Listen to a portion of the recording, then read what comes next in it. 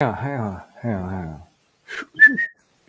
don't know. I like to always try to throw some love on the black pills, you know. I know you do. Just chill, bro. But isn't there some type of legal avenue? The educational system, I would think, is one of our best legal avenues. Probably, but who gives a fuck? People that actually care about the children being lied to that we're discussing. I don't. Yeah. I mean, I suppose that who give a fuck. Sorry about this. Okay, sorry you don't care about children, man. Go on mute then. Fuck, I do actually care about children. You're just clearly litty, dude. You're very clearly litty. I'm clearly fucking pissed, bro. You are blitz. Fourth down. Listen. Go do me a favor. Shut overtime, dude. up. What?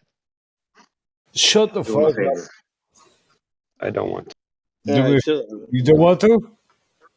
All right. Anyway. Yeah, I'm done with that. Eric, I'm do him a muted. favor. Carry on. Jeez.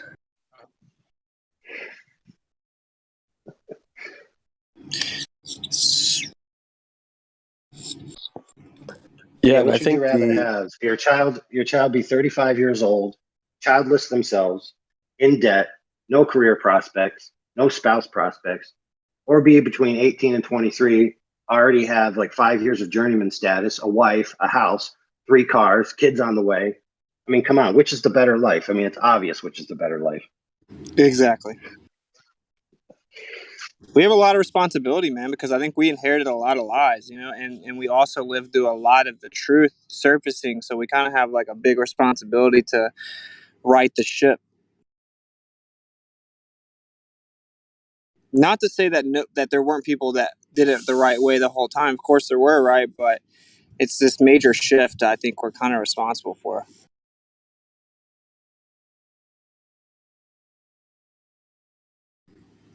But you would think that like we would be able to, in court, have huge amount of standing in the educational spectrum. Because that's publicly funded school systems with our children. Like the teacher doesn't have her First Amendment rights at the job, technically speaking, right? Because she's on the clock working for us to teach our children. She doesn't get to say whatever she wants to say.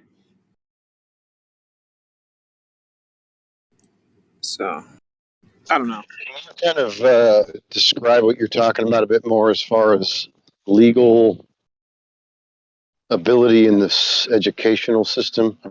Yeah, like you could actually take them to court for numerous crimes they're committing. One of the primary ones would be fraud. Right. So I'm familiar that you've been, talking to Randy Keltman and a handful of other people. But when you volunteer to put your children in the public school system, you're sort of waiving your rights because you have the option to to educate your own children. If you, hand over that right to someone else, how can you complain? It's very simple, because you're the employer. No, we're not. No, we literally are, though. We literally are the employer. Well, how so? Well, we fund that entire thing. They work for us. Like the public education system is an extension of public servitude. So technically, you're the employer. Like, I agree, no one should put their children in public schools right now at all. I'm just saying, technically, you walk in there as the CEO. It's not like you grovel up there and beg for something. So, have you had the public trust and corporate system explained to you, where there's essentially a trust, and you should be the beneficiary or benefactor, but you're actually the trustee? Have you heard that yet? Yes. Okay. So if you act as a trustee, do you have any jurisdiction or authority over a fellow trustee in the trust? Because if you act as a trustee and you consent to put your kids in the public indoctrination system, you don't fund the public indoctrination system, all you do is pay for interest on loans, right? That's right. But So I do fund it. I fund it. directly? No, like I don't have children in there. I haven't agreed to their contractual agreement to take my children, but they still work for me, constitutionally speaking. Because the Well, we very don't operate process, under the Constitution. well, the very process of getting tax money itself is based on, the idea is very simple. The government's supposed to come and ask you if you want to support whatever public service they're going to offer. They don't do that now. They basically send subversive, or not, just manipulative, threats and coercion in the mail. But like that's all they do now. But that's not the point. The point is, if your money's gone towards public schooling, you have the right to go in there as a partial owner.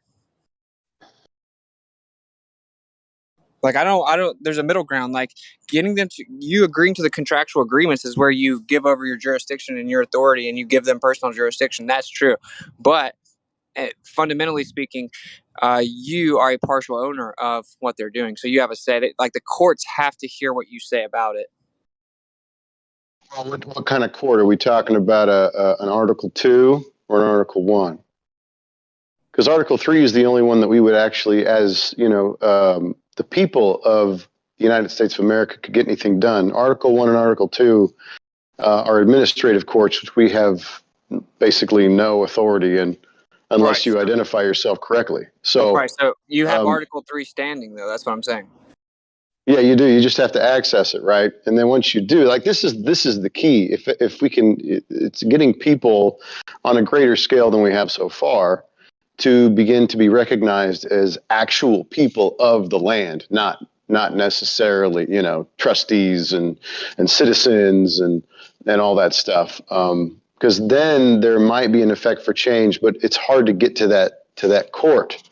You know what I mean? I don't know Sure. I suppose one guy or a handful of people could affect some change in the educational system, I suppose. But it's essentially out of our sandbox. See, once you jump out of your citizenship status into a private man or woman in the United States of America or on the land, people of the land that were just born here, right? That's our business. We were born on the land. That's all it is.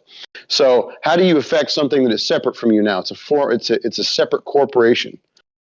Okay, so what jurisdiction do you have over a separate corporation once you've identified yourself as I'm not one of them anymore? That's their sandbox. So they've kind of sectioned everything off fairly well. Like if you want to be private, you got to be private. You have your private schools. You can teach your own kids. All that is your business. But if you jump over here into our world, where everything's public and, you have these accounts and these social security numbers and your kids, you hand them over to us. Well, then if you give them to us, how much do you really have to say about the way that we run stuff on our corporate end? So they do a fairly good job of keeping everything compartmentalized. I would just tell people, don't give your kids over to the state. That's an easy solution. We don't have to tear the whole thing down. That's their sandbox, if you know what I mean. I want to tear it down. Well, you know why? You know why, bro? Because I have the right to walk in there and say that my neighbor, he's in a current situation where he doesn't have the ability to teach his children, and now you get to just brainwash them. So I get to come tell you can't brainwash them. And like really, the truth is it's just to blow the lid off of their lives. If there's a way that you can sneak in, they're going to either pay you. See, this is the thing. What I've learned is everyone says stuff's impossible. That's not impossible. And the truth is, so you find out that no one does anything in courts. They don't even try. So it's like, I do agree there's something to municipal corporations and stuff like this. But, they're public servants. So even within their own corporate guidelines, they still have to create the illusion, like the PR illusion, that they are adhering to the people's demands. Like they'll go Austin, bankrupt. It's a PR decision. Right. I'm with you 100%, dude. I think that both fronts should be attacked, right? On an individual basis, people need to know how to think. Like you guys were talking about it before. People need to be taught how to think critically, what logic is, how to spot a lie, basically. Scrutinize what it is that people tell you. That's just number one. But then at the same time, you have to have a decent basis for truth and what it is and who, you know, who makes the rules here on the earth, right? So, and also we do need to go ahead and wave a big flag and point at people and go, these people are lying and they need to be held accountable. I think both should be done. And I'm with you, dude. Like, there's nothing that's impossible. We just need more people to start doing things, like be active, go do it. I don't know. I love 24/7. I like these platforms. I sometimes question how effective they are because, you know, we only get a handful of people that come through here at a time. But I know a lot of normies. But the same problem pops up, right? Where you go to your neighbor who doesn't know how to think, and you tell them, hey, by the way, this is a lie, this is a lie, this is a lie, and this is how I can show you that it is. And they freak out because the programming is pretty deep, you know. So I don't know. It's a weird place to be. It's a weird age to live in where you have to be able to do both. Like, these people over here are lying. Everybody pay attention, and also go to your neighbor or your buddy or your relative and say, yo, I have something to tell you. Please don't freak out emotionally or mentally because you're a little bit brainwashed, you know, like, it's a weird time. Yeah, like again, no one should put their children in public school. Sorry, go ahead. The way to see 24/7 is like you're in enemy territory, but it's like a base camp. So I wouldn't say that, like, if you're seeing 24/7 as the place where we're going to convince people that the Earth's flat, I don't think you're thinking the right way. Like, the other person, no, that's not what I'm saying. Okay, but I don't know what you're saying.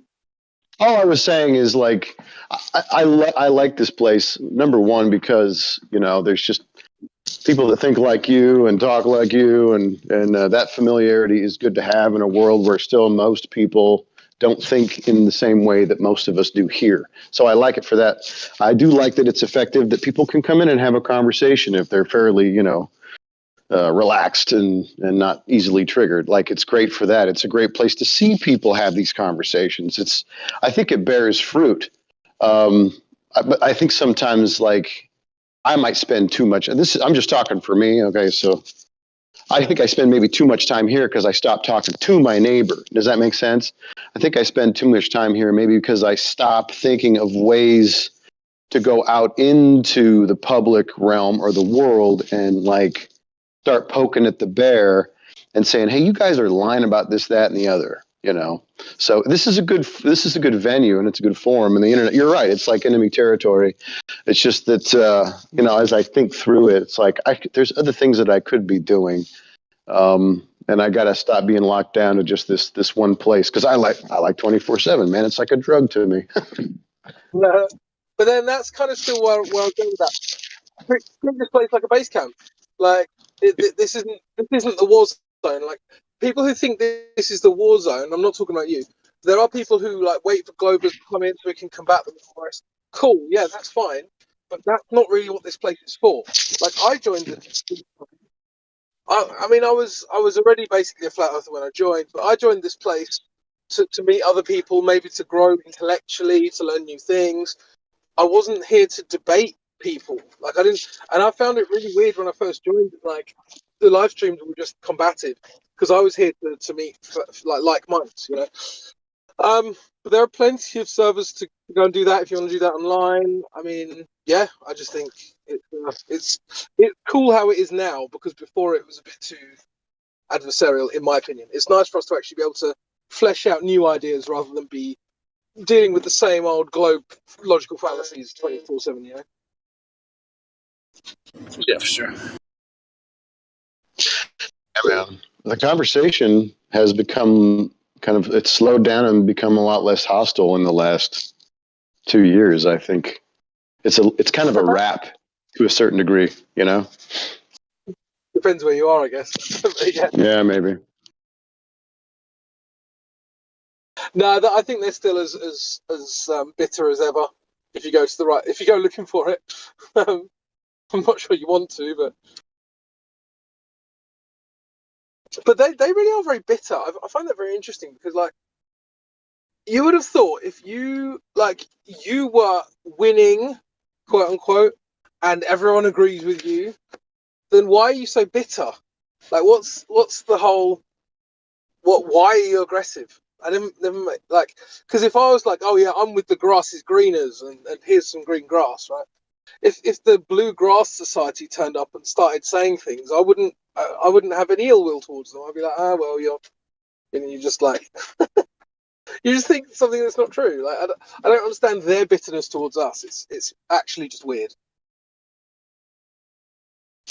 Well, yeah, We've it's removed bitterness the towards the lie. plausible deniability. You know what I mean? Like if you want to have this worldview that is opposite to truth, essentially, then the globe gave them a plausible deniability. It helped them out with their evolution. It helped them out with all kinds of stuff.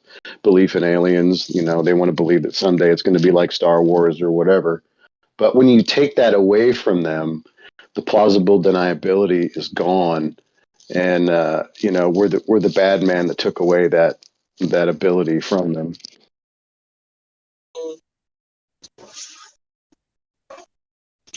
Like what you're saying is kind of different to what I'm saying. So, like they are asserting that their worldview is correct, and if their worldview is correct, then the bitterness doesn't make sense. In what you've said, we've taken that worldview away, and they've admitted that it's incorrect. At that point, the bitterness makes sense, right? So it's almost like you can't both hold the worldview that you are correct and with the majority, and also exhibit signs of bitterness. That doesn't make. Well, it's subconscious, like in inner turmoil and fight that's self-projected onto, anger towards the person, the party bringing the information. Like the idea of the lie alone makes them mad. I think, right, subconsciously. I don't know, because like my dad got super mad at me, bro, and I'm like, dude, what is going on? Yeah, I tried to bring this up with my mum, and I was just like, she was like, "What about satellites?" I was like, "What about them?" And then she just got annoyed and walked off. I was like, "Cool." Like, what do you do about that? It's like someone going, "Oh, well, magical animals don't exist." But what about unicorns? All right. Cool. Unicorns. Great argument. Yeah, I don't know. Like I've seen some pretty chill people get so triggered. I'm like, dude, this is crazy. So it's not about you. It's much more about the actual info. Yeah. But it's like you're talking to people who don't even give a shit about space half the time. It's like it shouldn't even matter to them. I don't know. It's weird. Yeah, it's just like a spell. It's this weird spell that we got cast on us when we were like 5. Well, I think it ties back into what I was talking about earlier with just that shame, that groupthink. And if you go outside the group, there has to be shame and punishment. So it's a self-sustaining system. If not everybody believes the same thing, then they sort of all become Agent Smiths, for lack of a better Right. example, and they just go, no, you come back into the collective. Like I'll get mad and shame you because you're threatening what we all believe. It has to be true, so you come back in here, and they'll abuse you, right? It's the natural reaction. It's been trained in them. Yeah, well, that ties back to the training happened when you were like 5, because like when I raised my hand in class and I'm laughed, teacher played it off like, oh, what a silly question, Austin, and like so immediately you just start eager as a 5-year-old to accept the answer and get back to where everyone agrees with you, you know what I'm saying? So that's why people act like that in their adult life, because that's the same environment they were taught the information initially. That's my opinion. That's what school does. What school Gotta does give is the devil his it due. normalizes conformity.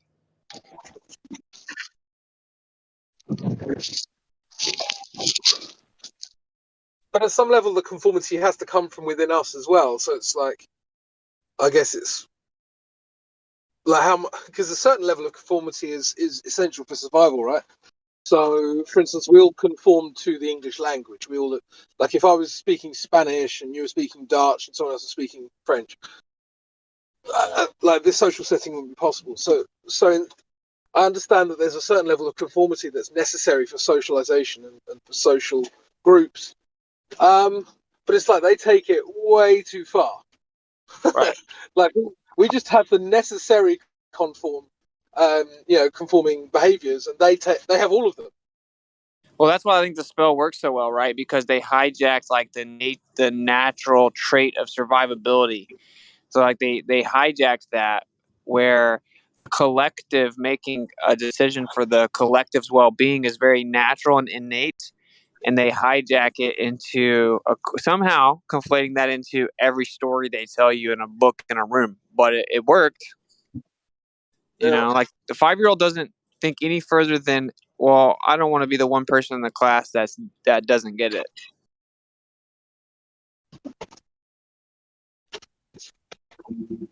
Yeah, and Yeah, when and then you, when you I turn was just 35, you realize it was the teacher that didn't get it.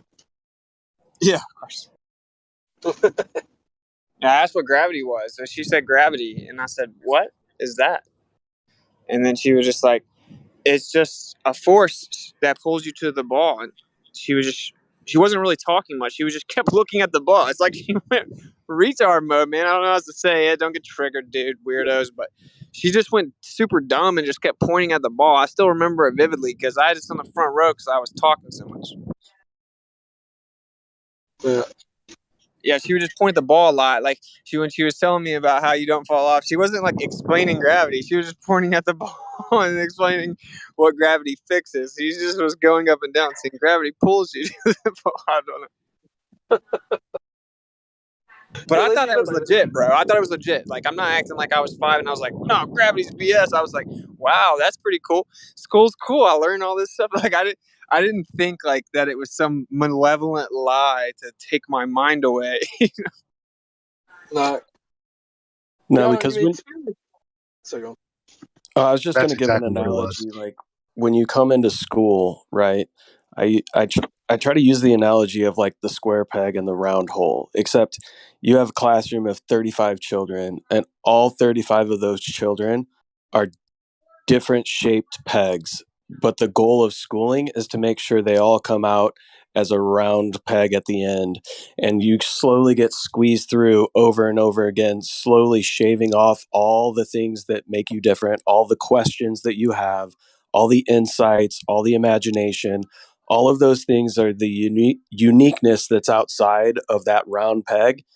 And that portion of wood just slowly gets shaved off as you go through the school system so that a bunch of round pegs come out at the end. And it's very hard to take all that excess wood and put it back on at a later stage in life. Yeah, for sure. Unless you just didn't pay attention like me in school. I paid attention, but when there were things that just didn't make logical sense, like I got the right answer on my math sheet, and they're like, yeah, but you have to show your work. Oh, well, how you arrived at the answer is wrong. But that is the answer, correct? Yes, that's the answer, but how you arrived at it is wrong. Okay, guess what? I'm going to sleep in your class tomorrow. Yeah, I think a lot of us are similar. Like, bro, by fourth grade, I was checked out. Not checked out meaning I didn't want to learn anything, but checked out as to like what I was being taught was some in-depth, well thought out stuff. Like I don't know how to explain it, but I was that kid that had so many questions, was always quote unquote disruptive in class because I wanted to find out more about what the teacher was telling me. Like, okay, like Austin was saying about gravity, it's like, okay, you're saying that, but I'm going to need some more information here. So I was always that disruptive kid, and I've constantly got in trouble for asking questions. So by like fourth grade, I was pretty much checked out as far as the information that was being given to me was sufficient for me, at least. Quick one. AI, I can They see don't. your avatar keeps flashing, but you're not making any noise. So I don't know if you're trying to speak or whatnot. Oh, I have a very palpable story for this. Okay, go on. So this young girl, not doing very well in school, too fidgety, not paying attention, not concentrating on her academic work. And so her mother was stressed by the teacher to do something about it. And of course, they recommend Ritalin and stuff like that to calm kids down who are hyperactive. So not 100% wanting to give her kid over just yet. She decided to get a second opinion. So she took her to a psychologist. And the psychologist said, okay, what I want you to do is wait outside and I'll talk to your daughter for a while. So he talked to the daughter. And then after a few minutes or so, he said, all right, I'll be back. When he left the radio on to a musical channel.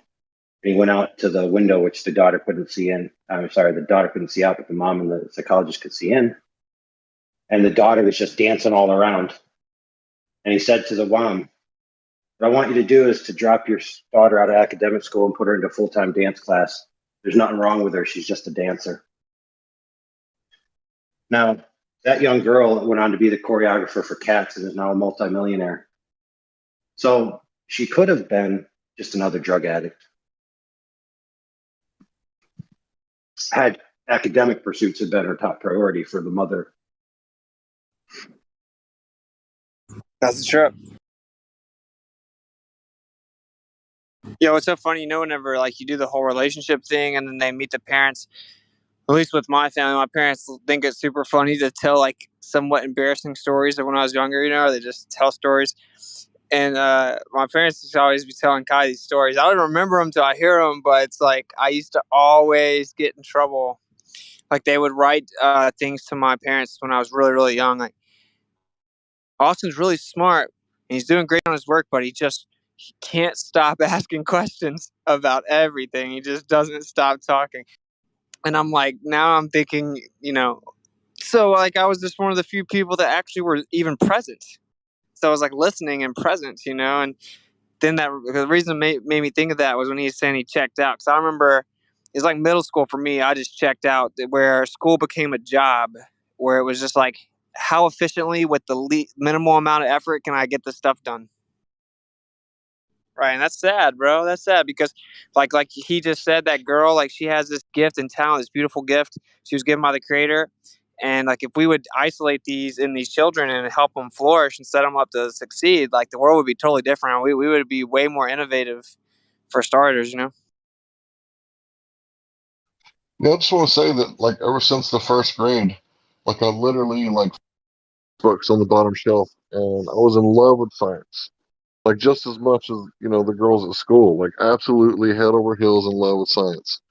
And it's like, when the teacher started telling me that I had to show my work, this was like second, third grade. And that's when I checked out. I was like, oh, like, I gave you all the right answers, and I got a zero? Oh, I know how to get more zeros. Watch this. And it's literally after that ever test, it was like A, B, C, D, A, B, C, D, A, B, C, D. Oh, I got a 50? All right. And I just, really loved science still. Like if it was science, I was in it, like deep, deep, deep, deep in it. And then I started to realize that people started telling me that, well, you can't do science if you don't do your math. And it was like heartbreaking because I was like, oh, fuck. Then I gave up on science because I was like, fuck this math bullshit. This is stupid. And it was like, then I gave up on the science and everything. And then I gave up on church about 12 to 13 years old because I actually started reading it. And I was like, wait a minute, what the fuck? This isn't what this fucking shit says. No, it's not even close. So it's like, I think all this stuff needs to go back. Someone said it earlier. I don't know who said it, but it has to go back to the trivium. Like, we got to go back to teaching our kids the seven liberal arts. Because if you look at how they're ordered, it makes perfect sense. And if you don't think, one man can change the world, I guarantee you, mankind, one man who knows how to read, produce logic and rhetoric, read and write, and share ideas, that is a dangerous mofo, in my opinion. Yeah, I mean, like, and there's different aptitudes. Like, what the number one prohibition of intellectual growth, in my opinion, is lack of interest. So, like, the reason these people are in this room and we know so much about the earth is we're interested in it. And we've come here to this room, for example, for years, and we'll watch a new flat earth video to this day, years later, because you learn so much information. Like, we're genuinely interested. and how the earth truly works and what it really is. And when you're interested, you excel, right? Well, like, it's very unrealistic to think that every child ever born is going to be equally interested in all these different, like, predetermined subjects that they teach them. And then worse than that, like, you're certainly not going to allow them to excel. Like, they're definitely not going to be an equal distribution of interest. So then you just pull what they're actually interested in away from them with, like, a monotonous, generalization of knowledge. I hope I made sense.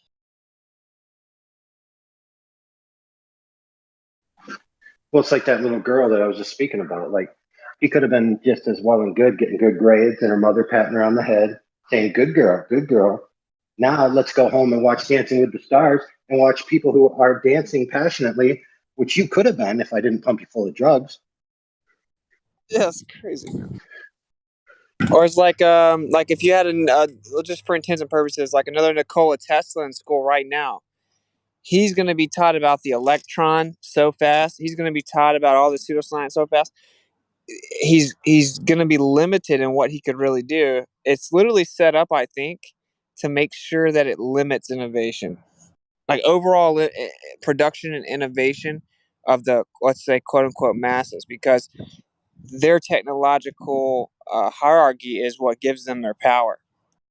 So they just limit innovation. Like, I was never interested in doing anything in school, man. Like, I was like this, like, I was interested in some things I would learn, and I have a lot of questions, but they make it where it's literally torture. And I learned more by reading books or reading on the internet outside of school than I did in school, because I could actually look up what I was interested in. So, like, Well, doesn't the it? school, it doesn't limit you. The Go ahead. school actually cripples you. It cuts off all your limbs. That's what school does. It cripples you. Yeah, that's what I'm trying to say for sure. That's why I think homeschool is so important, because the parent cares about their child intimately on this intimate level, and so they actually are going to be focused on what they're interested in, what they excel in, and what they have a gift in, and they want them to succeed. They genuinely want them. They have an intimate concern with their well-being and their success. So it's like, that's the natural way. The natural way is that the child is you know set up to succeed in the field that they're gifted in.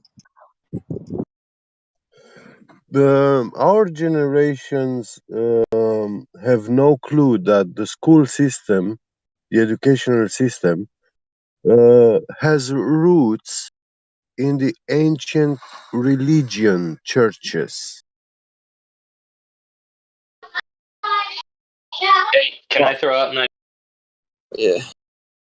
So, one thing I wanted to say is, like, for average parents who may not have the time, to take off of work and, have to, because I would love to have somebody or myself homeschool my kids, the right way. But not all of us can do that. So I always set aside time to walk my kids through and, re-go over certain things with them, whether it's their homework or just real life situations, teach them all the stuff that school won't teach them, about reality and real life, how to use this, that, how to grocery shop, all of this kind of stuff at a young age. Yeah, see, what's crazy is, see, my parents felt the same way, and so they thought they set us up for success by putting us in a college preparatory private school. It was like close to $7,000 a year, and it's like $10,000 a year now, and that's what they thought they were doing to put us up. But that didn't set me up for success, though. I just learned the same propaganda.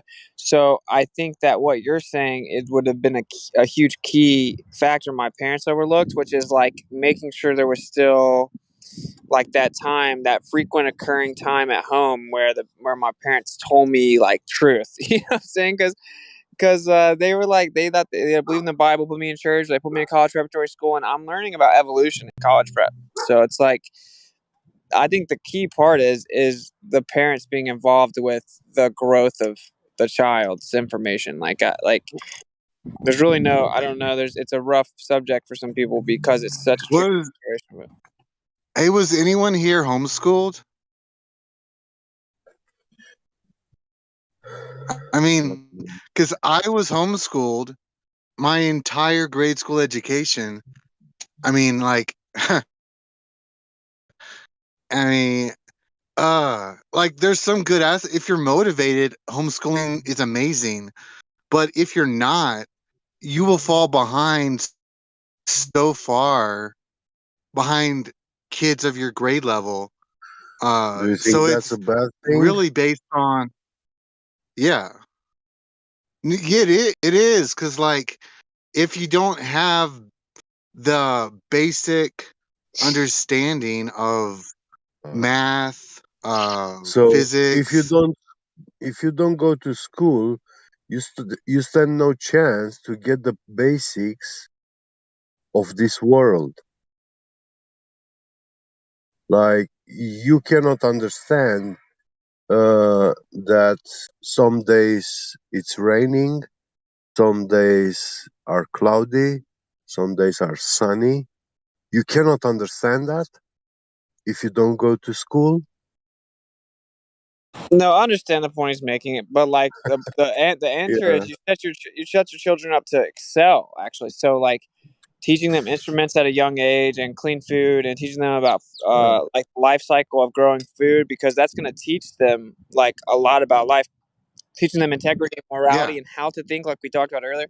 Like these things, they'll be 5 and they'll have more wisdom than someone that's a junior in public school for sure. With parents that were absent, they will be more wise at 7 than them at 17, and so that's a it's a irreplaceable aspect of it. I mean, you can do anything bad, you can do anything poorly, but if you can get your children excited to learn and feed their gifts and then introduce them to these information like straight on, right, like straight to the point early on. They don't have to wait till they're juniors to hear about it. They're gonna have way more Well, advantages than the other place. like what about because there's the academic aspect, but there's also like just learning a lot of kids around. You're They robotic. weren't around other kids very much. Actually, it's the opposite. Majority of people go to public school. The majority of people are broke and losers. So what does that tell you? Yeah. And Damn. I dropped out of Well, college. I yeah, can debate, line up the PhDs. I'll debate them. So like, what's that mean? I didn't go to like. That's just a perfect example, right? It's a perfect example. yeah. I I can didn't go to give you a college. I got a document. full ride to It's go to better. college. It's psychologically better for children to have less homogenous peers because they don't have to have this sense that they have to please everyone, so they can excel in their niche. Right? You don't get excellence by dithering yourself with a bunch of pool of losers. It just doesn't work. So you guys heard me say that I checked out at like second and third grade, right? Except for science, right? And then science was like fifth grade I checked out, sixth grade maybe. Yeah, sixth grade, seventh grade, something like that. And it's like you guys heard me debate before, right? Like it doesn't matter who I'm debating. Like I'm usually pretty good at it, So I think I show what happens when you're outside of school. Because in my head, I was outside of school, like completely outside of it. Yeah, and it's like, well, I was kind of nerdy in the sense that I would be like, I bet you that even though I'm in a grade higher than me in chemistry 2 honors, I'm gonna finish my chemistry test way faster, and I'm gonna make 100. I was like nerdy, like I would look at it like a competition, but I never actually intellectualized the equations I was working out. I was literally just like mathematically running through them as fast as possible. It's like if your child was interested in chemistry, then you could teach them those same type of things, but really as applied to reality. And so it's like the information that we get in school isn't always bad. It's how it's received. It's the actual environment of how they interpret the information. You know what I mean? Like chemistry is Well, real. Chemistry is like one of the realest forms of science you can have. So chemistry is very real. It's not like a useless thing. But like the way I was taught it, and then what I had to do to make an A didn't translate into any real life value.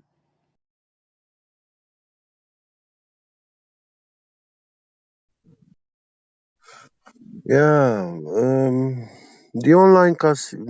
the casinos in Las Vegas, they are a scam business. Um, you go to school, you learn mathematics, so you should be capable to start counting.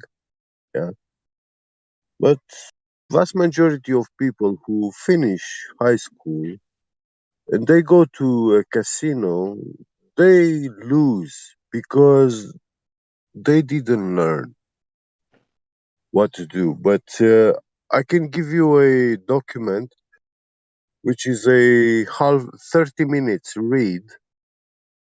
You learn that, and when you go to any Las Vegas casinos, you will get banned. They will ban you from entering a casino. Can I be heard okay? Am I Yep. coming through clear? Yeah, so the reason that you get banned is obviously because you're playing the game not by their rules. Their rules say that they can play the game that way, but you cannot play the game that way. I mean, I don't know much about Yeah, gambling, but I'm assuming the game is rigged, the table's tilted, you know, and that's what's going yeah, on in it's there. a And they're playing scam. off of people's emotions. You get them drunk, they get happy, they spend money. Simple psychology. Yeah. Super intricate. I mean, all the way down to the color of the wallpaper, carpet, and the music played, and the layout and stuff like that. But dude, I think Eli nailed the biggest part, and he was saying that he would get the right answer. They'd be like, "No, you didn't show your work." Like that happened to me too, and I think that's the biggest problem in homeschool. If you because you really care about your child, so or a teacher that actually just cares about their children. Like even if you had a homeschool community network or whatever you had, but it's like whenever the student breezes through their algebra and they're done crazy fast and they all have the right answers, and you're like, "Oh, did this person cheat?" And you look at it and they didn't show much of their work, instead of being like, no, you have to do it this way or you fell, you ask them how they came up with it and you let them explain it. And if they have a fast mind, like if their mind is processing that information super fast and efficiently, you encourage it. You're like, wow, that is impressive. Nicely done. You don't like, I used to get accused of cheating and had to take my test in front of the teacher. That's like you see how backwards school is? It's like, you should be like, wow, because there are people that could look at the algebra equation, not write anything down and say the answer, and it's because they're gifted. You should be like, oh wow, this is this person's gift. Let's really push him over here to where he excels. But they used to like I used to get punished for doing my algebra honors test real fast but not showing work.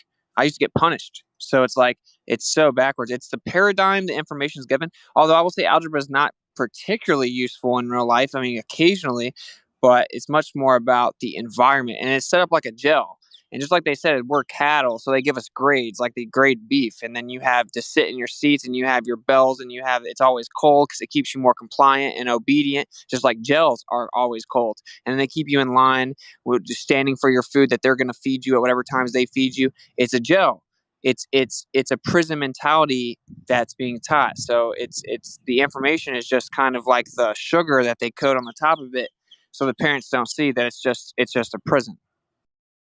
Yeah, and it's gotten even worse now, Austin, with Common Core, because not only is no child left behind, but no child is excelled forward. Meaning if you excel, you cannot jump forward a grade. Like it does not happen anymore within schooling. So people are deliberately held back, and people who should fall behind, right?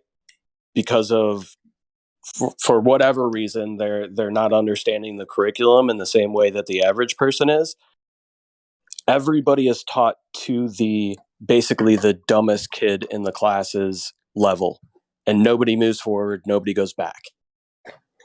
Yeah, it's crazy.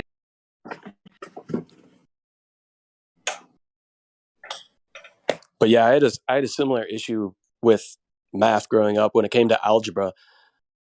Like I thoroughly enjoyed geometry because I could apply that to the world around me. I could see it, I could visualize what I'm doing, what it applies to. But when it came to algebra, I'm like, I don't even know what X stands for. Why do I even need to figure out the value of it? And I had a very hard time when it came to algebra trying to figure out how it applied to the real world. So I just checked out of it. I hated doing it. Yeah, I was just nerdy. I looked at it like a video game. Like I looked at it like a competition. So it's like but I never intellectualized real world application at all. I mean, like, but all I'm saying is my teacher should have been like, "Wow, dude, you completed the test in 5 minutes, and this is the hardest test of the year, 10 minutes or something." And like, they're all right. You didn't show your work. How'd you do that? If she knows I can. I did it in front of her again. So it's like with a new sheet of equations. I don't know. I'm just the principles. What I'm saying, it's like it's set up. But I will say, I want to say this with when you're talking about the children and being left behind. I think the problem is that a lot of the children, it's the process of delivery. It's the methodology they're taught. Because I used to teach people in my class, I used to teach them how to do their algebra, and they would get it just like that. It would all of a sudden make sense the way I explained it because I would watch them and I would see where I lost them and I would say it a different way. And then it would click. And then I'd watch them. And when I could tell I lost them, I'd say it a different way. And I would literally get people that had been in algebra for months to understand how to do it by talking to them. So I think it's about the delivery, dude, right? Because why am I teaching the students in the class the algebra that the teacher can't get to understand? Well, it's because I'm not just barking on a board. I'm looking at the person and I'm actually trying to guide them through to where I can make sure they understand it, like we do with the Globers in here, Well, that's actually a fundamental problem with the modern education system is they have what's called special education, right? So kids that can't pass essentially with the normal gamut that they give all 30 kids in the room, those kids are given special instruction where it's given through an intermediary which interprets it with that kid's style of learning. So it's actually a self-evident concession that kids require catered to learning rather than mass learning. Right? But they only give it to certain kids. Well, for obvious reasons, because they can't afford teachers. They can't afford one teacher for every 3 kids, which is essentially what a para usually has. They have like 3 to 5 kids. And that's their job, to interpret the stuff for that child's form of learning so that child can succeed. It's crazy, man. It's just like I love the analogy. I use it for economics and for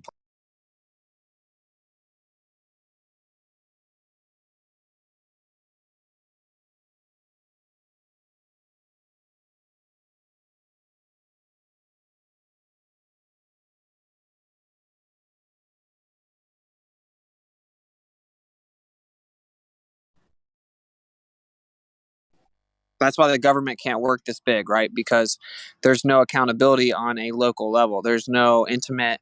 It's just a statistical decision.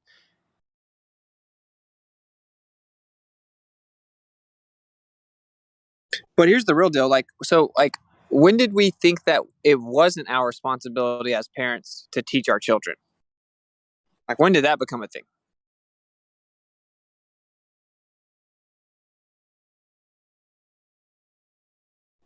Well, this gets tricky.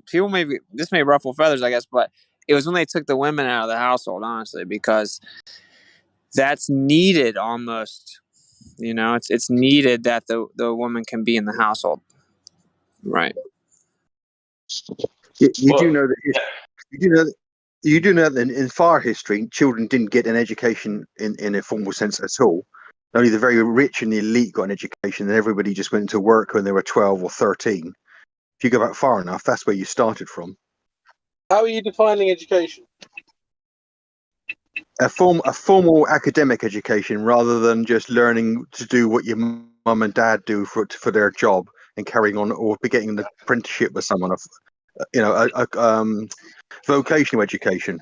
Most people went to a vocational education straight from school, and if they had any school, it would be when they were tiny, and then by the time they were like 10, 11, 12, they were working. If you go back far enough, children didn't have. The problem is that makes it sound like ubiquitous education is actually a gift. But the truth is, if you look at people who fail out of school and go into trades, they're wealthier. They're happier. They have a wife. They have children. And you take people who crawling through school, and they're getting in their 30s, 35. They don't even have a kid yet. They don't even have a spouse. Their life is a wreck. They're full of debt. They have no job prospects, yet they have an education. Yippee.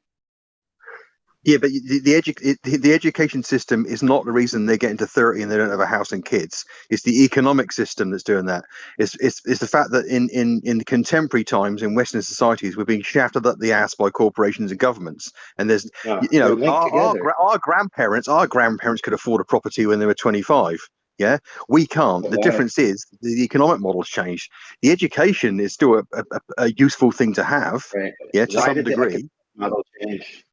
So wrong, man. The education's done nothing but plummet. You know, like that has nothing to do with the economic value of the He's onto something. No, he's onto something, but he's missing the point that the education system and the economic system are causally linked back in the past. There's decisions by the power that be to link them together. And as Witz has said, to remove the woman from the home and put her into the workforce. So now you have both parents working. And that's the expectation. That's what sunk the economy. And when they did this, they needed an education system to match it. And out of the industrial era, where they needed industrial workers, which a woman was just as good as a man, right? That's when it all happened. Sure. War labor predominantly was the first liberation for women in the workplace was war labor. Well, you call it liberation, but it's anti-fal. That's not a liberation. Well, that's how it's framed historically, as far, and it's also how a lot of women frame it. So I'm just using the colloquial terminology. Yeah, well, I would call it a libation, because you'd have to be drunk to believe that that's a good thing. Yeah, I think it's you know, that's quite deceptive language. Yeah, some women do you know, frame it that way, and some women don't. Some women say actually that was the worst thing that happened to women. So you know, like men, women have divergent opinions, and you can find a woman to agree with almost anything. Sure, but I'm not using the phrase emotively at all. I'm just saying there was a there was a movement historically branded women's liberation. Yeah. That's the context I'm still using it in. So I'm not saying whether I think it's a liberation or not. I'm just saying that's what it's called. Yeah. Yeah. We get it, but but I just think this is the point, right? So my life is living proof that what you're saying isn't true, because I know for a fact that one of the primary things that prohibit me from succeeding in life or quicker or anything like that is the educational pressure typically applied by my family, where I hated it, and even though I was good at it, I didn't want to do it. And I would in college, I didn't even go to class. I wasn't even physically present. But my parents are always in my ears, and then I go do something, or I start learning a trade, or I work some construction. I'm like, look, I'm making money right now, but no, I need to get a job. I need a different job. I gotta get a degree. So then I go back to college. Same thing. I don't want to be there. So there's no reason I'm there. That. And now I just got married, and I turn 30 April 14th. And I'm just now getting married, and I don't have any children. Hey, I don't have tons of wealth. Thank you. My point is that, like, your wife, listen, I just got to say this. Way before that, you know. Your wife might actually be able to have a child before she requires intensive medical intervention. You know what I mean? It's like when you put the women on mothball status, right? For lack of a better term, let's just be crude and call it a baby factory. When you put the baby factory on mothball status for 2 decades, and you tell the girls, no, don't get married, don't have children, don't build a family, you need a career, you need an education, you have to be equal to men. When they finally get around to having kids at 35, they almost die when they have their first kid. Because you're not supposed to take a car, buy it brand new, stick it on the lot, never change the oil, and watch it rot. It's like they literally designed the system to take away all our freedoms, liberties, and the number one thing that brings us joy, which is family. I agree. That's the number one thing. Reproduction, man. It's so clearly a gift. Like, I think it's so crazy because, like, I can admit that, like, I've been stifled by it, and I don't want the same for my children, right? I don't see how someone can argue against us. I lived it, and like I had full academic rides and full athletic and academic rides to all these whatever. Who cares? No one cares. It was stupid. I didn't want to be there. Like, it was dumb. And then I went and learned how to work construction because I had to. I had bills, you know.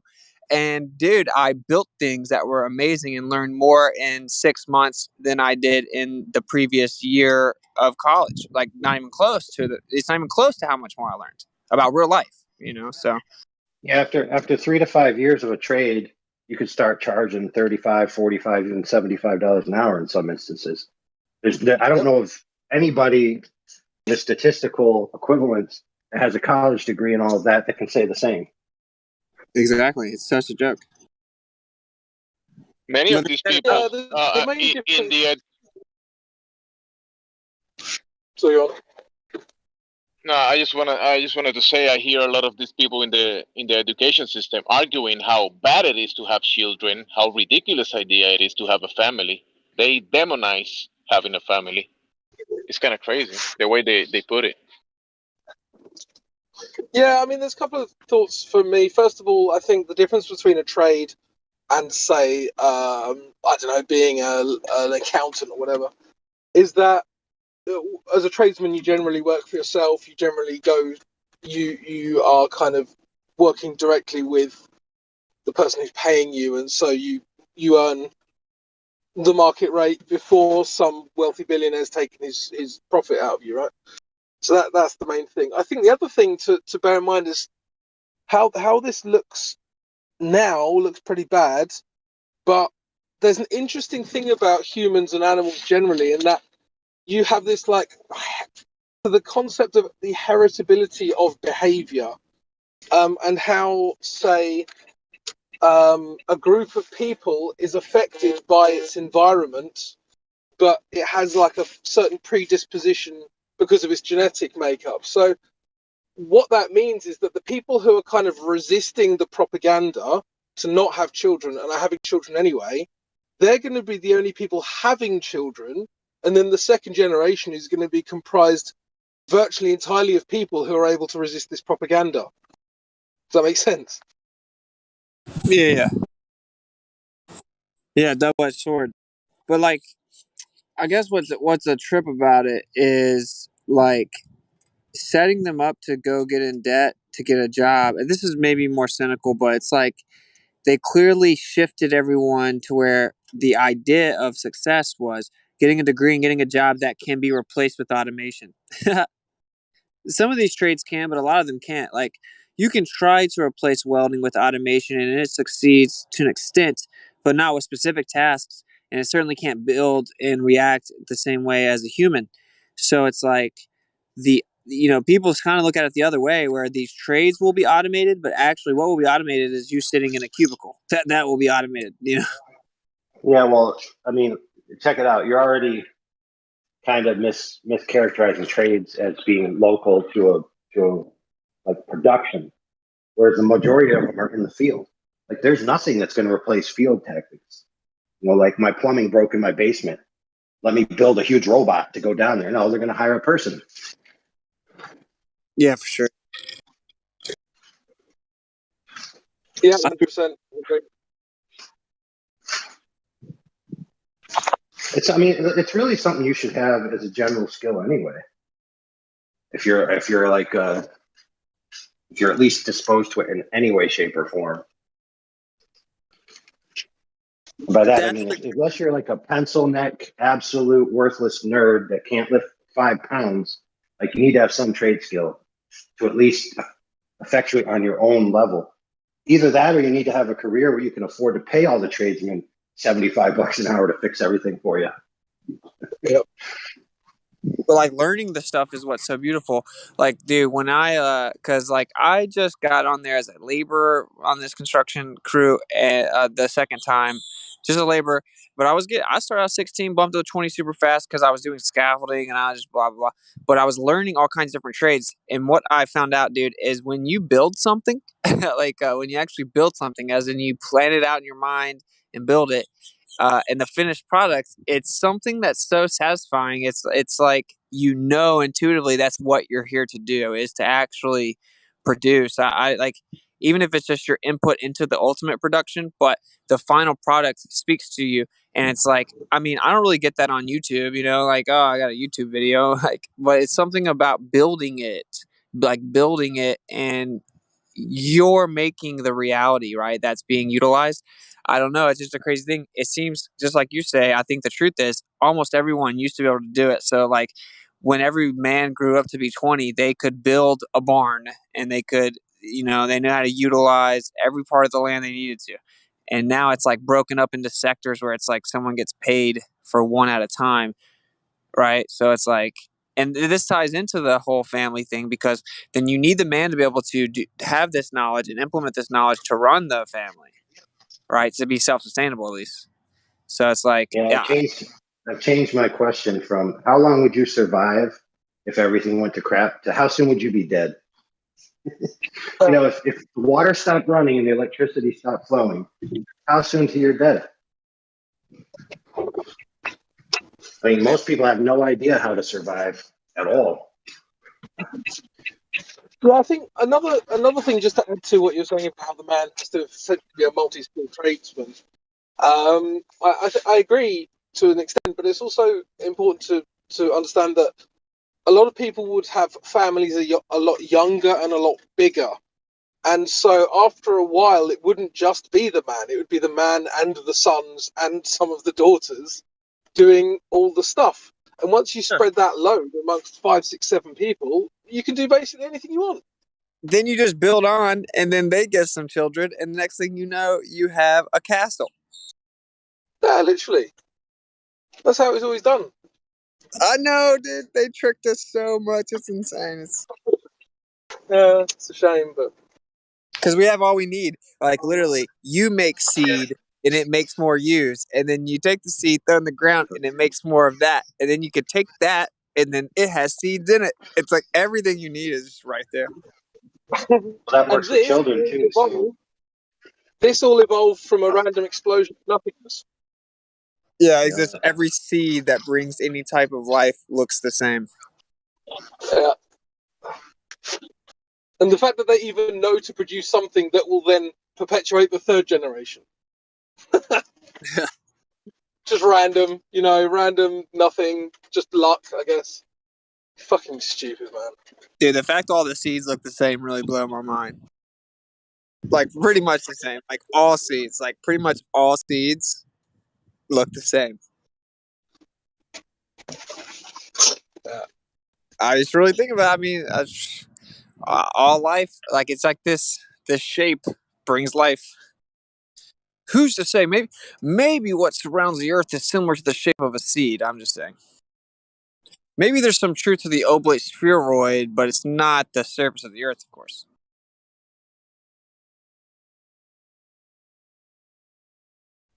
Then you throw the geometric patterns on there of the golden ratio.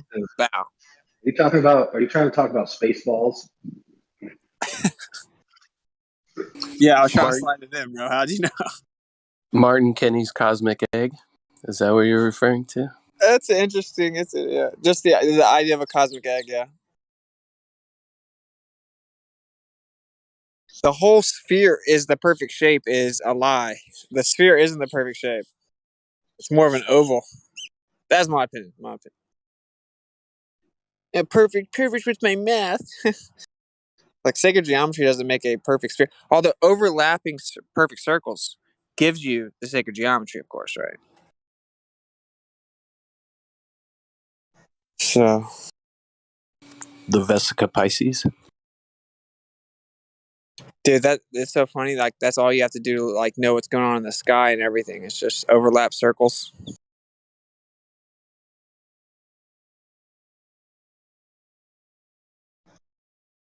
If you overlap circles, you can literally predict the whole sky.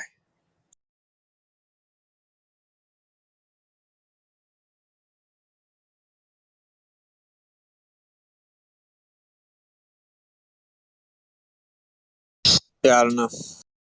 Maybe it's not an egg.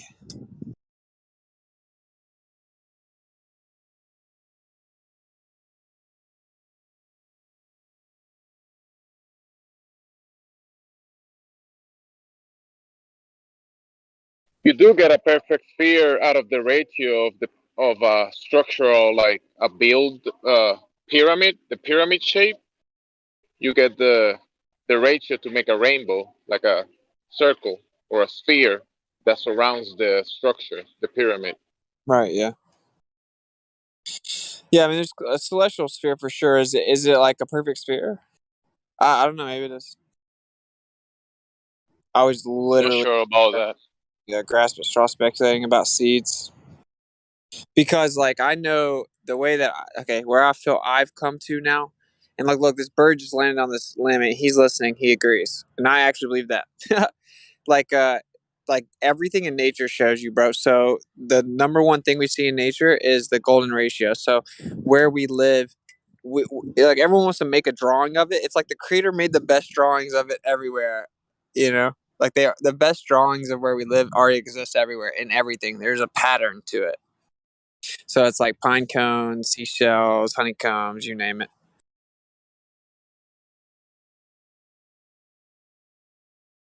So that's why I went that way with the seed, because I'm wondering, like, what's the importance of seed? It brings all life. It does have a shape. It's one is the expression of itself. 1, 1, 2, 3, right? Fibonacci sequence. Mm-hmm. And math is just how we try to describe it. I think the creator laughs at our math. I think the creator thinks math is dumb. And don't get me wrong, I think it's very useful, but I think that the creator thinks math is dumb, right? Like, I think it's an intuitive geometric understanding that we should achieve. Like, math is a dumbed down version. That's my opinion. Right? These are all my opinions, but like, yeah, I think the creator thinks math is kind of dumb. Like, I mean, he uses math in, like, I'm saying, an overall understanding. Math is just kind of how we're trying to describe what's there. It's not what's there. Like math is failing to see the forest for the trees. Yeah, math is like a bumbling toddler, blindfolded, given Jameson, trying to paint Michelangelo painting. It's like, cool story, bro. The creator's like, when are you going to just open your eye and see the fractal patterns? That's you'll understand the proportionate layout of the pattern visually. You don't need math. Math is like the toddler's attempt to explain it, but the toddler's trying to be super smart. You know what I'm saying? Like, because I think that nature is the divinity of simplicity. It's just patterns.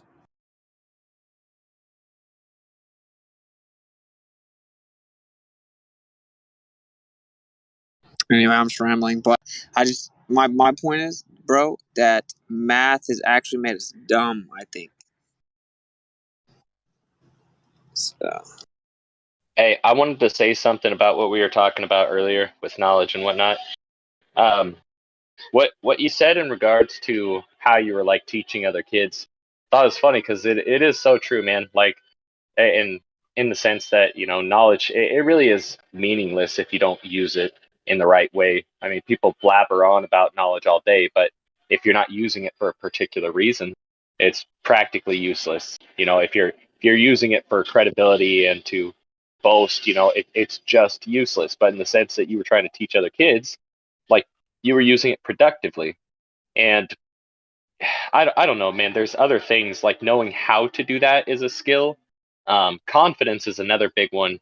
That's part of the reason I wanted to homeschool my own kids, is because, you know, when you look at other kids in school trying to fit in, trying to do this, that, and you see some kids that were homeschooled that you see other kids that were homeschooled that, you know, had their parents lifting them up the proper way, telling them, you know, that they were proud of them, that, you know, they did a good job and this and that. You know, you see kids want to succeed, to strive for, you know, for that achievement. And that's a good one. But then once they realize that, you know, both their parents are very proud of them, other people around them, you know, are proud of them, care about them, they don't have to fit in and, you know, look like everyone else and this and that. I mean, that's the other big one, is that when you dump your kids in school, they're adjusting to um, all these other outlets. You know, what parents are teaching their kids, what the school's teaching your kids.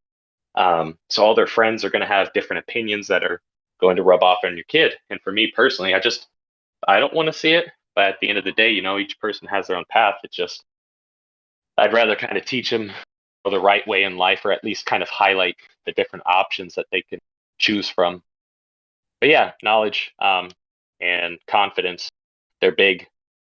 I would just like to clarify, I wasn't some like high school Gandhi or something, although alleged pedophile, but I wasn't like walking around like I was like, dude, we get to not do any more work if you get done or something, you know, but uh yeah, like I think the part of it was I actually really wanted the other students to learn it. See, I think that everything is so much simpler than we make it, man. It's like if your intention's pure, like you really don't have to worry about too much of the specifics. Like I wanted them to learn it. If you really like have pure intention with whatever you're doing, then it's pretty you don't have to really worry about anything, bro. Like the chips fall where they fall. And typically for me, all that growing up has been is me acknowledging that I think I know where the chip should fall, and I'm almost always wrong. And then when I look back and that I knew what I wanted, I realized that I'm so happy right now with what I have, and that I wouldn't have all these crucial components that made me happy had I got to get my way and choose early. And so it's like there's something bigger than you. He knows better than you. Trust it. Have pure intention. Try to do what's right. Try to build. Try to reproduce. Try to gain knowledge and give it to other people so they can do the same thing. We can build and we can just be a happy family under the one Father, basically. It's like if you live like that, regardless of what you think about any type of religious books or stuff, like if you live like that, dude, your life will change. And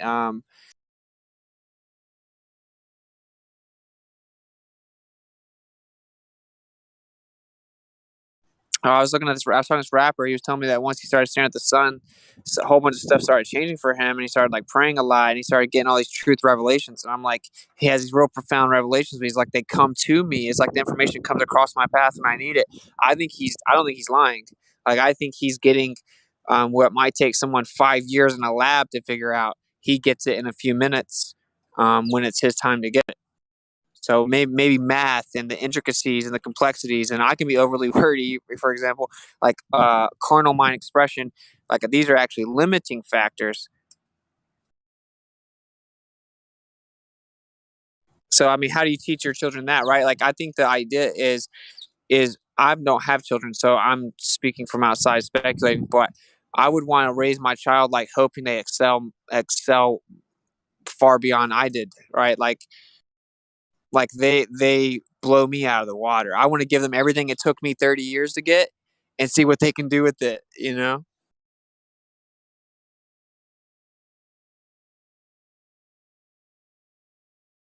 Yeah, I think that's something that every parent kind of hopes for, uh, is that their children does pass them up. That's what you see between a lot of, dads and their sons, especially, is, you know, sometimes the son won't like it all that much, but um, it's just important to most dads that their son becomes, a good, decent human being and uh, knows how to raise a family properly.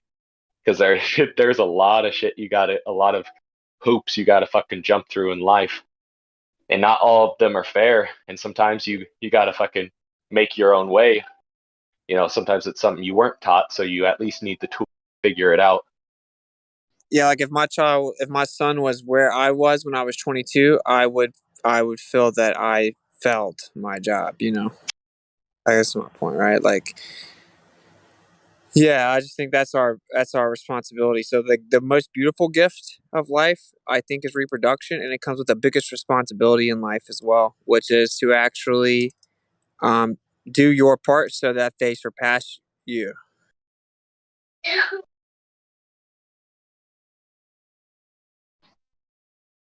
know. Absolutely. It gets tricky too, though, right? Because you don't have the individual responsibility of the individual decisions they make when they grow up. So it's like I think it's all intertwined in a way that's kind of limited to us. We're supposed to kind of not get it fully, I think, but I think that our children do. There's a lot of truth to like the cliche sayings of your child's going to be like you were as a child. I think it's more that like you have a lot of responsibility. Like how your child turns out falls on you, and so that's kind of heavy, you know. I don't even have children, and I'm not trying to make you uncomfortable or act like dude, I'm sure I'll learn a ton and be wrong about a ton when I do. But I think that like the whole reproductive cycle, the cycle, that's what the whole secret of life is everything's a cycle of equilibrium. The sky, the the tree, the vegetables, the humans making other humans. Human means color of man, but you get it. Men making other men and women, right? It's like it's a cycle. Everything's a cycle. Everything's geometric, fractal, cyclical. I think these are the real big, profound things. Maybe we should teach these things in first grade instead of limited mathematical constructs served to them on a primitive plate. And don't you understand this math too fast either. You slow down. That's not for another 4 years. They Well, used math to make us dumb. That's my new theory. I'm really going to probably drive home here. oh, for sure. One big thing, man. One big thing here that I've started realizing lately, and I'm don't get me wrong, I think I'd be able to maybe make it depending on the circumstances, but I mean, you start looking at if you were truly, effed, like you were lost in the middle of the woods, right? Or maybe what's happening, I don't know. Just give yourself the worst circumstance. If you don't know how to build your own home, people back in the day, that's some of the first thing, the kids helped with shit like that. They knew how to make maybe concrete foundation. They knew how to chop wood, all this kind of stuff. Yet you put a kid that's been on his iPad, which most parents, use as a second parent. A lot of single parents use an iPad as, the other spouse nowadays. You know, those kids are just learning behaviors and how to act, how to be narcissistic, instead of learning, some of the true um, parts of life and nature, some of the core values. And kids naturally, some of the things they like to do just right off the bat is, build a fort, um, create almost their own home. Like it's natural for them to want to do that. It's almost every kid that wants to do that. And then you put them out in the woods if they haven't experienced too much technology and the weird ways of the world. Man, they enjoy the shit out of it. They're creative. They want to make things. And so all this technology, it's freaking stripping down that creativity and yeah, making them little mathematical monsters.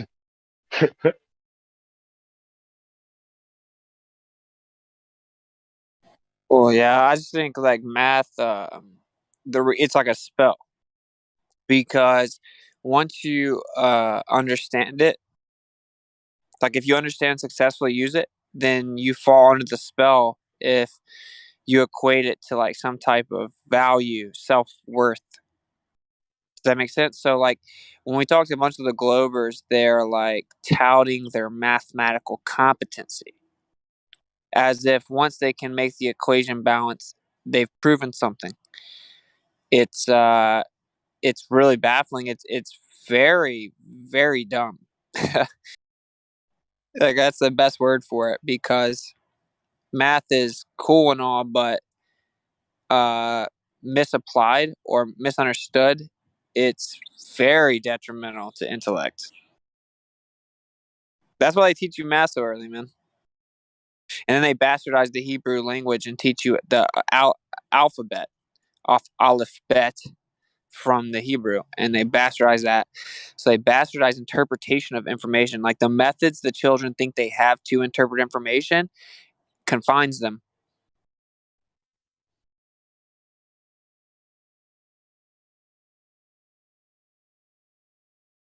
It sucks because it's like I'm trying to think in my mind right now, like how I would homeschool my children, and you're going to use, you're going to teach them how to do math, and you're going to teach.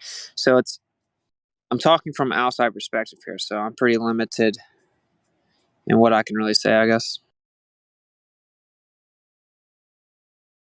Well, everybody parents differently. Some disagree with others. That's totally normal. But, um, some people, I know some moms out there would hate me for this, and that's totally fine. But I love to cook. personally. And I think nowadays it's very important to, like you were talking about earlier, know what foods to cook, what foods to eat, what's good for your body, what's bad for your body, you know. And so what I would do anyways, in order to spark interest with my children, at least at a young age, because they can't handle knives and stuff, is I'd put them up on the counter. And eventually, once they understand that down means ow ow, right? You put them up on the counter and they just stay there. They'll just stay there and watch and smile. You can hand them little tidbits of what you're cooking, um, bell peppers and stuff like that. As I'm slicing them, I'll give them to my son and give him a butter knife to, pretend cut them and whatnot.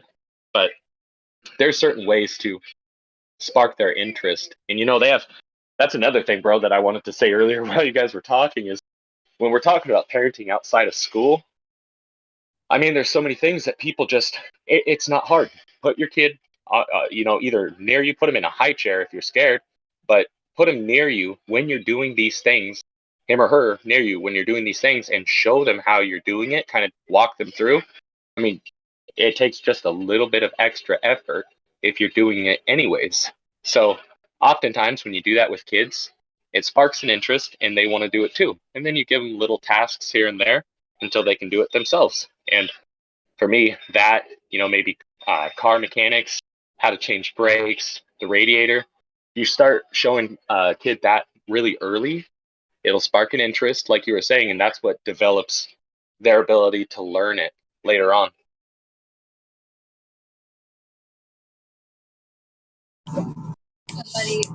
For sure, bro. That's cool. Yeah, the creator gave parent and child a unique connection to learn from each other.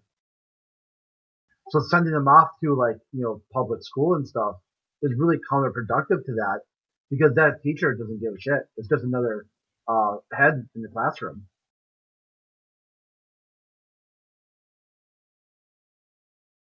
Yeah, some man, and some teachers know about that. And those teachers are usually the favorites. Like I did have one teacher in school. He was my English and then literature teacher. He was a great person, a great example of a person. He taught a lot. He taught a lot of, what do you want to call it? A lot of very deep understanding outside of just English and literature. And I mean, I don't think there was very many kids that didn't like him. He cared so much about his classes and kids being involved. And I mean, English and literature, you have the wrong teacher, that could be devastating. You'll sleep through the whole thing, but he always had people excited. And to this day, I'm pretty sure he's still the fan favorite at that school. But yeah, there's definitely teachers that look at it as a paycheck, and then I think there's teachers that really want to make a difference in kids' lives and have them learn, how to be decent human beings. Because some of those teachers, man, they know that some kids in that school, they don't have the best childhoods. They maybe don't have a dad in their life to teach them how to be a man, so they run around school acting like little shits. Or there's so many different things that some of those teachers can actually accomplish through actually giving a shit. But doing the whole it's a paycheck thing, yeah, I don't want my kid dealing with that. Fucking sucks. Yeah, some teachers get into it for the right reasons, but the system is just so flawed and so broken that they end up, things just get off the rails quite quickly. And I mean, really, it's like a quote from the teachers union guy who said he'll care about students when they start paying their union dues.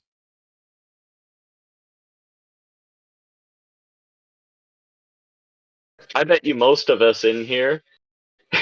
No, I can't say that. I just, it's a thought to me. What if we're all blacklisted from being teachers? That'd be funny, huh? Man,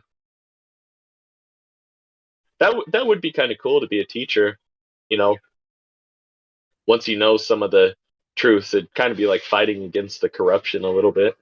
Dude, when I was younger, I used to think like I wanted to be a teacher that could be like that would actually help everyone out. Like I had a moment, like a year, where I really thought I would be like the coolest teacher ever because I had a decently cool teacher, and I'm like, oh, dude, I would be a cooler version of this guy. Yeah, so I get why I did the sense of pure sentiment like draws people in. But we have active teachers in this community. Yeah. In fact, we have active teachers in this community where some of them actually openly talk about flat Earth to their students. Jen. And be among other things. Yeah, Jen CBR. He does that. Yeah, it's epic. I've got the teaching of credentials for the perfect field for that, which is art. Draw what you see. What do you see? I see a flat horizon. Oh, really? Draw it.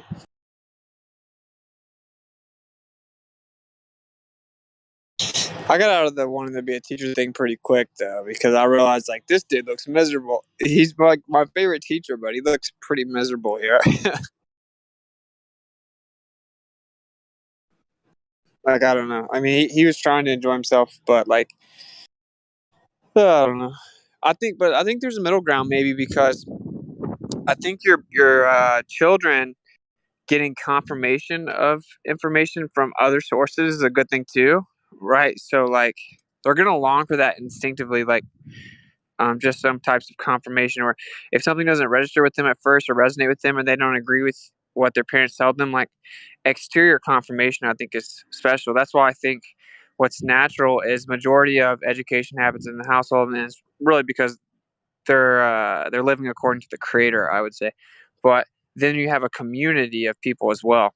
It's like in the scriptures, for example, like back in the day, you would grow up around all these women with families with the same values, and so like you basically met your wife when you were young. You just picked one of them out basically when you were getting towards the age to get married, and so you were raised in the same environment, and there were areas where you would go, all the children from the community would go and learn things together. So there's something special about that part. I don't think it should be completely eliminated. I mean, I know it's difficult now because in today's world we're talking about, well, we need to go buy a lot of acres together and build off the grid network systems that have their own educational infrastructure, once a week or twice a week or whatever. So it's not easily done, but I'm just saying if we're trying to get back to the natural state, there is something to be said about like communal external confirmation. If I'm making my point, like I think children kind of long for that. Like I know I did. I'm sure it's because a lot of the stuff I was being taught didn't make sense to me, but still, I don't know that you can eliminate that. You know what I mean? So yeah, like I think the move is to preemptively address it. Maybe.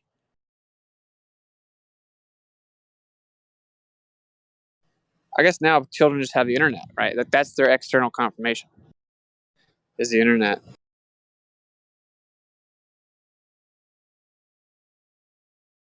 Like say you built a network and everyone homeschools their children, and there's agreed upon information that's going to be facilitated to the children, that they all go to one area, and there's a female teacher that really loves teaching children, that helps facilitate the information all the parents have agreed on.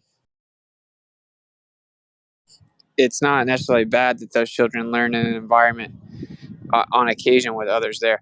But I do agree with AI overall that having that be the norm, it actually limits them, right? Because they're just going to try to say that they're gifted or they excel over these other children in different areas. They're going to actually fall down to their level. I don't know what you guys take. I guess, what's your take? Like, is that a crucial part of it overall, that they Hold on, learn brother. with other children? I've experienced this in university level art, where a foreign student came, clearly surpassed all their peers. Primarily, it could be, you could say, because they were from a foreign nation, which was more advanced, and therefore our university system's behind. Whatever, doesn't matter. Point is that she developed a complex where she no longer wanted to say the right answers. She didn't want to present her artworks because they were clearly better than everybody else's. And she basically just wanted to self-mediate to mediocrity, just so she'd fit in with the peer group, rather than just be excellent. And I basically had to teach her, look, you're need to shine so other people can see you and strive for excellence rather than the other way around. Because if you don't strive for excellence and set the example, nobody else is going to either. Exactly, dude. Yeah, and how much more is that going to be for children, let alone people who are, in college level? Well, you can see how it's beneficial for those other children to see her excel, right? So, like, your child seeing someone else do something well isn't necessarily bad. It's a good thing, right? It's just, so it sucks because they force us in this corner where it seems like it's either or almost, right? You can't really be around the other children. Like, your child might be amazing at physics, but something about math throws him off and it's hiccuping his ability to fully understand physics. He could be a freaking genius, but there's his friend in class and that he occasionally learns with is good at math and it gets him interested in it, or he's so good at it he sees an example to strive for. Being excluded from the competitive standard is detrimental, I guess is what I'm saying. So there's like a middle ground, I don't know. I don't know a feasible way to do it other than have like homeschool network systems of,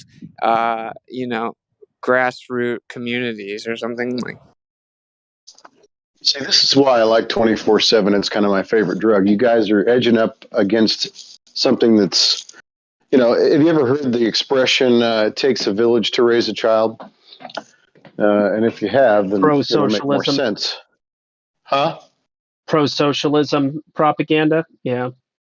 Well, yeah, but at the same time, there's truth to that, right? Because it can't just be mom and dad teaching the child because mom and dad don't have all the skills, but someone else in the community does. You have to know that person or that, individual who has the skills, because I have 3 kids.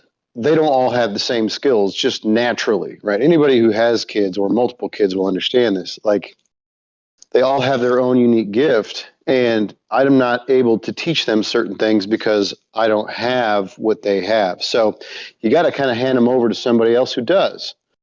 But all the while, they understand, you teach them wisdom, you teach them logic, you teach them how to think.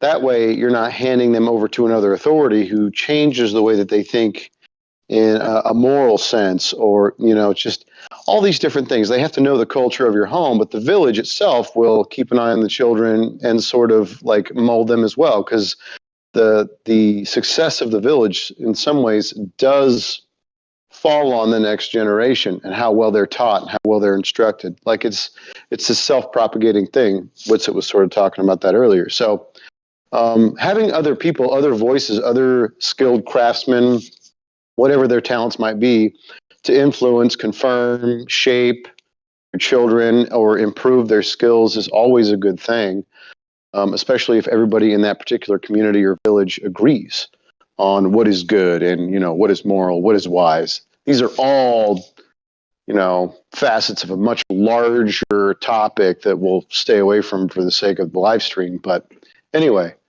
like, it's good to have other voices. It's good to have a large family, a large village, a big community to shape the next generation that comes up, especially if it's a safe village for the children to learn and be confident and be appreciative of their own abilities and their diversity, which is, I don't know, a trigger word for some, but like, everybody has something different to add to the particular group. And so you want to encourage that, and you want to build it in a good environment.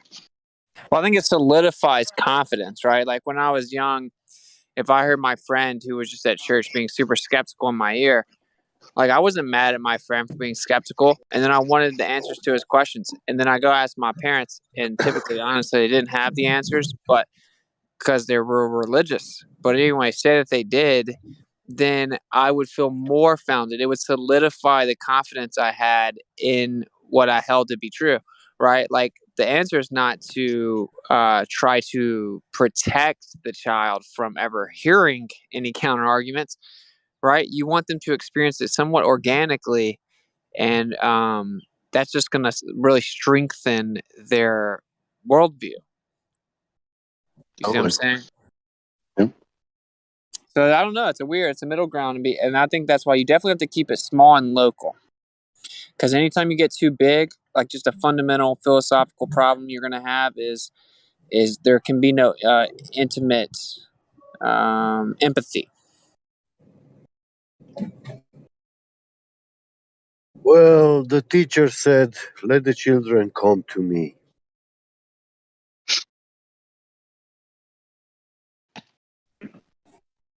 See, for me, like amazing scenario, ideal scenario is like we bought land and a lot of land, and we had a bunch of people with similar values throw in on the land where each family has optimal privacy, but it's like your closest neighbor is on the same page, and you span that out a good amount of acres or whatever, and everyone grows food. There's a communal aspect to it.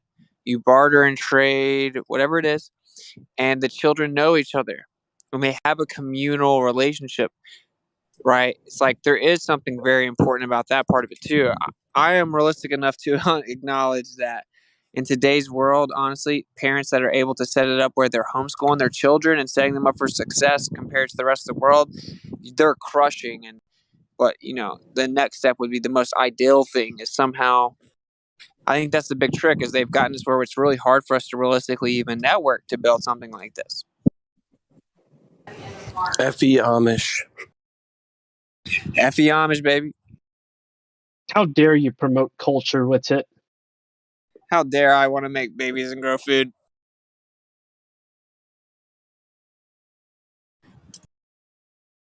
You're not allowed to have culture. Everything's got to be pluralistic and syncretist.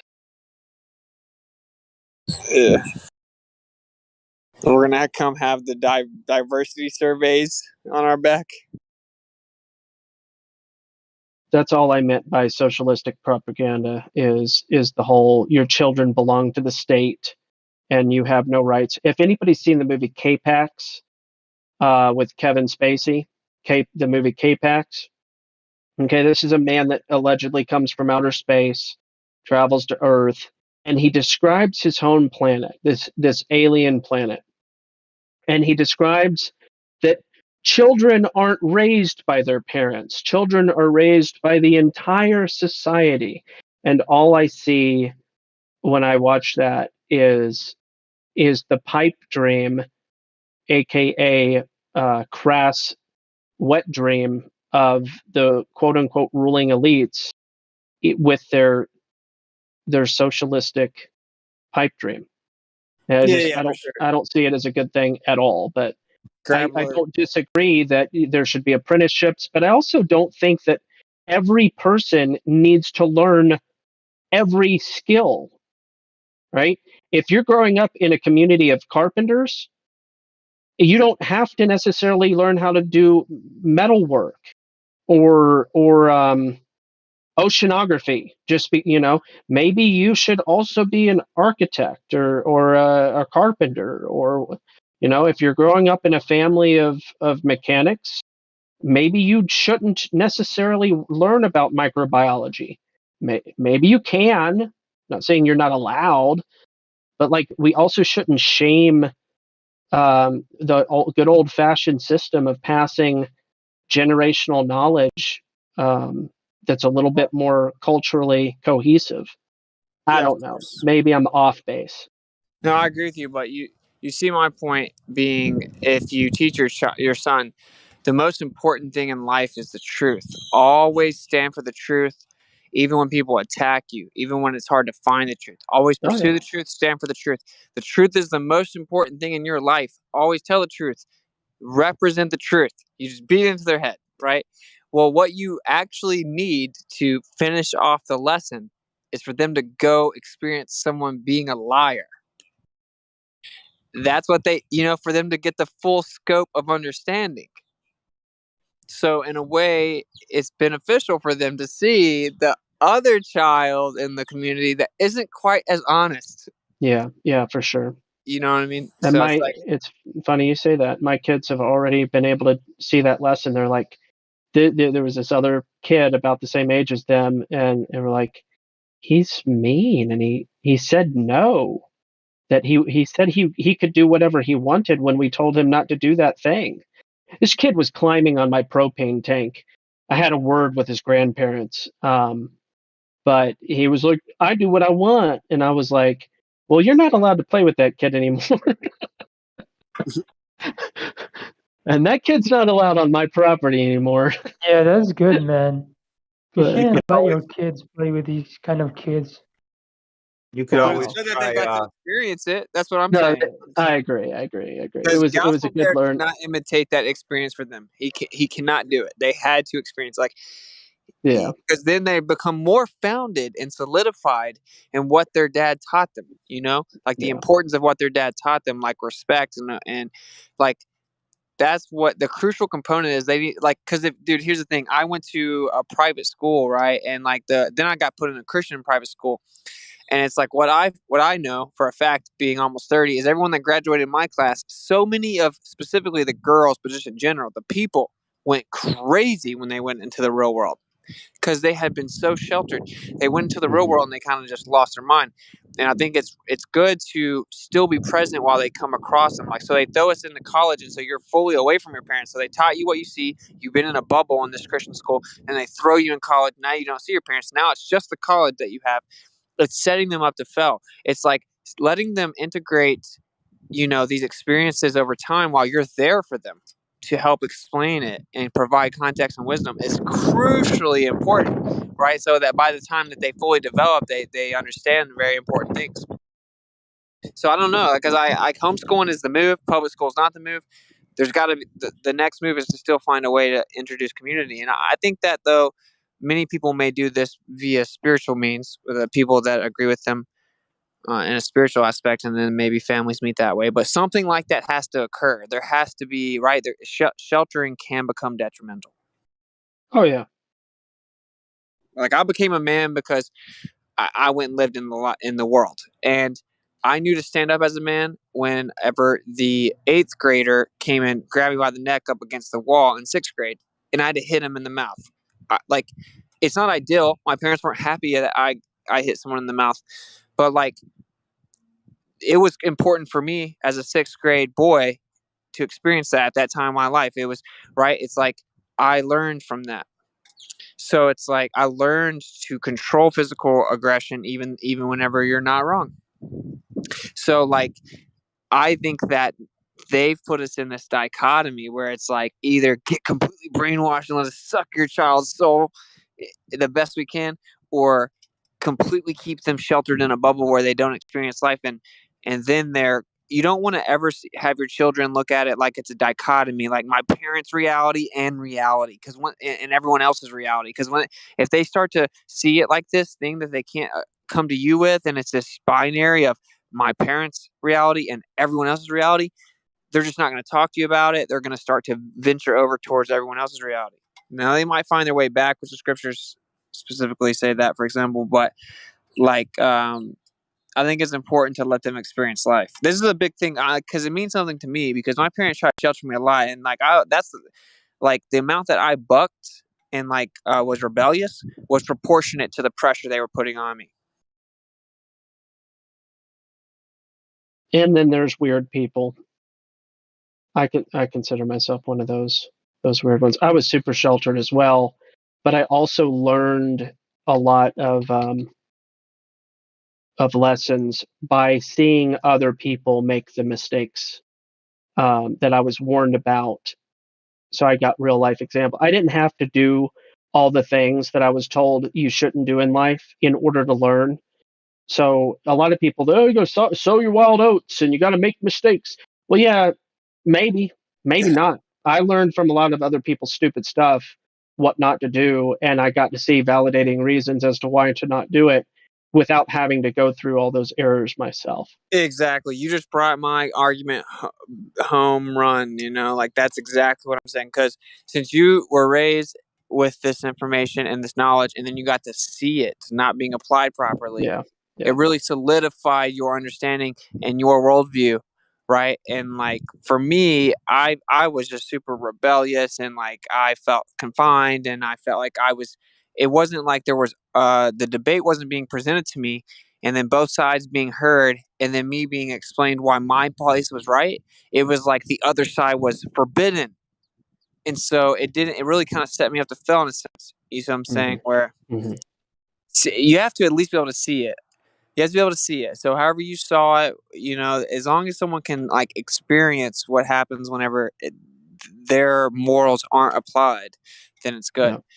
Like, cause I'm thinking about all this because I want to start a family now. I just got married. That's the next step, bro. Right? Like, I'm trying to think about the best way, like, to where I want there to be this communal aspect to it where they can learn relative to their environment, because I know that changed that did so much for my growth in life, and I want them to have that. I don't want them to be anywhere close to the nonsense that's trying to brainwash them.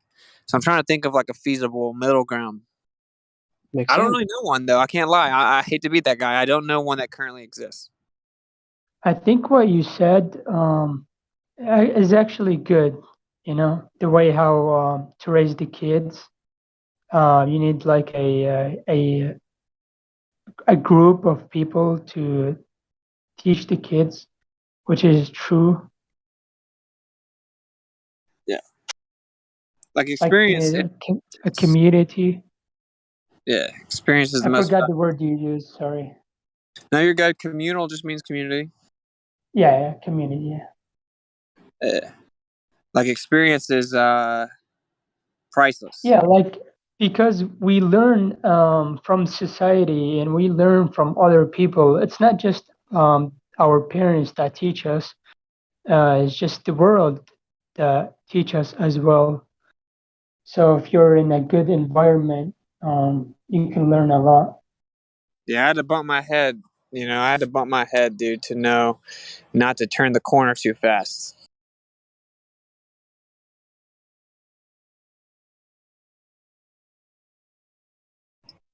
But I know people, like I grew up with people whose family were very successful financially, I guess. And, like they wandered through not knowing what was going on at all. And they were way too babied. But then I know the people that also were just left to dry, even very successful families, like millions and millions and millions, too much money, way too much money. And they looked at it like, well, what made me get this money was my dad wasn't in my life, and he was really cold and tough to me. So they do the same thing to their children, right? And that is not good. There's a middle ground, but you will find a common theme amongst most really successful people that have built any type of business. They were like kind of abandoned in a way. They were all on their own, and then they were forced to rise from it. Inferiority complex, though, is oftentimes the drive of people that hold high levels of power and position. They're striving to counter a self-made narrative of being inferior, so they exceed in life in a very superior kind of way to compensate. Pros and cons to that, though. I agree completely, and so I think that extreme is not the move. But like there's some truth to it. Like there's some truth to, like the middle ground is almost always the answer. It's like they need to kind of bump their knee. Like it's like they need to scrape their knee maybe, but like it's not. You're right there to help them with their knee. Like you don't just let them bleed out. Yeah. Teaching lessons of nobody's going to do it for you kind of mentality. That there is a logical fallacy known as the middle ground fallacy. But I hear you. I don't disagree, and a lot of things do need balance for sure. Don't put foam on the corners of your furniture. There is a quote that says, "Mistakes make you wiser, and pain make you stronger." I think that's very accurate.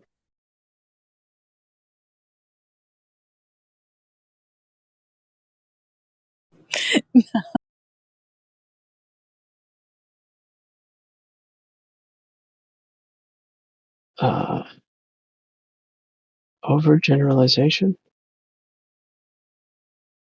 Maybe that's the one.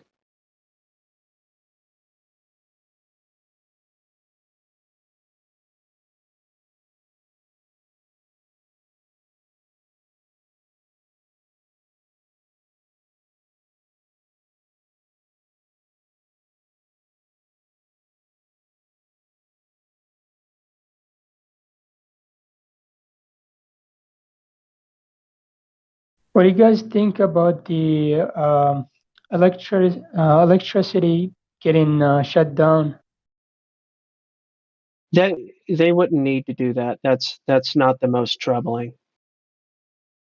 A kill switch on the internet would be the most destructive. You wouldn't need to An kill everybody's power. EMP. Yeah, that That's wouldn't what I even be heard. necessary. No People such would lose their minds if they just. I mean, look what happened when what was it? Facebook and a couple other websites went down for like 30 minutes. You go to downdetector.com and they're like, there's been 350 million reports in the last 7 minutes. And it's like, there's been a third of a billion reports in 7 minutes. That's crazy. Yeah. People would lose their But minds if they isn't just that lost what they want access to though? whatever their golden calf is. Isn't that what they want though? Like chaos in the world. So if they problem put this reaction solution. yeah. So if they put this EMP on us, they can reset the world basically, and they can even delete the truth and restart the internet. You know.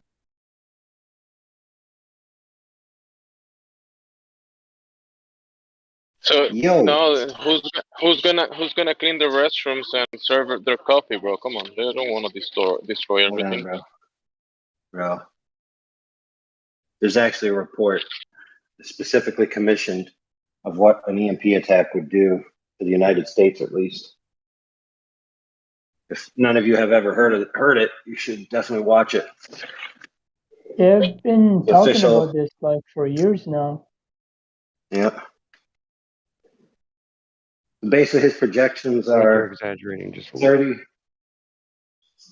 30 million die instantly in there, and another 70 million die over the next 3 months from lack of infrastructure. And it would put the United States essentially in the Stone Age for 50 to 75 years, because the rest of the world can't help us because we don't use their transformer system. And there's only less than 1% of transformers on reserve. So if they fried all our electricity, we'd be out of the game for 3 or 4 generations. Sounds like we'd be forced to use Tesla's ideas. Maybe.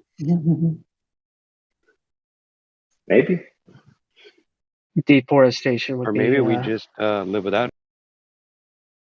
I don't know. They've been talking about this for like years now, and now they're talking about like Russia is shutting, and they might attack us and all that, propaganda. So it's just, something to consider. Well, if it's the case that such a device exists and you wanted to take out America and you had one, you would then only need the will to do it, right? And the timing that would make it opportune. I mean, it's definitely a vulnerability that we have in the United States. Yeah, I doubt it's from like Russia though. I think it's gonna be America doing this to its citizens, basically. They're just blaming it on Russia. Everything they always blame it on The Russia. easiest that would be a pretty easy way to get rid of $20 trillion of debt. I mean, it's just no one has debt though. It's just them acting on us. It's just all act.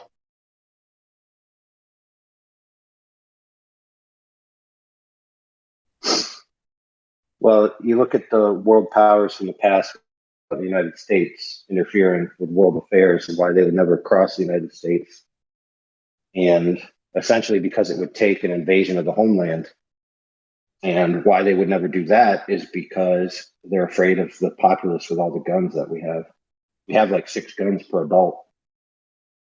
And I'm not just talking, rifles. I'm talking some of these guys have 50 cal machine guns. Some of them have 20 You're millimeters. talking about the citizens, right? Yeah. Yeah. The United States citizenry This is is the why most they want to bring. Yeah, this is why they want to bring the gun control and all that, to control us. Basically, they want us to own nothing and be happy. That's what they want. That's what Schwab said.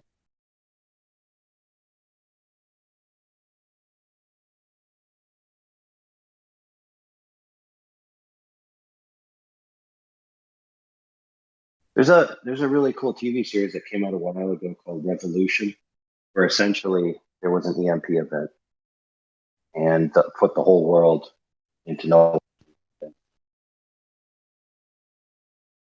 Yeah, maybe that's like predictive programming. Maybe they're trying to tell us something.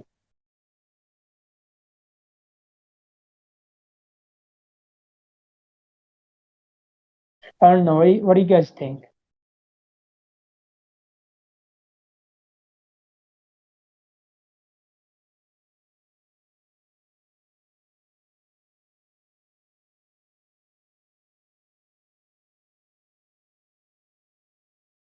But bro, if they kill everybody, who's gonna clean their toilets, bro? I think that's a valid argument, Jimsy. I've thought that same thing. You need slaves, so to speak. To think otherwise, well, but they'll just get the robots to do everything. It's like, Yeah, right. but who's going to push the button to turn? The robots will push their own button to turn themselves. Okay, but who's going to lubricate the robot? The robots will lubricate themselves. Wait, who's talking about robots? Well, I'm Well, just most giving an likely argument most against likely it. have Right? a supply of slaves though somewhere. No, like if it's an EMP, you can just focus it on like one place, They don't have to worry about that. They could It's a have the internet in that's not the. that's not the thing though. The argument is, why would they want to kill everybody when they need a proletariat working class by default? Why does it make any sense that you'd want to kill everybody? Oh, you're talking about the propaganda plan? Especially when they go to such extents to keep everybody docile in a way and kill the actual warriors that will actually fight them. There you go. You're So talking about the they depopulation plan, right? no, they will use the EMP will only make sense if people actually race and try to take control. Then they'll release something like that, possibly shut down the power and that kind of stuff. But who's gonna fight right now? No, people are not gonna go fight. Nobody's gonna go fighting. Yeah, that's fairly obvious. The backbones are made of jello, and that's We not want a kosher. nation. We don't want a nation of thinkers. We want a nation of workers. Yeah, Is that a basically, quote? that's what they want. Yeah. Sounds downright presidential. Who said that, Jimsy? My great grandfather. Oh no. I think that's Schwab's would say something like that. Yeah. Like you will own nothing and be happy. The next thing that they're doing is basically moving everything towards a more upgraded version of things. Everything is looking prettier. We're getting better technology, access to pretty things, and The mark of it's the just beast and all that. Yeah. yeah. I mean the effort that they have put into controlling the resources, the food, the technology, everything is this work that has been put in place for such a long time, and the seas and controlling of all the nations and the monetary systems, the point that we're at is not an accident. It's not just these people are very organized, and yeah, and Yeah, they they need the planned for like years. that we are the battery that moves the machine. The machine is nothing without the people. Exactly. This is why like waking up is so And important. killing Like everybody will kill showing the the truth. machine. Yeah. I mean, technically, this is Still, like these war people are information. psychopaths. Are psychopaths. So I wouldn't rule out they want to probably lower the population of places like in the U.S. 100%. But when you look at the numbers of death rates and all that stuff, they doing that already. It's not obvious, maybe because you don't see it, like people dying in front of you. But when you take into account all the causes of death, I mean,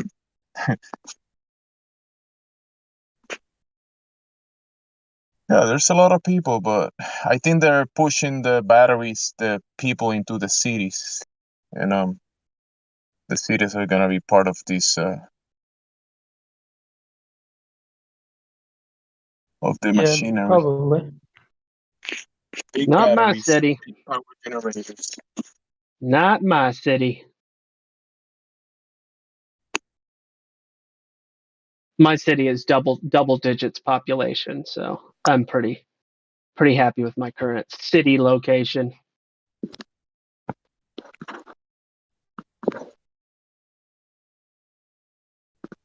And the next closest city that I live to has 11 people, and that's 15 minutes down the road. The next closest one after that is about 17 minutes away, and it has about 115 people, I think. And then the next closest about 35 minutes, and that one has like 1,200 people, maybe something like that. So I'm Yeah, pretty just like insulated. everything, the cities will have a big population and it's gonna have its use in the machine. The cities are a big piece of the machine, but obviously the places like the place that you live at, that there's not that many people, that's also part of the whole thing.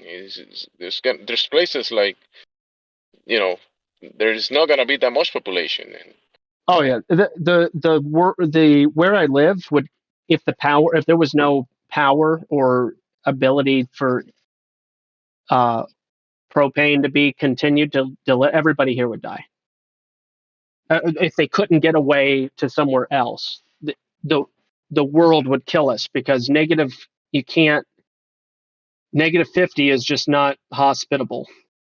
A -60 and -100 wind chills is just not a good hospitable environment for life. Yeah, but you can still hibernate like a bear. You could dig a hole really deep and probably stay there until the summer comes.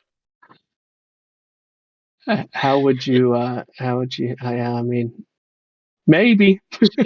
Just eat a lot of fruit during the summer, get fat, and during the Oh, okay. winter, hibernate.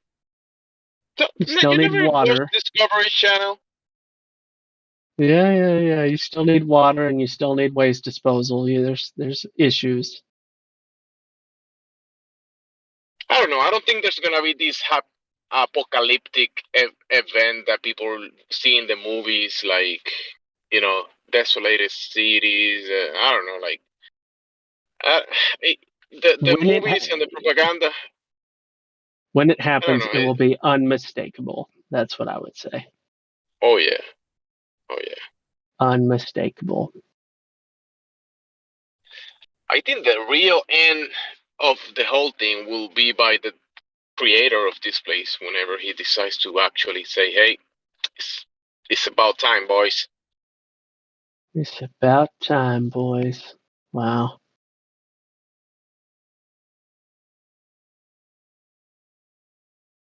But you know how these, let's say the controllers, these many families that control probably most of the the economics, the resources, and the administrators of the world, they pass this down to their families, their friends, and they work in within generations. So it's not like I don't think they want to destroy their own children. That they want to just the the controllers get old, and they pass the keys to the next generation, and the next generations they want to have girlfriends or boyfriends or children and that kind of stuff, and they want to enjoy this world too. That's what they do. They want to have the fancy cars and the mansions, the castles, and fight the fights and fight the wars, and they play all these games. But I don't think they can destroy the whole world and civilization as a whole. I don't think they have that power. They can't. They can play a big game. They do play a very dangerous game, but I mean, a the world's very big, dangerous game. Did you ever read that book or short story? Or maybe it I was called haven't. the most dangerous game. I think that was its title. Never mind. It was a story about this I dude have that the book. I don't think I ever read.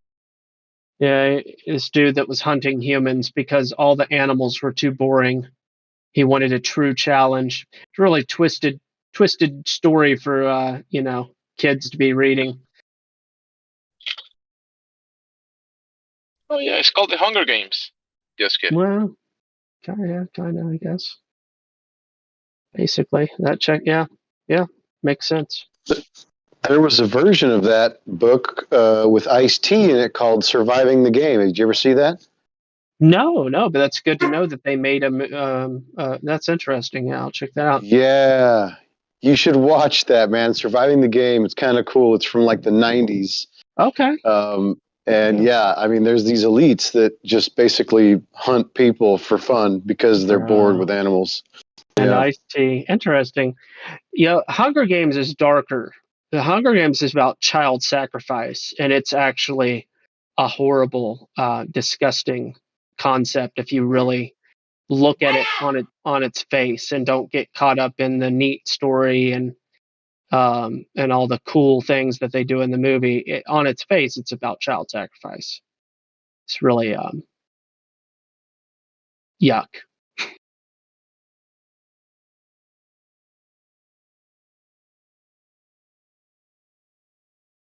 Tribute. Yeah, gotta throw another definition in the chat.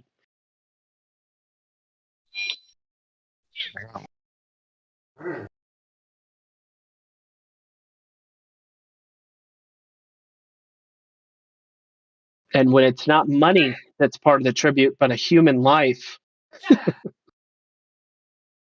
I'm hearing hot micing. Somebody's telling somebody shut up. Shut up. Yes, sir. Mute. Elbow. Mute me. It's elbow. Oh. You playing video games with an open mic, bro. Elmo, stop. I think he asked for us to mute him. He has the ability to unmute himself, so I did that. Yeah, mute his ass. Yeah, thanks, Sensu. That's that is interesting.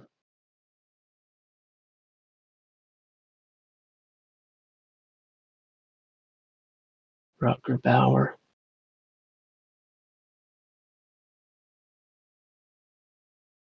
Is that Gary Busey too? What a creepy guy. The Buseys, these guys are weird.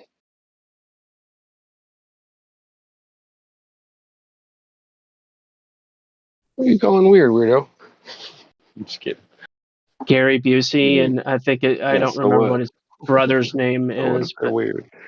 I'm weird. You're weird. We're all weird in some way, aren't we? Some people are. Usually, it's the people who cringe, who freak you out, that aren't really as bad as you think. It's the ones that you don't expect to be, are the ones that usually are the worst. They're the ones that nobody noticed. You know what I mean? There's a difference between creepy and actually nuts. You know what I mean? You know what's Mhm. weird?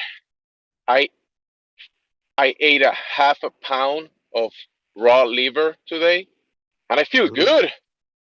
Really? Raw Yeah. liver. If I die, you guys know Sounds why, tasty. but Yeah, you'll but know. it was good. You'll know. It tasted great though. Oh, gee. Yeah. It's great, less filling. Gee, I mean, it doesn't taste like it doesn't have like any big flavor or anything. It's just it's like blood. soft and Probably. It's gross. no, it's not gross Not? at all. Okay. No, it wasn't. Wow. Reading about Gary Busey is rough. He's had Poor guy. quite a difficult life. Who's Poor that? baby. Tell me. Gary Busey. Yeah, he's been through a lot. He had like deformities at birth or something, didn't he? Or something like that. He had a horrible motorcycle accident. He had a tumor in his sinus cavity. There's just a Yeah. lot of stuff. Yeah, he's been through a lot. For sure. I can only imagine. Just one of those.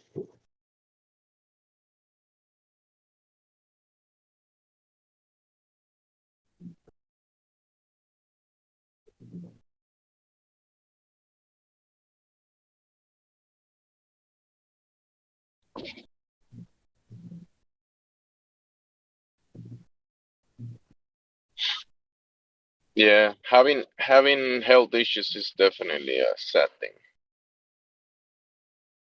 Yeah, I guess. I think health issues always they catch up to all of us, don't they? Eventually. It's not a matter of if, it's a matter of when. Right? Unless you've been having it for your whole life. Yeah, that would I can understand that. That would be tough. But I've had pain most of my life, so I guess you do get used to somewhat of it. It changes you, but it Yeah. doesn't make you like you know what I mean? It makes you like I don't know how to explain it. You live with it. I don't think you get used to it because I take needles for insulin needles every day. People say, Yeah. "Oh, you're used to it, right? It doesn't hurt. It hurts every single time. I Well, of just course it if hurts. if I want to live, I gotta do it." Yeah. It's more of just ignoring the pain, right? Yeah.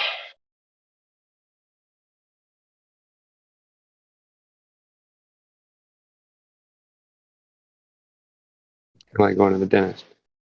When you first go, you're always scared because you think something bad is going to be, and then when you find out you got a cavity or something, you get all worried. But then as soon as they're done with the work and you've gone through the pain, you think, you're not worried anymore. So all that relief that at least it's over. Now you've got dealt with it, right? Running from things can get you in trouble. Prolong the work, prolonging the pain, but then you're making it worse in the long run. I don't know what I'm talking about anyway.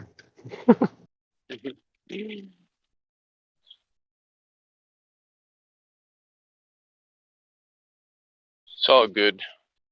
We're resilient. We keep going. What'd you say? I'm laughing at what they're posting in the chat. No, I thought he Yeah. said rookie porn. I was going to say, what? What's rookie porn? Resilient. Yeah, I know. See.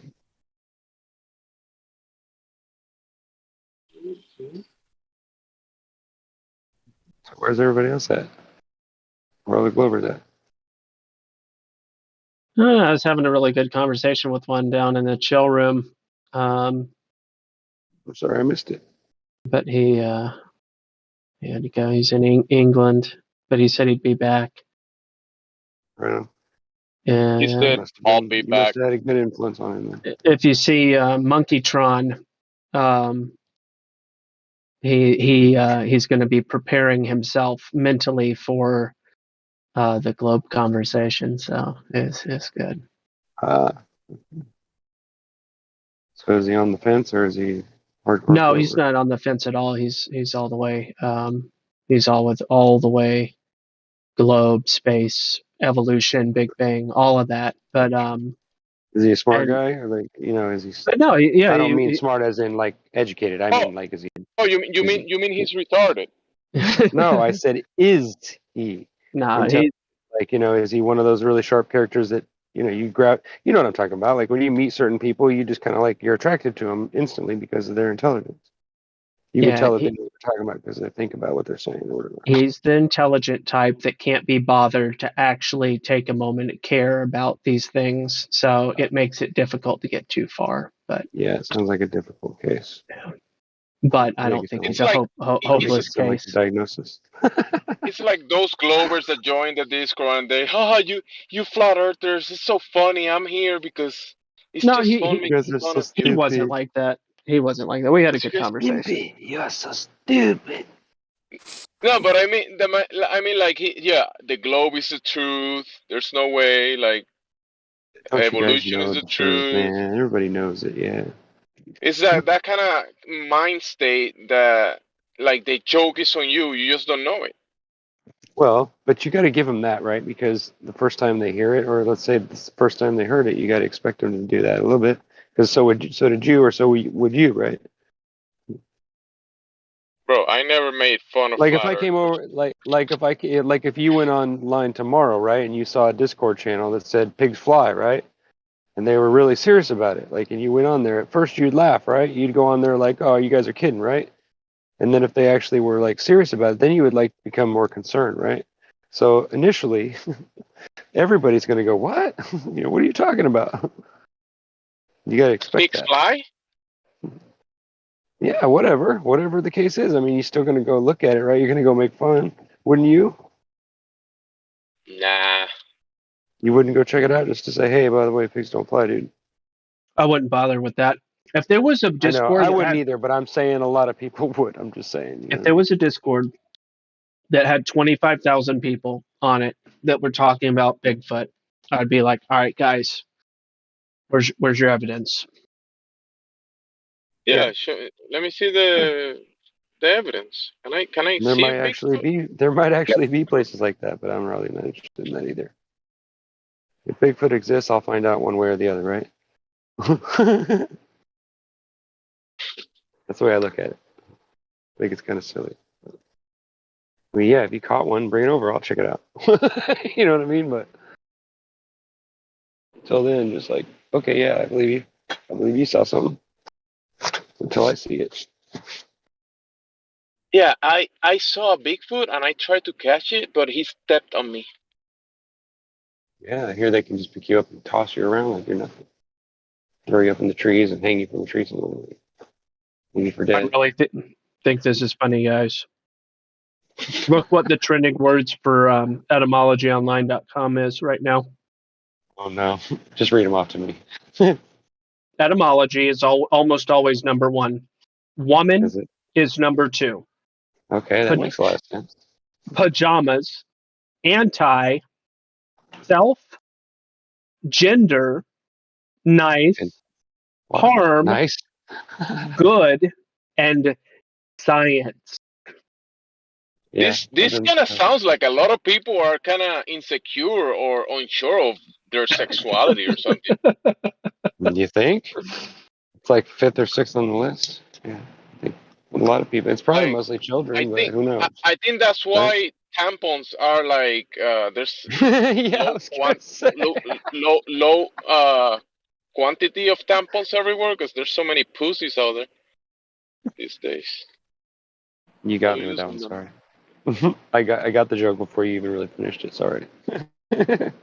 When you said tampons, I was like, oh no.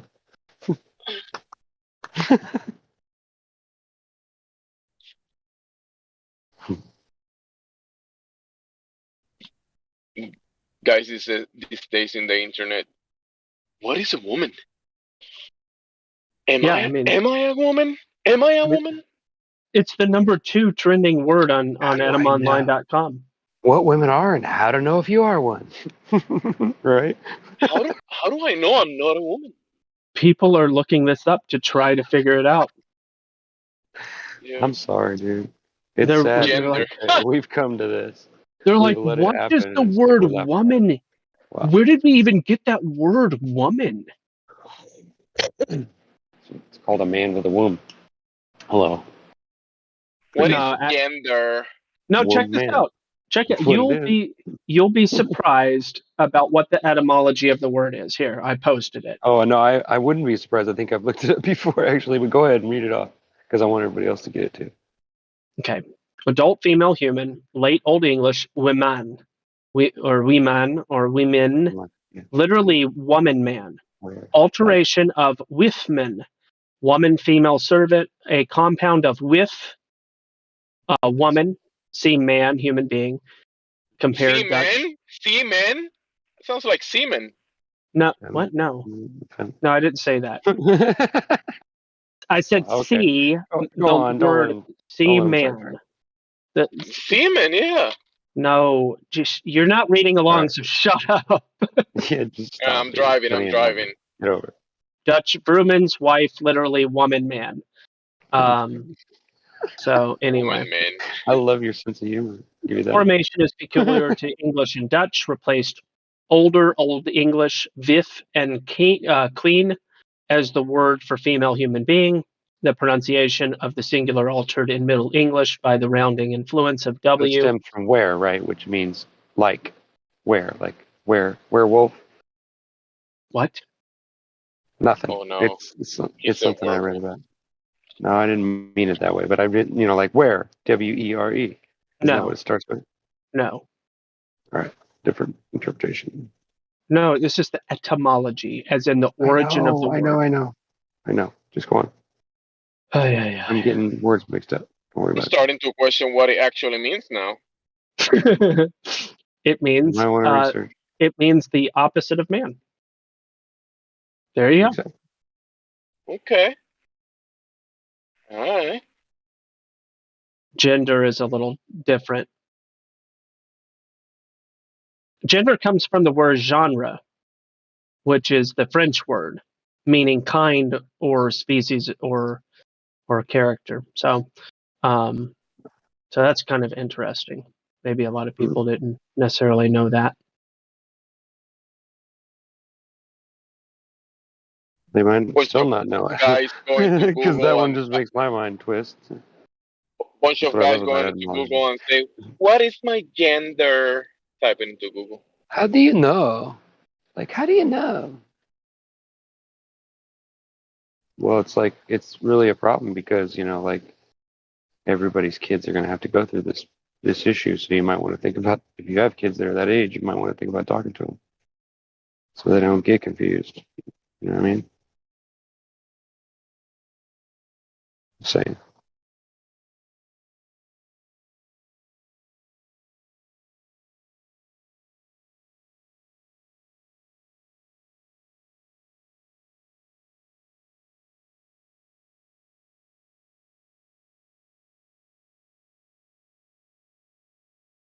But what's profound is that they give you the option to choose your gender, but they don't give you the option to choose freedom. It doesn't make sense to me. I don't know. Maybe I'm just an old-fashioned person. My body, my choice. Yeah.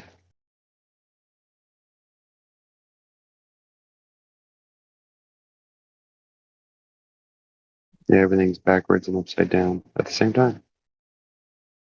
For some, not for all. Well, maybe.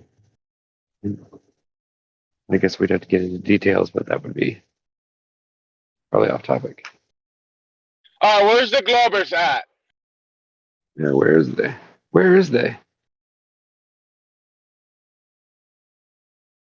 There's been a lot of people in here lately. I don't know why there's not anything here right now. Or maybe we just haven't picked on the right person. Hold on. Give me a second.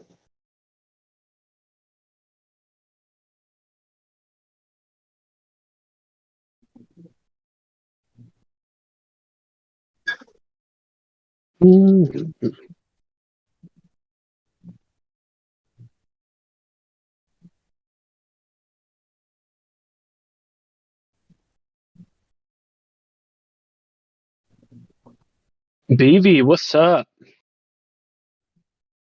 Not much, not much. Just hanging out for the day. Cool.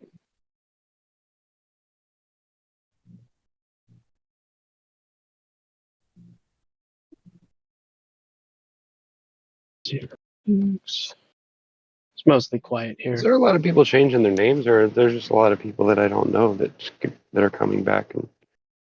Because I'm on here pretty much every day. I have been for like, I don't know how long, 6 months maybe. Like daily. I've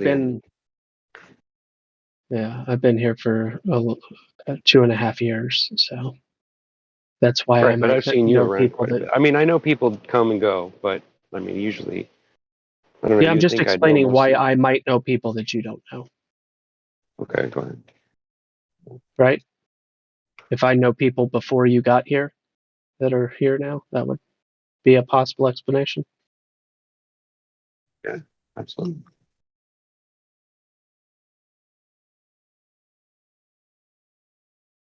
You'd just be like that sometimes.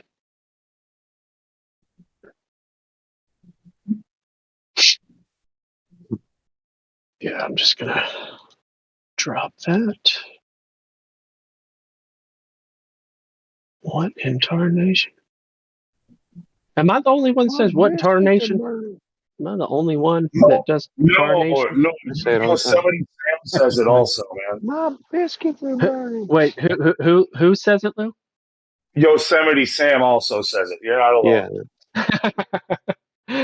Yeah. So I and a cartoon are the only ones. Thank you. Yeah, so what was that I you were got it. saying about women being werewolves, Gospel? I wanted to hear about it. I was clearing I said nothing about women being werewolves. That was Mr. Rookie over here who gets etymology wrong every day of the week. No I didn't get it offense. wrong. I'm just making it up as I go along. I But was trying do to change better. the subject, damn it. Like, what the hell, dude? Like, you guys always yell at me for that. It was actually 90% joke, actually, but okay. I take I guess I'll explain everything seriously, Rookie. I know, stop it, damn it. Well, gotta be able to laugh. I mean, it's not like there's anybody in here that we're going to be teaching wrong, right? I mean, listen to this, okay? I'm kidding. If Brenda can be Brenda, then I can be the etymology guy, okay? And everybody keeps on calling Braden Brenda for year after year after year. They keep calling this guy Brenda. So if Brenda can be Brenda, then I'm allowed to be the etymology guy, okay? So keep it consistent. I kind of want Rookie to be the etymology guy. I liked where he was going with that werewolf thing. Your standard of comparison is not the best. Who, mine? Yeah. Bruh, if everybody is perfectly accepting of the dude being called Brenda instead of Braden, then why can't I be the etymology guy? Why can't I identify as Maybe the he dude? misspelled his name by accident, and that's why they did that. No, he hasn't. What's that? I thought it was Brendan. No, Braden is the perfect. Like if you take the letters Brenda and you rearrange them, what's that called? When you an anagram. So Braden is an anagram of Brenda. Brandon is not an anagram of Brenda. Race car spelled backwards. Oh, okay. I've been telling people that his name is Braden for 3 years now, and everybody's like, "Oh, you're not allowed to do that." I'm like, "Well, whatever, whatever. I'll be the rude." Talking about Brenda. I'm talking about Braden, but you can call Braden Brenda if you like, and I'll be the etymology guy. You Hey, slipped up etymology and guy. called. You do the etymology, and I'll do the comedy here, okay? I heard you say Brenda on accent, buddy. Who, me? Get him. Yes. What?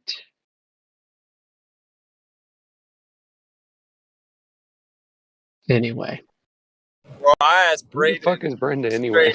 I don't even know who this person is. They said flat was curds, and I said, okay, so does male mean female? Like No, just but straight up you asked can't make female without male. him. Super funny, man. Yo, I just got like bombarded with insults and cussing and screaming. Oh yeah. You're so insensitive. I'm sorry. Did I make a boo boo? No. Not this time, Rookie. I'm like, yeah, I'm talking about outlets. Yeah, there you go. Option, I guess I'm talking about electrical outlets. What are you thinking? What's wrong with you? Not a monster. I don't even hear you talking about that. I was talking about something completely different. Well, there are a male and female outlets. Yeah, that's my point. Because he was saying level was curved and flat was curved and all stuff, and nothing actually matters. I'm like, Socratic method, dude. Don't we need to have actual understanding of words before we try to talk? And no, words are all subjective. Nothing means anything. I'm like, okay. So and I just asked a bunch of antonyms in a row, like 4 or 5. And the last one was, so does male mean female? And you would have thought someone stabbed him, bro. Like, he just started screaming at the top of his lungs, and then I was into that. Yeah. Like, damn, you know how some of them, you have the female adapter and the male adapter, man. I mean, what are you talking about? Yeah. Precisely. Well, you better stop that, or you might leave here in an ambulance. Oh, like the Ben Shapiro interview where that dude told Ben Shapiro, if you keep that up, you'll leave here in an amp. Yeah, I saw that one. I don't typically side with trannies, but grabbing that little grabbler by the neck, I can kind of relate. Oh man, oof. Speaking of things that people don't know what it is, what is the Brenda force, affectionately named after Brenda? Doesn't it involve black holes and donuts? No. Oh. Close. It is fictitious. Dog guns. At least I was close. Close and choose. I just don't even know why females would support people who are transgender, because it's so rude. It's like you win Woman of the Year because a man decides to put on a dress. Like, it's just like hyper feminists hate. So if that's something like for you. You put on a dress and now that means that you're a woman. It's hilarious. Exactly. But anyway, the Brenda force, who knows? Do high heels count? Nobody knows. You guys should be ashamed of yourselves. Flat earthers that don't know what the Brenda force is. Heterosexual. No. Yes. Brenda force is a force that makes no plumb line go to the blunt center hard of the truth earth. of it. The blunt hard truth of it is, even if you get your surgery, you're just a dude who cuts his penis off. You're just. Hey, AI, I will apologize for Vincent. Go ahead, continue your explanation. He's right, though. So. Oh, I'm not sorry. So this is awkward. The assumption is that mass attracts mass to the center of mass. Therefore, plumb lines hang towards the center of the earth. But the problem is that the centrifugal force is concentric, perpendicular to the axis of rotation. So as you go north or south, you have a differential in centrifugal force versus the directional towards the center. So you have an off angle there of the net forces, allegedly. So your plumb line, or whatever it is you're trying to measure with, isn't hanging towards the center of the earth. It's hanging at an off angle. And of course, that will be ignored by most globers when they're making their assertions. Like, for example, recently we had one where a guy was asking about Jesse Kozlowski attempting to measure plumb lines with 2 theodolites, which isn't measuring a plumb line, by the way. It's measuring, a differential in a triangle lake that's mathematically calculated off of an optical device. So it's not direct measurement of a plumb line, whether it's hanging plumb or not.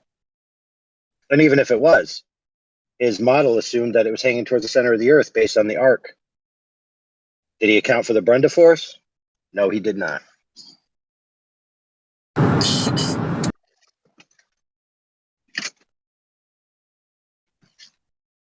Now, why we named it the Brenda Force is because back in the day when we used to argue with Brenda, especially on Friday night fights, Brenda got cornered into saying science is just naming things. So we forever codified Brenda in the annals of science by naming a force that's fictitious in Brenda's honor. Question is the Brenda Force, is that when your plumb bob isn't hanging, it's tucked? Oh my goodness. Yeah. Anyway, I was trying to take it away from there.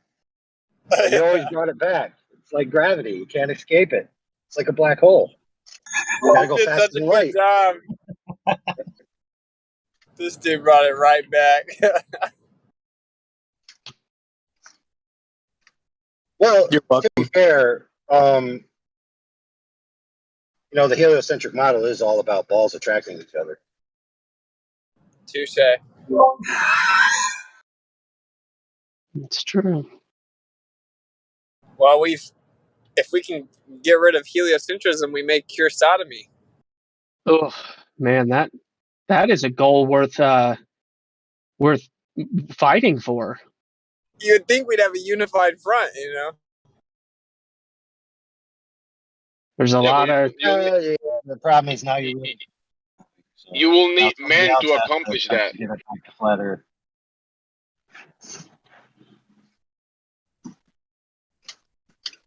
I'm just saying, if you're claiming the globe Earth isn't gay, you're a little off.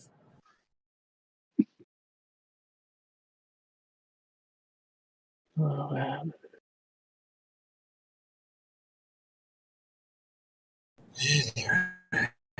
Are you saying gay is a derogatory term?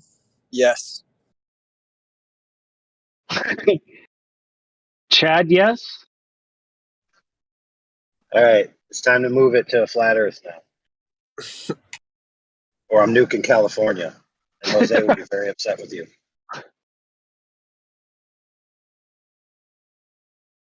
So yeah, speaking of all these sodomites that came out with the globe, these crazy psychopaths said that the perfect shape was a sphere, and so what we'll do is we'll just make mathematical constructs to somehow fit into our idea of a perfect shape in between our nefarious behavior in mystery schools.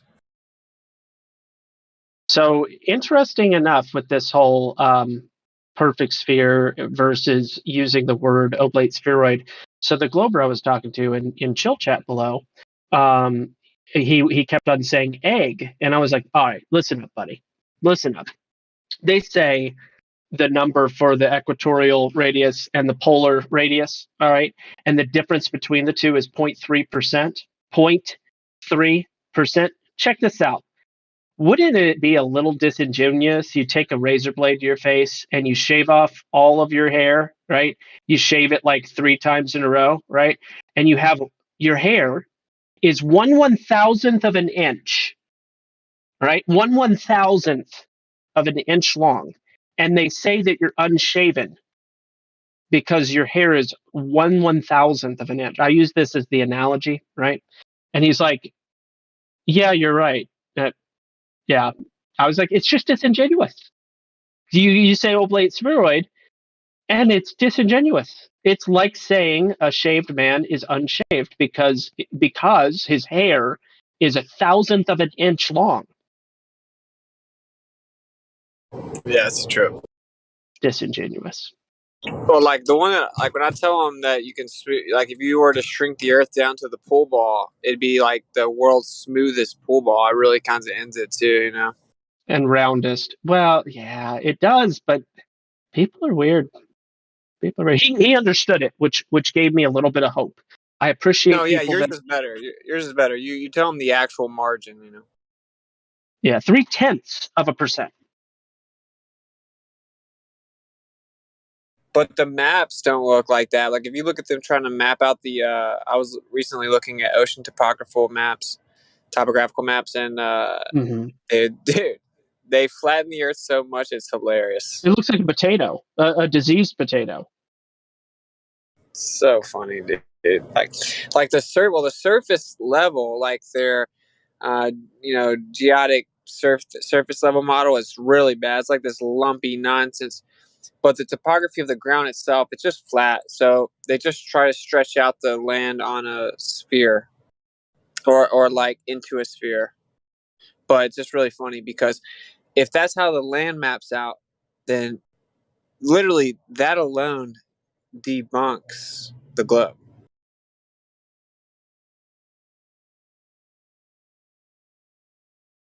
So am I missing something? Because I've always been kind of confused by this. It's very simple. It's like if you see the picture of the maps or the topography mapped out on the surface or on the surface of the ocean, like the floor of the ocean, and you compare that to the depiction of the Earth, that right there debunks the globe. Or am I tripping?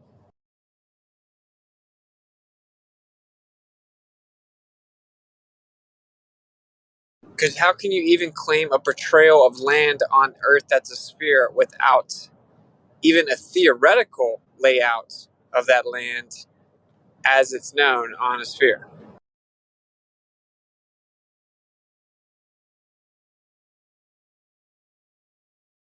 The Mormon Church, interestingly enough, has the flattened version on their churches.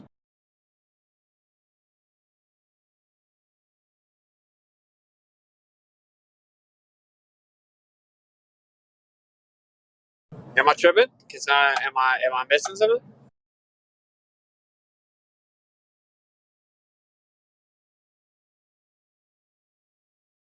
Okay.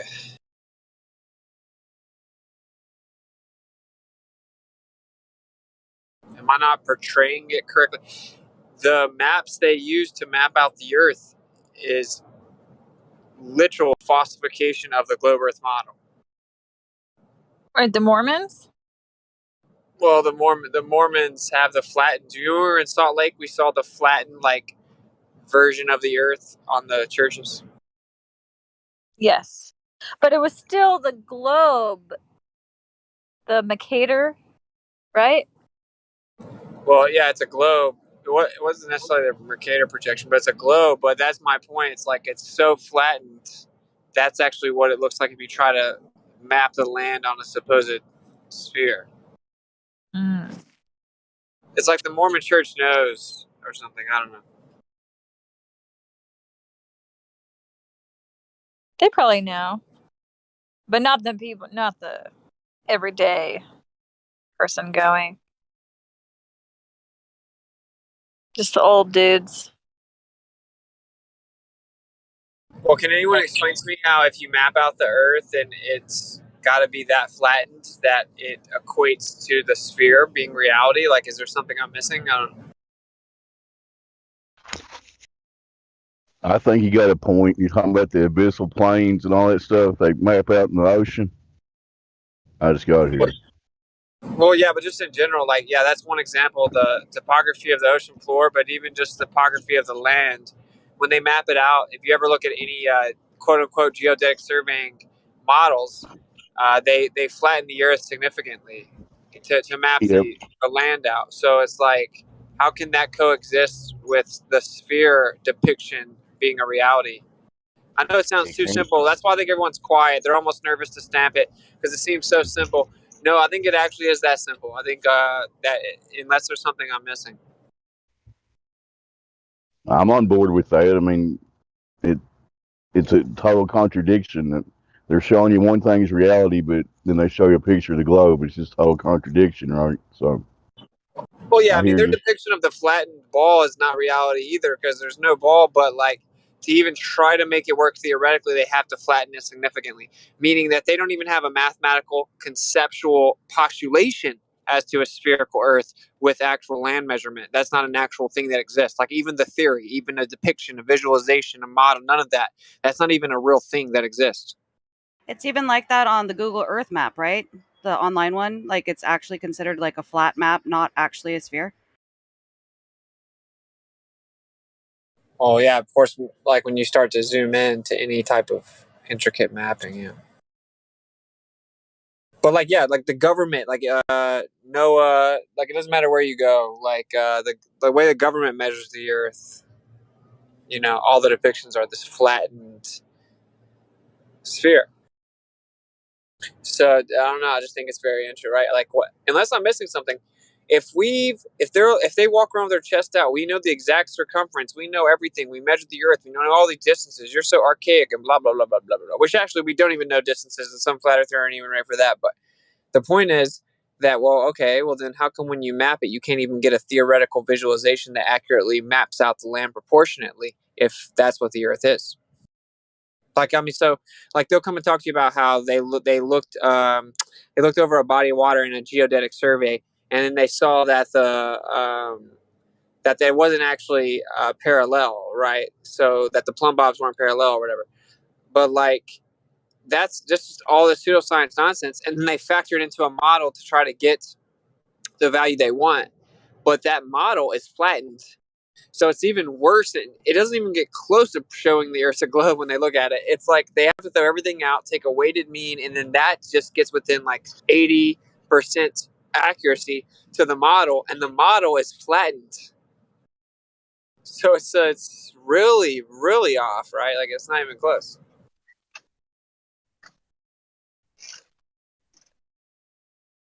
What plumb bobs aren't parallel? Well, that's what they'll say. They say that they look at them, and then the deviation from parallel is what proves Earth's fault. Now they're all obviously parallel. But what are they looking at? Say again? Are they looking at a plumb bob? Yes. Are you sure? Well, in the debate I had with the dude, is he talking about surveying? Exactly what they're looking at. I don't know. Yeah, the geodetic surveyor, main surveyor. He was there's saying there's no plumb bob. Maybe not at all. Expand. They level the one optical tool. They then look through it, right? So they're assuming, quote unquote, a plumb bob, perpendicular to level at the one side, right? Then they see that the other one over there is at a down angle, right, optically in your field of view, and they assume it's a physical angle. Then they draw a triangle out to the other one and assume that's a plumb bob. It's just the opposite leg of the triangle. There's right. No plumb bob in reality. Okay, I see what you're saying. But they'll say I measured two plumb bobs, and then they'll say, hey, I measured two plumb bobs, and they're not perpendicular to, or they're not parallel to each other. But like, no, you didn't measure no plumb bobs, buddy. You made a triangle in fictitious free space on a piece of paper, and then assumed a model to it.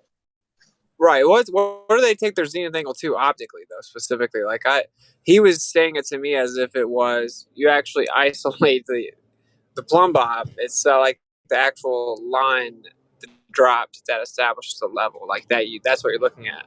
I don't know how real that is, but I know obviously the methodology is flawed, like you said. I mean, they just hijack angular resolution, but it's like that's what he was saying. So what do they take their little zenith angle to?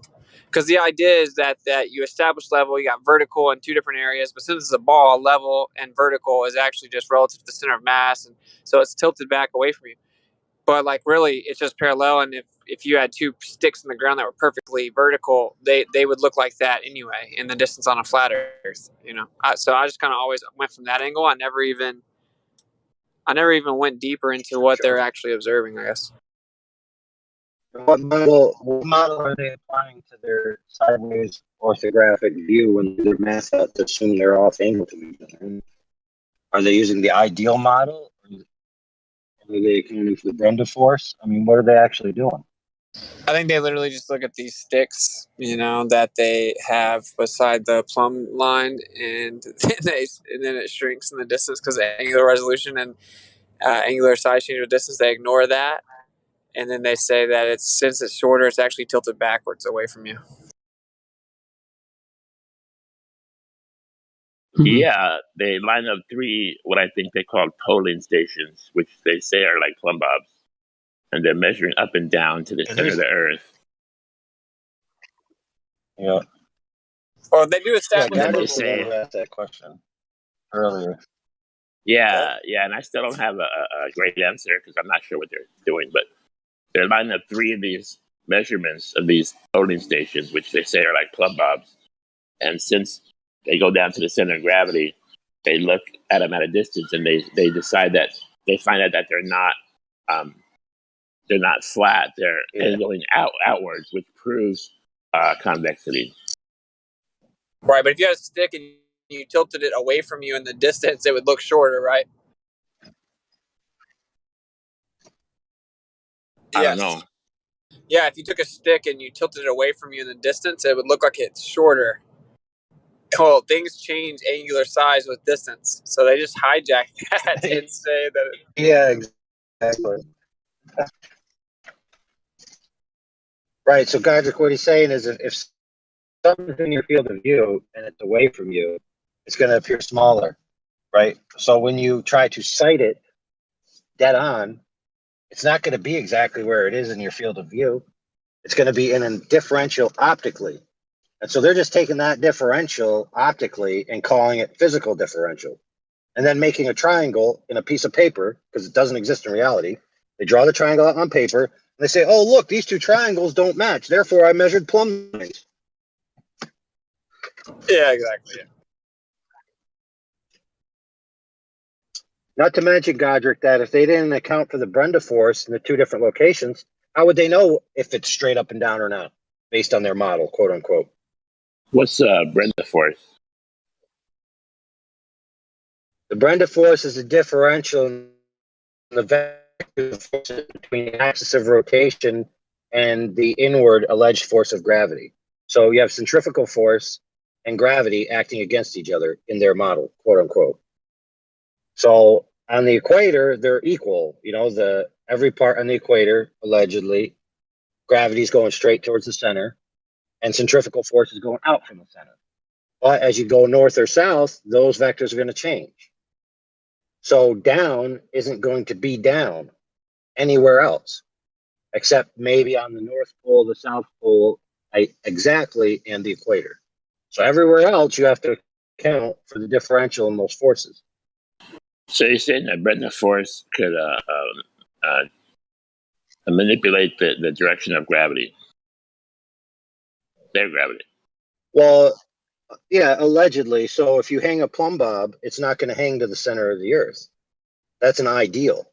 So if you're mapping this out in an ideal model where everything's hanging perfectly to the center of a perfect sphere, you're already wrong, because that's not the world they allege we live on.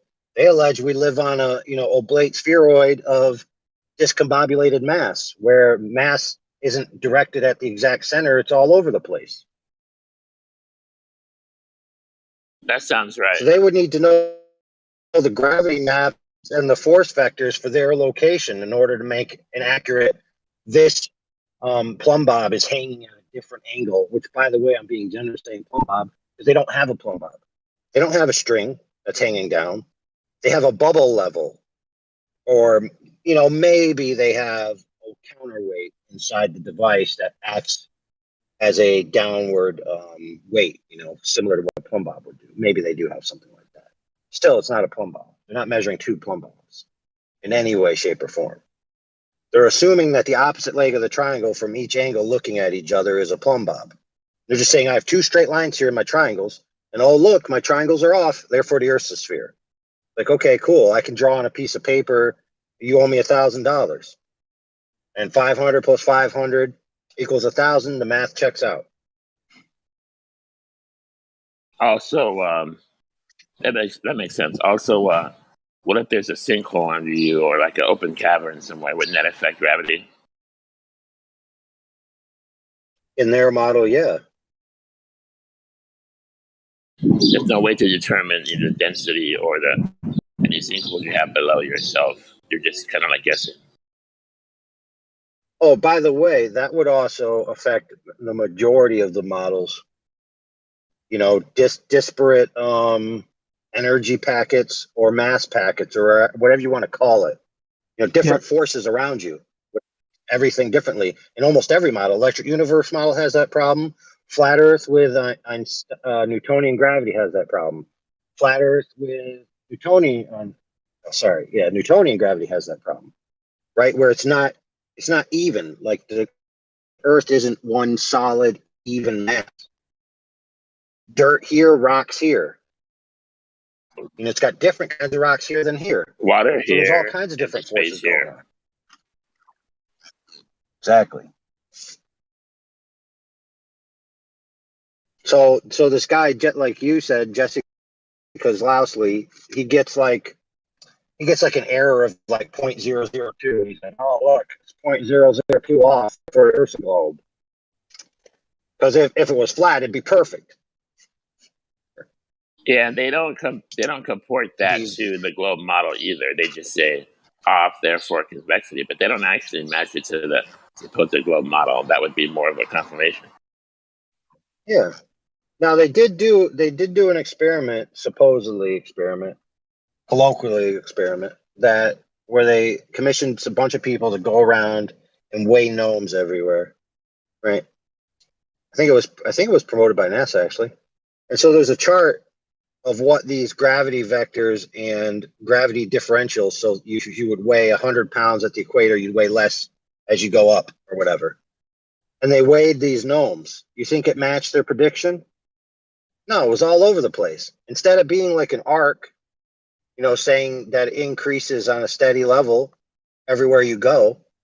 No, it's all over the place, like an EKG where it goes up and down. So here it weighs 5 pounds more, down here it weighs 2 pounds less. Up here, obviously I'm being exaggerating, but the point I'm trying to make is it's all over the place.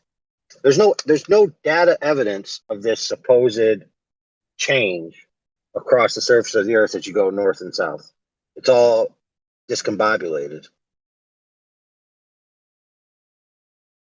I saw that when they were saying the barometric pressure was making changes also. The barometer. Sure, why not? If you're in a place where the air is heavier, wouldn't every object push down on a scale more? Maybe, Bingo. If you have 1,000 tons of air above you versus 1,001 tons, maybe the scale will be affected.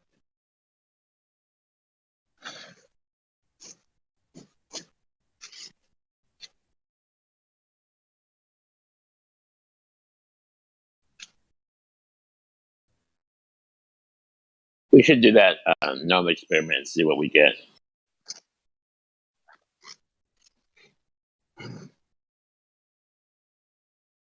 I'm not sure how we decide how much 500 grams is, though.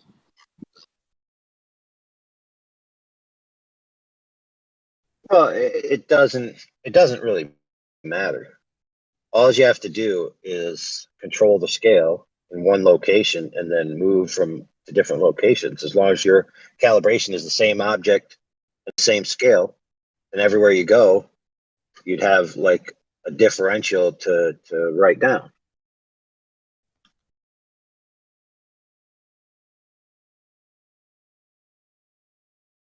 Now, if there's any change at all, like if in Buenos Aires you weigh it at 500 grams, and then in Timbuktu you weigh it at 499, then clearly the Earth is a rhomboid.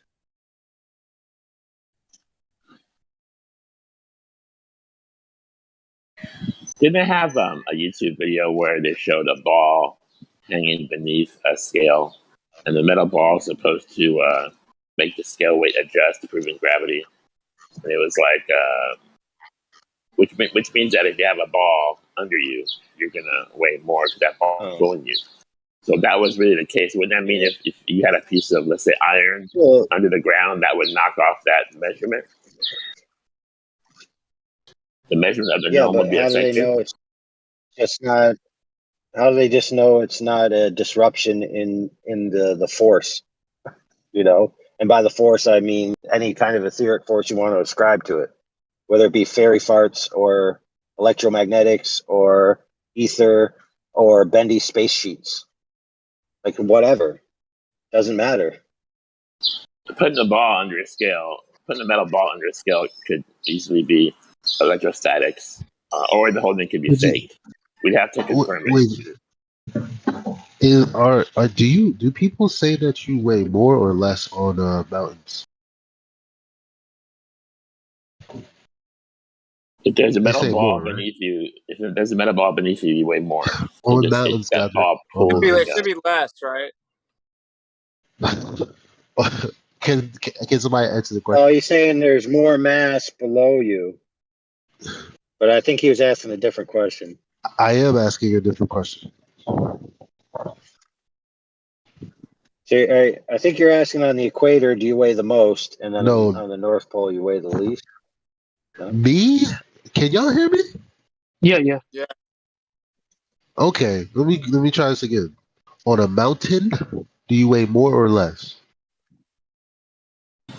Well, So that after Or that's is because that even a thing? you weigh I would more, but they'll say that get because you're more. higher, you weigh less, but because you're in the mountain, you weigh The higher you it's go, you weigh less.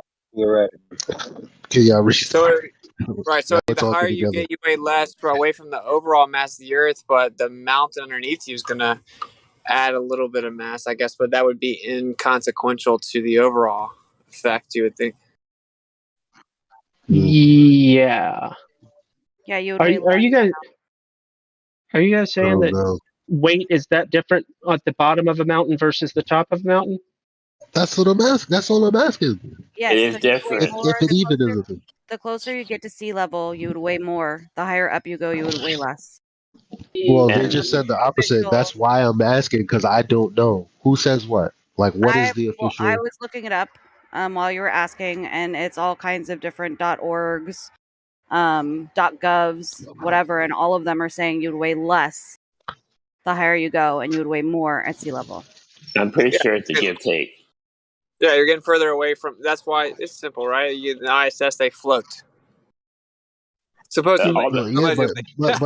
but you're not. But peep this though. You're not getting further away from Earth because you're standing on top of the Earth that's protruding out of the Earth. There's more mass there, if anything. Shouldn't you be But heavier? you're still further away from the core source of the quote unquote Nah, gravity, which is the Hold, overall mass of the Earth. I'm saying. I'm nah, just saying. hold, hold, I'm saying. I'm hold, not rolling. hold on though. I'm Hold not hold on. rolling. Hold on. The percentage, just like I was doing the percentage before, the 0.3% thing the percentage difference between the bottom of a mountain and the tallest mountain compared to the 3959. Let's say you are 5 miles. So we'll take 3959, right? 3959 divided by 3964, right? 3964.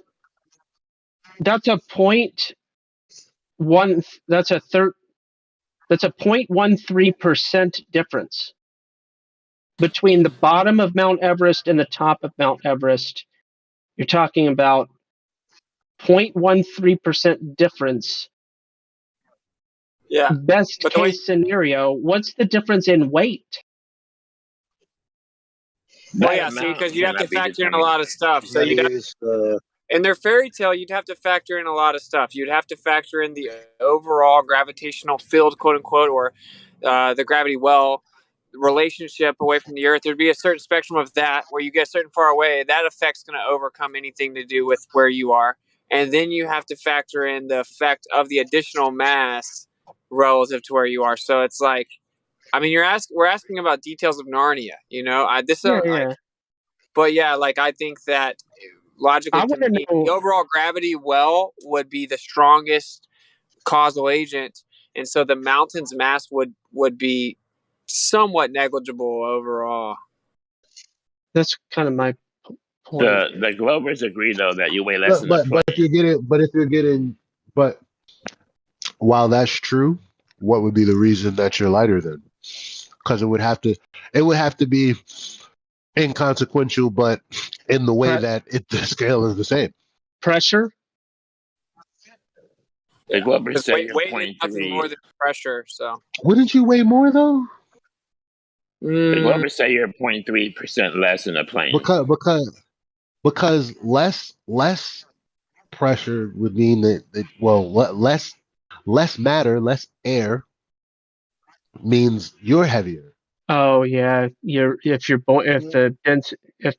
if the medium is less dense, then yeah, I get what you're saying with that. the reason you wouldn't weigh more is because if you go up to equipotential electric field lines, which we have on the Earth, right? At the mountain, it's really high, but you don't have that huge differential because you're standing on the mountain right beside it, right? So it's like there's not that huge area of differential. So I don't know, actually. I've never weighed myself on a mountain, but Yeah, me either. Because I don't even know if it's true or not. I'm just I saying think if that's what it you'd actually. I from don't even get in it. the Has anybody weighed themselves like 5 times in the same day and seen like 5 drastically different numbers, like I was gonna say plus that. or Yeah. minus 3 or 4 pounds? Sure, but we'll grab No, a no. 5 pound maybe. stone of, Yeah, aluminum. Yeah. yeah. I got you. Right. So it's like, Good, it's good interesting. point. I don't know, actually. Because the grounding would be all the way up, right? Because the earth is the ground. So you would have that differential still there then. So I'm very interested, actually, what would happen. I don't know. The Wait, difference differential is the in a higher, like in you being lighter or you being like which way is it supposed to be in that instance, lighter or heavier? So I'm saying I actually don't know, right? Because for one, you could argue that, well, you have that whole area of the 100 volts per meter going all the way up to that height, right? But at the same time, you have the mountain, which is the ground of the earth, going all the way up to that point, and you're actually connected to it. So I would say that you would weigh more. I don't know, actually, maybe less. I would say you'd weigh less because it would be less force because less pressure has to be mediated, right? But it's also I don't know. interesting because they say, in water, you would weigh less, but you would be closer to the gravitational pull if you were in water, like towards the sea, but you would still weigh less because it's the medium, right? Yeah, of course. Of course, what they say is completely ridiculous. It's like, then you have to define weight properly. We talked about this Yeah, earlier. so you'd weigh the same. Just because you're in water doesn't mean you weigh any different. You're just different buoyancy, right? Well, you No, measure that's it, just but how would you measure it? that's because it's all conventional anyway. So once you change the medium, you're not even saying the same thing or having the same Right. Yeah. conversation. It's not this. Yeah. Exactly. That's. Yeah. I got you. So you have to weight is pressure. That's all it is. It's the force. It's pressure over a certain area pushed down on the scale. Weight. It's pressure mediating or equalizing. That's all way it is. Obviously, it's very relative to density relationship, but that's not it. And I don't want to get all the way back into it, but Well, yeah. it's It's like, complicated, obviously. well, it's not that complicated. Everything's electrostatic. You're in a field, and there's a downward current. As you increase, you get more positive charge because it increases 100 volts every meter. So you keep on getting more positive energy the higher you go. That positive Right. energy creates a downward current to the earth, which is going to be negative. It's just like a ground. It's an electrical ground, basically. Yeah. It's just very weak, right? It's very weak on like the material scale that we observe things. So I don't know that it would have too much of a change. So you'd have to have a very intricate weighing mechanism, like a very sensitive. And then I would be interested to know the results because I'm right now I'm actually not sure. Thinking about it. Because you're way higher up in the pot, there's way more positive energy around you, and then you have that ground right there. So you would weigh more. Like intuitively, I want to say more because that all that pressure is mediated over a much shorter distance, so it's going to be more powerful of a force. Because all that positive is going right back to that negative, but super fast. It doesn't have all that medium of air to travel. Does that make sense at all? Yeah, that makes sense. I It have does no to idea. me. Yeah. I It would say does to that me. makes It sense. actually makes sense to me completely. I mean, I know I hear a lot of people say that they don't get what you're talking about when you say it's electrical, but it does. It makes absolute sense to me. Just like it's similar to electromagnetic fields. I mean, a lot of people think that electricity actually flows in the wire, but it doesn't. It flows. It's a magnetic field that flows outside the wire that actually makes electricity work. Correct. But still, I'm saying Another just to, deception that makes I things don't difficult for us to understand. I don't know the answer. I'm literally just speculating. I actually don't know.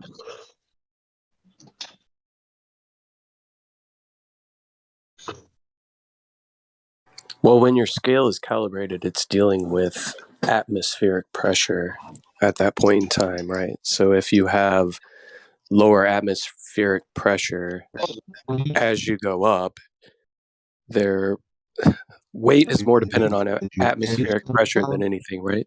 Okay, so You're roboting, Elijah. You're roboting, Elijah. That would also mean if you were losing pressure, then that means you would actually have to get to a point where the pressure stopped, right?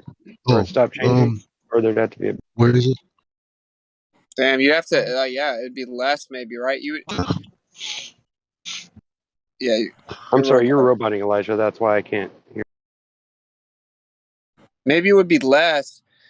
You'd have to factor it all in and see what's the most powerful thing. Now that you say that, yeah, actually, honestly, the density of the air would probably be the primary source of pressure that you're measuring, because all you're measuring is the pressure of down. It's like a caveman. Like scales are like caveman technology, right? It's just measuring the sum downward force, the sum pressure over area that presses down on the scale. It's like a weighting is scratching his basically head. balancing it with something that's equal to it, right? That's why I always feel like this is almost get the right. Is almost like a trick question, right? Because you weigh the same, or an object will weigh the same, no matter where it's located, unless the problem is we define weight based off of the weight of certain objects at a certain density, right? So when you're changing the density of the air, then you're not necessarily changing the weight of the object per se. You're just changing its relative weight based on the density. I don't know. Does anybody understand? No, it's starting to make me understand why they call it relative, because it gets twisted up so easy. All right, shut it, zip it. All right, it's time to yield the floor to ladies' night. Okay. What lady's gonna kick it off? Nice. I almost forgot. No, I shall not be silenced. No, I'm sorry. My bad. I didn't know I was hot micing I will earlier. gladly give in. I will I gladly. hope the ladies have a good ladies' night. Yeah. I'll be listening.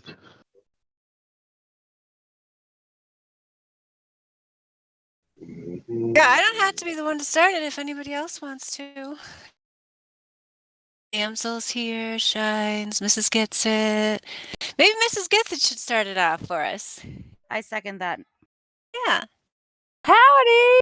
Hi. Hey. Introduce us. Right, ladies. I'm trying to remember how to do this. Just do roll call. I guess you already did that. So, why don't you just tell us if you've had any big events happen in your life in the last week? Nothing. No, nothing too major. Just found this guy and we got married on the beach, so that was cool. Yeah, I saw the pictures. Very nice. It looked very great. Paradise-like. It all worked out. There was no rain that day, so we lucked out. Well, congratulations. Yeah, your photo is amazing. It's so beautiful. I'm so happy for you both. Thanks. There was like a mix-up with the photographer. Like there was just multiple photographers with the same name. So I had followed this person on Instagram and I thought that this lady was going to come take our pictures and the wedding's fine. And then I turn and this lady comes up to me. She's like, "Hi, I'm so-and-so to take your picture." And I was like, "Who the heck is this person?" So it worked out though. She did a good job. My bad for not researching it better, but anyways. Do we have any Globers in the building? Well, we had Little Dancing Bear. Should I unmute Little Dancing Bear with no rolls? Sure. Might as well try it. Little Dancing Bear, you're unmuted if you would like to speak to the ladies of Flat Earth. Oh, we also have Oleandor with no rolls. So if we strike out with Little Dancing Bear, we could try Oleander. Hi. Or if anyone... Yeah, somebody said hi. Who was that? Oh, this is Little Dancing Bear. Hi there. Welcome to the server. Thank you. This is my first time, so I don't I'm just kind of watching and listening. Well, that's perfectly fine. Yeah, we won't force you to talk if you don't want to, although we do like to sometimes, have a little intro, if you're willing to tell us whatever you're willing to tell us about yourself, as little or as much as you wish. Wow. I'll But tell you. if you want to get the VC verified role, you just have to agree, follow the rules that are listed in welcome. And I'm with you there, but then I realized you won't be able to see them because you aren't in the live stream voice text. So just way up at the top where it says welcome. The boys somewhere else sent me in here because they said this was the girls' place to go. But I actually wanted to come to talk to the girls because the girls are best. As far as That's great to hear. Yeah, that's Monkey Tron. Yeah, Little Dancing Bear, just let us know after you've read the rules, and then we can give you the VC verified role. Just a minute, Monkey Tron. Or if anyone wants to formally get it, it's probably you might say easier or more difficult to get it by going up to the VC check-in, depending on who's in there. But at least then you don't have to talk to the whole group. You could talk to just a small number of people. And hopefully, as the server guidelines have been suggested in multiple meetings suggest, it'll just be a quick 5-minute process where you go over the rules and say that you're willing to follow them and so on. So anyway, if anyone's interested in that, you can go up to the VC check-in audio channel and then ping a mod, silver, or gold in the VC check-in voice text. But anyway, Little Dancing Bear, since we already talked to you, you don't have to go through all that if you don't want. You just can send me or someone else a message or just ping us there and say you read the rules and you agree to follow them because you sound like a reasonable person. She could be the greatest troll ever known to man, really but she sounded reasonable to me. I don't know. What did you think, Mrs. Gitsit? No, I think I've seen you on the chat, which it's chat. So I think she's a flat earther. Oh yeah. Okay. Welcome. Thank you. Yeah, I've met Kai before, so hello, congratulations. There are a lot of there will be flat earthers here. That's perfectly acceptable. Monkey Tron, maybe you can just take a second until we call your name. Thank you. Okay. It's like he's having a conversation with himself. He seems to be enjoying it. That means no. How will you know when I want to come in? You've got to allow me to show my face. We'll let you know. You'll know. Thank you.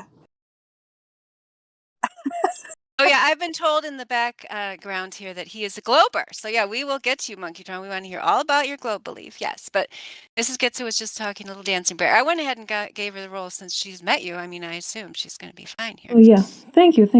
And I can say a bit about myself.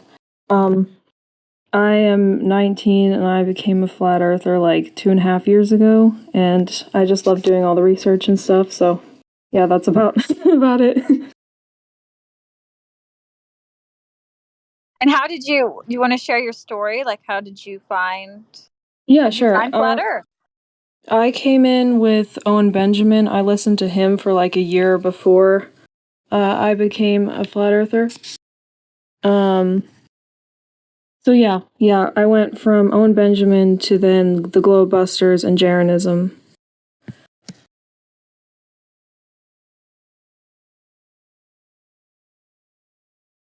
That was a very interesting journey he went on, and I loved watching him go through the entire experience along with him. It was fascinating. So I'm glad that you came in through him, that he woke up to it finally. And yeah, he's been a great advocate.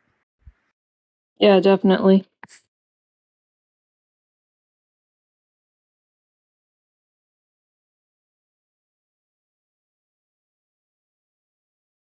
Yeah, well, that's very exciting. You designed some amazing T-shirts as well. So you do like Photoshop design work? Oh yeah. That's really cool. I draw them all like with a pencil and then whip them up on the iPad and then just put them on my T-shirts. Yeah. I would love to see them. That's really cool. I would definitely support you and buy some. That's really neat. Oh, awesome! Especially at Thank 19. Like you got your hustle on. I love it.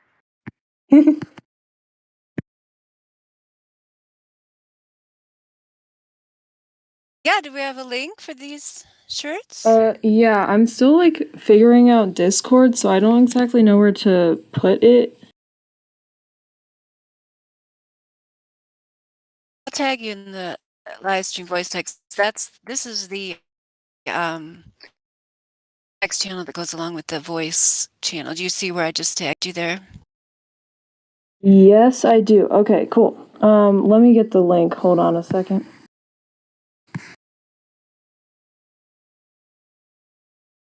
That's cool that you're 19, though. That gives me a lot of hope. Yeah, for the future. That's great. Yeah, I remember this happening with Ladies' Night before with Bambi. Not like we changed time, so it's the same time for us. Ladies' Night is now the same time it's always been in the USA, even though we set our clocks forward. Yeah, so on the clock it says it's the same, even though in your view, in other places, it's different. So that's just the way it is, because I don't know what to tell you. Oh, they don't do daylight savings in Scotland? Some places they it's just different. Like some places change it at different times. Some places don't do it. I know that in the U.S. they just passed like a Senate thing that they want to cancel daylight savings. So if that passes, we're not going to be setting our clocks or changing them anymore. We'll just stay at that time always and not go back and forth. I mean, I would guess that's like how it should be. I mean, I don't right? know.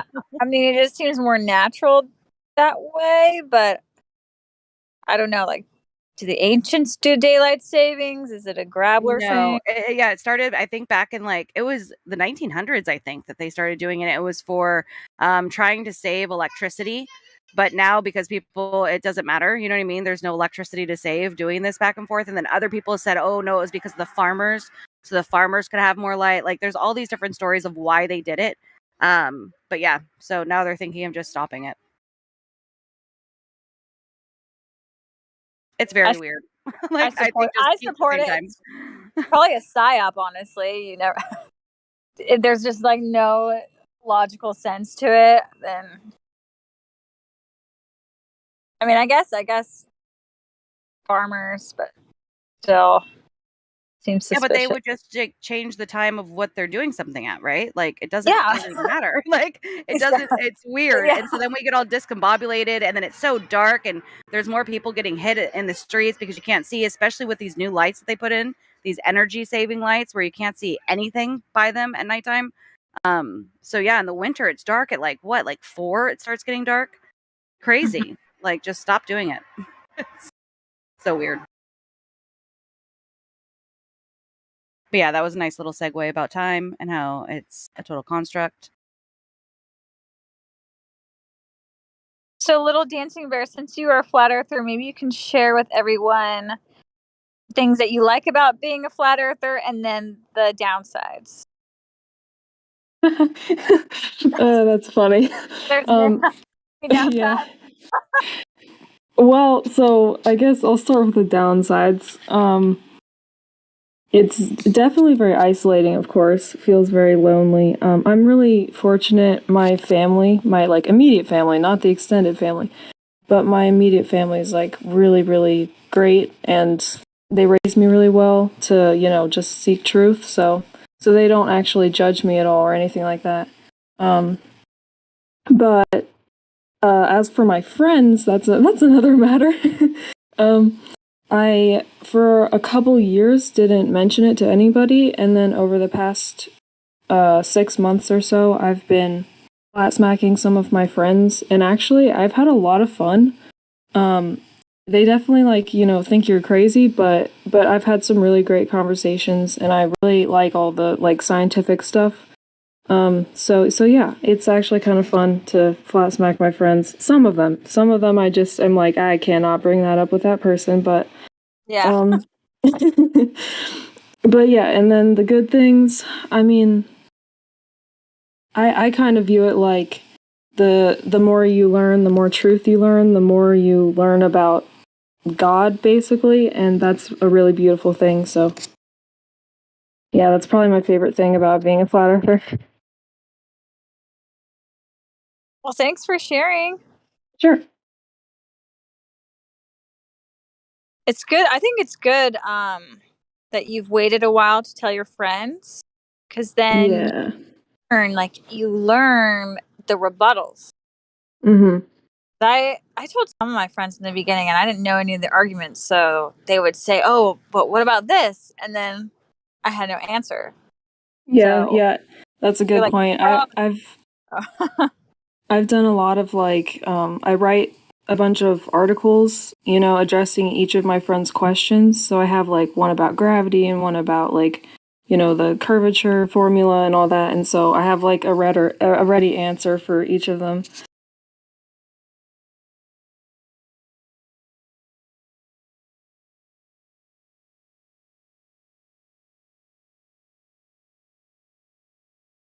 Do you think that we should dare unmute Monkeytron? I mean, if you're feeling adventurous, he's a globe believer. Yeah, you could find out what makes him believe in the globe. I'm curious, aren't you? It's so rare to find anyone these days that believes in the globe. I want to hear it. I'm ready to hear him. All right, I'll unmute him. Okay. What? Can you hear me now? Yeah, we can hear you. Yes. You blushing, Monkeytron. So excited to be here. Yeah, no, this is fun. This is a fun conversation and stuff. Yeah, I don't know. What questions have been You asked? said that you had a question that you wanted to ask, and you didn't want to forget it. So, what was that question that you wanted to ask? Did you already forget it? That's the thing earlier on, because you Or a point. You had a point, not a question. Right, well, what's it going to be then? I said good points, didn't I? There we go. No, can you just leave me here in the background? No, you're For you to just chime in. Oh, America, I have zero agenda. I want chit chat. Hey, it's okay. We love you. That's what I said recently. Yeah. Oh, he's going back to read his comments to see if that triggers his memory. That's always good. Yeah, because if you're in the house, you forgot what you were doing, you can go back to where you were when you had the thought. It was at same 2:16. idea. 2:16. Well, 16 minutes after the hour, you said, "I will forget my point, though," and I said, "Write it down." Yeah, I'm drunk. I am drunk. I'm a drunken person. At least he's open about his flaws. Yes, I think he was drunk last time he was here too. The honesty is definitely welcome. I'm pretty sure he was drunk last time too, guys. Yeah, I reckon she's right as well about that. I will have been. But at the same time, no, it's all right. This was a good discussion. God, I can't remember what you were even talking about now, can I? We want to know what makes you think you live on a globe. Surely you can answer that. Yeah. I don't know. Why do you think you live on a spinning globe? Question. Yeah. Good question. Let's see if I can answer that. Right, because something to do with shadows and boats disappearing over in the distance. Even if you climb a tree, they'll eventually you see boats disappear over the distance. So it seems like we're on a curve. Even if it is a globe, there's a curvage going on. Surely, isn't there? Have you ever seen a boat tilt sideways as it's going over the supposed curve, or do you just see it? Yeah, hang on a minute. I don't want to. That must be like a Route 1 question to the flat earthers, mustn't it? Let's see if I can get a better question. A better question? It was a simple question. I mean, it's a yes or no. Well, you stated it actually happened. Sorry, I didn't hear what your question was. Sorry. Oh my goodness! Then why did you want a better question if you didn't hear it? This is going to be rough, guys. Hey, it was rough last time. I think Monkeytron, you could just go back in the background like you said. He's too drunk. I think you might enjoy it better, and we will too. No, that was. I'm not even sure that you are sure that you know the Earth is a globe. No, I don't know that either. Of course. Good question. Okay. Exactly. How do I actually know that? I've lived in one place. I've travelled. What countries have I been to? I've been to Kuwait, still on the same side. I've been to America, still on the same side, the east side of America. I've been to. I've never been on what I could consider to be the other side of this If it's flat, then I haven't seen that. So, no, you've got a point. I haven't seen it. There is no other side for flat Earth. Everything is all contained. It's like a plate. All the continents are contained with the ocean. There is no. Yeah, okay. That's interesting as well, then, yeah. So when you flew to, where do you live now? I live in the UK now. Okay. That's fair enough, isn't it, roughly? If you want to know exactly, Manchester, currently. Rubbish airport. Manchester, England. You heard that song before? Across the Atlantic Sea. No, you know that one, Monkey Tribe? I like the way you sing. We run around here singing that all the time and imagining the dream of living there on your island. I'm sorry. Go ahead, Mrs. Gets It. Back to your conversation. No, sing it, girl. Sing it. Hey, it was funny. It's funny. I always enjoyed it. Yeah, but yes, I started from the England location, that tiny little weird little foot of an island or something. From there, I've been to Kuwait. That's still on the same side. Japan. That's the furthest I've been to the left by miles. That's quite a long way. Got there. Definitely existed. I didn't see any oceans falling into space or whatever. You know. And we don't believe in that. That's... No, I know. There's some kind of ice walls or something, isn't there? Look into this. I'm not completely. Water has to be contained. But what I want to know, so you know that on different parts of the globe, it's spinning at different speeds. Did you know that? That the closer you are to the center, the faster it's spinning. And then the closer to the poles, the slower it's spinning. Yeah, so the high, exactly. There's other stuff about that. The further you are away from the core of the planet Earth, the slower time goes. No, the other way around. The faster time goes. Isn't it interesting, though? Okay, yes, but then in your travels, right? In your travels, when you were going to these different countries, did you ever feel an acceleration change? Because Globbers can make the argument that, well, I was just a kid. I was just a kid on a plane with my ears popped. It'll really help you out if you don't interrupt me. Thank you. So, isn't it interesting though that when you're traveling, you don't ever have to adjust to this sudden acceleration? You do, don't you? Though, absolutely feel it. You should absolutely feel it. That thing I just said. Your ears pop and stuff. You do adjust. You go. You do that thing where you have to open popping has to do with the change in pressure. Ears popping has to do with the change in pressure. That does not have to do with acceleration. You should absolutely feel. You should almost not even be able to walk because of feeling the acceleration change. They could make the argument that if the globe was spinning equally the same rate everywhere, that we wouldn't feel the change. Just like right, but you absolutely do feel acceleration. So, isn't that odd? Yeah, no, I think that's interesting too. I mean, I don't know. When you were so let's say, I don't know where on the East Coast that you went in the United States, but let's say you went to New York, right? I went to St. Louis. I landed there for a second, and I count that as a place that I've been to. I shouldn't really. And then went to Disney World in Florida. So I've been to Florida as well. But I was only like a little kid at the time, you know. Okay, let's just say that you were in New York City. And if the Earth was spinning... I wish I was. Go on. If the Earth was spinning, then you should be able to... You shouldn't have to actually take a plane across to get to England. You should be able to just hover in a hot air balloon, jump real high, jump, wait, and then land. Yeah. Yes, that should. I see what you. I hear you. I hear what you're saying. And why does that not happen?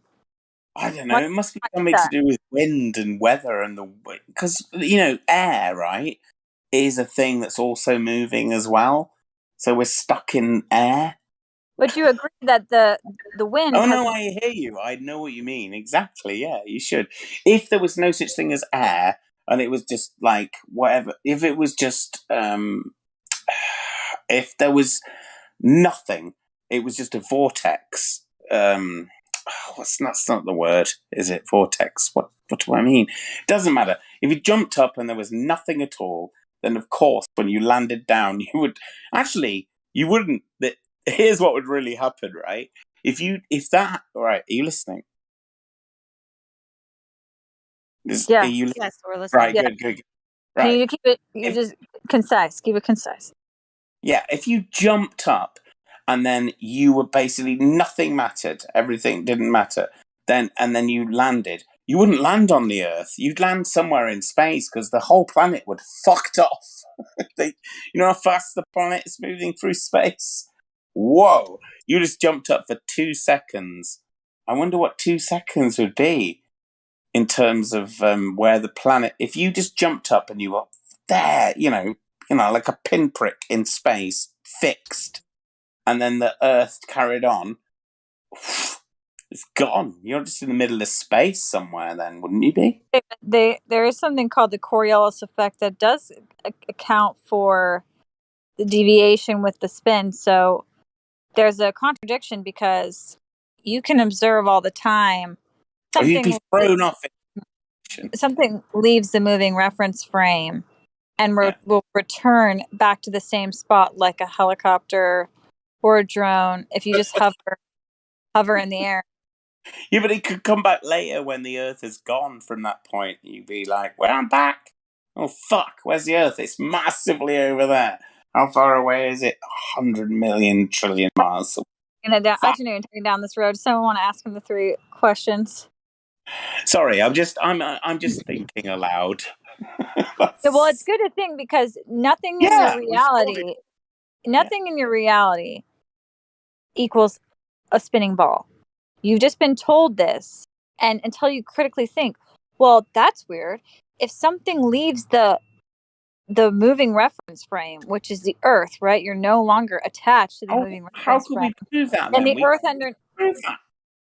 Couldn't we? We just have to poke something outside of the planet's spinniness. Well, you say there isn't a spinniness, so you wouldn't need to bother about that. Just pop something out and see if it still keeps spinning around, and then you go, well, it does. There you go. All you'd have to do is hover a drone in the air, no longer physically attached to the Earth, which is moving. You would just have to remove it from the Earth and see if the Earth moved underneath it. I'll film it as well. What is it? Sorry. I'm interrupting. I liked your idea, Mrs. Gets it, of somebody going through the to get focused. I don't know. Are any of the ladies up to doing that?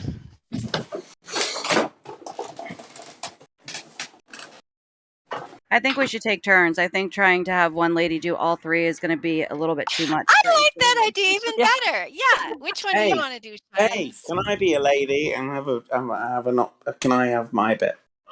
Just because I'm a man, I could still be a lady. Your bit, like you're trying. You're the star of the show here in the first half hour. I mean, who else would be?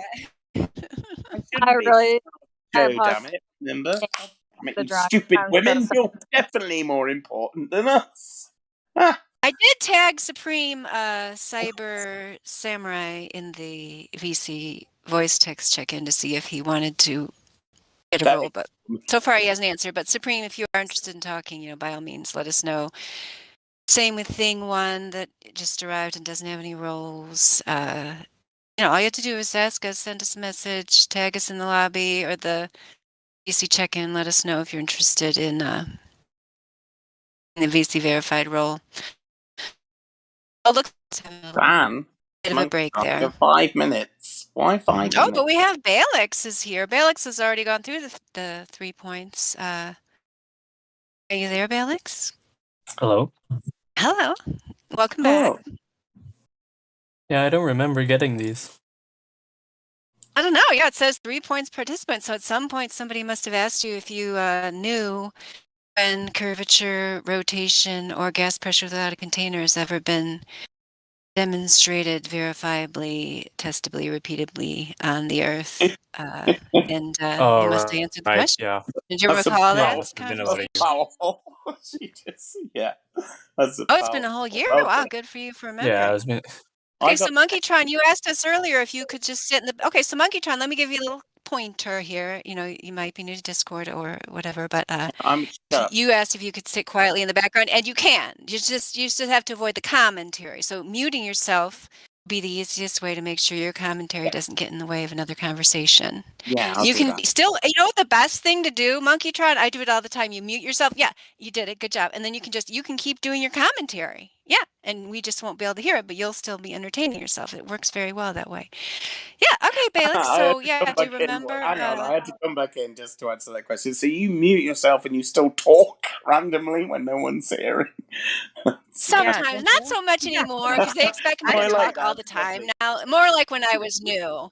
Yeah, and I didn't know these people very well. Like now, I just tell them what I think, and then I do they it talk even to when me I'm or send me irritated. I'm stuff like, like oh my that. god, this guy. Oh my gosh, this whatever. I totally talk to myself. I have no issues with that. So you know, Shines, you know. Yep.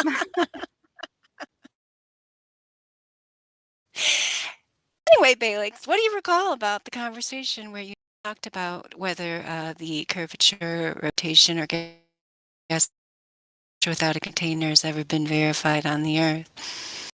Yeah, I got taken through the. Are you there? 3 points moderator. So. What do you remember about it? Like, Not much actually. The Black Swan experiment, I think. And something about a helicopter not moving when it flies up.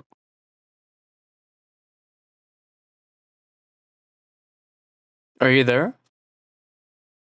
Oh yeah, I'm here. Yeah, cool. Yeah, that's like what Mrs. Gitsu Okay. was just talking about with Monkeytron. Yeah, I mean the helicopter. Yeah, it's just kind of a thought experiment that there's usually not a very good answer for. They used to have a link up to a physics website that claimed it was because the atmosphere moved with the Earth, and some low-level globers will still claim that, but like they're too embarrassed to even have it. I think it was on like physics.org or something several years ago. Now they have taken that down because that's just too embarrassing. They just try to pretend it didn't happen. Nobody asked that. We don't want to answer. I never knew that. But I never knew they took it down. That's interesting. Oh, and of course, Well, gas pressure. Heard about that a lot. It's a footnote that I had from. Heard about the gas pressure. Yeah, it shines. It might still be somewhere. I don't know. It's a footnote that I had in the paper that I wrote in 2016. When I went to check the footnote, it was down.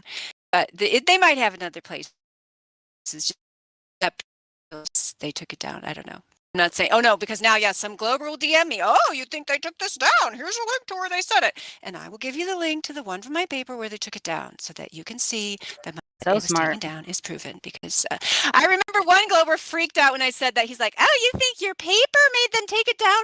No, I never said that. I just said it's not there anymore. You can draw whatever conclusions you want because we all know correlation Hey, is can not I say something? Anywho, we're going back to Balix. He said something about the gas pressure. No, so it's what is it you remember really about quickly. Okay, go ahead, Heckler. What is it, Monkeytron or whatever your name is? I'm not You're allowed for some reason to put text into the. Because you're on a ban for 5 minutes. You're in cog dis for 5 minutes, and which also means you shouldn't really be talking for the 5 minutes. I know. Don't know why that's happening. But you're having a grace period where you're allowed to speak but not type, Monkeytron. I was shutting the fuck up, wasn't I? Properly. Yeah, Shines told you to write, but you don't have to just type. You can write using a piece of paper and a sticky note or back of an envelope. And then what? Post it to you through the post with a stamp on it. Yes, that's right. Absolutely. General delivery. Hey, it's not fair. Look, if I can't speak audibly. Mary Mom, general delivery, United States of America. I'm sure I'll get it eventually. Yep. All right, whatever. It doesn't matter. It's I'm still enjoying this. I'm glad to hear that. Thank you for the feedback. Balix, what do you remember about the gas pressure? Newton's second law, I think, was mentioned, or second law of thermodynamics. Not much. You know, it was a year ago, right?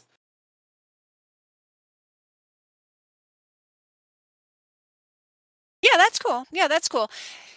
Yeah, so basically, what we are, what the reason why we have the 3 points, Balix, is the first two are to kind of let the person themselves come to the realization, which you've already done since you've earned the role, that You're kind of breaking up for me. Okay, I don't know. Does anybody else want to take over? Because I don't always have the best signal here. Explain to him what the point of the 3 points of the gas pressure is. I don't know if anyone wants to discuss that with him. Is it still am I still breaking up? No, you're fine now. Okay. Okay, I'll just try not to turn my head. Anyway, Balix, the first two is to have the person, hopefully, which maybe in your case you did, come to the realization that either they don't know when when curvature or rotation of the Earth was ever scientifically verified, or to admit, ideally to realize that it has not been scientifically verified. That's the whole reason we're here, Balix. That's why we're here 24/7, day in, day out, because we're still waiting for any kind of scientific, aka verifiable, testable, repeatable evidence that there's either curvature or rotation on this Earth where we live. And then the gas pressure one, like you said, that aspect of it, it's interesting, especially for people that are interested in the outer space fantasy, which we will allow you or anyone else who loves science fiction and outer space to continue. You can continue to watch your Star Trek, your Star Wars, your Matt Damon Goes to Mars movie, or, whoever else they're saying goes to Mars these days. They even try to say that actual people are like, what do they say now? They're saying people went to the moon, and they say people are going to go to Mars one day. Yeah, you just get back to me when that actually happens, because I'm here to tell you, Balix, it's not going to happen, because this fantasy realm of outer space is nothing but a science fiction fantasy. So I recommend, if you're going to stick with the fantasy, just stick with the Hollywood version. It's way better. They have better actors, better special effects. They put more money into it. I don't know what NASA does with its millions of dollars it gets a day, but definitely doesn't put them into their computer animation or their acting lessons for their astronauts, because they are just bad science fiction. It's not even good. A lot of people who just have common sense can just look at some of the nonsense here and be like, yeah, they're just obviously faking. I mean, you're not even looking at the harnesses that you can see, the obvious CGI, the fact that on NASA.gov they tell you they create the image of the globe to match your expectations of what the Earth looks like from space, and so on. So, anywho, the whole point is that this fantasy medium of outer space, which is a vacuum or near vacuum of outer space existing right next to the atmos of Earth, is a complete impossibility. And in fact does not exist, and has no verifiable evidence that it does exist, and in fact has piles and piles of counter evidence that shows that it cannot in fact exist. So that's what that. So why can it not exist? Oh, good question. It can't exist because we breathe in the atmos. We have we here have this mixture of oxygen, nitrogen, and other trace gases, which we breathe in order to exist here on Earth. Also has, of course, carbon dioxide in it. And as we observe gas at all times, disperses to fill all available space. If the atmosphere were right next to this vacuum or near vacuum, then it would disperse also to fill all available space, because we've never seen any demonstration of gas pressure existing without a container. And it is claimed, that's why they come up with all these, fantasy stories like the dark matter and the this and the that and the purely theoretical bending, warping of space-time and all that, is because they want to still say the same laws are holding out there as here. Although why they want to say that, I don't know. I mean, why when they made up the story, they could have just said, "Oh yeah, once you get past there, then things are totally different. Yeah, everything works different." So now it's like this. They're probably like kicking themselves. Gosh, why do we say it works the same up there as down here? They really got us on that. But anyway, they did say that, and so therefore we got them on 17 trillion counts, and counting. Like it just never stops. The counterexamples to go against their claims, which are easily falsifiable, and we've falsified them many times.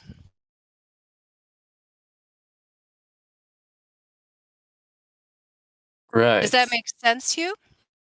I mean, or ask me more questions if it doesn't. Well, I don't really think the gas pressure without a container is true. If you have something pushing the gas, you can still have gas pressure without a container. If you have Wait a second. So go ahead, how do Tubbs. you I didn't have? hear what he I was said. just going to say, how do you have something with pressure without something pressing on it? Well, let me. So say there is this. a container. So either way, you still got a container. Yeah, so I had this conversation actually last night with Writing on Eggshells, and their answer to gas pressure without a container was wind on a billboard, the wings of an airplane, a fan against a wall in the house.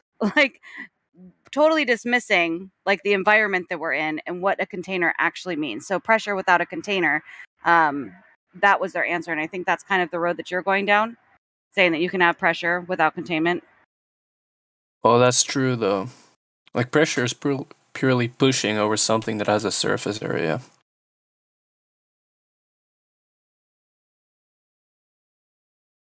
That's the definition. Yeah, but you're missing the point of like what this world is, what we live in, that there, and the fact that we have pressure in the first place. You guys are just taking wind, right? Well, even to have wind, you have to have something to hold the air to make wind. Exactly. So you still have a container. I think you're missing my point. I'm just saying pressure is something pushing on something that has a surface. That's what pressure is. That's all you need. You still need the oxygen, the gases there to create that in the first place, is what they're trying to explain to you. Yeah, that's true. The collision of How the do molecule. you focus on that first? Yeah, and that's the difference between gas, liquid, solid. There's differences in matter and consistency and density and buoyancy. There's a lot of factors than just gas. I don't know why we get fixated on that one, but it's a factor, but there's a lot more things too. The point is, you can't take what already is all of like the environment and then say, oh, okay, wind, that's gas pressure without containment. Like we're talking about like the earth, all that is. You're totally missing the point. Sorry, my son is with me right now, so if somebody else can hopefully explain that to him better than I am right now. Well, I think your point is that they're demonstrating a pressure that is already inside a container.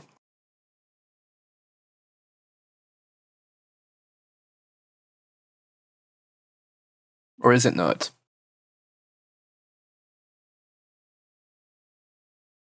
Are you talking about the ozone layer? No, not really. You're imagining that there's some kind of barrier that's keeping our environment separate from space. That's what they call it? No. Okay, so what do you think is the container? There is no container. That's the point.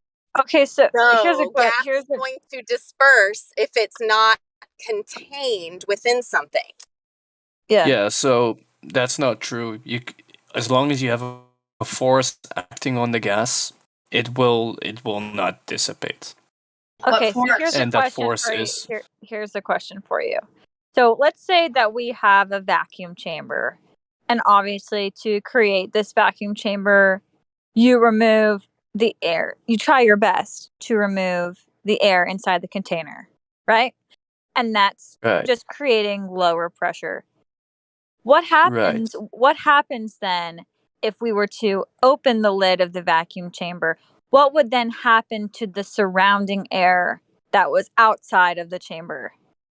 Yeah, I know what you're going for. So air will flow in. Now, air Yes. does try to flow out into outer space. The thing is, there's a force stopping it, and we call that gravity.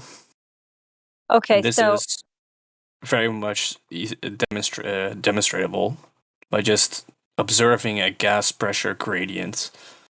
As you go up, pressure goes down. Generally. It's a little bit more complicated, but generally it works like that. okay, but to have the to have the gradient is a result of gas pressure itself. Right? So once you have the pressure, then within that there's a gradient. And what you said is true. The further up you go, there's less pressure, but you have to still have gas pressure to begin with. And that you can only have with the container. Now, you said that gravity affects gases, but I see helium rising. So now what? Yeah, so buoyancy is to blame for that. Okay, so helium rises. So okay, let's say that the gas in the exosphere, the outermost layer of this fake atmosphere that we allegedly have. Like, we have atmos, but the fact that it's a sphere is a lie. So that gas, you said it escapes. They admit gas escapes from the Earth. Well, then when that exterior layer escapes, then the next layer becomes the outer layer, and that will escape. And then the next layer becomes the outer layer. You see what I'm saying? Even Yeah, if a so little bit of gas is escaping at all, then all of the gas will escape here on Earth. why? Why? Because with entropy, it wants to seek its equilibrium instantaneously. So, like I just said, the exosphere, so like the gas in the thermosphere will then become the gas in the exosphere, and the gas in the exosphere will leave. And then the next layer will become that layer, and it will leave. It will just continue to leave. Doesn't stop. Entropy, gas wanting to seek its equilibrium will never just stop. Well, good that you bring up entropy, because you can't really prove that the Earth is a closed system by using the second law, because it only applies to closed systems. Sorry, say that one more time for me. The second law of thermodynamics only applies to closed systems. So That's why it's perfect for the Earth. no, Because it's we not. have a pressure gradient. Because we have a gradient. That also, we have gas pressure. Please let me explain. If you want to prove the Earth is a closed system, but to do that, you assume the Earth is a closed system by using the second law of thermodynamics. You can't do that. That's a circular argument. We know that the Earth is a closed system because we have measurable gas pressure. Yeah, and you can have that's that not without a circular. container. That's not a circular. That's a consequence. And you can Gas also pressure is prove a there's a consequence of containment. no, not really. You can also prove that there is a force holding down molecules because there is a gradient. That implies energy loss over height, which implies a force. What happens when the wind hits a billboard? It causes pressure onto the billboard. And then what happens after that? What happens to the wind that hits that billboard after it causes the pressure on the billboard? It slows down. Or it just slows reverses. down right there. It just settles. No, not really. Well, or does it continue to move? It's quite complicated. It's not quite complicated. It continues to move. It'll hit the billboard and it'll either go up, down, left, right, backwards. It can't go through the billboard unless it breaks through. If there's enough pressure, it'll break through that billboard and it will continue moving, right? It's not, I mean, this is just like, inherent stuff. We don't need math for this. This is just like a thought experiment. What happens to the wind when that happens? Or if you're in the house and you have a fan against a wall, what happens to that? When you open the window, what happens to that gas? So what's your point here? And it will leave. I'm saying that if there is no containment on Earth, it would just go out into the quote unquote outer space vacuum that they say exists. It would just disperse naturally. So let's say you ionize your gas so that it becomes charged, and then put it next to a negatively charged plate. That wind will experience a force holding it back. If that force is large enough, it might even start building up pressure and not even dispersing at all. Cool. So you're talking about like weather manipulation now? No. So we're just What do you mean? Well, you're saying that we can stop the wind from doing certain not things. really weather at all. Just have a pocket of gas, ionize it, so charge it, and put it next to a negatively charged plate or a positively charged plate, depending on what you did. It will hold the gas back. It will even pull it towards the plate. That actually does happen here. Yes. Okay. I'm glad you brought that up because that is happening. That's called electrostatics here on Earth. There's an electrical gradient within the atmos, and there's it's a downward current towards the Earth. The Earth is negatively charged. I'm going to butcher it. Witzik can describe it so much better than me. But the Earth is a negative charge, and the gas is positive charged, I think. And yeah, there's an electrical gradient.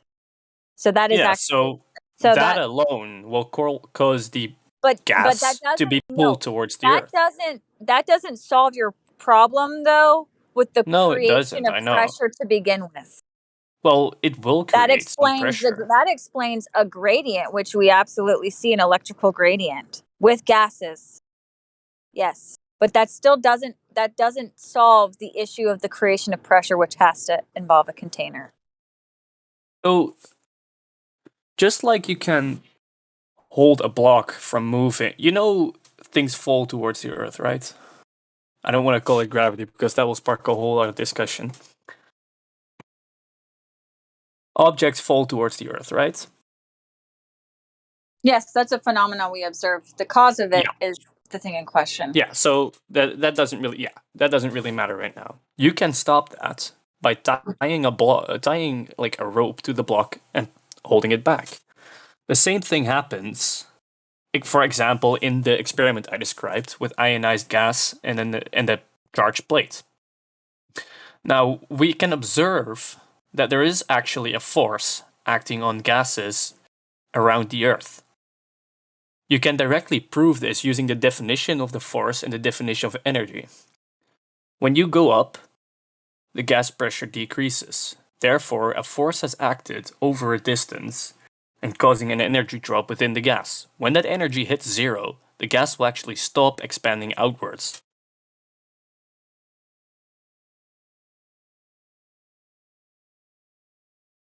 It's a simple physics equation. Energy is force over distance. Multiplied by distance. It's what goes up must come down. You're disproving gravity right there, bro. Not really. Well, I will agree with you that there is an electrical gradient, and the negative charge of the Earth does cause a downward current but gases still require a container, and the issue that you have also with gravity is you're observing the things going down, but gravity itself, the explanation of what's going on can actually be proven with the scientific method that it's electrostatics. That's easy to do. You cannot prove that it's the bending and warping of space-time. I don't really care what causes it. I just know there is a force. That matters a lot because one explanation is saying that there's this vacuum of space and it's the bending and warping of conceptual ideas, which is space and time, that's causing this. The other is just explaining that the Earth is electric. Well, Yeah. no. Why did you call it a force? They both? Why did you call it a force? What do you mean, call what a force? You called gravity a force. No, I didn't. I called the effect of gravity a force. Yeah, you're still... Gravity is not a force. Is it the cause and effect? No, gravity causes a force. It's not a Gravity force. does not cause a force. It does cause a force. You said it was... So it's the effect, it's the cause. Which one is it? It causes a force. Gravity causes a force. Then what's the effect of gravity? It warps space-time. So gravity. So it's the cause and effect. Oh, no. No, gravity is the result you're tripping. of the bending and warping of space-time. You said it the other way around. Oh, sorry then. I don't really know. But I just know that there is a force acting down. Okay, so how do you know that? Where do you Like hear I that gravity is explained. When you drop an object, it falls. Therefore, it accelerates and it has mass. So there's a force. That's the definition of what a force is. Okay, you're just A mass observing the accelerating. effect now, but you're observing the effect. Yeah, but I don't really care about the cause here. It's about gas pressure, not about gravity. This You just said it was the cause. You're now just you're saying it's the intertwining them, effect. though. You're saying Yeah, that he the is. gas pressure is caused by gravity, so it definitely does matter what gravity is. Well, no, you just need to know the cause. For this argument, you just need to know the cause. You don't need to know everything that goes behind it. You're saying that the cause is the effect. Exactly. That's exactly what he's doing. It's quite Over irrelevant. and over again. The cause cannot be the effect. That's not how things work. It can't be Yeah, cause I'm and not effect. saying that. You How are, am I though. saying that? Over and over again, Explain. you've been saying that. Explain. Oh my goodness. You're saying gravity is causing things to go down. He said that the like cause that. was the force of going down. He says the effect is gravity, which is it's the same thing. Like, and you kept switching them up. You were like, oh no, not the cause. Oh no, it's the effect, because you are confused, because it doesn't make sense. So I can't even reiterate exactly doesn't what really you've matter. been saying, because you keep flip flopping it, which It doesn't is really you matter. doing it does matter. Gravity No, it cannot doesn't. be a cause and an effect. Yeah, it but that's does a whole matter. other discussion. We're talking about gas pressure here. You What can is the leave cause gravity of out your of it. gas pressure? You've claimed that you have a cause for gas pressure. We have ours, which is containment. What is yours? The force pulling objects to the earth. And what is that force called? It doesn't matter. Then you are not arguing fairly or honestly. That's What do you purely what mean? this is. You just said that you wouldn't name it, even though that's what you are using. You are throwing gravity as your cause for the gas pressure. Let's just period. forget the name then. I don't really care about the name. It I matters just care because about we're the going to effect. be consistent about what we talk about, and your theory, or whatever you're trying to get at, has to match with the globe. I am consistent.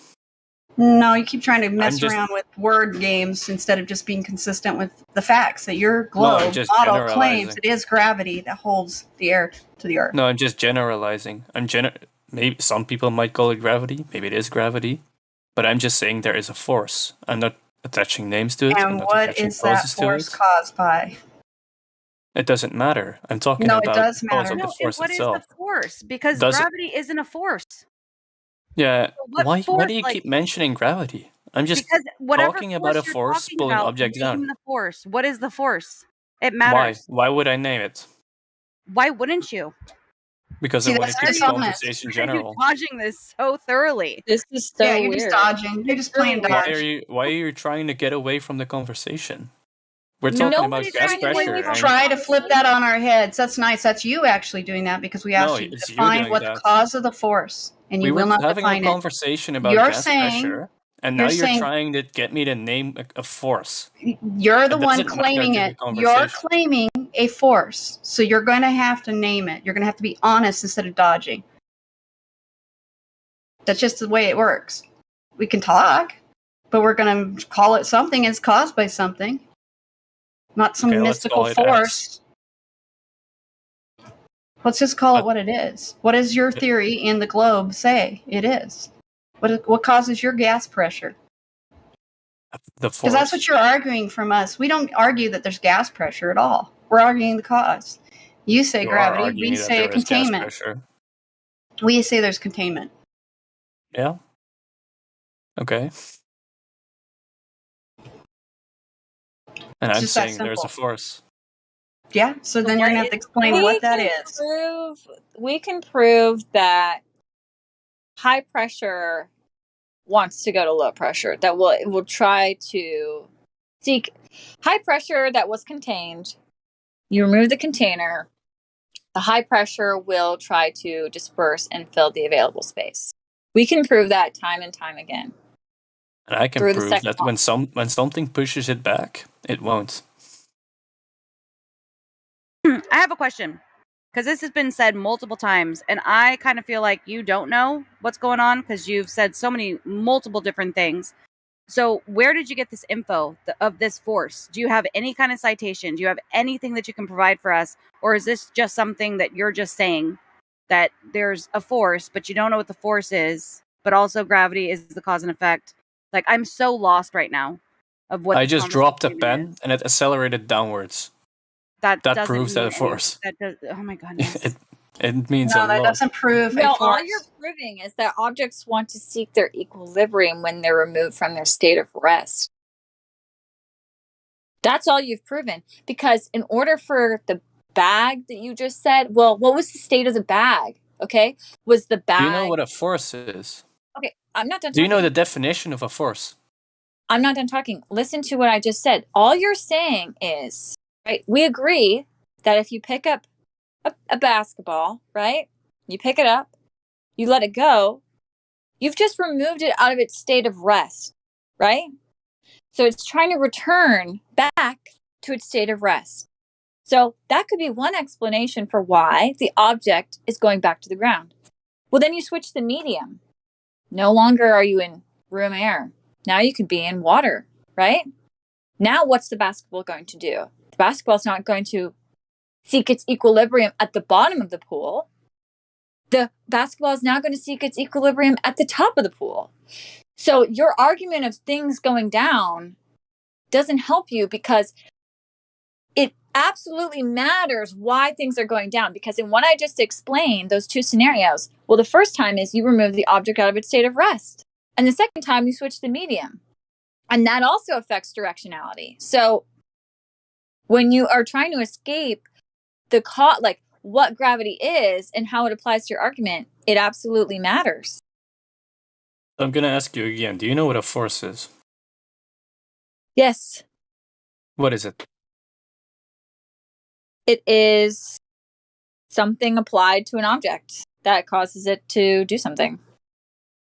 Something applied to an object that causes it to do something. So I'm going to be a little bit more specific here. It's a mass accelerating. That's what it is. That's the definition of a force. Define mass. Define mass. That's not just... No, what she said is also part of the definition of force. It's not just a force causing the object to accelerate in velocity. That's not just what it is. What did you say? I thought her definition was really good, especially in her own words, showing her own understanding. It was a great definition. I agree, Bree. Wait, her definition was good? Yes, Say that again. Something applied to something, right? You said that her definition of force was not right. That a force is only a force causes like an object to change velocity or to accelerate. That's not what just force is. Force is also the influence that can change the motion of an object. The things you just described are the same. And no, it has something to do with velocity, but the definition is really a mass accelerating. A mass traveling with a velocity. No. And not accelerating. Can cause an object to accelerate. It doesn't mean that it always will. So no, your definition of force is not right. Actually, it is. I'm just going to paste my source, and then you can argue it with your source. How about that?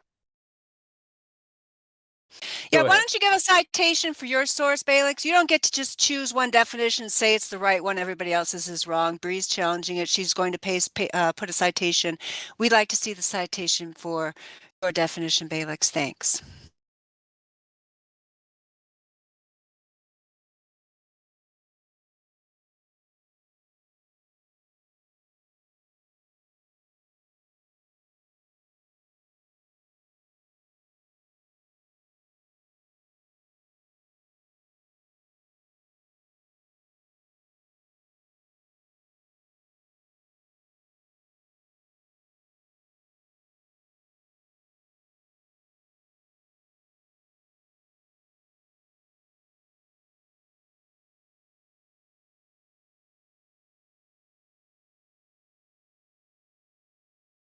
I love how even in Breeze it says an object rather than mass.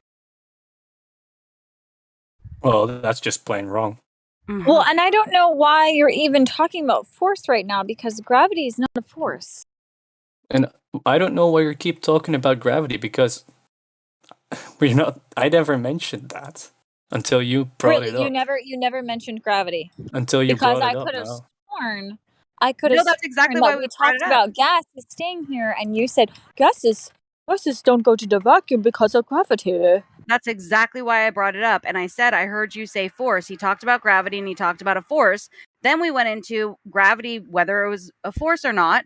Then that got all jumbled up because he was doing cause and effect. Then he said he doesn't care what the force is. There's just Actually, a force. you were very much twisting my words. I said there was a force, and I didn't want to put a name on it. Repeating exactly what you said, and it's recorded. That was the rundown. Yeah, that's what happened. Yeah, and you can say you don't want to put a name to it all day, man, but like in the end of the day, that's not science. You're not proving anything.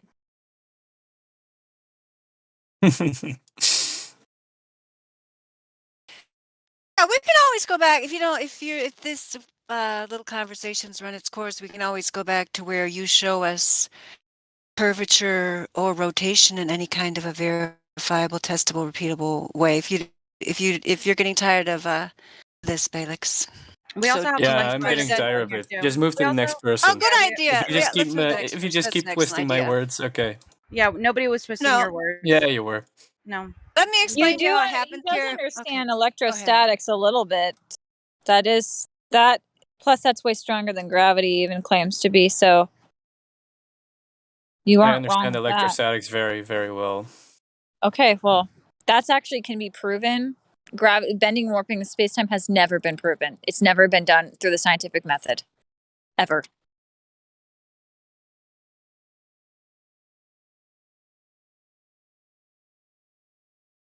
And that's a problem.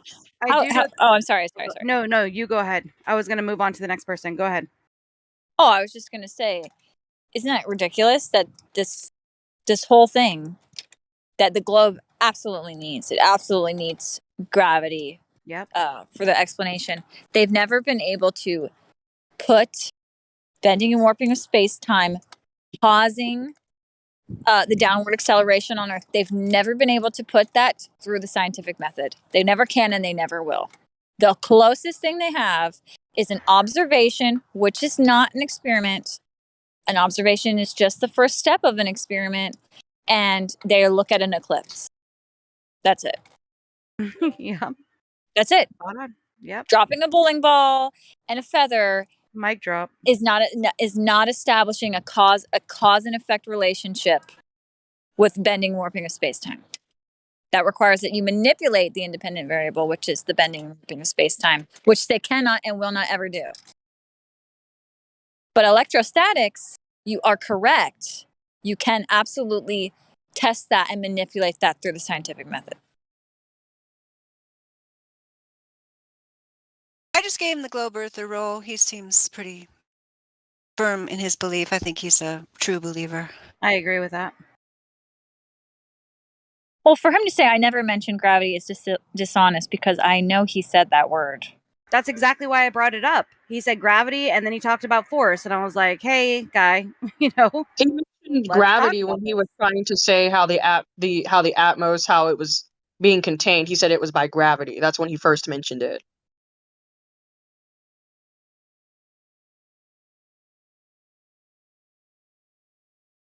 The technique I really don't like, and a lot of guys do it. I think maybe they try to do it more on ladies' night, but I have not gathered statistics where they say like my definition's better than yours. This is a Xanax Yeah, technique. that is Xanax for sure. And so, like, yeah, that's not the right one. I'm going to read it off. He didn't even give us the citation for whatever it was he was reading off. And so, therefore, I'm right and you're wrong. And he did that like multiple times. It's just so funny. This is what they think science is. And they expect us to take them seriously. Like, I picked this one thing and you didn't recite the thing I recited. So, therefore, you're wrong and I'm right. Oh, yeah, that's real scientific there, dude. But then they come back with their definitions and they're like, these are my definitions, whatever. And then they're upset that, oh, we're using definitions and actual real world experience to say gas pressure without a container, right? Like, show us that because it needs containment. And they're like, oh, you're going off a definition. It's like, that's all you do is say my definition is better than your definition. It's this whole rigmarole that, I mean, if we could just get to like the logic of it and the actuality of this world, that would be great. That would be fantastic. We can get out of the wordplay. Absolutely. Yeah, we've got a few people here with no roles. We have Lucy. There was somebody else that I tried to get a hold of. If there's a girl, I would. Voice text. If Let me Lucy see is if a they're girl, here. that'd be cool. Possible. You never know. Never know. Doggo. That was the other one. Oh, yeah, Doggo. We tried to get Doggo. I don't know if Doggo's still There's here. also Supreme at the bottom. Supreme, Cyber something. Oh, yeah. Yeah, I tried to tag Supreme and Doggo in the VC check-in voice text, and they did. Doggo answered me. That's why I thought there might be hope for Doggo. But we'll try Lucy first just for fun, like you said, because, you know, maybe she's here for, this person's here for Ladies' Night. Since we had such luck with Little Dancing Bear. Okay, Lucy, you're unmuted if you're able to say hello to us. Hello. Oh, hello, Lucy. How are you doing? Good, how are you? Welcome to the server. Yeah, Good. I've been here before. Let me look through everyone here really quick, see if I know anyone. Oh, cool. Were you here under another name, or you just never got VC verified before? I've just never been VC verified. I just rejoined. I left because, well, I don't know. I kind of just joined to see what Flat Earth and whatnot was about, and then I just left because I don't know. Oh, we're glad you're back. Glad you're giving us a second try. All right. Yeah. So, did you get a chance any of the times you were here to read the rules in the welcome section? Yeah, they're just pretty basic, like TOS ones and things like that, you know. Yes, always follow the TOS. Don't troll, don't concern troll. Mute yourself if you're not speaking to minimize background noise. We keep the main live stream to the topic of Flat Earth, but we have multiple other channels that once you're VC verified, you'll be able to see and participate in, such as the chill chat, health chat, religion chat, all kind of other things happening down there in the server. So do you agree to abide by those rules, Lucy? Of course, yeah. Just Am one I thing. saying your name right? Is that how you like it to be said? Yeah, it's Lucy. Okay. And what was the one thing you're going to say? I'm just gonna warn really quick. I'm a little bit like, I don't know how to explain this. Slow, I guess. It's hard to explain, but like, I'm a little bit slow. So if I'm ever in like chat or if I'm talking and I miss something, or if you think my response is supposed to be, like very like overly sarcastic, or if it seems like trolling, just like double check real quick, because I don't know, sometimes I say or misinterpret things, you know, certain ways. I totally understand that. And that is a common thing that happens on Discord, especially when you're, just typing, not speaking. Sometimes people misinterpret things. So that is a good, yeah, I like that. That's good advice for all of us just to take with everyone. Just kind of like, if you think somebody's saying things a certain way, you could always check with them and say, did you mean this thing or not? Or did you mean to be, incredibly insulting or rude to me or not, or whatever. Yeah. So yeah, good. Thank you. Yeah. All right. Good to know. Thank you. Yeah. Yeah. Welcome to the server. Did you have any questions about Flat Earth, Lucy? Not any mainly, but like my thing is just like personally, I think it's round just because like I don't know, like I don't care too much if it's flat or round. It don't concern me, you know. But like I don't know, I just feel like there's certain aspects on the internet, and I'll even admit that this happens in like very far left and far right spaces. And though being like a flat earther or a globey, as you guys like to say, is kind of an apolitical thing, but it kind of whatever politics. You understand what I mean. Usually, they get these types of things get dug deep into rabbit holes or like little echo chambers that people create. And I just feel like it's nice that you guys accept what you call us, globies, to be in here and just talk or things like that. Totally. Yeah, you should stick around, Lucy. We need more globe believers around here. We have we have a real lack of globe believers these days because I don't know why. We used to have a lot more people who were not afraid to stand up for the globe and say, "I live on a spinning globe and I'm proud of it." So yeah, you're welcome to stick around and tell us all about it. Thank you. Yeah, I just last thing, this is just kind of like an open talk thing, right? Like Yeah, what the we're doing PC right. and Yeah, so this we're actually having an official event right now, the Flat Earth Ladies oh, Night, where the Flat Earth ladies talk to whoever, comes in, like usually newer people we generally talk to. Yeah, Jenny, did you like that? Hi, Jenny, it's good to see you. mhm. But other times, most of the time, it's just open to anyone, to talk and yeah. If people are talking, you don't have to wait to be called on. Like we kind of do things a little more formally for this event and for our event tomorrow, which is the Precious Metals Takeover, which is, from 1 to 3 Eastern Standard Time, United States of America. But most of the time, it's just kind of a free for all, but holding to the topic of flat Earth. All right. Yeah. Would I be able to just share something else, or because I don't Well, know if that's you have why we have something. these other channels. I don't know if you heard my speech about how we have the if you scroll down, like you should be able to see the chill chat, which is just what it sounds like, chill Mhm. conversation about whatever you want. And you go down further if you want to talk about there's a politics section, philosophy, religion. Nobody ever goes in that politics VC. You would think people would, because in the general world, don't people seem obsessed with politics? I guess they aren't around here because I don't know if I've ever seen anyone in the politics VC. Gosh, I should just go down there sometime just for fun, see if anybody shows up. But anywho. Personally, I think I'd be interested in the politics one mainly because trying to argue science and what I don't want to be mean, but what's usually what is marked as conspiracy. There we go. Science versus that, it just it feels like it runs in loops sometimes. So I feel like I'll check out the politics a bit more because I don't know. It is pretty much just opinion. But you can, I don't know. Well, that's the thing, Lucy. But yeah, we should revive that area. I totally agree. Maybe you and I can do it another time. But anyway, the thing of it is, you may lump flat Earth in with other conspiracies, which it sounded like perhaps you were doing. But flat Earth is nothing like most other conspiracies because most of them revolve around or are based on some historical moment, 9/11, JFK, whatever various false flag events, some confirmed, some not, which, you can research them. You certainly can gather evidence for and against, and you can easily disprove the government story is pretty much Mhm. easy to poke in holes in, but to actually say what happened at any of those events is the difficult thing, which people will argue about and go in circles, like you said. However, flat Earth is very different than that because it can be conclusively shown that the Earth is flat and stationary, just as it appears, that we see too far to live on a globe with a radius of 3,959 miles. And in fact, it is the globe model that is the conspiracy that has been put forward in the world and is supported by many people in power and many people with lots of money. So that conspiracy, the globe conspiracy, has been thrust upon the world despite having no verifiable, testable, scientific, repeatable evidence to back it up. And in fact, that is the fantasy science fiction conspiracy of the world.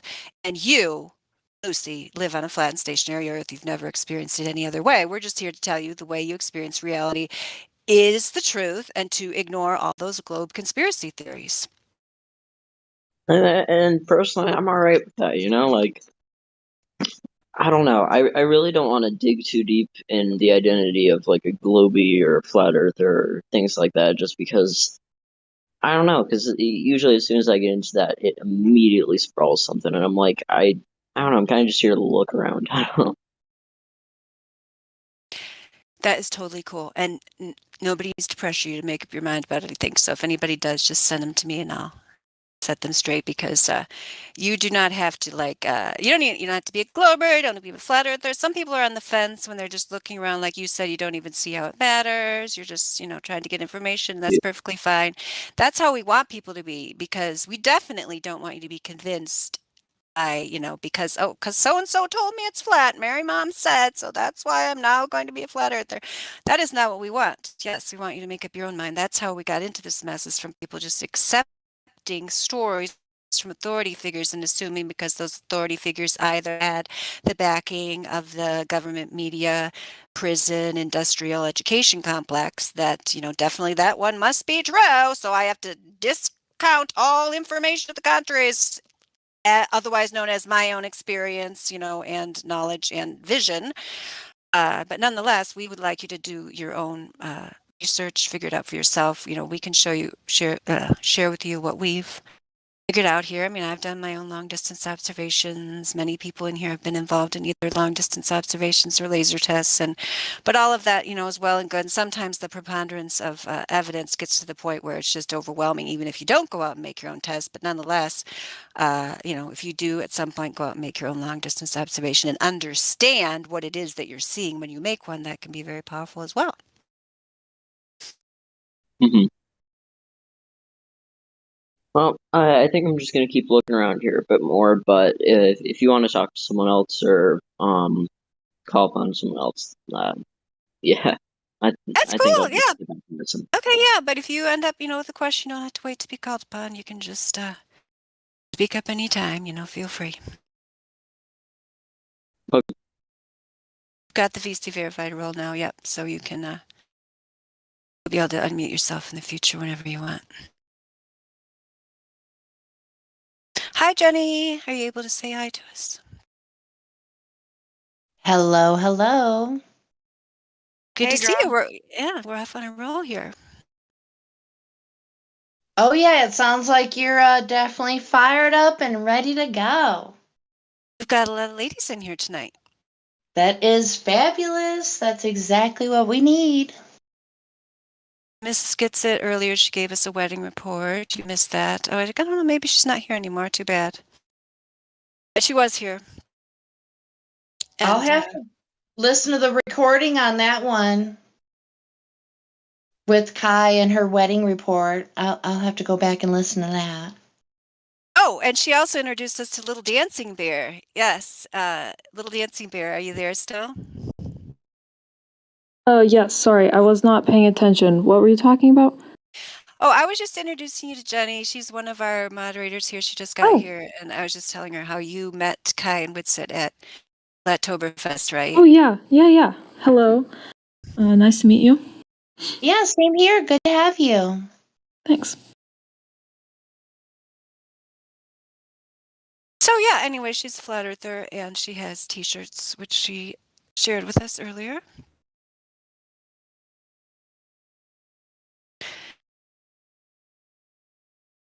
Yeah, I actually recently bought one of Whitsit's shirts, one of the first ones he came out with.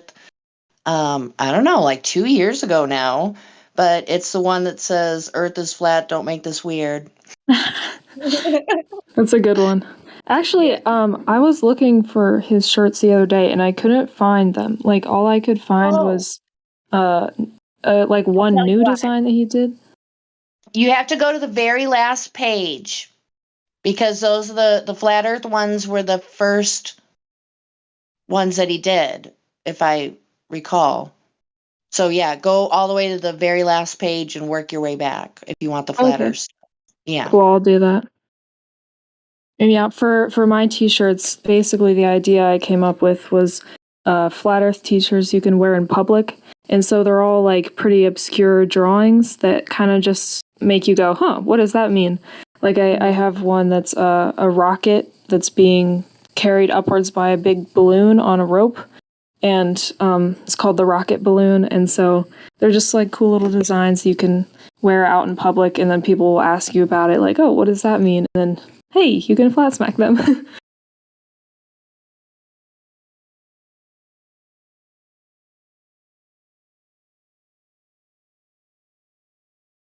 I'm trying to go back and find the link again.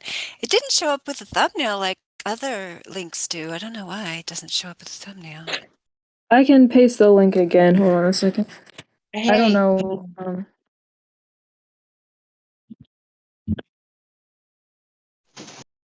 I have a space propaganda thing to share when you girls are done talking about what you're talking about. Sorry, I was sort of listening to what you girls just said, but I was finishing up with some notes, and I'm done now. So.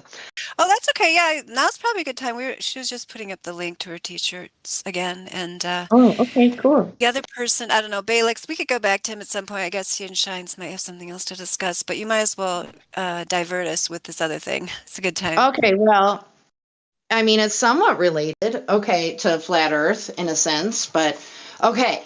So I didn't take any pictures. I wanted to. Maybe I will here in a second. But okay, so I found a storybook, Cinderella. Okay, that's what I went there for.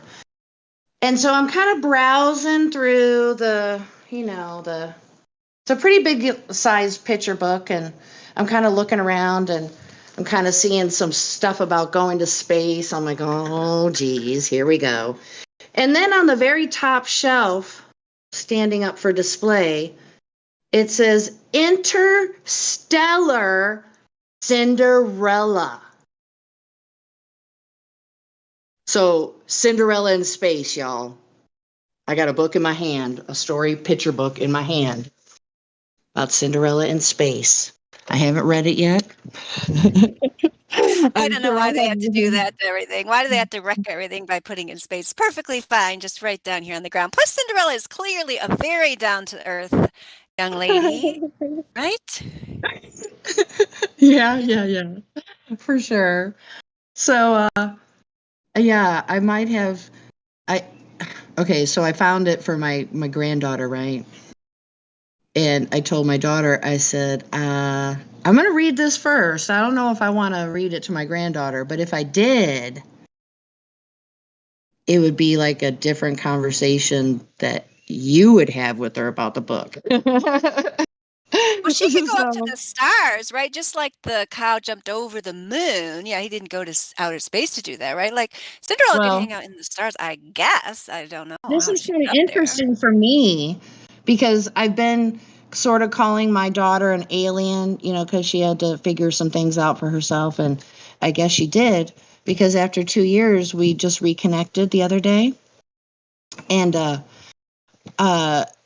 this is going to crack you up. Okay, so our Hank Hill now has a sister because my daughter loves to do the voice for Hank Hill. In fact, she even has a dog named Ladybird. And she calls Ladybird just like he does in the show. It's like totally funny. So I told her, I said, you know what? It's kind of really funny AF that you do that, because you can't have gas pressure without a container. And I'm pretty sure I got her on 0.1 of 3. So, and then earlier I told her about the Interstellar Cinderella. And I told her, I said, she said, yeah, there's no you can't have gas pressure without a container. And then I was like, yeah, and then it's super bad because it's actually next to a near vacuum of space. So that makes it extra bad. So I don't know. I might have my daughter in here talking about Flat Earth maybe next week, or on the maybe Glober Day, just to make it extra fun. Great. Oh, I can't wait. How exciting. So you said you reconnected with her recently. Yeah, like 2 days ago. Oh, wow. I love it. Oh, I can't wait. I hope that happens. Right? Well, I asked her if she'd be willing to. She'd be like, yeah. But I got to give her a little bit of training on how it works around here and all that. So, yeah. I don't want her just sliding in here like Tom Cruise thinking she could say whatever. I don't want my daughter to get dogpiled. You know what I'm Yes, give her a little saying? Discord primer. That's right. Yeah. Absolutely. But yeah, she didn't have any trouble grasping that concept at all. I mean, can't have gas pressure without a container.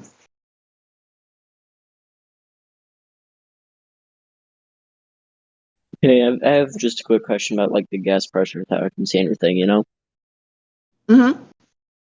So one of the common things I hear is when people talk about it like without a container, when they refer to the container as if it were like as if the Earth were like if we had to be within a dome of sorts in order to keep everything in, which I'm not that kept up, but some flat earthers agree that there's an atmosphere, and others agree that There should there's a be no dome. flat earthers saying the atmosphere as in gas contains gas. There's no atmosphere. There's atmos, but the sphere, no. Well, no, I'm just meant, atmos, whatever. Gas doesn't contain gas. That's the point I was trying to make, whether Yeah, it's a and ball that's or whatever, yeah. Yep. But yeah, if you ever hear any flat earthers saying that, you should directly inform a moderator so they can set them straight. Because yeah, that should. But yeah, a lot of people don't agree on what the containment would be. How could we know? We haven't had the opportunity to investigate, much less to say test and verify anything. So it could be electromagnetic. People that contend with the Bible say it's a glass firmament. I mean, it's just speculation. But there's got to be something containing the gas. Me personally, my belief would be that it would be in some way maybe not known to us, where it's semi-permeable.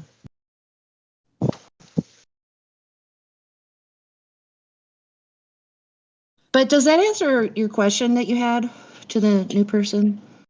Yeah, I just wanted to get a little consensus on it. I know there's channels where I can go through and look at it, but I only have the VC pulled up on my phone, and I don't want like two things playing at once, you know? Hey, no rush. Everybody's on their own path and their own pace. It'd be better you take your time and be genuine about the whole investigation of it all.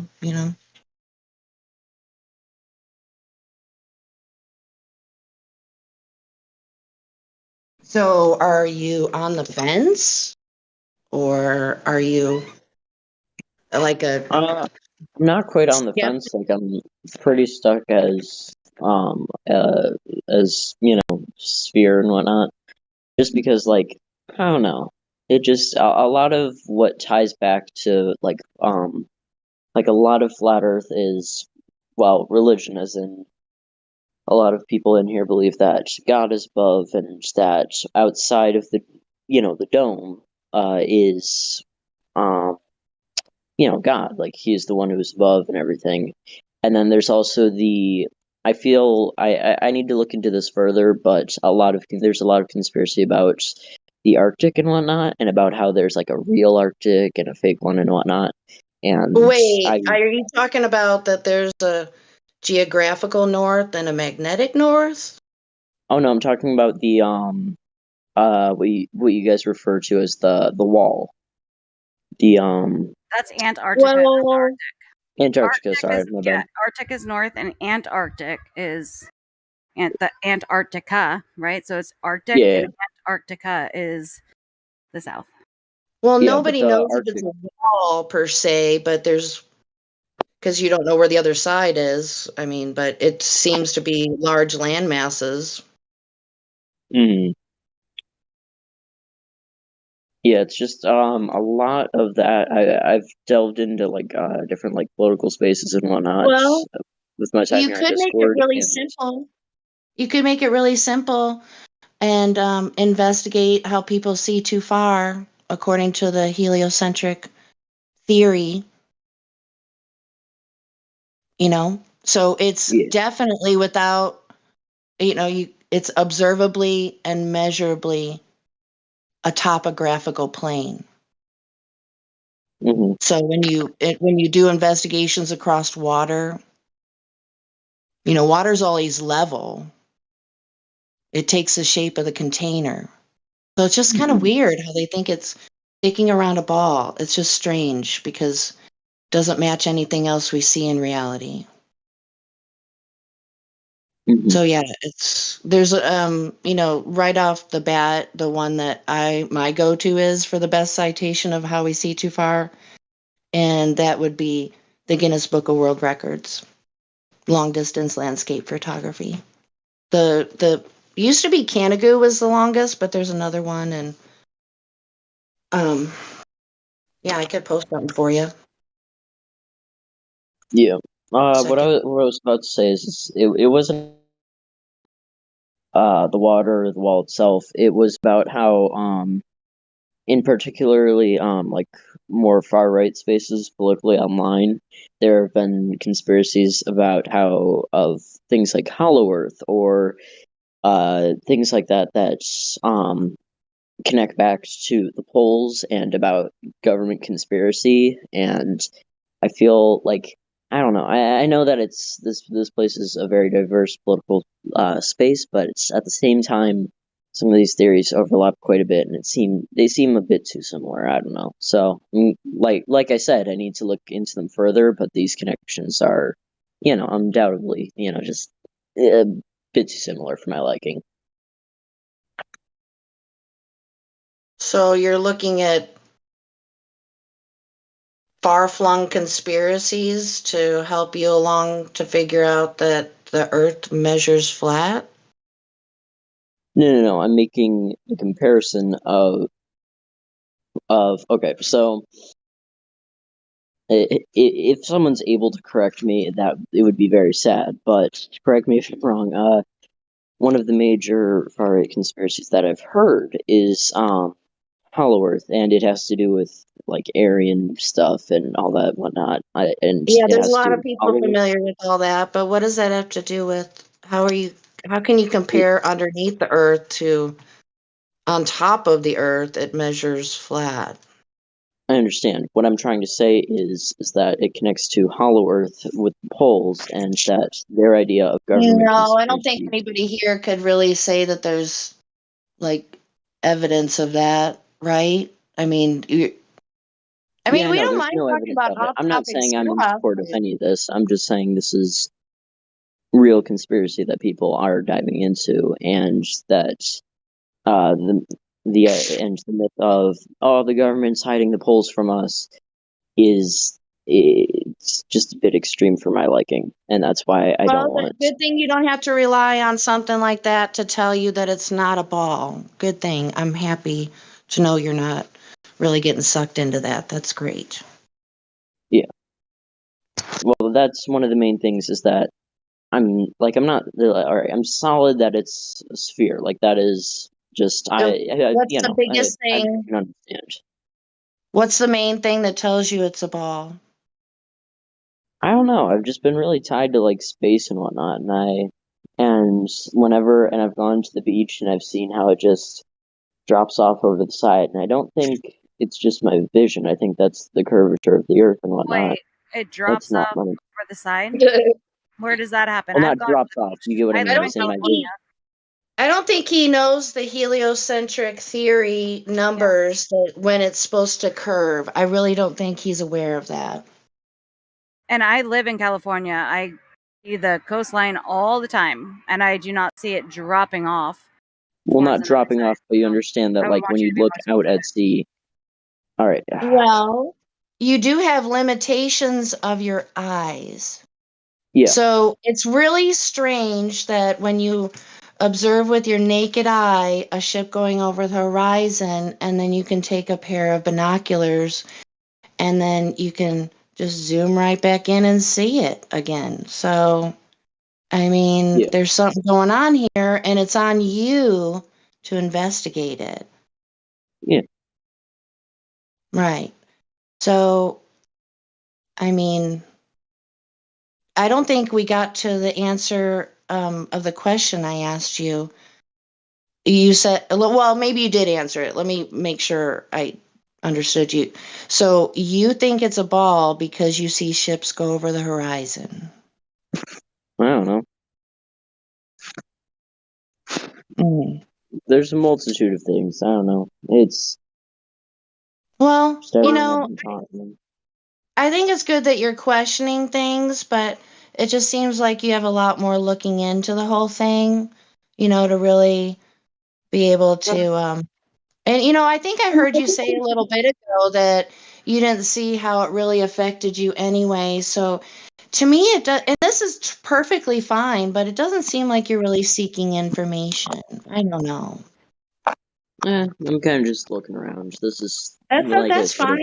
nothing joined, and You know about the additional information tabs down below of all the topics and everything? Mm-hmm. Yeah. So, maybe do some. Oh, you know what? I can share another link with you. I don't know. How long have you been looking into this anyway? Are you brand new to I it? think on Wednesday, I just no, I'm not sure if you go into the search tab and you look in welcome and pings Lucy, I think those are the specifications. All right. So Whatever's the I just oldest one, that's the first time I had joined, and then I left, it's and then I okay. joined, and I left. All This right. is my third. So scroll up a little bit on the voice text and click on that. And that'll be plenty to get you going and, start searching things for yourself. She said because the government wouldn't lie. Oh, no. Oh, come no, okay, wait a minute. man. Okay. Really? See, this is what I love. I like this, okay? I like the energy of the government will lie. And this is one of the things that I think I can actually agree on most of you with. It's I forget what it was, but it's one of the commands on the ballots where it's like, why wouldn't you trust the government? And then it's all of the different drawers, and it's the meme with all the different drawers, and it's all of the different operations of the CIA and all of that. And I agree with think it. you're just an instigator.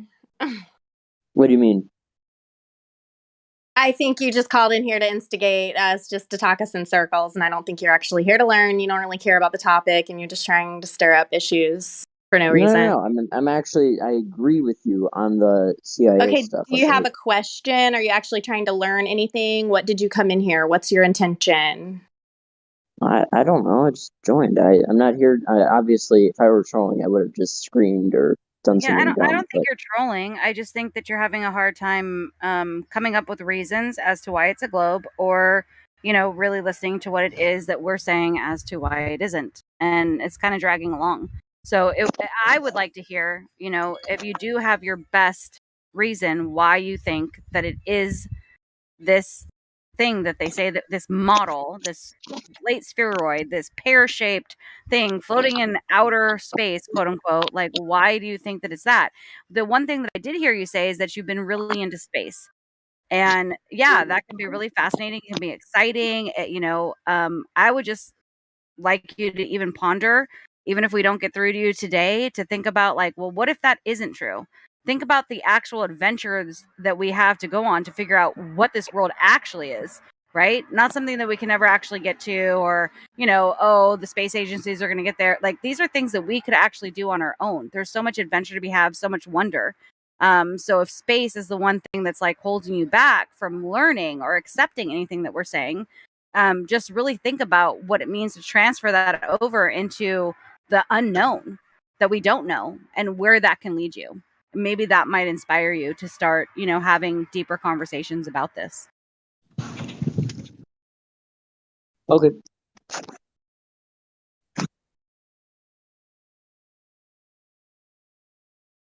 But yeah, if you have anything, I would love to hear it. If you have some like number one globe thing that's really blows your mind and something you can't get past, like there's no way it could be flat because of this. I don't know. I just feel like the fact we can see other planets and whatnot from where we are, and just a lot of the perspective stuff, and that it's like it's spinning and whatnot, and just constellations and things like that. It all just I haven't sorry, I haven't come up with like a solid argument for this, but those are just my main like ideas that I have. So you said spinning, that we're rotating? Yeah. Okay, so when have you ever felt rotation? How do you think that the world is actually rotating? I Where have mean, you well, ever felt the axial rotation?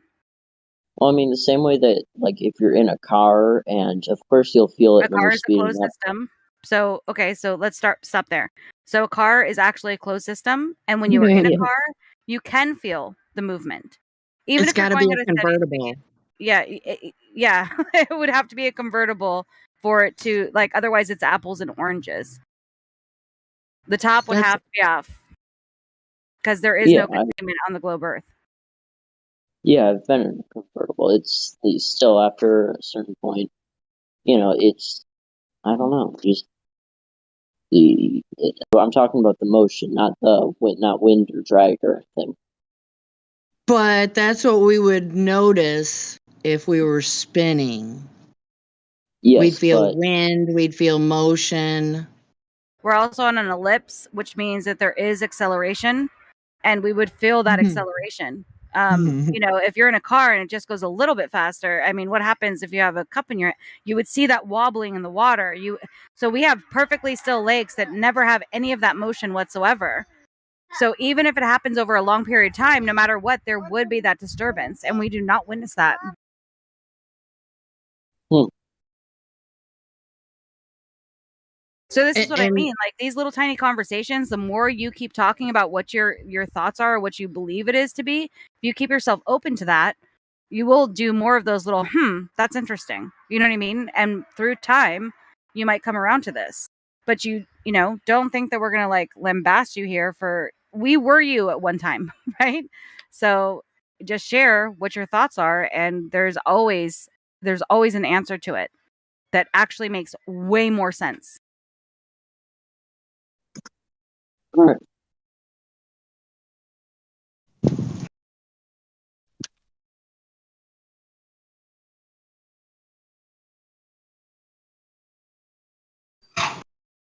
Sorry, I don't have much else to say. That's about it. Hey, it's not a debate. It's just a Yeah. conversation. Just a Good. Oh conversation. yeah, Exactly. This has been really chill, and I appreciate. I appreciate it. After some of the talks we Yeah, have no on here, it's doubt. nice. Yeah, it's a nice reprieve from some of the trolls that come in here and whatever. Like you've been really chill, and it's been a good combo so far. So, yeah, it's all good. So, would it be fair to say we could put a seem sincere tag for this for Lucy? I would think so. He does seem very sincere. And you were also the one that you said in the beginning that you're a little bit slow. So if you write something or something like that, was you, right? yeah. Yeah, and that's very sincere for somebody to say that. I appreciate that. Like that kind of honesty, like yeah, he's definitely sincere. Yeah, it takes great intellectual honesty to simply say, I don't know. So that's something we value Yeah. here for sure. Or to even just keep quiet and be like, huh, that was interesting. And like actually ponder on what was said rather than, well, blah, blah, you know what I mean? Like he actually thinks about it. Like you can hear the wheels turning. It's really refreshing. So thank you, Lucy. But we can give him a break, and we got Troffle. He's a globe skeptic. Not necessarily. Yeah, I was just before we go. Oh, travel, Stefan. I was just going to say one more thing to Lucy because I'm putting a video for you just because you are interested in conspiracies. It sounds like, and so I thought it might be interesting to you that YouTube admits that they censor flat Earth truth, and some people who look into these kind of things understand. There's certain things they don't care about. People talk about them all day long, but definitely the major media companies and so on don't want people talking about the real facts about flat, like what these ladies have just been sharing with you, the fact that it is demonstrably and measurably flat, that there's no proof of the globe and so on. They don't mind if people make fun of it, if they put silly, dinosaurs flying off of flat earth memes or whatever, or put up a straw man model of the disk flying through space, which is not what we think here. I don't know if anybody got into that with you, because I know we just kind of VC verified him in the live stream here, Jenny. So I don't even know if he's gotten the official, explanation of how, this kind of propaganda goes out. So I don't even know if you've seen like what it is we actually are expressing here. But, the fact that certain conspiracies, they'll pretend they care about, people talking about 9/11, but, they don't care if people mess around with that because they know they're just going to sit there and argue among themselves and tear each other down. I mean, to some extent, yeah, they'll shadow ban it. Like Loose Change, the documentary used to be on Netflix. That's where I first saw it about 10 years ago or so, which asked questions about the official story. But then they took it off of Netflix. They're not going to have it on Netflix anymore, but it's not that hard to find the information. Like I know a lot of just ordinary people in the United States. I understand it's just kind of common knowledge that the government story is a lie. There's a lot of, hardcore Americans. Or it's funny that you say, the far right or whatever. You cannot lump flat Earth in with the far right because many people, will disdain and try to cut down talk about flat Earth, including many people in this so-called conspiracy theory circle that you mentioned. A lot of so-called truthers. It's not even. It's blatant. Like there's one forum where you're not allowed to discuss flat Earth. It's in their rules, and they'll talk about. Oh, And they'll talk about that's Sandy bogus. Hook. They'll talk about anything you want, but you can't talk about that. And their cover story is, for anyone who doesn't look into it more deeply, is, oh, well, that's flat Earth is just a psyop to make truthers look bad. When the opposite is true.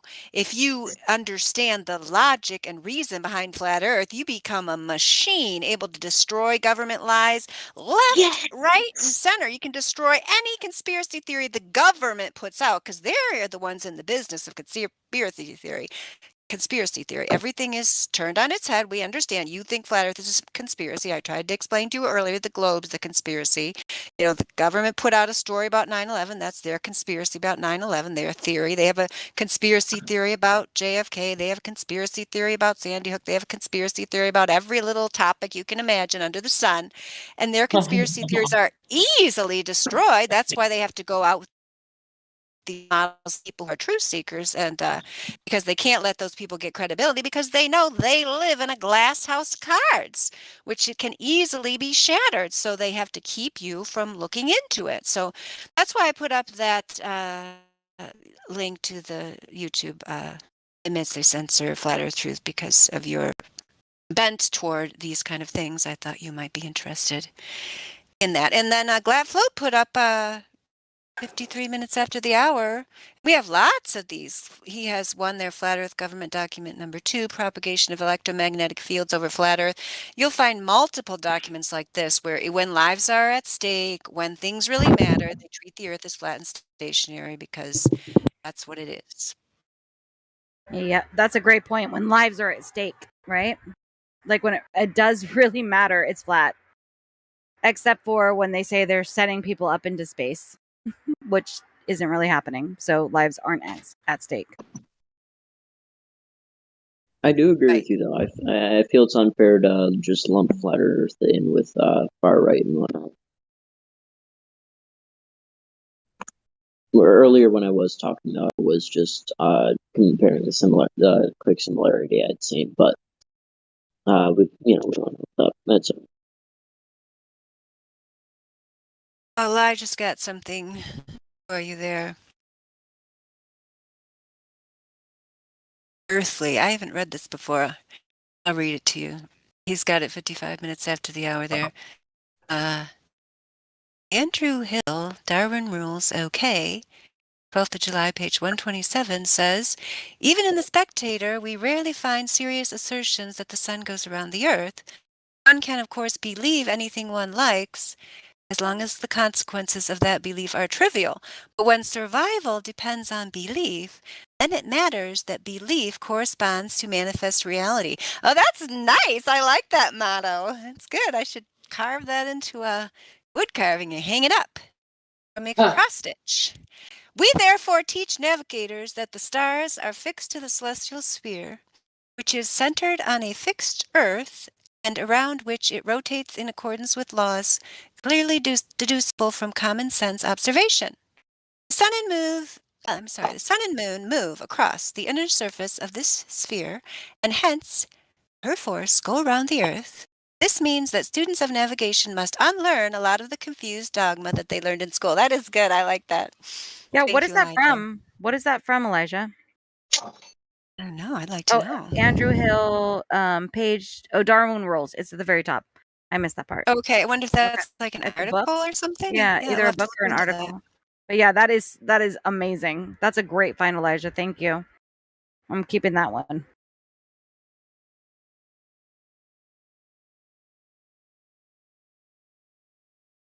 I just that one little part there. When survival depends on belief, then it matters that belief corresponds to manifest reality. I like that. Yeah, I mean, even the ending when it talks about they have to get rid of their dogma that they learned in school, right? I mean, that entire thing is just it's So- brilliant and factual. Like that is I literally what almost they have to saw do. that- I almost saw that quote as like an equation where you can't, each side cancels it out. Does that make any sense? Okay, that's all right if it doesn't. Yeah, that makes sense, girl. It sounded like that a little bit to me as well. Like it was like this can't be this way because this is this and this. She just slides right on in. I just slide. I was watching the live stream just on the YouTube, and because I was cooking and making me something to eat. Nice. I'm late. I'm late to the show, but here I am. But yeah, if you have to put your belief to your reality, then that doesn't mean it's a belief anymore. Right? That's Yeah. all I was trying to get at, but that's also very I don't know the right word to use because I believe in stuff that is, a lot of us believe in things that we can't necessarily prove, but we believe in it. But like, okay, I'm going to put this up for one example. I believe in a creator because everything around me tells me there is a creator. That is not enough proof for somebody that's an atheist, Right. That's all I'm saying. So, I get that they're like, well, my reality doesn't prove that to me. It's a belief. What was it? What was the reason why Elijah or Mary Mom pointed out what Elijah posted in the first place? We can go back to that before we waft off. Yeah, Mary Mom, what was it? Oh well, it was just I think it was just had to do with what I was telling Lucy that when it matters, they admit that it's flat and stationary. It just had to do with our conversation. I think about how Kind of like the. Would it be like why would they lie? Was it in that direction? No, it wasn't even like why would they lie? It was that Mary Mom was pointing out that when it matters to save lives, whether you're on an airplane, like all these different things, they always use a stationary and flat plane, right? Well, like about an airplane. Okay, this is one of my favorite simple things that you can ponder, and this was brought up by I believe it was Sir Vagabond. He said, "How is it possible that you're traveling alongside of a ball? So you're kind of like, I don't know which orientation you would be, but how could you possibly have a level glass of water or what have you on an airplane? I mean, water is always level. Is gravity going to magically make it seem like it's level on an airplane when you're traveling sideways on a ball?" Yeah, that's what they claim. That's exactly what they claim. That It's no matter crazy. where you're going, that level is curved. Yep. No, I wasn't meaning curved, but yeah, that's what I know that's a new talking point. And it's just simply insanity. It is like cognitive dissonance of the highest order. Ordinary people don't think that way, in my opinion. That's my 2 cents on that.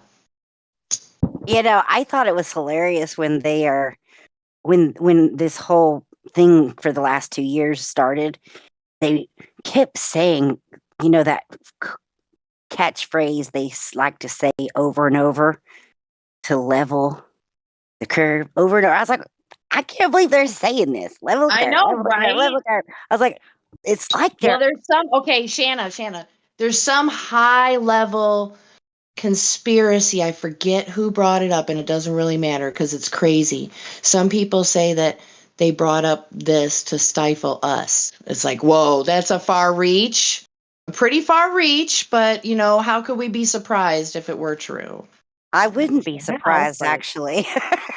we'll never find out for sure, but it's kind of interesting to ponder the thought. I thought something. Well, y'all probably don't. I shouldn't even mention the name, but I'm going Maybe to. you shouldn't. But I don't know if you remember back in the day when Trump was president. Mark Sargent made a video about when YouTube got rid of. Remember when when you would search on YouTube and it was never ending. The pages were never ending. Oh And then yeah. they stopped that and made it where there was only so many fines.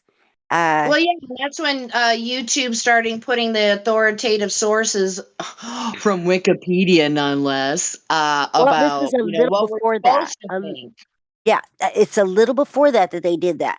Okay. Because then they used to you could see how many the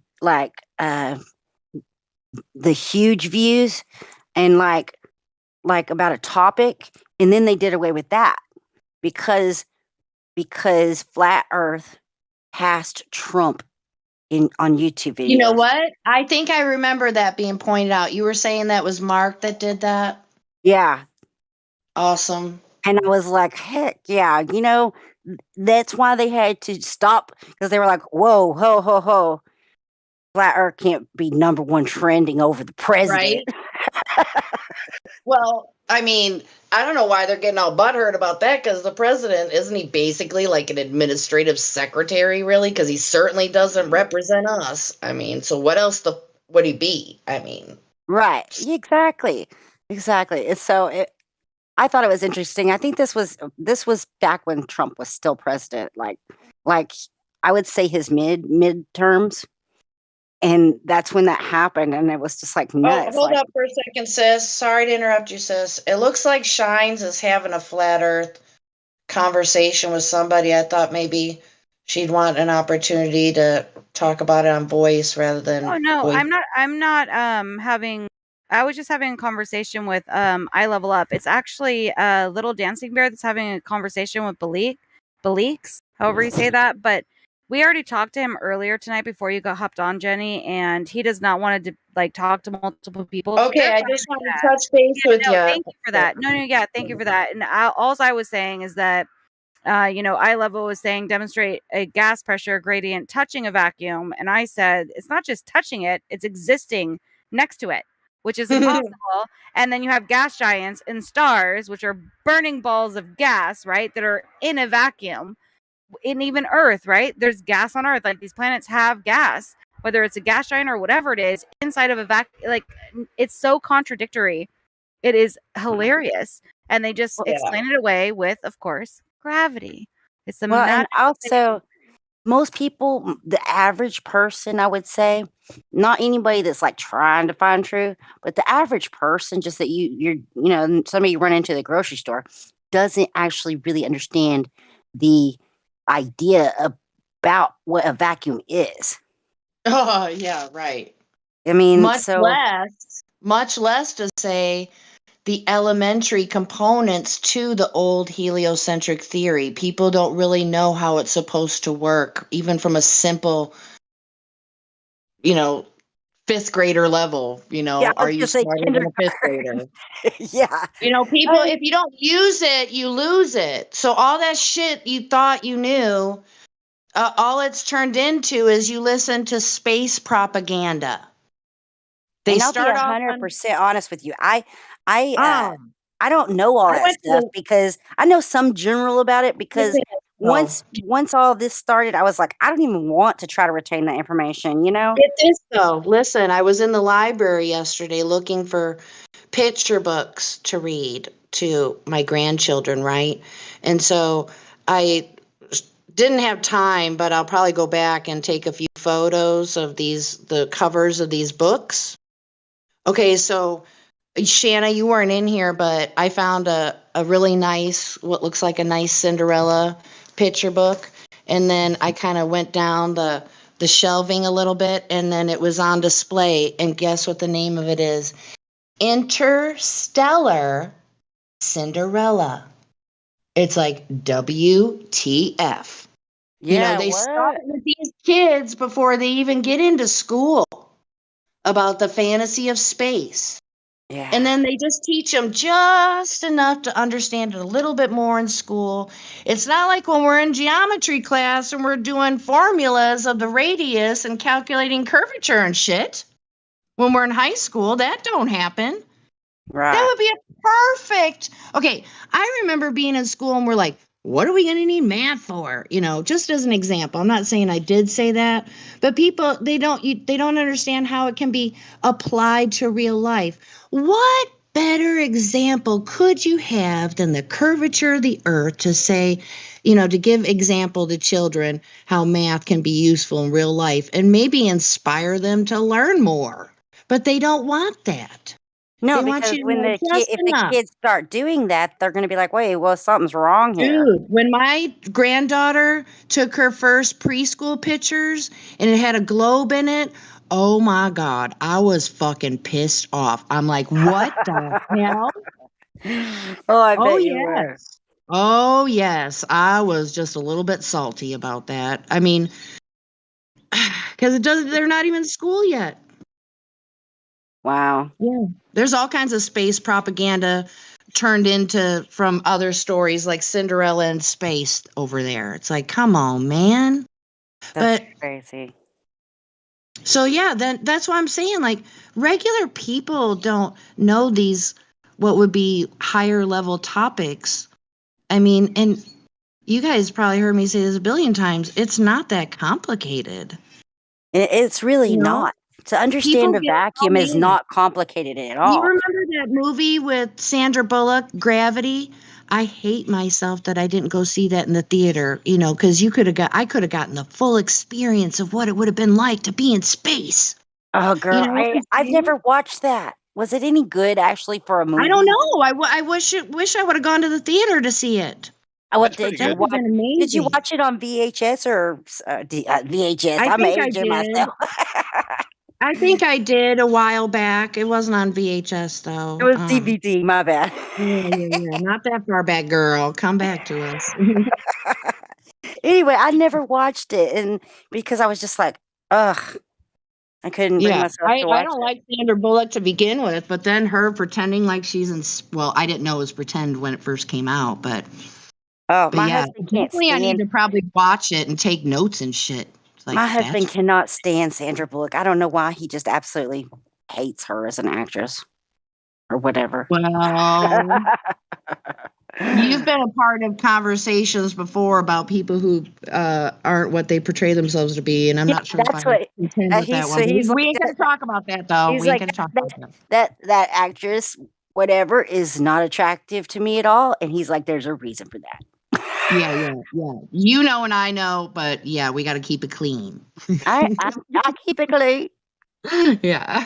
I mean, I can do a really good job at that right now because it's not 8 or 9. If you catch me 8 or 9, I may get a little more mouthy, like last night. Helios was in here. Oh, okay. All right. But Let's we see. had a good time. We should do a check in the voice chat to see if anybody's new. Is anyone? Let's see. Somebody named Cloud. I don't think I've ever seen that name. No. Oh, yeah, I know. Hello. Hello. Hi. How's it going? It's actually going pretty well. Thanks for asking. Yeah, sure. Are you brand new or are you kind of new? You could say I'm kind of new. Okay, Oh, so so you've how been did here you find? before. Oh, yeah, certainly. Okay. How did you find out about the topic of flat Earth? I mean, it's been prevalent like basically my entire life, right? But I Really? found Not out. many people can say that. That's incredible. How does that work for Oh, you? I live in I live in Serbia, right? So it's not too uncommon that people believe in like flat Earth because of religious reasons, right? Hey, I'm Serbian. That's amazing. It's very really? rare to like. Yeah, it's so rare. I was raised Serbian Orthodox in Sacramento with a big Serbian Orthodox church. So yeah, that's Really? really So cool. were Nice you to meet you. raised flat Earth? Oh yeah, Shines? my aunt I was wasn't. like a Oh, super flat okay. earther. So I wasn't raised flat Earth, but my grandfather, and of course people always trip out on this. My grandfather was a Freemason, and he owned this big computer company. It was the first computer company in Sacramento called Qubit. And then my parents were heroin addicts, and so he had to adopt me and my siblings when we were young. And when that happened, he left Freemasonry and he dedicated his life to us and raising us. And in the church that he helped build, he like dedicated basically everything, lost his company after the Freemason thing, which is all very weird. It's all very, there's a lot of Oh no, things I that, get it. since I'm an I adult, that get it. I'm looking back on it, I'm like, that's pretty interesting that he had all this stuff, then he left it, now he didn't have anything. It's very interesting. But anyway, yeah, it was this huge Serbian Orthodox church, but he always taught us that it wasn't about like the religion, it was about like being a good person, and then that like always ask questions and always seek to find. But he never blatantly gave us anything. He just was just, just taught us to ask and to seek, and like always taught us how to think, not what to think. So there That's was that awesome. aspect. Yeah. That is awesome, Shine. Sorry, my son is screaming. And Cloud, that's also really cool that you were brought up to just like think that the Earth isn't necessarily a ball, which is pretty cool. Yeah, I mean, I would say I'm appreciative of different ideas being proposed aside from just like a singular one. Yeah, that's really cool. But yeah. So where do you settle in it? Are you still just kind of skeptic and questioning what you think it might be? I don't think I'm skeptic at all. I mean, it sounds a bit insensitive, maybe, but I don't think I care that much, right? Like, because like whether or not the Earth is like a specific shape, I don't think is like all too relevant to like my entire life, like that much. And like if I think about it in like a long-term sense, I don't think that I'll be able to make like any effect if I take like a specific position. So if like a position is that we should stand up against like a specific government because they may be hiding something from us, I will always like uptake any group that like would like to do that, including like you guys, right? So like definitely would like violently support the idea of flat Earth, right? If like that would help like bring down government lying, right? And on the opposite of that, I don't see like any reason to like do that as of right now, right? So I would be about Thanks that. for sharing. But yeah, no, I don't. I guess like I'd love to hear like why you guys are so, I guess so like interested in the topic of the shape of the Earth. But yeah. Well, because the deception, a lot of people see it as a crime against humanity, is why.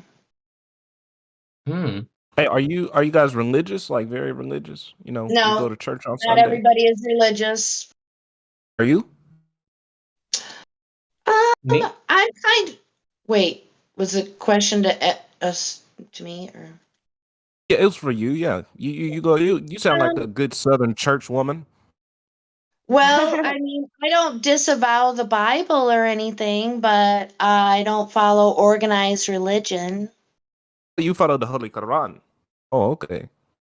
I wouldn't be opposed to learning more about it, like other religions, to be honest with you. I mean, I'm just at that point where. Oh, go ahead, Mary Mom. No, you finished. I thought you were done. Continue. Oh, I was for the most part. I mean, I just think, in order to make a discernible choice, you have to know both, more than just one side. An unbiased decision, I guess you'd say. Yes, amen to that. Yeah.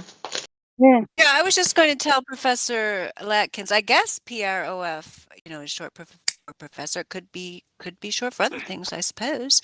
But anyway, we try to get away from. So what we found here, Professor Latkins, is that most people living on the earth have a religious belief in the globe. So some people don't like us calling the globe a religion. I can call it a superstition. Oh, I missed that. If that was The said, point Mary is that Mom. yeah. Well, I don't know. They don't like Oh. to. You've heard the Globers where they don't like to be called religious, even though they're acting like they Oh, believe in a yeah. dogmatic faith that they only believe in because somebody else told them, that they have no actual evidence for, that they did not actually seen. Believing in the unseen globe, and so on. So anyway, Professor Latkins, a lot of people around here, try to get away from those religious beliefs in the globe. So I've actually found, there are some flat earthers that really are religious, but I haven't found a lot of them. I mean, there's people who read the Bible, but to be religious in terms of, especially in terms of the earth, we don't need to have a religious belief in the earth, like the Globers do, because we can just go out and measure it. We observe it; it's flat and stationary. We see too far to be on a globe that these magicians try to get people to believe they're on. So we just reject the globe religion, Professor Latkins. So I agree with you. And so we just try to get away from that. We try to focus on the empirical around here, Prof. And I think that would really also be there's a few different definitions of religion. So that's also Oh, that's interesting. Maybe not for this event that we're having for Ladies' Night, but I don't know. I get the sneaking suspicion that sometimes people, and I'm not saying anybody in here, but in general, people I've talked to in real life, that they take the word spirituality as to mean not Christian. And I don't know if I agree with that. I don't know if you guys, Right. I know what you're talking about because most people think when you say that you're a spiritual person, you're not religious. They think, oh, so you're like into chakras and this and like Kundalini crap, or whatever you want to say. But yeah, I actually have a friend named Ray. He's actually into he's chakras and whatnot. He actually does this thing where he meditates. He calls it the chakra attack. Yeah, and so he would probably consider himself a spiritual person. But there's other people that say they're a spiritual person, and they more so mean it in like a religious sense than a new age philosophy. And there, so that's why I said lots of people different. There's different definitions, just like there's different definitions for many words. Religion has many different definitions. Not a lot, but many. Anyway, like Jeannie said, this is probably a topic for a different room. Yes, thank you for bringing that back up again. I do want to know how you guys feel about the whole situation that's been going on the internet lately, where our fellow conspiracy theorists and our fellow theorists and our fellow skeptics, they've just been, blocked off the internet. They've been pushed to the side and thrown into the depths, where we can't find them, and this is mainly happening because the media keeps on painting this picture that these theorists, these skeptics are spreading fake news, when in reality we're not really spreading any fake news. We're really just questioning. So, how do you feel about, these people being blocked and silenced? I apologize. I think that's why what we're doing right now, talking with each other and having these conversations, to me, a lot of times they're inspirational for when I come across people in real life. And I think we're going to have to revert from the internet to people in real life. So I apologize so much for cutting you off on the last part that you said, the last few words. Oh, you're fine. But so I didn't hear that last part that you said. Did that just kind of go along? Did I still answer your question right? Yeah, I heard you. You're pretty much saying like, since we're being silenced here on the internet, we'll have to resort to going to the old-fashioned way, right? We go in old school. Yeah, we're gonna have to one of these times, you guys, because the truth of the matter is these places on the internet that we gather, unfortunately, we don't own them. They are not public. We don't have any rights. We don't have any rights. So the censorship thing, I get it. I'm not saying I disagree with it necessarily, but really it's not applicable. The only time you can really be censored is in public. True public. You mean not censored? The only time you can be not censored is in true public. Well, right? Is that what you mean? Like, or let me rephrase that. Thank you. The only place that you can be subject to censorship would be in actual real life in public, like in the town square. People don't understand that. We're using these, these businesses that think that they're private and they're not. They're public accommodations. People don't understand definitions. They just go along with what they're told. So it's on them to start asking questions, but for me, when I come across, it could be a stranger and they bring up conspiracy. I'm like, you're like, let's that's go. my doorway in. That is my doorway in. Because I'm going to meet that person where they are. Yeah, we're going to go at it. And I'm really good at building a mini acquaintanceship with someone in real life. Yeah. So I, could be planting more seeds, but it just doesn't seem like it's coming my way. This isn't the town to really be making a loud mess of yourself. I would be inclined to go into another town, like, I don't know, an hour away or something, and just sit around and talk to people. For real. When the sky's really crazy and I'm actually in town at a store or something, I like to stand outside the store and just stare at the sky and just wait. Because sometimes people are like, what you looking at? Well, all you got to do is go to another town and sit in a coffee shop or sit outside of a coffee shop and, talk with somebody. There's all kinds of people that know that something ain't right. You just got to meet them where they are and say, hey, man, you're being lied to on this. And guess what else you're being lied to?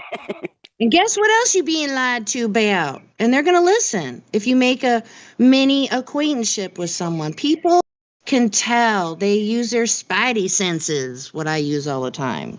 Your intuition. You can tell if you can tell people stuff. Yeah, you can. I don't know what is up with that, but it's like judging the room, as a comedian. They look out, they judge the room, what jokes are going to be playable, and that's with people, if that conversation is going to be, it might not go great, but that they're going to be like, okay, they might be a little open to it. And some people you're like, no, there's no way. Right? Yeah, for sure. And it's amazing that you can tell that over the internet, like how we're doing now. Yeah. Yeah. It's like, It's crazy though, because it's like when we're sitting in the coffee shop and we're discussing the dangers of 5G radiation.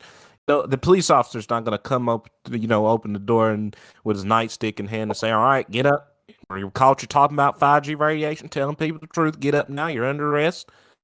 No, that usually doesn't happen. Most of the time, it doesn't happen. But like here on I the beg internet, to differ. It does happen. It does but happen. on the internet, we see that on a large scale. See that on a large scale, though.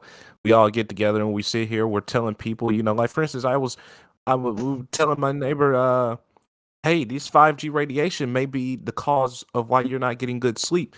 And I suggested to her, I said, unplug your Wi-Fi box for 2 nights and see how much better your sleep gets. She unplugged her Wi-Fi box for 2 nights. She said that was some of the best sleep she ever got in her life. When people go on the internet and tell people and it gets a large amount of viewership, here comes the internet police to stop us from telling the truth to the people. And you know what? I am very disturbed by that. I hate that shit.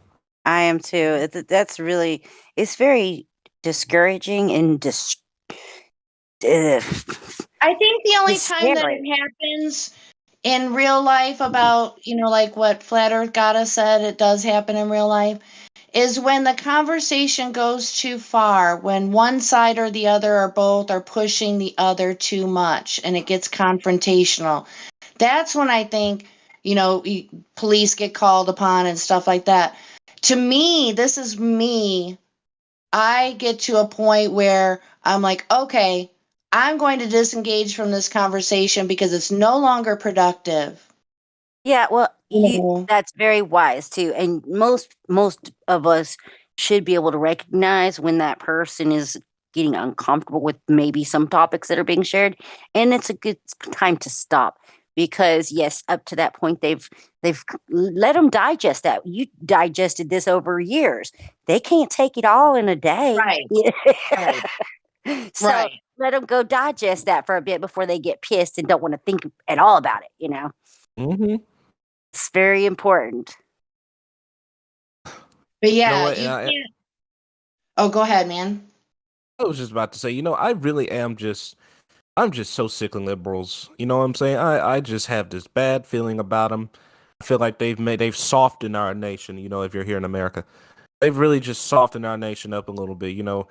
Back then, in the good old days, 2006, we used to be able to sit down and go in the streets and tell people about the love of Jesus Christ and tell people that the world is flat. Now we got a bunch of these old Gen Z lily lickers who want to run around in their skinny jeans and their ear piercings and all funky colors in their hair. If you don't get that shit out of my good southern state. Yikes. I know what you're talking about, though. Yeah, I know what Yeah, you're talking about too, and I have to agree. We have been, I live in California. Oh, well, you totally Says agree. enough. Says enough. I live in California, Bay Area. My brethren, yeah, it's pretty bad. My husband's also a high school teacher, so Oh yeah, my we goodness. see the worst of all of it. It's really bad, really really bad. So, and I they get live them in while Texas. they get It them while ain't they're so young. bad. They get them while they're young. Oh yeah. That's what they're doing is they're trying to get the kids younger and younger in school. I mean, they're doing it in preschools now. It's I was crazy. gonna say this Yeah. is super off topic, but yeah, I was gonna say the new curriculums that they're coming out with for children that are like 5 to 11 is insane. It's insane. And so they're just going harder at it of what he just said. I'm sorry, what was your name? Latkins. Latkins? Mm-hmm. You're right. We have become very soft, and I'm sure all of you probably know this saying because it's been pushed around the internet for at least 2 years. That I can't even think of who said it. I think it's an unknown quote, but it's basically strong people make good times, and good times make weak people. Weak people make hard times, and then it just starts over. I'm probably missing something in there, but it's a cycle. And we were very strong nation for probably 2 generations, 3 generations maybe, and that has caused people to become soft and sissified, and they're going to cause hard times for the next generations to come. Santa, you're going to get a kick out of this. I've been talking about like this kind of thing with customers, like older, like boomers and stuff like that. And I look at them dead ass serious. And I said, I'm going to tell you what, I am definitely not counting on the Gen Z generation to take care of me when I am old. I would rather go out into the forest to die. Mm-hmm. Really. I definitely understand you on that one. Because then you see, this is why these scientists keep on trying to improve this artificial intelligence, because they know even the scientists don't even have. They're like, who's going to take care of me? My children ain't, because they're all stupid.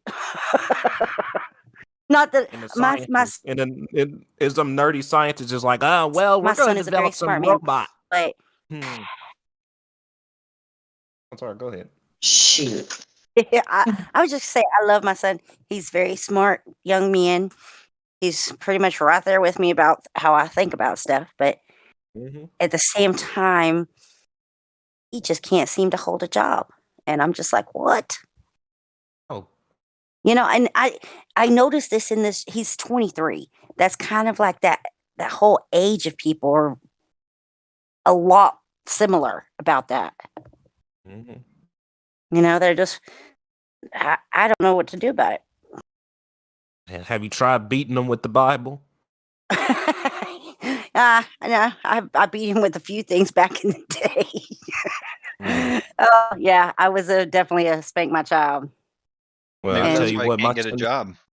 I homeschooled him till he was in like 5th grade, and it was very biblical based, our whole curriculum. So, and he was imagine great. that. Like when he was 9 years old, he'd get up at 3 in the morning when I was still asleep, and he'd start his schoolwork so that by 6 in the morning, before the sun came up, he's like, "Hey, mama, I'm waking me up." He's like, let's go fishing." He's like, "I'm done with all my schoolwork for the day." And I'm like, "All right, well, let's go." And the sun's not even up, but he wanted to get out there and crappie fish before it got sun up. But he was like super diligent. And then I put him in public school in 5th grade, and that boy just totally changed. I'm telling you what. I wish I would have never done that.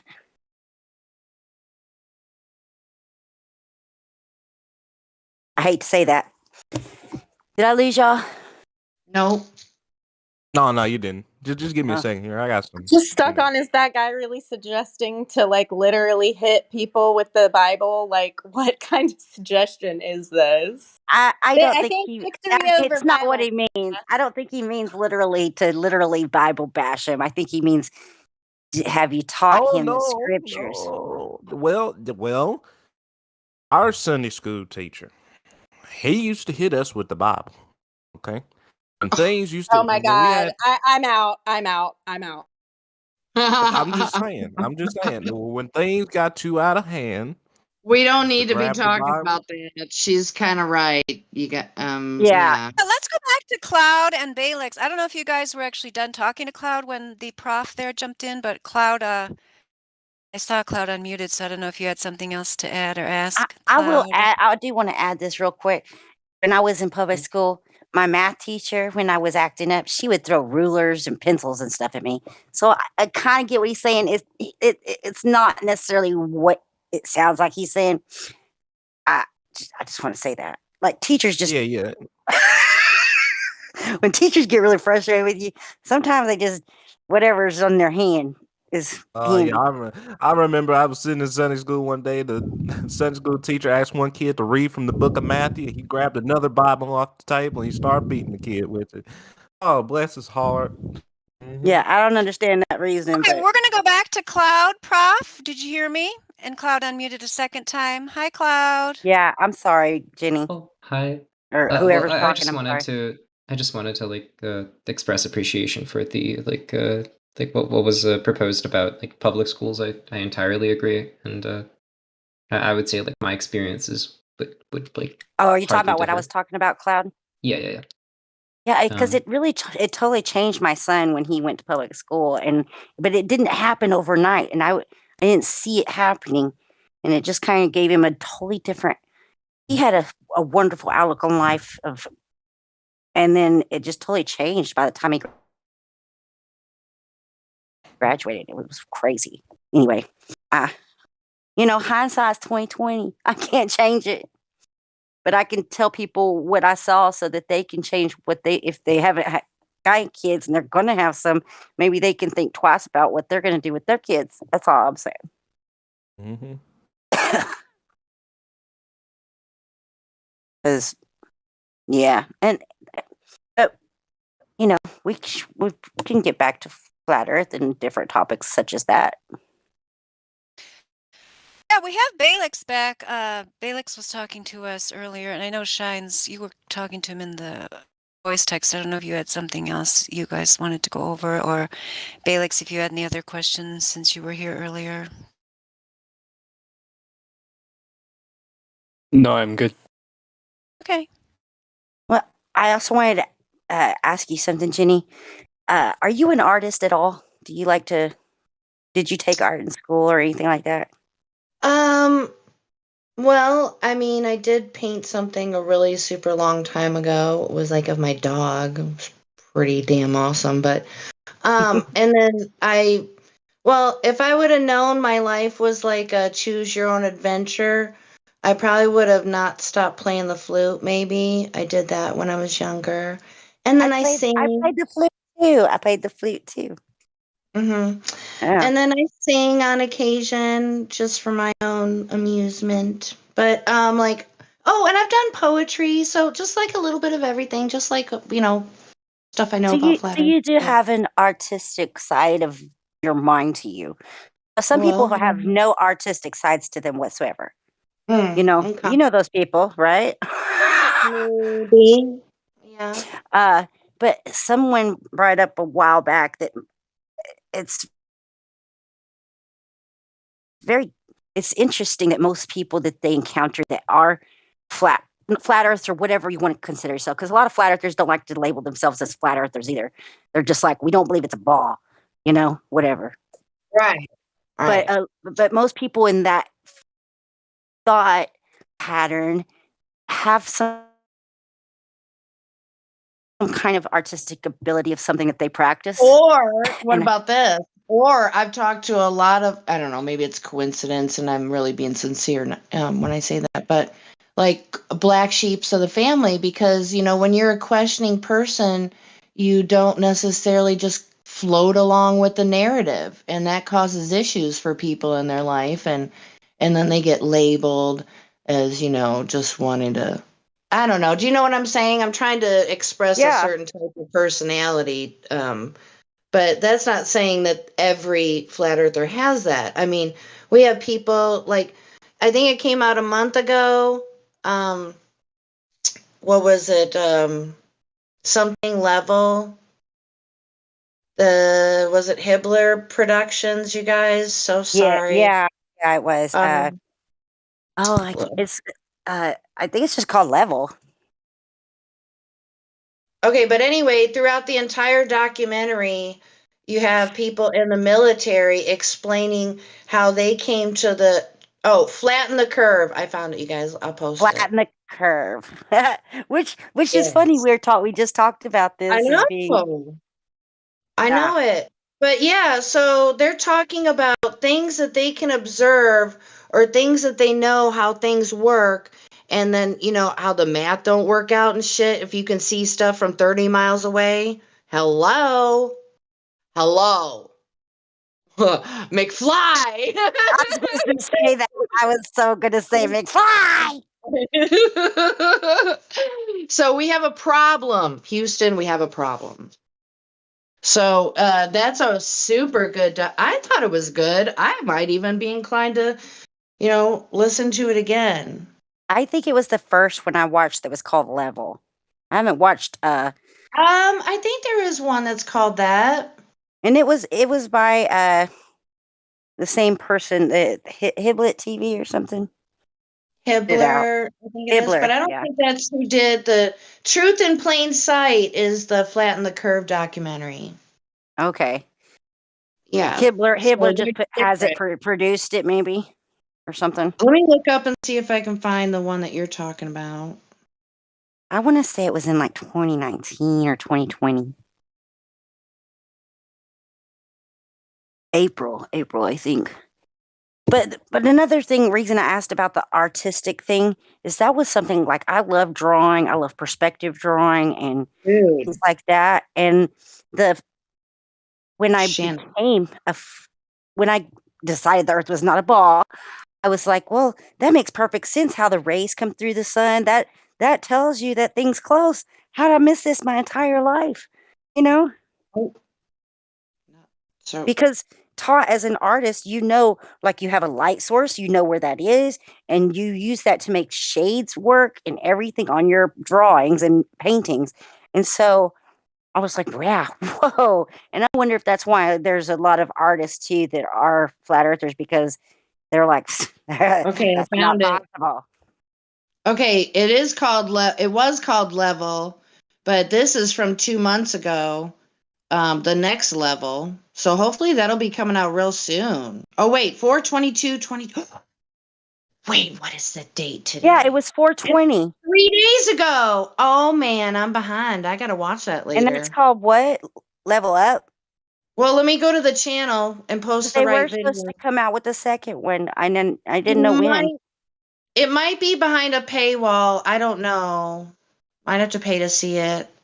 Let me Well, look. if you wait long enough, Hiblet Yeah. will put it on his Yeah, you channel. have to go somewhere. Let me look at the description underneath. Oh my gosh, girl, it's so hot here today. Ugh. Which I'm not complaining because I like the heat. It's been so cold. I'm happy it's hot. All right, so it's a website, thenextlevel2022.com. And it came out.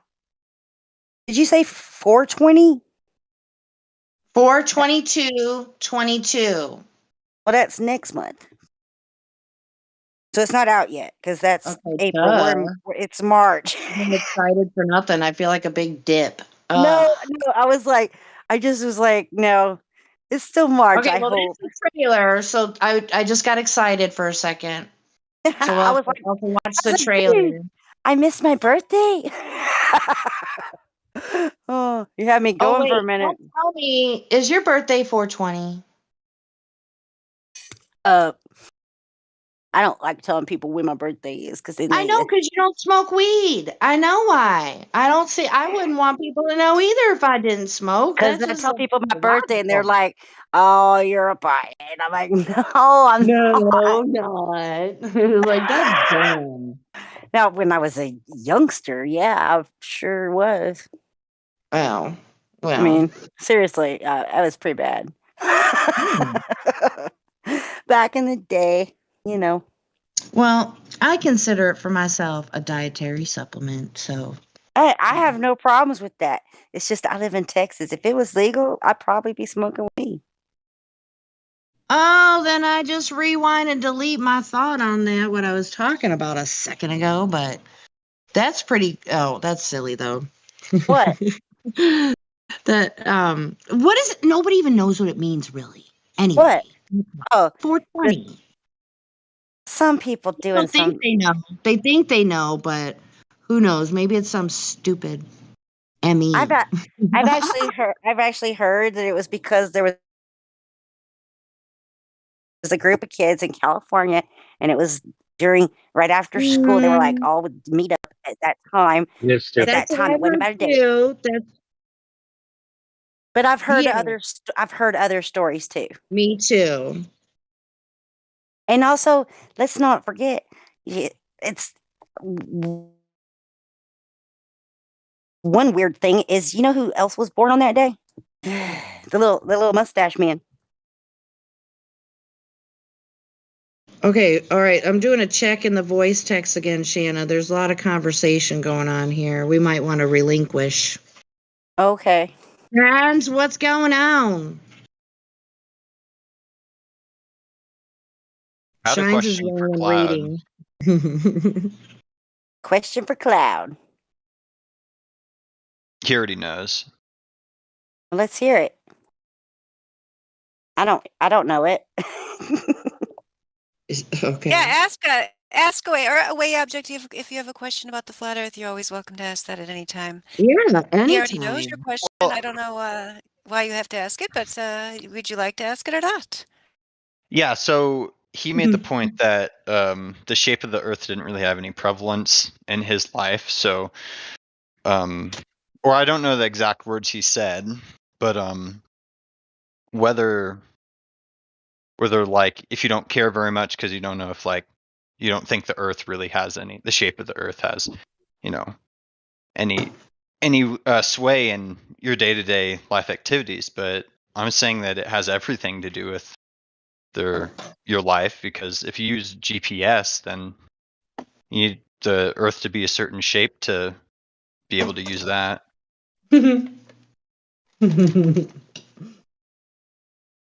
Well, I like this. We have Globers coming in and questioning the new people. Wow.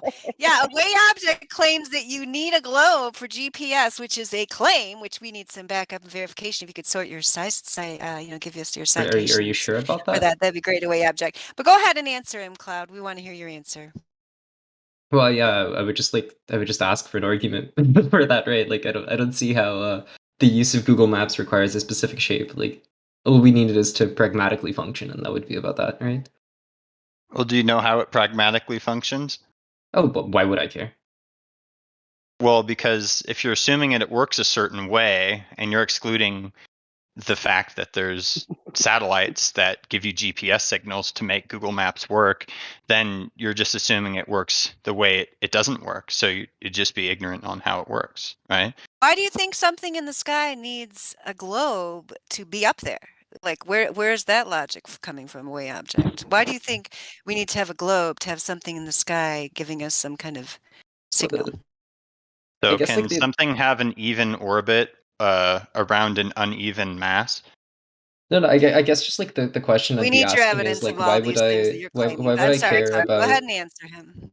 Oh yeah, I was just gonna say like I guess I just would need like an argument as to why I would necessarily care about like the functions of the system if all I know is that it pragmatically does function, right? So if I can grab a map, right, like not necessarily a Google map, just like a map, and let's just say I'm going on a hike, and like this map does like roughly estimate like the amount of time that it would take me to go from point A to point B, then I don't see why I would necessitate like an argument for the shape of the or the form of the globe rather. Okay, so you like, can. Which word, by the way, for the flat earthers in the chat, which word do you guys like? Because I've seen some people dislike the like shape terminology. To me, it's either or shape, form, whatever. Gotcha. I'm I'm hard to offend and piss off, so you know. Yeah. So you're saying you could pretty use super easy going. you could use something like Google Maps, and you can use it to, your advantage without caring or knowing how it actually is able to function, right? Isn't that Yeah. how most people go through life? But like if they're like, you- as long as it's working, I don't care. Just let it do its thing for me. I guess so, but if you take that and then assume it works a certain way, right? So say you remain ignorant on how it works. It's like, okay, fine. But if you start assuming it works a certain way, then it's actually not. Like it works a certain way, instead of like educating yourself on how it actually works, you assume it like works this one way to try to prove some other point, like the Earth is a different shape, then that's when there's a problem.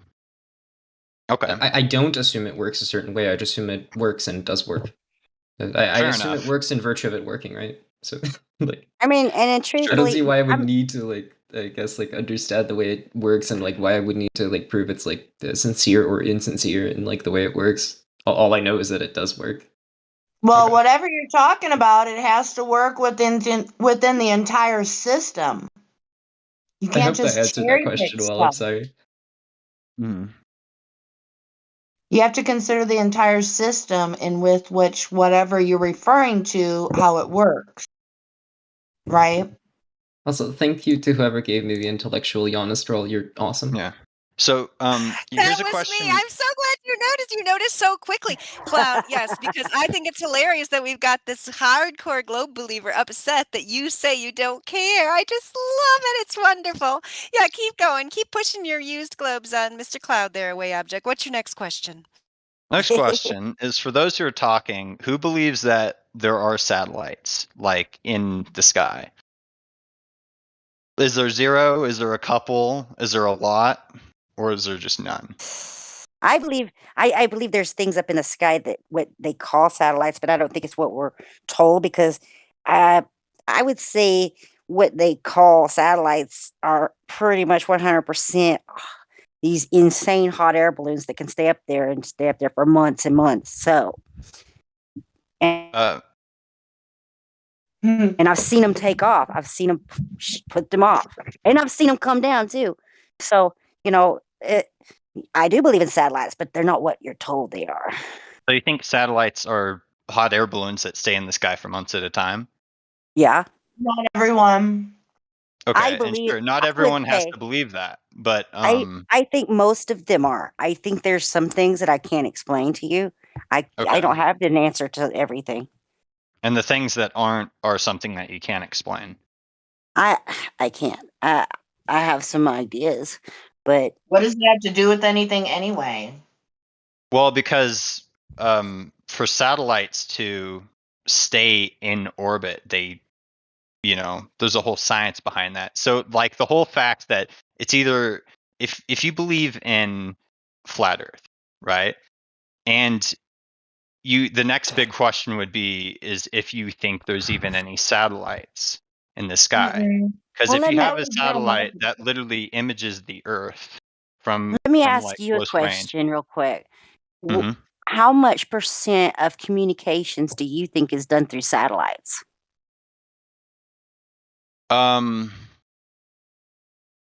There's satellite communications and there's I'd say a smaller percentage, Because but there's communication through satellite. Because there's the huge cables that are laid across the oceans, right? Mhm. That is like 99% of all communication is through these landlines. Sure, but if you're like in the Middle East, right, and you have a satellite phone, how are you getting this information in a certain area of regard, right? You have this area of regard, and it spans so and so amount of miles. How do you get a satellite phone to work, right? How can you have a phone get a connection? Well, like I said, that I do believe. I cannot speak for everybody here. I can't. I don't know what Jenny thinks. I don't know what anybody thinks. Okay, not all flat earthers agree on all things flat earth, okay? But one thing everyone agrees on is that it's just not a globe. How about that? How's that that's work? fun. Because I've heard theories of literally satellites being attached to the dome and different things such as that. I don't necessarily prescribe to that. I can't say it's not possible. They blasted that sucker back in the 50s like insane. They bombarded the dome. It was called Operation Fishbowl, if you want to look it up. Yeah, I know Operation Fishbowl. So if they were doing that, who is to say, well, they're like, hey, there's something up there. Why don't we just go try to attach stuff to that? But is it more believable to say that they're attaching somehow a satellite to this dome that covers Earth, which there's no evidence for that anyway, than it is to say we just put a satellite on the fairing of a rocket, blasted the rocket into space, and then put it into orbit? What's more believable? I know what's really believable is that we observe and we measure a flat surface. But to even say that there is a dome would be like making Not so many everybody different talks about assumptions a that make dome. no sense and have no evidence, Not right? not all flat earthers ascribe to talking about a dome, whatever that's supposed to mean. Okay, maybe I should say a ceiling, because A container is a very fair word in my opinion. or some type of atrium, if you will. There has got to be a ceiling. An atrium. That sounds lovely, my dear. I don't mind that. It's a huge, magnificent atrium with its own ecosystem. Because if it didn't have this atrium build, then we would be in the vacuum. Like what they actually say we live in. It could be something electromagnetic. We don't know how it works according to the creator, how he put everything together. That's very true. Yeah. I mean, because really, even today, scientists cannot explain magnetics and truly what's going on there. They really can't. It's just like when they asked Neil deGrasse Tyson, what's gravity? What is gravity? I don't know. Gravity's gravity. Yeah. There's some things that cannot be explained. I can agree or full understanding. We don't have that full understanding of gravity, right? But and so this idea of talking about magnetism, gravity, like she was saying, magnetism could be the electromagnetism. Electromagnetism could be what some people call the ceiling. That's actually a very good theory. It would be more like a barrier. Barrier. And an electromagnetic barrier could have been totally what set all those missiles off, the nuclear warheads that they were shooting up back in the 50s, That could have totally been what it was hitting at, and it just, they're like, well, we can't get Okay, past that. hey, sorry, Shanna. Forgive me for interrupting you, my dear. I was You're scrolling fine. at the comments a moment ago, and Napalm said that the person we're talking with, right, he's stronging a satellite attached to a dome. If Napalm's listening, I guess he could have a moment to talk about that. I mean, why not? I don't have to straw man that. I'm just mentioning that if there's no evidence for that, then why even say that? It's just some idea someone came up with at some point. It's like, maybe it's doing this, but what's you can't back it up with anything, really. I can't. Well, one thing we can say is you can't have gas back up the pressure other without thing a either. container. You can't have gas pressure without a container. And whatever that container would be, it could be beyond our scope of understanding, outside of our immediate reality, our surroundings that we've been allowed to explore. Well, a container is a container because it can apply an equal and opposite force on the gas to where it's contained, right? That's what makes a container a container. If the force wasn't great enough to repel the gas back inside, then it would just escape, therefore not being a container, right? So if you Right. think That's why about I don't really like to use the word container. A barrier, I think, Right. would be more appropriate. Because, all of our gases, like right here close to the surface, they're kind of all mixed together. None of us are breathing 100% Well, oxygen. the reason But once why they get up so high, they settle out at different heights. Well, All of those the different reason why I say would have to be a barrier is because it's connected to the ground that we exist upon. You know what I'm saying? Does that make sense? connected to the ground, Mm-hmm. well, the atmosphere, I guess you could say, starts at the ground and goes up. No. I mean, just for conversation's sake, let's say the barrier takes a dome shape, okay? So that dome barrier, whatever it would be comprised of or however it worked, it would have to touch the ground. You're So it talking can't be like a container, essentially, because a container would be the same sort of material around the entire, uh, encompassing the gas, or around the gas, sorry. You're Well, I don't know if kind of that changes talking about. anything because we don't know what this barrier is made of. It's just some idea, There's no Right. So it idea. would be kind of like an upside down glass, but not made of glass, is what I would. Okay. I'm just trying to do a conceptual idea, a picture of what I believe and why I choose to use barrier rather than container. But for sake of conversation, you just have to use some words, as long as you gain understanding from it, correct? Okay. Yeah. Well, the reason I brought up satellites was No, because it so you don't doesn't want to talk prove about that satellites at Earth all. is the Earth. What's up in the sky does not prove that the Earth that measures flat. It has nothing to do with This is it. so true. You cannot look at the sky to tell me what I'm on. That's Yeah. not a very good argument at all. All you can go out and observe, and you can measure the Earth. Mm-hmm. What you're talking about, what you're referring to, sure, we have some information about it, but we can't verify ourselves. Why don't we talk about stuff that we can verify and observe for ourselves? I should have said that the other way around, but no, you said so it I don't fine. understand how because we you. can I'm kind of over verify it. that there I'm are just kind of satellites. I'm kind of over it on the satellite conversation because we're not talking about debunking the heliocentric theory here. We're talking. I mean, we could, I guess, but I don't think. I think people here pretty much would rather talk about how it measures flat and how Well, you can't have gas pressure without a container. Sure, and then And you how go around in nobody circles and can. circles and circles while you're ignoring the fact that if you take Oh, a electromagnetic interference, right, and then you shoot it up at a certain point, you can make it so people can't use their satellite phones because the receivers can't receive the signal, right? So that comes from something. And the things that terrorists would do to jam satellites, right, are pointed upwards. They're not pointed in the middle of the ocean. What does this have to do with what are you it's getting because at? satellites orbit a globe Earth Okay. with gravity. Okay, they orbit around Okay. Earth, and they're in different All you've orbits proven is that around there's the something planet, there. You haven't and they proven are the a certain vacuum of distance space or away. the medium of space. This doesn't prove space. This doesn't prove that they orbit the Earth.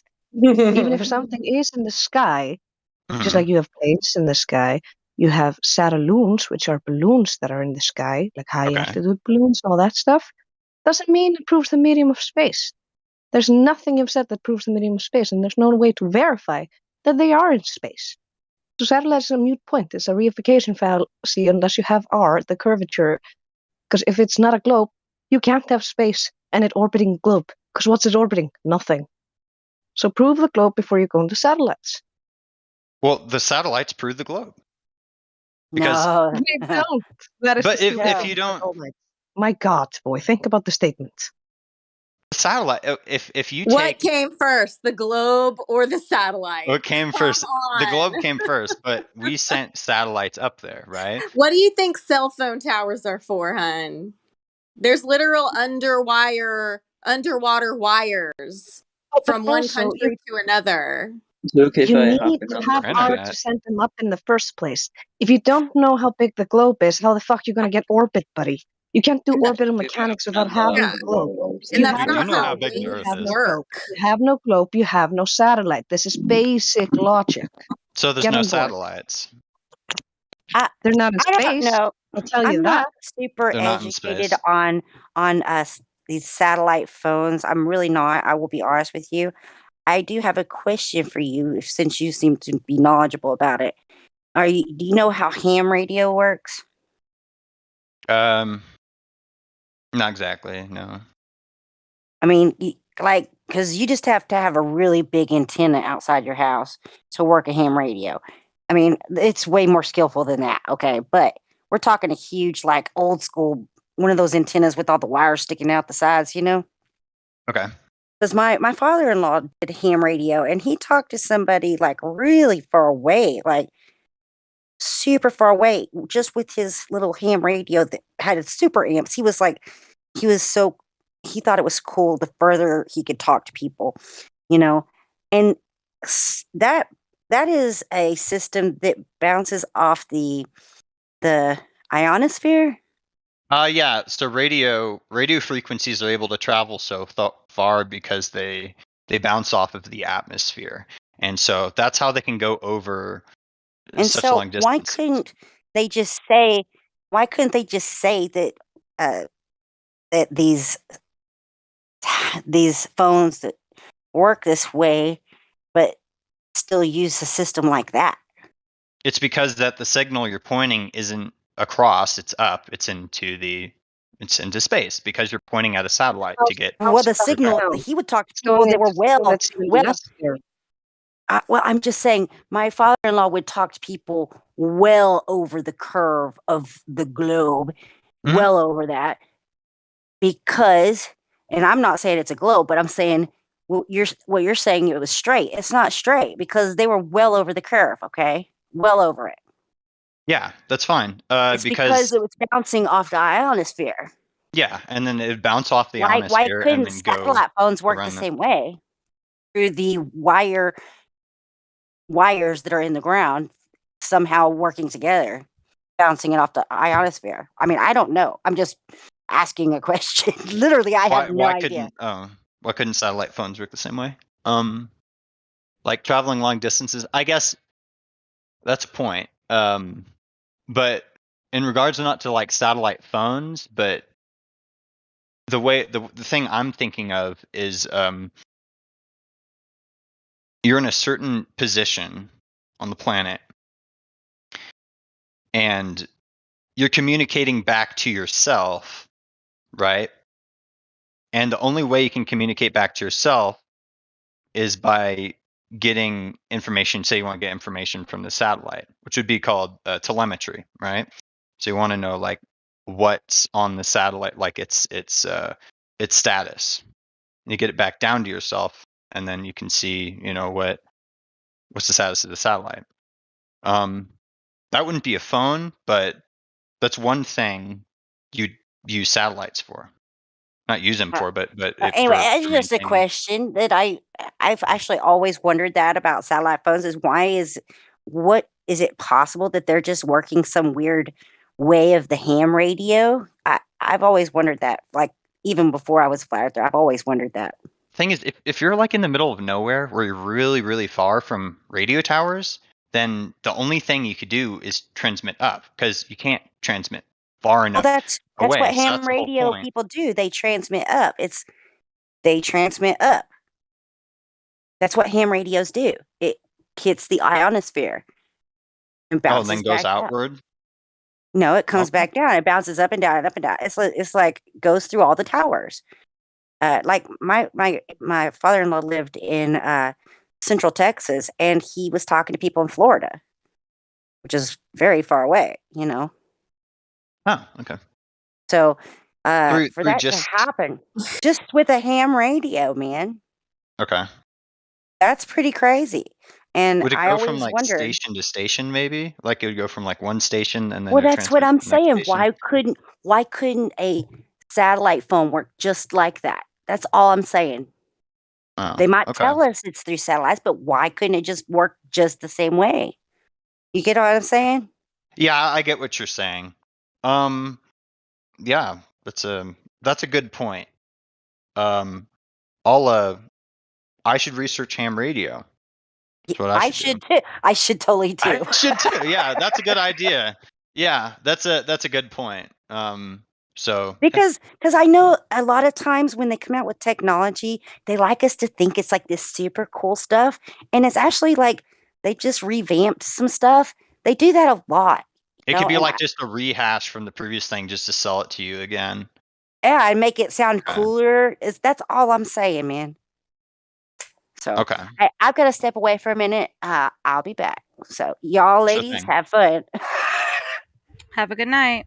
Oh, I'll be back. I just got to take a minute. Okay. Well, I just came back, so whatever's going on. So maybe we can try that. Who wants to have a new conversation with us?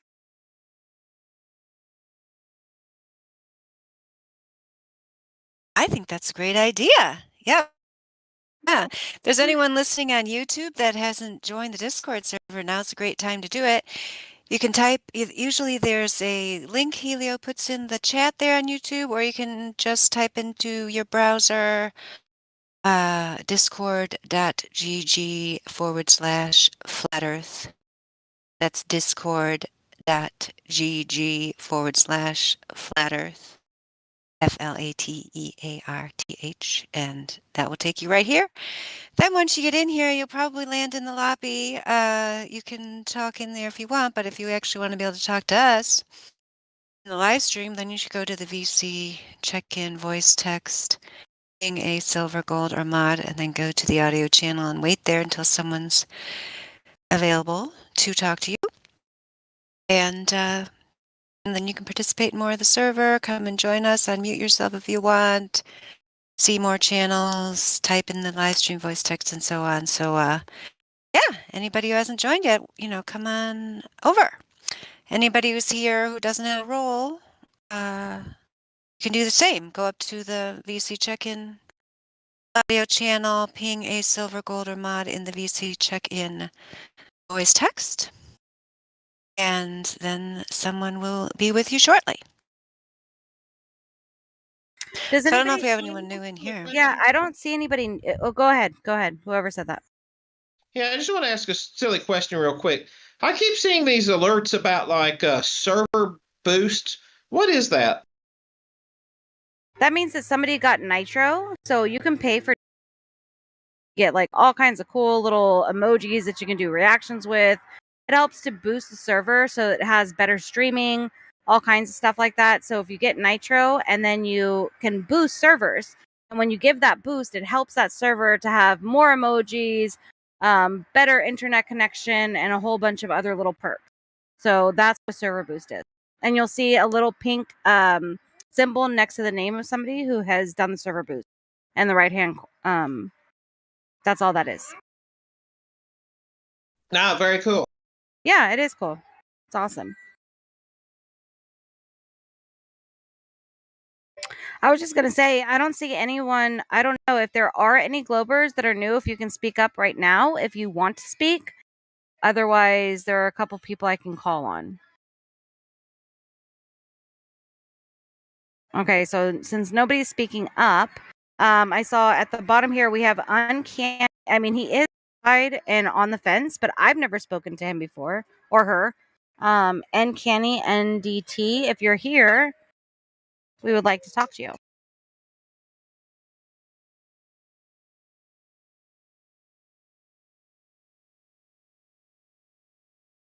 Okay, I can see you're typing in chat, but not responding. So if you don't want to talk, that's okay. Oh, you do want to talk. Hey, what's up? Hi. Nothing's really up. We were just kind of having an interesting conversation in the chat, but I'm not really a globist, although I do kind of have some artifacts of globe theory. But as far as I'm concerned, especially with my own research right now, I mean, I'm leaning probably more toward, I've already said it's level. I know that for a fact. In terms of its shape, I guess I'm more focused on the shape because of my background, but I know here it's not really an important issue. The important issue is about how level it is compared to roundness, and I'm definitely on the side of flatness. Okay, yeah. So the difference is Globers say that level is curved. And so no matter where you're going on that globe, it will always, that level will always curve towards the center of mass, where we're saying that level is horizontal and all levels are horizontal. So that's the major difference between the globe and us. So yeah, if you're saying that level is horizontal, I would say you're on the right track, because that is what makes sense. I would say that's kind of fundamental to say level is horizontal. Yeah, I would say so too as well. So that's my qualms are with little nitpicking things about that's why I'm on the fence, quote unquote. Not really on the fence. It's fluctuation more toward the flat or level side. Let me just say this: how can you be on the fence if you think that level is horizontal?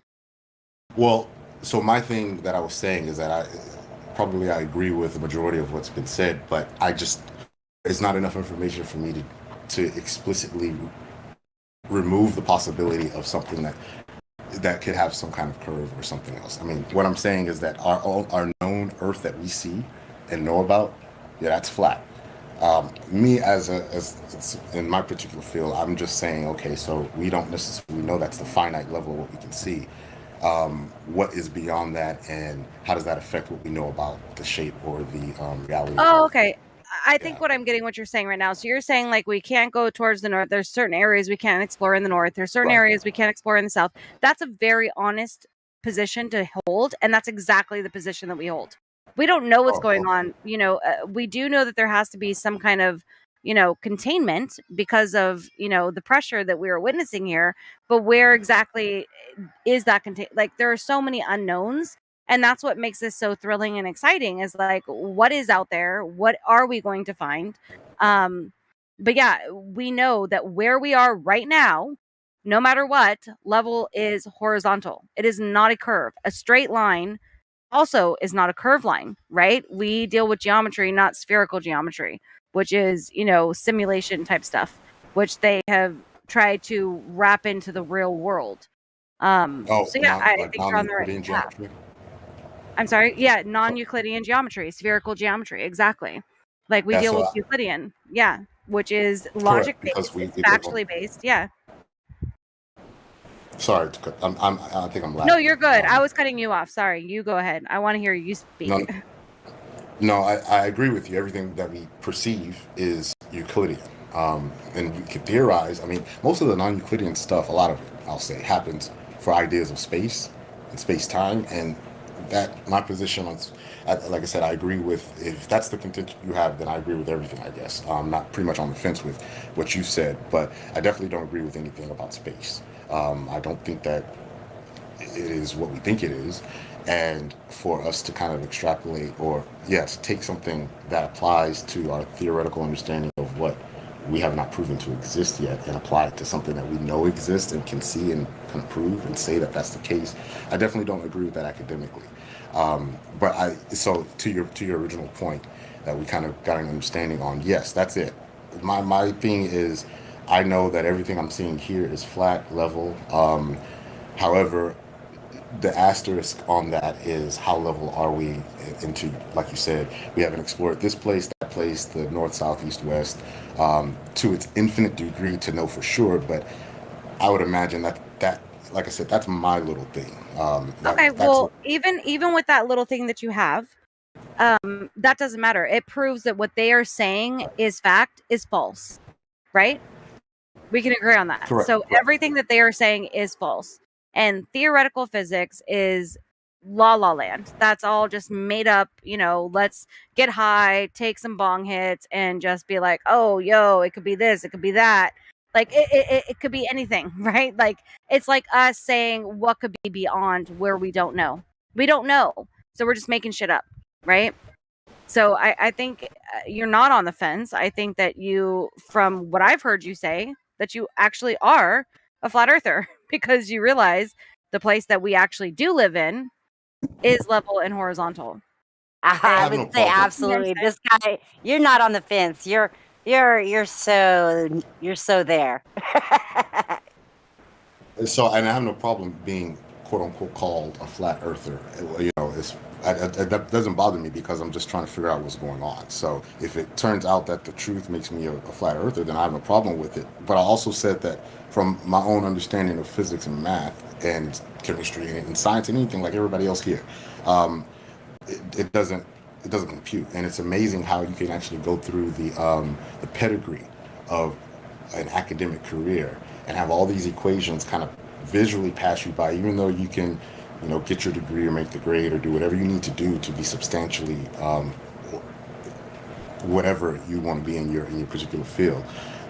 Those equations pass you by, and if you don't have the time to kind of come back and look at it or take some perspective from other people, then it continues to pass you by. And I think what in academia, what I'm seeing is that we have to double down, because if you're old or older and you have these thoughts in your head, then yes, you have to bring up things that you'd hope nobody really understands, like theoretical physics or theoretical math. Hopefully that'll get you a little confused or knocked off. At least that's what I've seen. So that the original point that addresses the matter, which is that it's wrong, doesn't get brought up again. So I am categorically against the dishonesty in academia, but in my opinion, in my own academic research, yeah, that little nuance about the shape is pretty much the only thing that's stopping my full transition to the other side. Okay, so there's two things here. Number one, I don't want to miss out on the first thing that I think is the most important, is you talking about the shape, which I want to get to at the end. But the other thing that you talked about is, I wholeheartedly agree. They are teaching people what to think, not how to think. People don't sit around and just ponder, right? Just like meditate. People are always on their phones. They're so busy that they don't just stop and think for a minute for themselves instead of being told what if anybody has a chance, there is this great short story by Ian Forster called The Machine Stops. It is amazing how somebody could write something in so early in the 1900s and it be so pertinent to today. I mean, it starts off with, they can't do anything unless the machine tells them what to do, and they're all living underground. They can't leave their homes, and it's amazing. Read it. The Machine Stops by Ian Forster. But yeah, people don't look up in the sky anymore. They aren't paying attention to what's happening there. They aren't paying attention. They're not even paying attention to their kids or their own lives, right? Like, people are so caught up that they don't take the time to think. And so, yes, they will go through school and they will study this stuff and they'll just try and get a good grade, and they get, lost in that. And then when they spend so much money on it, then they get into a job with it and they have all these bills, and that's what their career is about. They're like, whoa, now you're telling me that my life is a lie? Like, they don't want to hear it. They never took the time to actually reflect, which is very imperative. But you also stopped that conversation with saying the thing that was making you on the fence is the shape. So you're objectifying the earth. So circling back to that again, there are unknowns, but it still does not disregard what we do know. And by what they say that the earth is, no matter what we do know, there's no possible way that they say that it is what it is. So interesting too that he brought up the fact about academia, because most people don't actually recognize this, is that they push you through all of these what you call equations so quickly. Just learn them, don't really study them, just learn them, and they push you through them so quick that, and you're probably never even going to use them. But that's really interesting that you put it that way, that they just pushed it through so quickly. And most people don't even talk about that, really. So I'm glad you brought that point up. It's a big deal. Yeah, it's a big deal to me because it's something you see every day, and it's something I've experienced.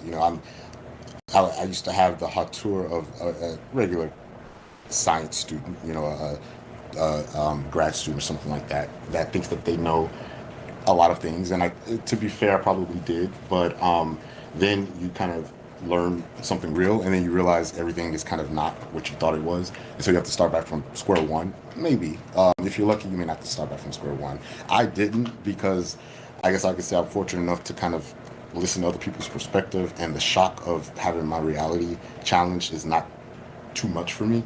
But for a lot of other people, especially for people who, for their profession, are told or know that they are supposed to know that they're always right, it's going to be hard for especially a layperson to come and tell them, hey, you might want to check your work. And that's not the case, because in my field as well, a lot of the laypersons that I've spoken to or talked with are the ones that have taught me how to look at things from a different perspective, which is kind of why I'm here. And what is your field? I must have missed that part. What field are you studying? I'm studying physics. Okay, cool. So physics, not That's my astrophysics, field. right? I will go nowhere near astrophysics. Perfect. And Uncanny, I'm sorry that I interrupted you with what I had to say, because you had a point too that you wanted to. You said we'll go back to that, so I just wanted to say I'm sorry I interrupted you, because I know you had a point too to what he talked about that you wanted to go to.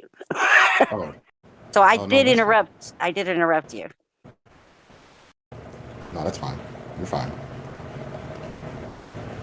Oh, I'm sorry. It was Shines. Shines, I think, wanted to bring up a second point. You talked about the academics, Shine, and you said you wanted to talk about something else after that. I already brought it up. So yeah, Okay. we were talking about like how the world, looks at things, how they brush it off, how they don't pay attention to anything. They don't question what it is that they're actually learning. They just want to get that passing grade. Then they get their job, they have their bills, whatever. And then he also was talking about the shape of the earth. That was the second thing, the number one thing that I wanted to get back to.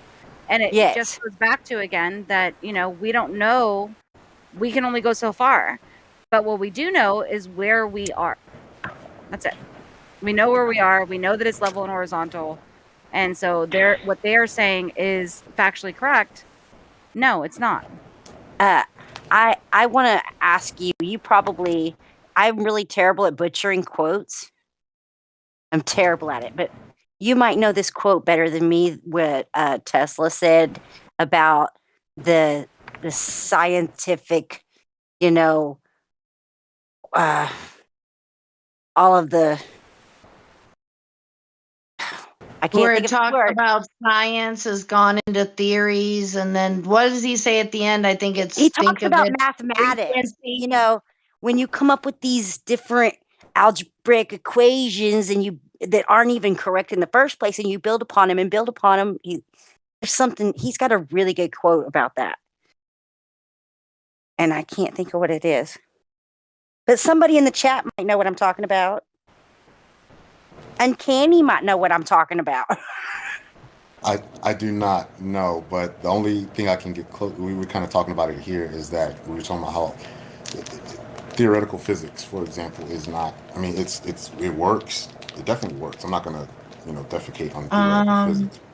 It works because they have made the numbers work. They fudged the numbers to make it work. And that's what Tesla basically said about, he hated Einstein. He absolutely despised that man. And was it making reference to reverse engineering? No, it was just him basically saying that sorry. scientists came up with a theory and an algebraic term, like the huge chalkboard of, MC squared this and that and all this bullshit that takes up the whole chalkboard.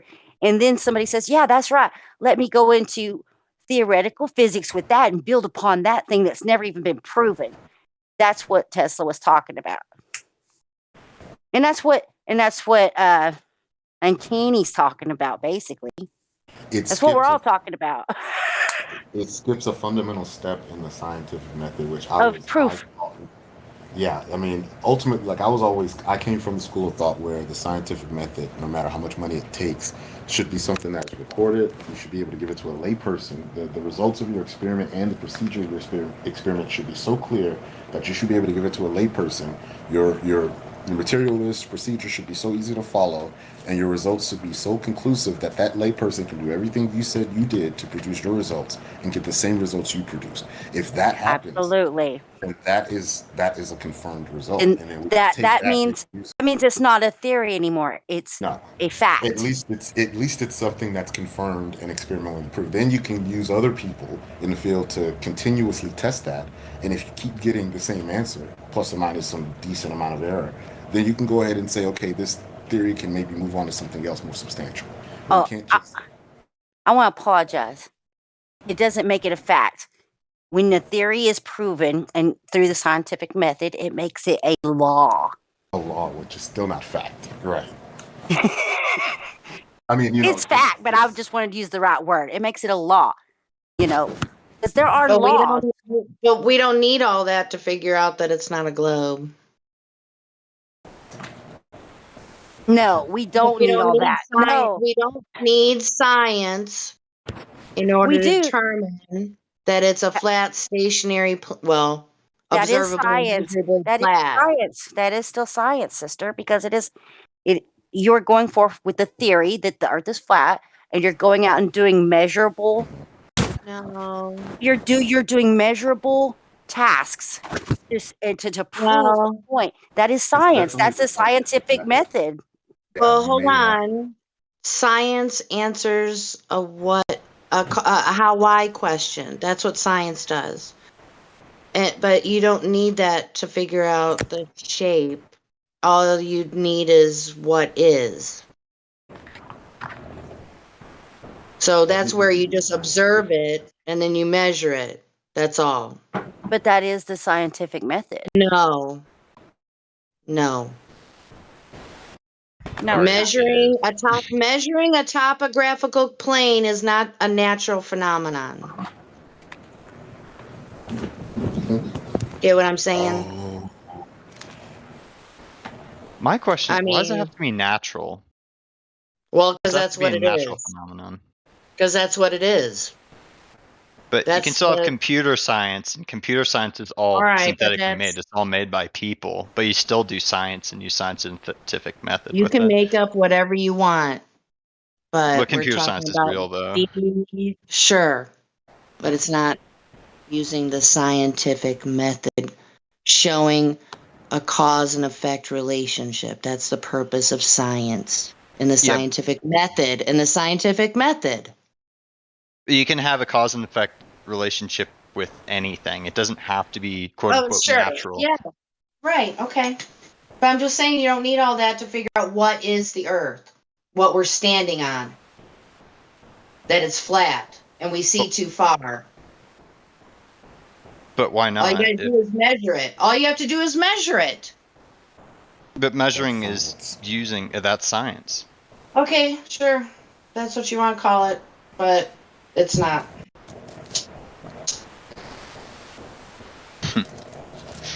We're referring to the reason why we stick to the classical definition of science around here, way object, which is the necessity of making a natural observation, because as Jenny mentioned, you're trying to find a cause and effect relationship. Therefore, you make the natural observation. Therefore, you then develop a hypothesis based on your observation. You put your hypothesis in an if-then format. Since the hypothesis is in an if-then format, that then characterizes it as a cause and effect. So that's why she's telling you the globe's not a scientific question, because it's not a cause and effect relationship. It's just a measurement. You can call it a mathematical question if you wish. The only reason it's a mathematical question is because we're being given numbers that would indeed work if we lived on a globe of 3,000, with this given radius of 3,959 miles. We would be able to observe and measure curvature. Since we never observe or measure curvature, and we can see way too far, we have disproven the globe mathematically, but there's no cause and effect relationship, inherent in measuring whether there's any curvature and finding that there's not. Okay. I can see your point, but I guess where we would come from to say it's science would be to support the theory. But Hold on, we got to dissect that sentence. We would come from to see that science would uphold the theory or something. I mean, I got to rewind and transcribe that one. That's a big mess there, Way Object. You want to try again and tell me your evidence for curvature and why it's scientific? No, I'm saying taking a I say measurement something? would be supporting the theory. Yeah, go ahead. Can I read something real quick? This is the definition of scientific method.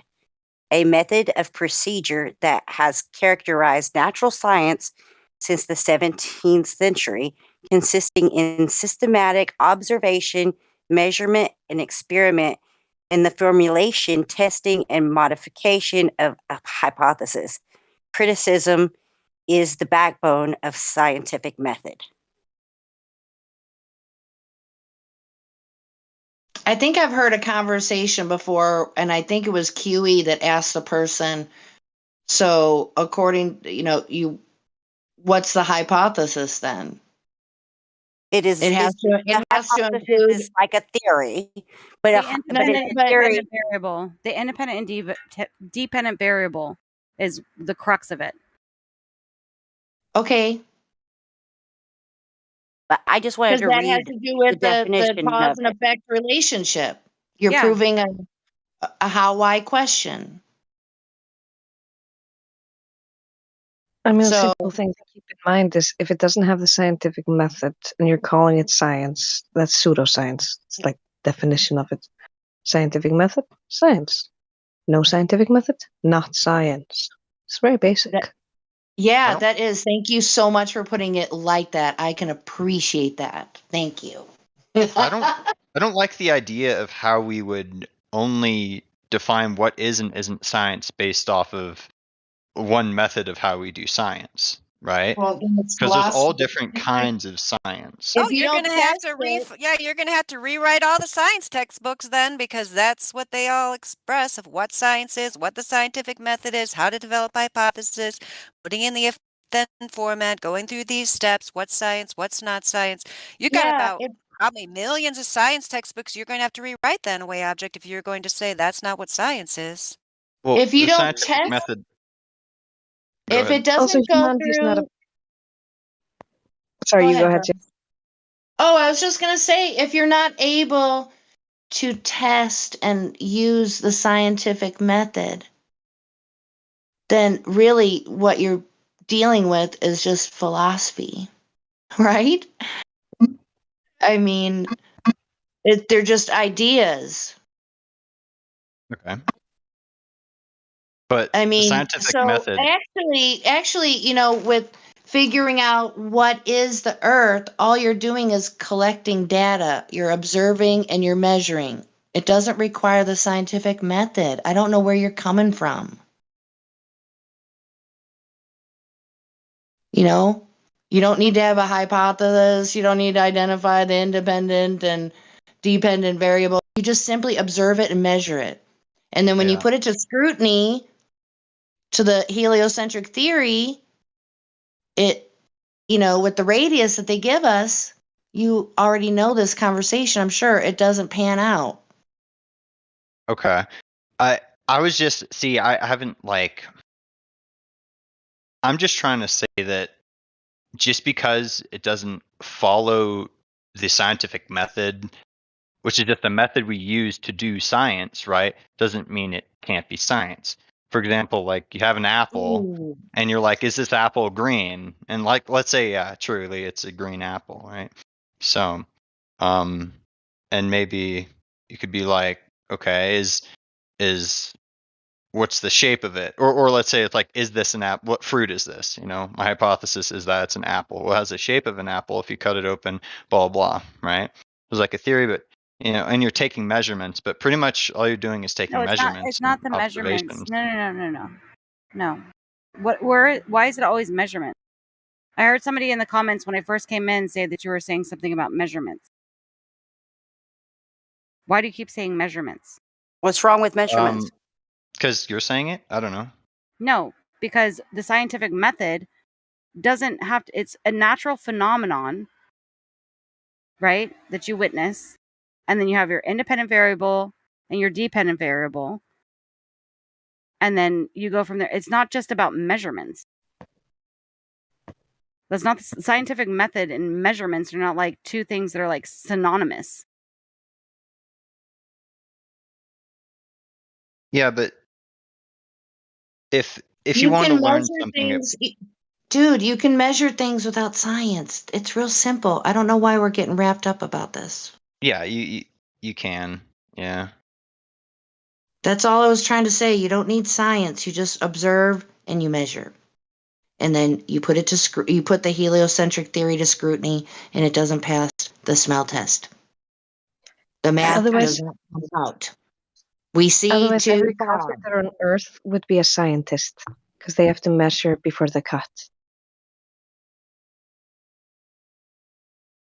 Okay. I actually would say we all use science every day in our life, and we don't even think about it being science, to be honest with you. Because, and I'm not talking about scientism, okay? I'm talking about true science. We use it every day when we cook a cake, when we mix things together. This, and this. This is science, okay? And if you don't do it It's not right, science until you use because the it's been scientific proven. Listen, my mama made this cake all her life, and if I use different ingredients that she's proven to make this specific cake, if I like, well, I'm out of that, so I'll use this, it's not going to turn out the same as my mama's cake, because she has scientifically proven that when she puts these things together, it makes this thing. And if I screw it up and put something else in it, it's not going to be the same thing. Okay, this is just one little thing. Okay, that is science in a way. I mean, yeah, it's a stupid example of science, but it's science. And when people like, I can't think of even who's doing it, but right now, there's a flat Earth team out there that they like to go to the shores and they do these laser tests and all this. They have the measurements of how far it is across from one bay side to the other, and all this. They are using the scientific method, which is not pseudoscience. It's science. It's real science. Actually, the definition of pseudoscience is when you call something science without using the scientific method. Exactly. That's right. So you're only using science if you know you're doing it and you're testing it. If you don't test it, you haven't done science because you haven't verified anything. You haven't done anything. Otherwise, you only have a hypothesis. Even if you only do it once, it's not much of a test. I mean, I may be misunderstanding y'all, but I'm getting I'm hearing, I don't know what's going on, because it seems like I'm hearing from y'all that the scientific method is bad. What am I hearing y'all wrong? Nobody's saying it's bad. We're saying it's necessary. Can I? Well, never mind. Sorry. No, yes, you can. I would say yes, Elijah. Go ahead, because please help me. Well, here's.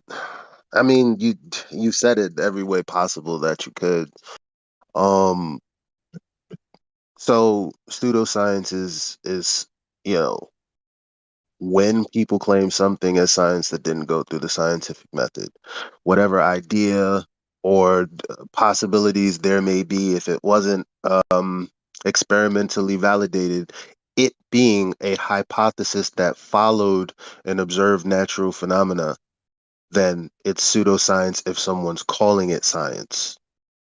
That's it. So that being said, when you say people are out doing measurements, doing laser tests, you've already said what they're doing. They're doing measurements, they're doing laser tests, and for something that measures to be supposedly supposed to measure to be a globe and doesn't measure to be a globe, at least for the segments that we can measure, uh then those are just measurements invalidating any convexity anywhere.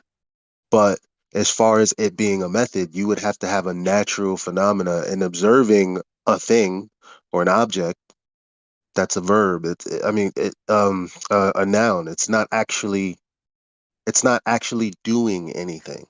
So it's not a phenomena to be observed and then formulated into a hypothesis as to what's causing the phenomena to then test it. That's why people Right. are saying it's different. Yeah, the topographical plane is not a phenomenon. That's all. You're just basically surveying the land, correct? When people are measuring it with Did we lasers. try Yeah, it's surveying. I mean, or just using known distances. And I guess surveying wouldn't be the correct maybe in all instances, but I mean, using 2 points at a known distance. And if you see, you could even use a mirror in the daylight. I mean, so nobody can see the curve. We see too far. And people have all kinds of, globers have all kinds of explanations for that, but.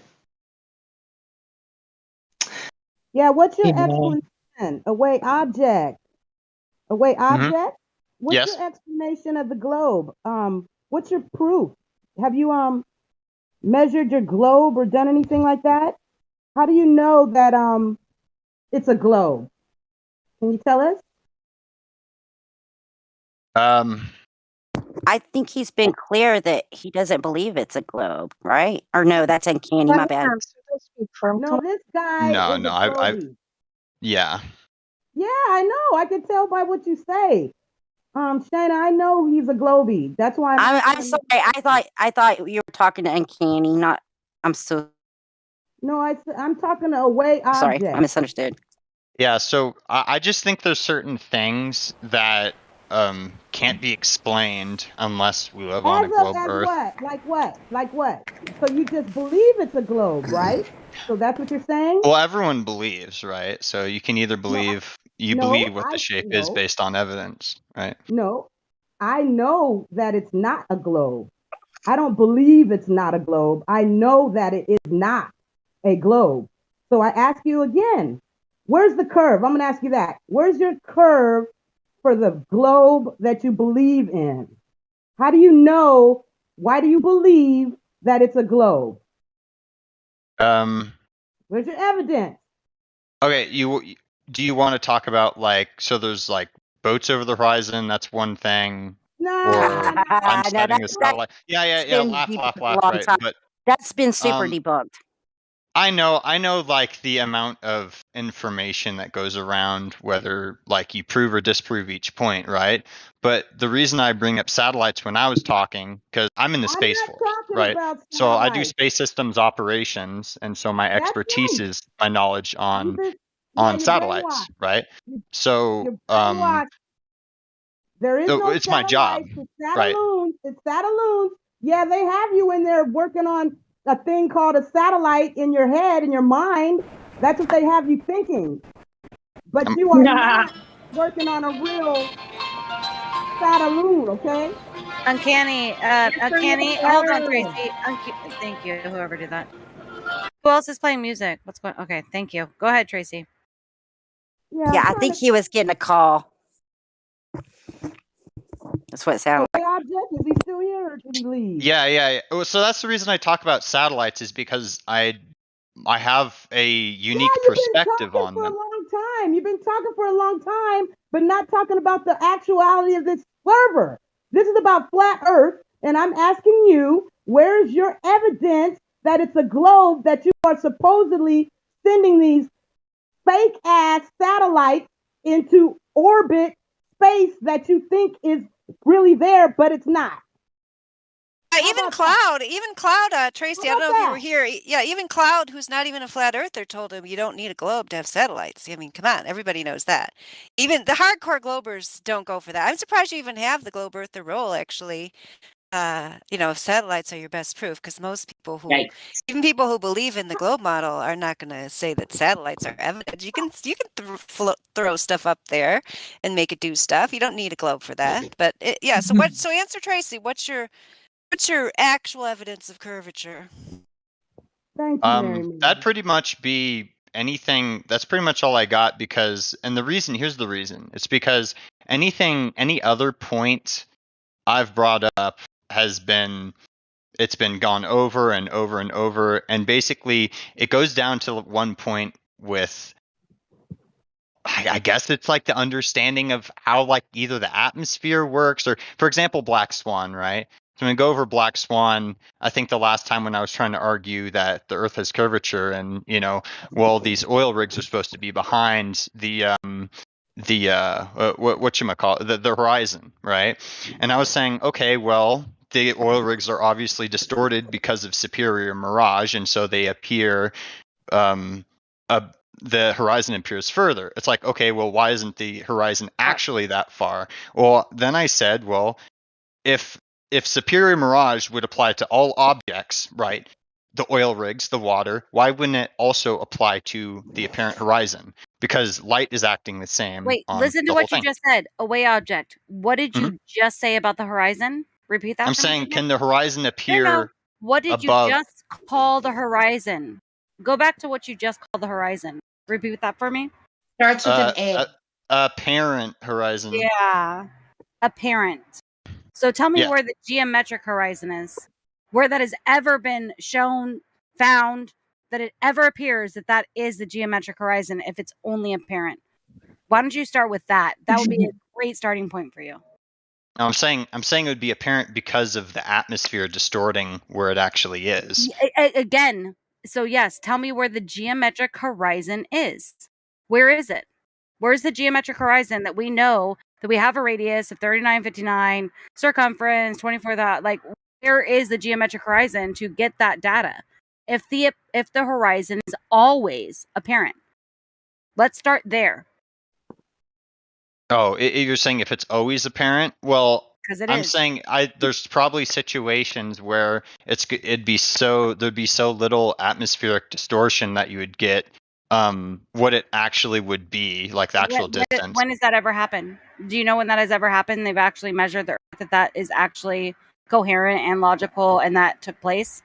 I don't have an example. Yeah, All I of really course know you is the don't. Black That's Swan. the point. No. That's the point. And even the Black Swan is still apparent because there is no geometric horizon. All horizons are apparent. And once you start to get that, then you'll start to get flat Earth. Then you'll start to understand, holy shit, there is no geometric horizon. It doesn't exist. If the apparent Tell him horizon it is due doesn't to exist. superior mirage, then why would that prove flat Earth? I'm sorry, say that again? If the apparent horizon is because if a horizon is its apparent like distance is because of a superior mirage or Fata Morgana, then why would that prove flat Earth? Because there is no geometric horizon. I don't know how many times I need to say it.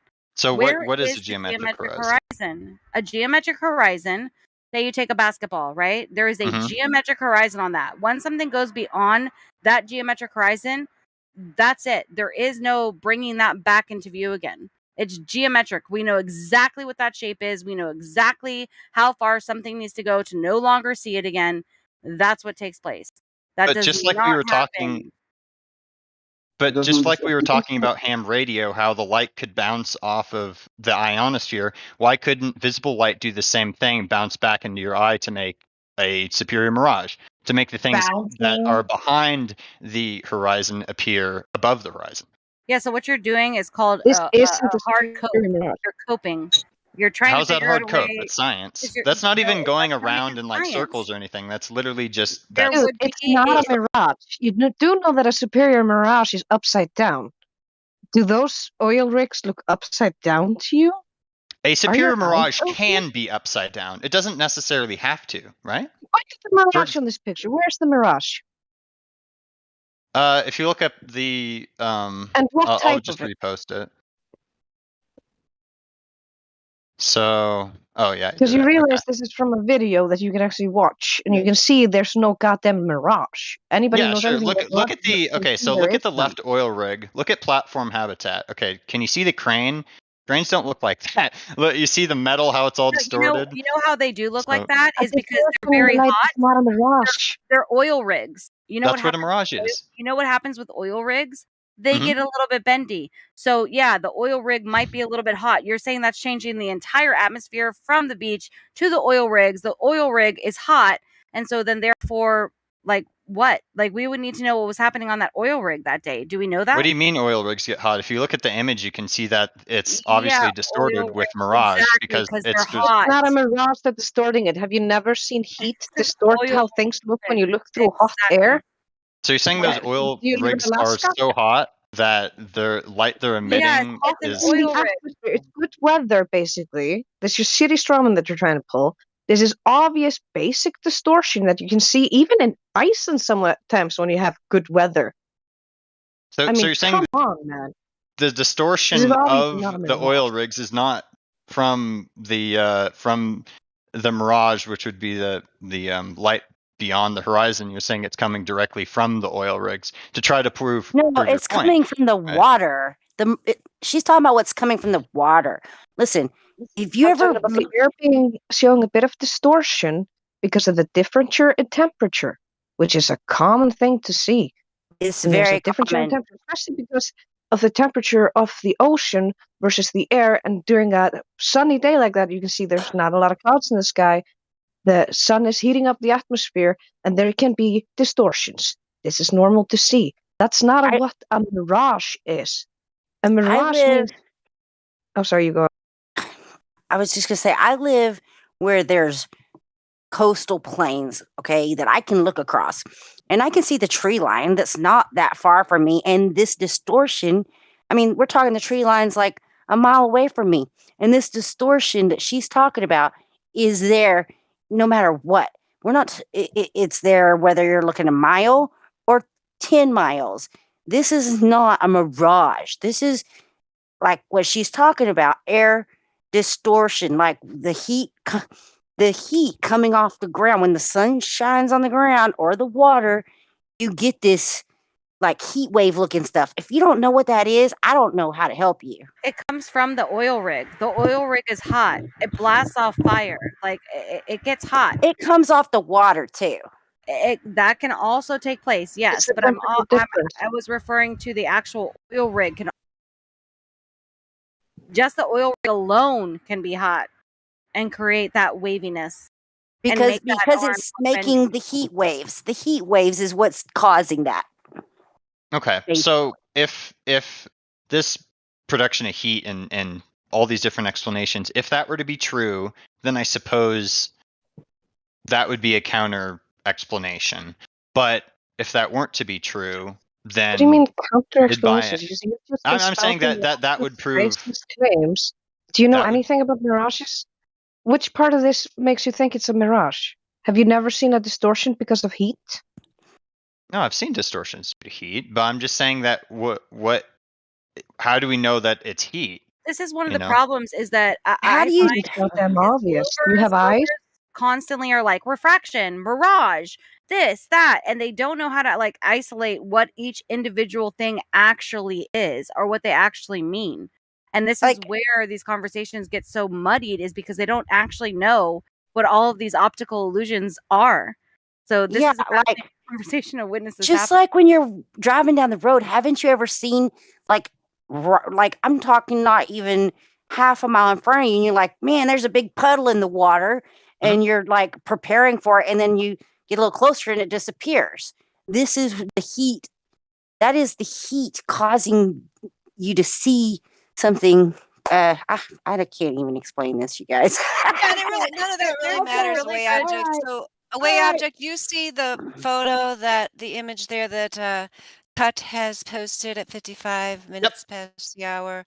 So the oil rigs are mile markers. You could just put a sign there in the ocean that says this 6.08 miles away. This is 10.10 miles away. The whole point is that you can see the horizon is behind these objects, and it is much further than it should be if we were on a sphere of the dimensions claimed. That's the point of the oil rigs. Also, you cannot, anybody, like there's something even better than the oil rigs. That's a great one. But there is something called competitive long distance photography. Okay. Just go look into that, because people are taking pictures like 200 miles away. Okay. Yes, they are from maybe some high altitudes, but even if you do your math on a ball, they shouldn't be able to see those things. Okay. But you've got to do your math. Mm-hmm. Go look into long distance. Like there are people, they give awards for like the longest pictures every year or whatever. And there's some really insane ones. Like you should really go look into that because it's fascinating. No, But Shayna, is it because of the time of day? So as you can see in the video, it's like towards the object. Yeah. What you need to do is when you go to work on Monday, you need to ask your boss for the actual proof of the globe that you guys claim that you're making these satellites, these supposed satellites. Ask them for the proof. Tell them to show you proof and not no CGI pictures. Okay?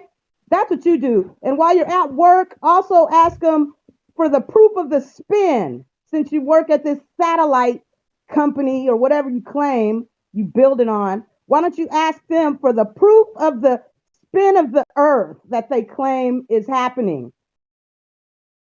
I have the proof. I just do that. And then after that, ask your boss for the proof of gas pressure without a container. Ask them that. And then I want you to bring back the information that you got from your boss, and you come back here and you let us know what they said to you. Wait, hold up. I heard him say he does have the proof. And when he said he had the proof, it was for rotation. Is that what you meant? That you have proof for rotation?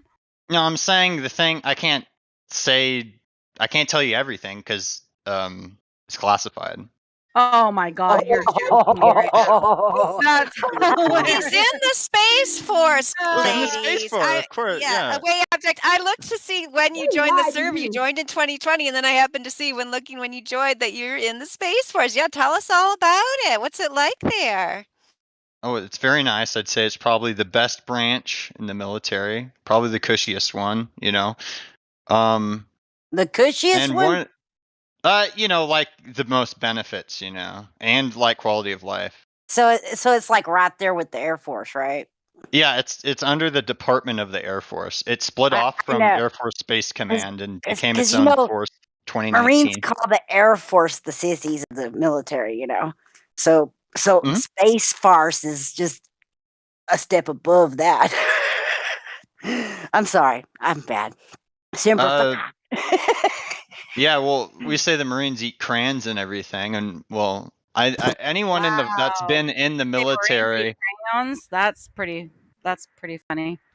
You being in the military. I would love to see in the military. You being in the military does not impress me one bit. I could give a damn about your fake ass force that was just created because of us flat earthers. Ain't nobody stupid, but they got your brain. They got your brain, though. You're so brainwashed. So Tracy. You're so right, Tracy. I love it. Okay. I love her energy. I do. I love Tracy. I don't have. I mean, I don't know if you think that is a proof for us because we think it's a joke. I mean, yeah, I see you've been given space criminal. I should give you some more. I could give you space influenza. That'd be. To be honest, do around here. Didn't they come up with the Is it? Have you seen Space Force? Well, hold up. I still want to go back to what you said. Come on, it's a joke. Yeah. Before we talk about TV shows, I want to go back to what you said. So I asked you, like you said, no, I have evidence. And I asked you specifically, was this about the rotation? You said no. Oh, Sorry, a motorcycle just went by. What so he was just it that you were? believes. What was it that you were specifically saying? You don't need to give us what the evidence is, but what are you saying that there is specific evidence for? Is it the rotation? Is it the curvature? Is it, second law? Like all three? Or Like that you it's just have flat. all the answers, but it's Maybe. classified and you can't give it to us? Like, what is it? Here's one thing I could talk about, but the thing is, most of my job is related to satellites, and so that's why I talk about that. But when it comes to rotation of Earth, right, there's different orbits, and so there's a certain orbit called geosynchronous orbit, which means it's synchronized with the geo meaning Earth, right? So We know. geosynchronous means it's synced with Earth. So as the Earth rotates, the satellite is above the same spot on Earth the entire 24 hours a day, like You know who you should constantly. link up with? You should link up with Dr. Phil. And then maybe Dr. Phil and you guys can have a powwow about satellites. So- that would be great. But So hilarious. That's the question. Like What if he Jeff says, what like a he stationary just said. He just said that means a satellite stays over a specific spot of the Earth. So how is that? How is the satellite orbits the Earth at the same Which works speed that the Earth rotates. If it's not moving at all, it works even better as a satelloon rather than a satellite. So you're telling me it's You're just that making when a your argument seem satellite is even weaker. over? Oh yeah. Are you telling me that you're claiming when a satellite's put up in the atmosphere and it starts, say, right over Texas, it stays right over Texas forever? Yes, if it's in that orbit. And this is unclassified, you can research it yourself. It's pretty cool. What's pretty cool? The lies they tell you and got you thinking you're doing something all special and spectacular, which you're not, because it's not happening. There's nothing in space. You have been lied to. They just have you in this office, wherever you're at, working in your NASA, whatever the fuck, on a fucking fake ass robot that they told you that is going into space, which it is not. There is no outer space, okay? So when you go to work, why don't you start looking into that? Start investigating. How about that? Since you're working all right up in there and shit, do that and come back here and tell us about it. Yeah, because every satellite I've seen launched was launched via a massive, super strong hot air balloon. So every one that I've ever no, seen. no, they're put on rockets. Here's a No, good point, they're right? not. So What the? No, they're not. maybe I can get through with this point. So this is a point I made before, and I forgot where the conversation went. But one of the section I work in is missile warning, right? So we give early infrared missile warning for missile launches, anything that produces heat, right? So the idea is when there's a heat signature, right? And here's an unclassified satellite is Defense Support Program. So you can look this up on Wikipedia, right? This is the ones I work with. So Defense Support Program is infrared satellite. Some of it are in the geosynchronous orbit, like I was talking about. So it's hovering over, say, the same spots in the Middle East, right? So if we have people deployed to the Middle East and they need to not get hit by rockets, missiles, how do they know? How do they know where they come from? The reason they know where they come from is because we tell them, look, we see a heat signature thanks to our satellite that's over that area, and we send them information, and so they can escape the missile, and hide in a bunker, right? So without satellites, we'd be basically being blown up by missiles and not knowing what the fuck's going on, right? So how else would we know? Satellite wouldn't prove that it's a globe. And like Goddragon said in chat earlier, all rocket telemetry is based off the radius of the Earth. When was the radius ever measured? Because again, you're going past the fact that you don't have any proof for curve. You don't know of any proof for curve. Just like you did with spin. And or spin. And honestly, I don't think you work on satellites because everything you say sounds like Wikipedia. Also, I just do extra research on Wikipedia, but And the I'm other serious. and the other thing is, either way, none of this is proven globe. Again, because But I just said that the only way we can. Satellites cannot prove globe because you cannot prove that satellites are in outer space. Do you see the dilemma there? Do you see how you're doing something completely pointless right now instead of talking about the actual because subject? even this if is another red herring that you've already dragged us on, and I'm like this close to giving up on you. And if you're going to keep going into the stupid satellite argument, which provides no proof for globe, I don't see why you're here. This is about flat Earth or globe. Let me ask you then. How do we protect our people deployed downrange from missiles? How do we do it? It has nothing to do with They're the going to flat say, Earth. I don't know. I don't know how we do it. It's like, of course we do. It's a red herring. Sorry, not You chose to take your ass to the military. That's on you, buddy. This isn't about the military. This is about like how you the don't have truth. anything. Literally, how do we protect No, it's ourselves not the from truth. missiles? Away object. This is literally Listen, away object. Missiles, ergo, doesn't prove shit. Again, when are you going to get to the subject matter? How long are you just going to talk about random things that have nothing to do with what we're talking about? If everything you know to how do. annoying that is? Well, it's because I'm bringing up points that you can't explain because you don't know enough No, you about it. have unrelated points. How many times do you have to explain this? Don't You just try to don't know gas that they're it. related It's because you don't know happening. anything about them, right? You don't know about this stuff You, because the guy who can't understand basic logic, never once have you rebuffed anything I've said. All you say is, no, it does, but prove it. How does it prove Earth? Tell me that. How does it prove that the Earth is a globe? How do satellites prove that? Because how else do we protect? That's not we a send proof. certain. No, You hold on. saying, I can't think of another option. It's not a fucking proof. That just shows that you have limited information or you have limited imagination. That's just you not doing anything properly. Now give me a proper proof or get the fuck off the satellite subject. Otherwise it's just you talking out ass and I'm tired of it. Oh my God, Karma, I love you so much right now. That is exactly how I feel. We're goodness. really so I know. tired of the satellite conversation because I know it you're doesn't tired of it prove. because it's It does not frustrating. prove. that- No, I'm not frustrated. I'm pissed a little bit because it, like she said, it doesn't prove anything. Because what if they work like you said? What if they work like I said? Okay, it still doesn't prove if it's a globe or not.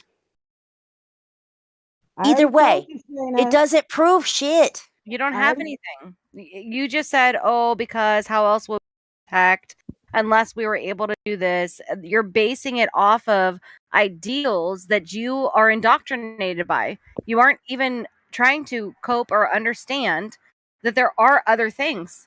There are other ways. It's like you're incapable. You've got to try to think outside of your box that you've been taught. Okay, you've got to think, well, there are other ways that this could be done without it being what you are being told.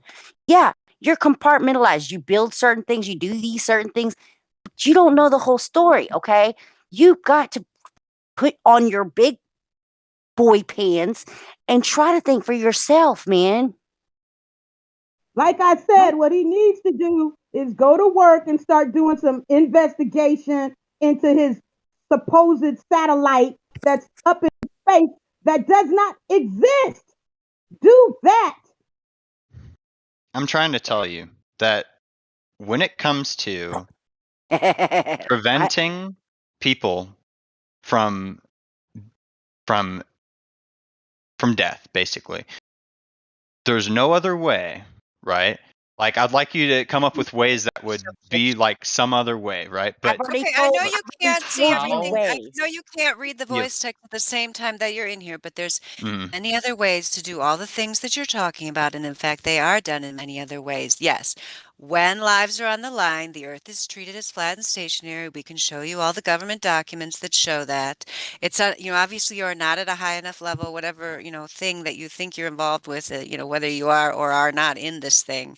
You haven't even got hey, flat and That's how we do it when lives are on the line. So I'm sorry that you're at a lower level and you don't understand that. But even at your level, you should be able to see that there's alternative explanations for all the things you're talking about. We don't need to have satellites in the way that you're talking about to do these operations, number one. And number two, even if you did, you don't need a globe to have them. And we also have, much evidence that they're sending balloons up there, napalmed 7 minutes after the hour from your wiki, or as Quantum Racer says, your alma mater wiki. I love it when he says that. The U.S. military developed high-altitude ballooning programs for nuclear detection and surveillance, such as Project Mogul, linked to the Roswell incident, Project Genetrix, and Project Moby Dick. They also worked on the E-77 bomb, or the principle of the Japanese fire balloon explosive delivery system. You can read a log or go back and look at it 7 minutes after the hour. I tagged you in a reply to see if you were paying attention. Aerostats have been used by the U.S. and coalition military forces in Iraq and in Afghanistan. Footnote 23. You can go check your alma mater wiki to find out what that's all about, Mr. Footnote. Balloons are used to gather intelligence and patrol above Israel's borders. There you go. Security being carried out by balloons to keep you nice and toasty safe by Big Daddy government there, way object. What really makes the balloon stand out is their ability to remain in the sky for long periods of time. A balloon doesn't require constant refueling like an aircraft does, and therefore is able to supply a constant source of intelligence on a target or suspected area. If there's an area not visible from the ground, these surveillance balloon can reach a height and cover ground that may be difficult to detect from below. So, way object, it's not our problem if you don't choose to educate yourself, but you don't get to come in here and have a superior haughty attitude like you know way more than these people, because you're just exposing yourself every minute that you talk. So if you want to keep exposing yourself further, go ahead. Or if you want to do some research and actually learn some alternative views instead of using your very faulty logic and very elementary non-reasoning, keep going. That's perfectly fine. We're here all night, all day, 24/7, just as the name suggests. But don't be You go, acting Mama. like you got something on us, because you don't. Fair enough. Well, at least I don't accept his ignorance as proof of globe. I see. Yeah, you don't So have any proof of globe. So let's- the original thing Tracy asked you is what your proof of globe is. You go back to satellite. Mm. You how your ideas All that right, you make up all in your right. head are not anything. I'll go. And Yeah, how about some direct I understand measurement that, like, How about some direct it- measurement, direct observation, scientific evidence? I, Let's I have it. hope that you actually absorbed some of the things that Mary Mom just totally spit out like super fast. But that was awesome, Mary Mom, and I hope he at least absorbed 10% of the things you just spit at him, because please go look into what she's talking about. These things are very accessible. These things are, if they're not common knowledge, but it's out there. You can go look up many government documents that have been released where everything is really based on a flat plane from documents from the government. Okay, listen, she just told you a lot of information, and you need to actually just go research that. That's what you really need to do for yourself. Because listen, to be honest, in the end, we all got to answer for ourselves of what we think and why we do what we do when we hear. In the end, okay, everybody's gonna have to answer for themselves no matter what. And I want you to be able to do that for yourself. Okay, Shayna, let's move on to somebody else. Okay, how about we look in the wait, chat? can I have one more final response? Go ahead. What do you Just to end. possibly have to say? What do you No, just to end. Right. I love it, Tracy. Let's So- give him this one last straw of defense. Go ahead. What is it? What is it? From what I understand from what you said, is that if it's not what my job, and basically this would be taking away like the entire credibility of my entire job. So let's just say my entire job is like a fraud, and every single thing I do is like just make believe, because then everything I do, it's not actually doing anything because there's no satellites and the Earth is flat and everything, right? So let's say all that's true.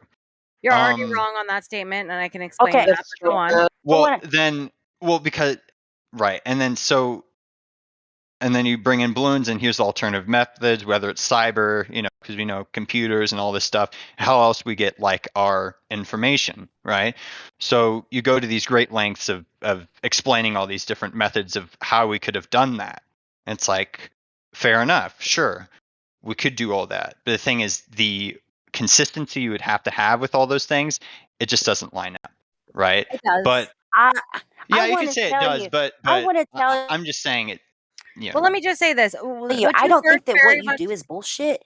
Okay, let me be clear. I want to say that I don't think you understand and know exactly what you do, but you do something that's actually helpful to what you're talk about helping people from missiles. But you don't really truly know how those things you're talking about are being used. You may do some really cool stuff, but I'm just Here's saying the thing. Let me your understanding of how these things work in true reality are not what you think. Things And for that to be true, they'd have to be lying to me because they I've been trying explain to how talk it works. for like to me. ever. Can I get my words out? It would be really Yeah, cool if I you could say something so simple, because I was the one who asked you this question. I'm just trying to respond to you. I was the one that pointed out that no, you're wrong in that what I'm doing, I'm basically doing a job that's nothing. No, that's not true. Things are compartmentalized, right? And so what you are being told that you're doing might not be what's actually the government is telling, like actually is doing, but they're telling you that you're doing something. You're still working on a project. That project is still being created. It's just not what they're saying that it is, what they're telling you. And that happens across the board all the time, even in missions on land and all kinds of stuff. So to disregard that and act like that isn't true is like, no, it's not that you're not doing anything. It's just that it might not be what you think you are doing. That's it. Okay. So you can't like negate that. You still Yeah, have I can agree with that. creating Yeah. something. Thank you. Thank you for But that. yeah, it would basically mean I would have to be lied to by the government. And I've been lied to by the government. We are The lied government to lies. all the Okay, time. obviously. Thank you. Yeah. Thank So the you. government lies, but look, Big time lying to you. yeah. Well, yeah, I mean, the thing is, the things that I'm doing on my job, I would have to actually be lied to about what I'm doing exactly, which would lead to kind No. of like, why would they lie? And I've gone through the Listen. why would they lie question, Listen, man, it's remember what we talked about the ham radio? Think Mhm. about it in a similar way to this, okay? Just like why would the cell phone the satellite cell phones lie to us if they were using old technology like ham radio in some way? It was just to remarket something and charge more for it, okay? Think about it like that. Like you've got to always think about you're like, well, why would they lie to me? Well, there's so many reasons why we would be lied to about a lot of stuff, okay? Just please try to keep a mindset about like that kind of understanding, you know what I mean? Yeah. So just try to right, rethink it okay. about like that and, Okay, Shayna, he's had enough. Let's move on. Yeah, I agree. I think, and Goodness. thank you for your time. I hope that you ponder that and reflect on it and come back again and we can have another conversation. But I agree. If there's somebody else in here or if somebody knows of a name that There's somebody is in the chat. There's somebody named Uncanny in NDT who's new. I've never Uncanny. He was here earlier. Oh, he was? But Oh, okay. I like him. He says he thinks the earth is not a ball. Let's see if there's somebody else first before we move to him. I did talk to Slug the other night. Slug was pretty chill. I think Slug is actually more flat earth. See, I'm we looking talked for the late at night. globies. I know, so that's what I'm looking for real quick. I'm running through as fast as I can. I know She's like, Oleander. she wants to tear somebody a new hole. Oleander, I did send you a DM. Oleander said that they were just Tracy's listening. on the rant. So Oleander doesn't want to be doesn't want unmuted. to. I should. Okay. Okay. Yeah, well, they said they were just listening. So, Oleander, if you are here and you do want to speak up, that would be awesome. We would love to hear from you. Also, we have Cloud. I don't know. Has anybody ever really talked to Cloud? Cloud was here Cloud is earlier. great. Yeah, Cloud's the best. I'm a huge fan. I'm a huge Cloud fan. Cool. We did talk to him earlier. I don't know if you got to talk to him. Do you have anything No, more I to never. say, Cloud? I didn't get to talk. And then the last one is Andy Level Up, which I'm sure he's VC verified. Anybody who's no role in here right now. Nobody who's no roles. Dude is one that's muted, and then we also have Uncanny that is muted. So yeah, Uncanny said he would like to speak in a little while, but I keep trying to unmute Uncanny, but he has a hot mic. I don't know what's going on. yeah, he just wrote, I think. Oh no, Slug again. said, I'll talk in a little bit. Slug said he would talk in a little bit. Well, y'all had to mute Uncanny earlier because he was getting a call. Remember? Yeah. But I think he's good to go now. Okay, I unmuted him. So Uncanny, if you aren't going to talk, you can mute yourself or whatever, but now you're unmuted. So same with Oleander. If you decide to say anything, Oleander, you're unmuted. Hi, Oleander and Uncanny. Hello. They're scared of you, Tracy. Oh, Dude is asking for an unmute. Let's see. Maybe you get to talk to Dude, Tracy. We'll try it. Hey, where's Dude at? Hey, Dude. What's up, Dude? Dude. Oh, he muted himself. He unmuted for a second. Tracy wants to talk to you, Dude. For real? Hey, Dude. What's up? Dude. Fix it. Hello, how are you yes, doing? mic is fixed. Alright, it has been months. I've only come here for answers. I would say I am neither a flat earther nor a globe earther. That's impossible. You got to be one or the other. I mean, what were you growing up? When you were growing up, in school, and what did you think? Oh, but right now he doesn't know. He could be just on the fence, right? Yeah, So you mean, I've got a lot of mixed answers. Well, what is it that's confusing you? What is it that's kind of stooping you? What's holding you back? So there's been times where or some people have showed proof of it being around, right? But then when I asked someone else about that specific thing, they kind of, it sounded like they disprove it very well, and then I take what that guy says and I tell that to a round earther, and it's just a lot of disproving back and forth. I wish I can get them both in in the same spot, but yeah, I've had a lot of mixed signals going up, so I don't know what to believe. Well, it's not about mixed signals. It's about So what's not signals, mixed information. Okay, so mixed information. So what is the mixed information that you're getting about level? Damn, I don't remember, but all I know that there's there's some people giving some really good arguments for both sides. Well, what is your best argument for what you'd be closer drawn to? I don't have any argument. I just want solid facts. Wait, actually, I have questions. So for the boat dipping down is how does that work?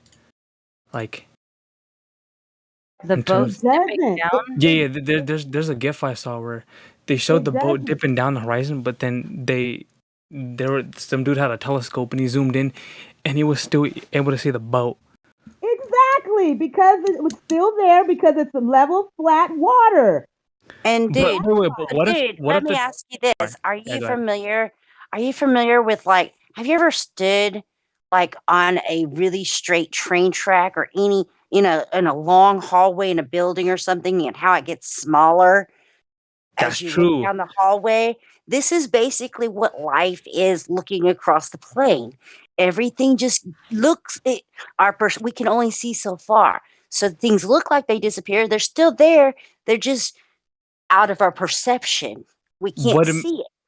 Wait a minute. What if? Okay, here's what I thought though. When it comes to the boat dipping down, what if the Earth is that big that that we're not able to see where it dips down because our microscopes are too powerful? Does that make any sense? Well, no, that actually it doesn't make sense, because if you think about it, here's the thing: if our Earth is so big and our telescopes are so powerful that we could see further, that ship should still be behind the bulge of the Earth. There should be a bulge, the ball should be between us. So you shouldn't be able to zoom in and magnify back on it. You know what I mean? Yeah. Wait, so do you think there's like a dome around us? There's many different thoughts on that. Okay. Many We're different. contained. You can't have this air that we breathe into our lungs without there being a container to compress and keep the air inside so we can breathe. If there was a vacuum in outer space, like the globe believers, what you were taught, if that was true, that there was a vacuum in outer space where rockets are shooting to Mars and all this BS, it can't happen because we're breathing. Wait, but what if the atmosphere keeps it? We'd be dead. We would have been dead a long time ago. Dude, you're saying, what if the atmosphere keeps it? That's the whole definition of a vacuum takes away an atmosphere. Okay. Bruh. So I'm not sure if you're familiar and ever watched any experiments about a vacuum, like when they have vacuum chambers. You should go look up some videos. Go check out some videos. What is the video called? Vacuum chamber? Just look up vacuum chambers experiments, and you will totally understand exactly what Tracy's telling you, because it sucks out. A vacuum sucks out all of the gases. Okay. Uh-huh. And we're told that space is a vacuum. Well, if there's not some kind of like Ginny likes to call it, it's a barrier. It may be an electromagnetic barrier. It may be before you said it. High five, sis. Wait, actually, I have a really epic question. Got a lot of mixed answers on this one too. Please do go watch the vacuum video, because it will give you a whole. Because we talked about this earlier, Jenny. Remember that most people don't even know what a vacuum is. Right. All right, I looked up vacuum chamber on YouTube. I'll just save the first couple of videos and I'll watch later list. Okay, because that will give you a whole new understanding of why we're saying we have to be in a, what do you call it, Tracy? A container of some sort. Yes, some sort of barrier is around us that is not some kind of ionosphere and layers of atmosphere. These layers of atmosphere could not exist without a container of some sort. Okay. And the idea that gas contains gas is preposterous. That's fair. It is preposterous that gases cannot contain gases. Not when there's a vacuum, supposedly by globalists, right at the edge of those gases.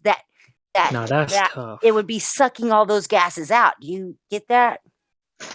Yeah. That makes sense. That makes sense. But here's a real question. When you open up a soda, you're breaking the barrier, and it goes. Yeah. Because the gas is seeking equilibrium. So that same thing would happen. It would just suck everything. We would have no oxygen, no nothing, and just suck it up. We wouldn't be alive. It does make sense. I do say space vacuum, so that does kind of make sense.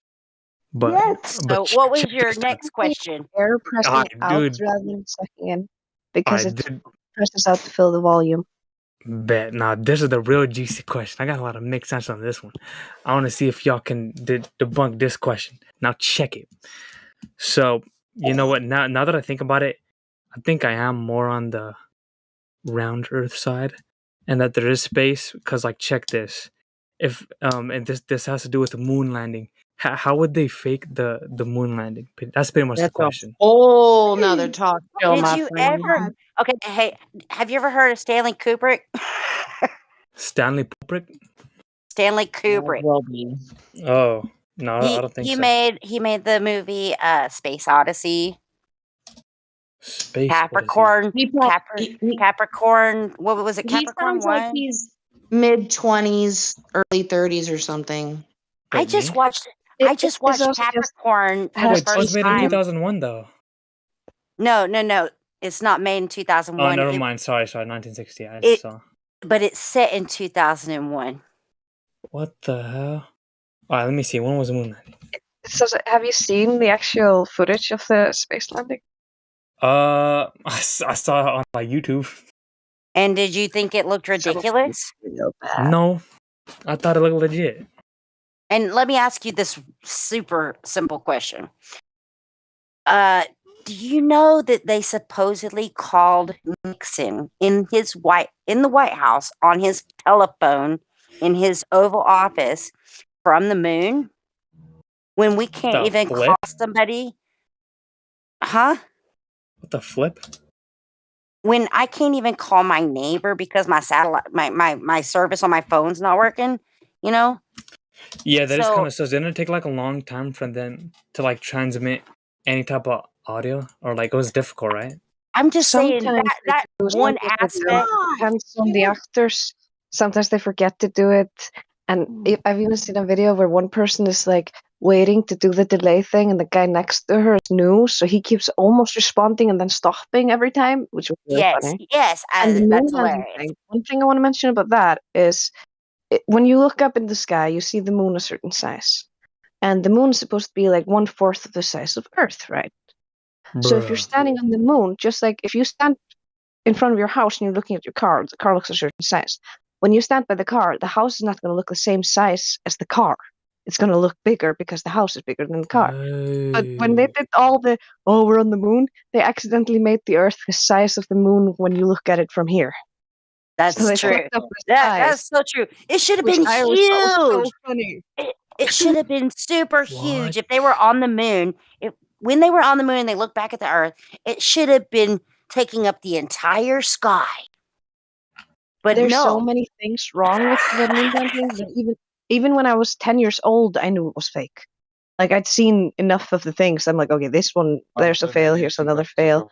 Oh yeah, and like Tracy is named for the Van Allen radiation belt that they decided later that we have, where they're like, oh yeah, we're surrounded by deadly radiation that we can't go through. And the Oh reason yeah, why how we would you can't even get past that? That's what I thought. because there's this Well, horrible radiation that will kill us.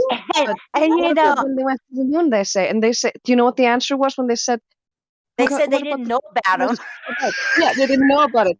So if you don't know about the radiation, it's not It's not lethal. going to You don't affect feel you. it. Don't even know. Wait, but That's so funny. they were saying like in order to fake it though, you would need like a super humongous like studio, because They like had one. No, you don't. big. Okay, dude. Easy, Hey. honey.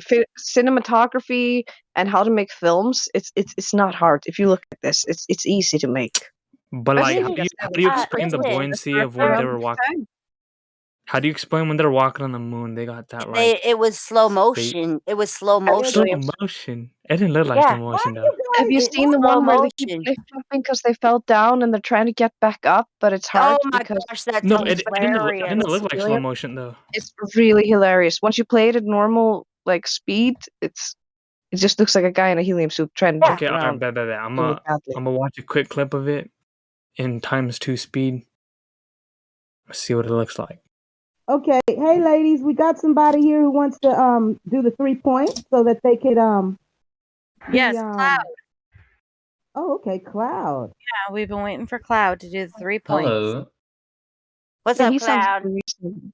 Hi, Oh, hi. before you take the nice Cloud through the 3 points, I just want to say, even though I was here for a short time, thanks for a nice ladies' night. I'm gonna get ready for bed. Wait a minute, gotta can get I ask one Oh, more question? Actually, one more Karma. question. One more. Karma. I love you, Karma. Good night. Wait, can I actually ask Good one night. more question? One Have a more. nice You ready? night, Karma. Gosh. Okay, one more question before we do Cloud. Check it. You're saying it's slow motion, right? So I was watching like the little footage of them jumping, like the way the sand like moves as they're jumping. Like how do you fake the way it like flows like that, like the gravity? Are you watching it in fast motion or slow motion? Or I'm watching in fast motion, and even in fast motion, the way they're jumping, like well, what if you were how jumping? do you fake that? What if you put a bunch of ashes all over the ground in like Greenland and started jumping around? What would that dust look like? Yeah, but like the way it moves, so like it's very different than like Ashes? Yeah, it looks like so when he kicks it as he's walking, like the dust like it looks like it travels a little like longer, like it floats more. It's weird. I don't know, man. I have Even to the way they're disagree with jumping, you. like I don't know, man. This is spooky. All right, next. Okay, where's Cloud? To Cloud. Glad to have you here, dude. Hello. Hey, Cloud. Hey, How hey. are you? How are you doing? I'm a little tired. It's 2:35 a.m., but I don't feel sleepy. So Hey, Cloud, where are you at? I've said it before in the chat. I'm in Serbia right now. Oh yeah, I'm sorry, I forgot. It's fine. I'm old, okay? I'm No, forgetful. I entirely understand. I don't reckon it's because you're old, but I entirely understand. You're I'll speaking tell to a you. lot of people here, and I would Yeah. anticipate you don't remember exactly every word you speak, right? Right. Or Yeah. everybody I meet. So what I don't know what this 3-point thing is, you guys. That's But okay, Shayna. I'll do it. I'll take care of it. I've got to step away for just a minute. I'll be back in like 2 minutes, okay? No problem. No problem. So, Cloud, what's your outlook on the Earth? I don't have one. Like, I reckon it's just like I should make like a pragmatic assumption based on like a specific like situation at a specific time. But I was being told that this 3 points thing is something that is like worth hearing out, and Okay. the person that said that like seemed really good faith and seemed like entirely intellectually honest. So I wanted to hear the 3 points out. You know.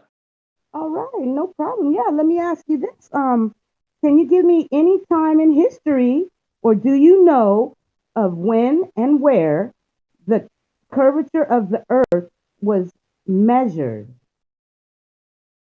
Absolutely not. Okay, no problem, no problem. Okay, so second question.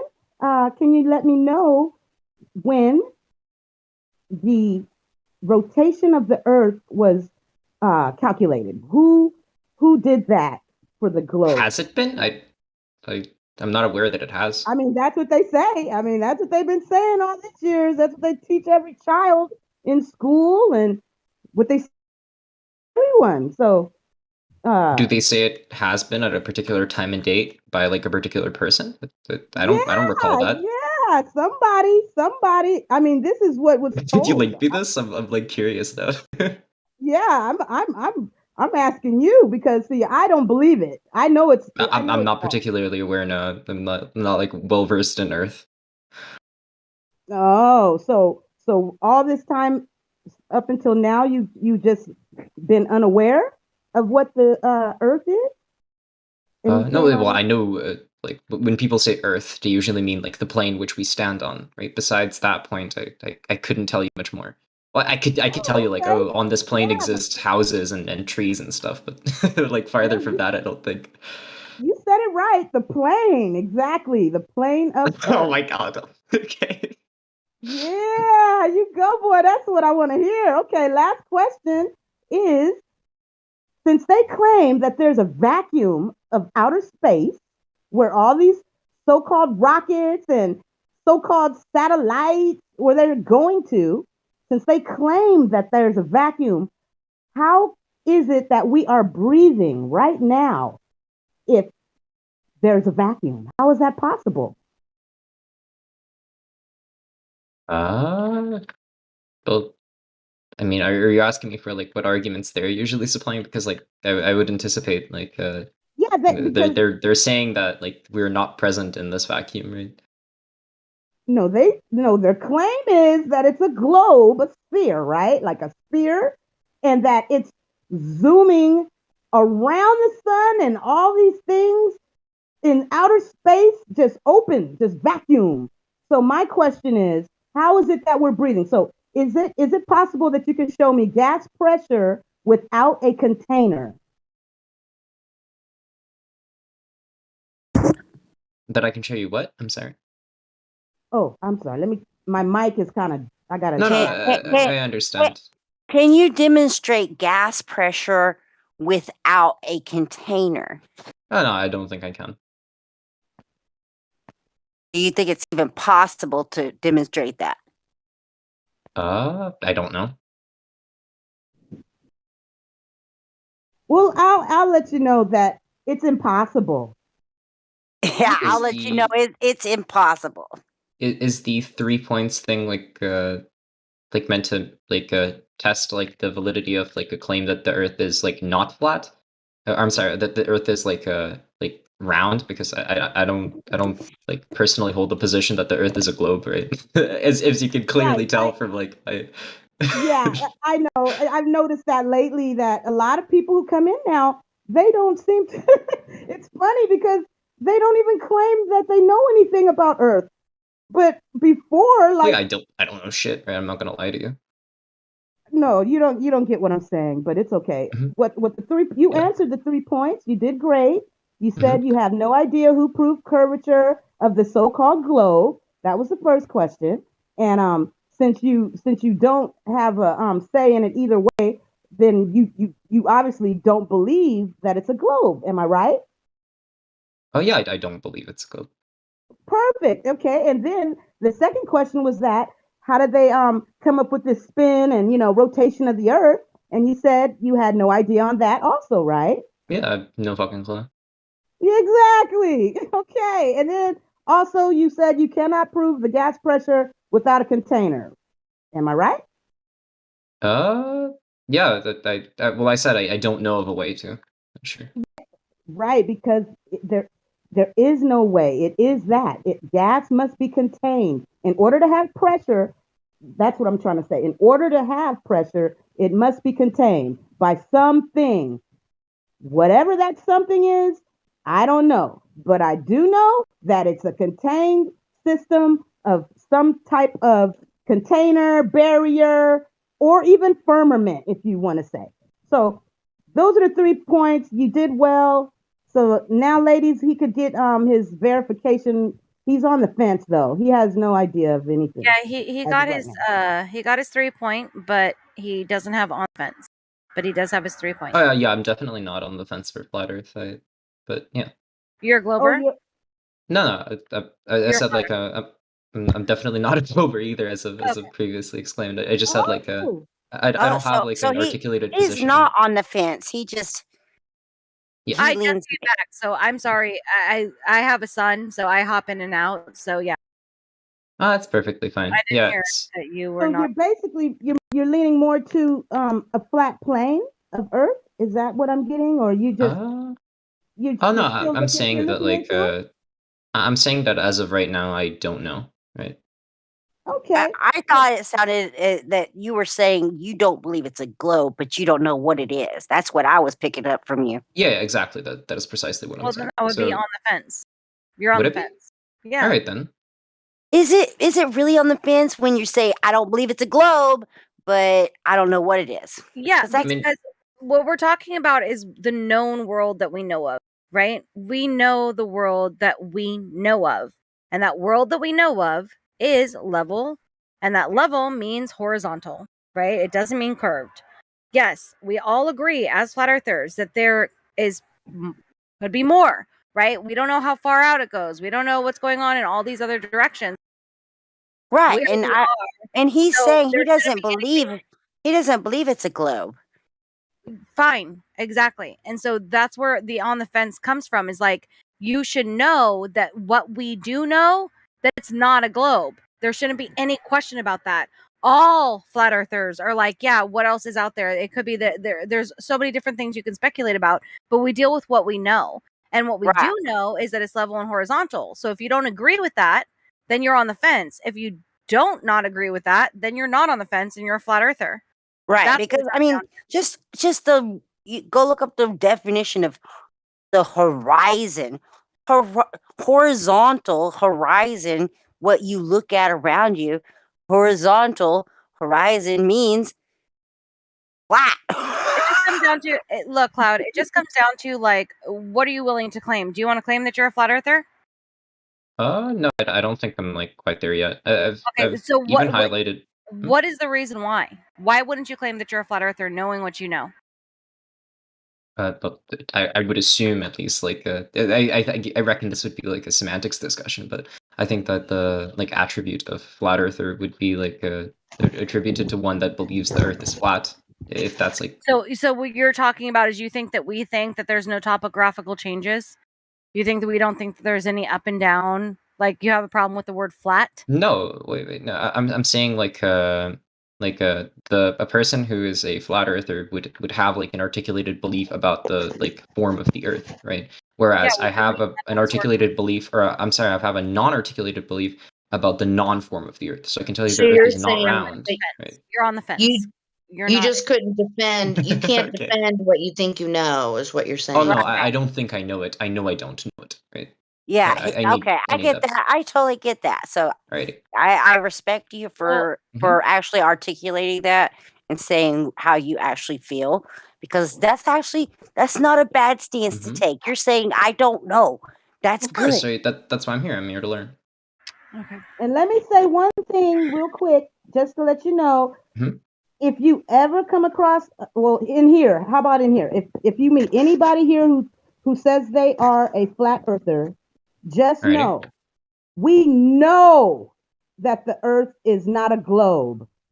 We don't Of course. believe. No, because you had said believe. You kept saying believe a little while ago. So I just want you to know.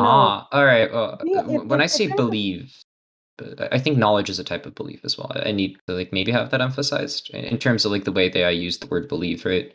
Like when somebody says I believe in a thing, you would also like means that they like know the thing Okay. is true, right? Okay, how about this? Yeah, so as If Cut the you Shit pointed out in the chat, I'm sorry for the vulgar name.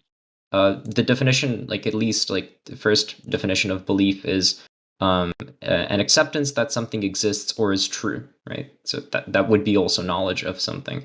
And then the second definition would be trust, faith, or confidence in someone or something, right? So that's what I mean by belief. Okay, I just want you to know that if you ever, when referring to me, which is Tracy, just know I know that it's flat. I've done the test more than once, more than twice, more than three. I know. So coming from me, Tracy, okay? So anybody else you speak to, if you hear them say they believe it's flat, then you take that up with them. I don't know who they are. Oh, They're yeah. not okay. I'm letting you know that there is no belief when it comes to flat earthers. We That's fine. know. I need Okay. to Now let's move on to cloud. the first definition, what did you say? Wait, Did thought did we- I That like is miss out on something? Cut to shit, because like I use the word belief and I use the word or believe and I use the word know, like basically synonymously, right? So Yeah, maybe and that's just I something like like that prevalent to first. myself. I like But that first definition that you used of believe, because I like to use the word believe. I'm sorry, Tracy, but I do like to say believe in some things because I do believe in some things and I know some things. Oh no, And Shanna, I wasn't saying that you can't believe in anything. I know that too. I'm saying as far as this flat earth goes, as far as with me, I know that it's flat. And there's I also a know difference between faith and belief, right? There's a right, difference between faith and that's belief. why I said I liked Oh his yeah, first definitely. definition that he used for believe. The first definition is more based upon facts. What are you certainly, talking right. about? What did he say that was based upon facts? The first definition of belief is based upon facts. Wait, without proof? Where did I? No. Yeah, Oh, read that definition you said again about belief. The very first definition you read had my to bad. do Cut the with shit. I genuinely, I'm not trying to be like purposefully, what's it called, like dishonest. Yeah, I didn't read that or I didn't see that part. Yeah, no. Yeah. When I use this word, I generally mean like just I guess a view which I hold, right? So Oh, like okay. if I My say I bad. believe My in bad. something, I would say like this is something which I like yeah, which I believe in. It's difficult to like elaborate on. So when I say like let's just say I don't know, I know that my hand is skin colored, right? I would also say I believe my hand is skin colored. If that like maybe articulates it well to you, and like well, what I'm trying to do right now is elaborate on what I meant when I said like this specific word, and that's about it, right?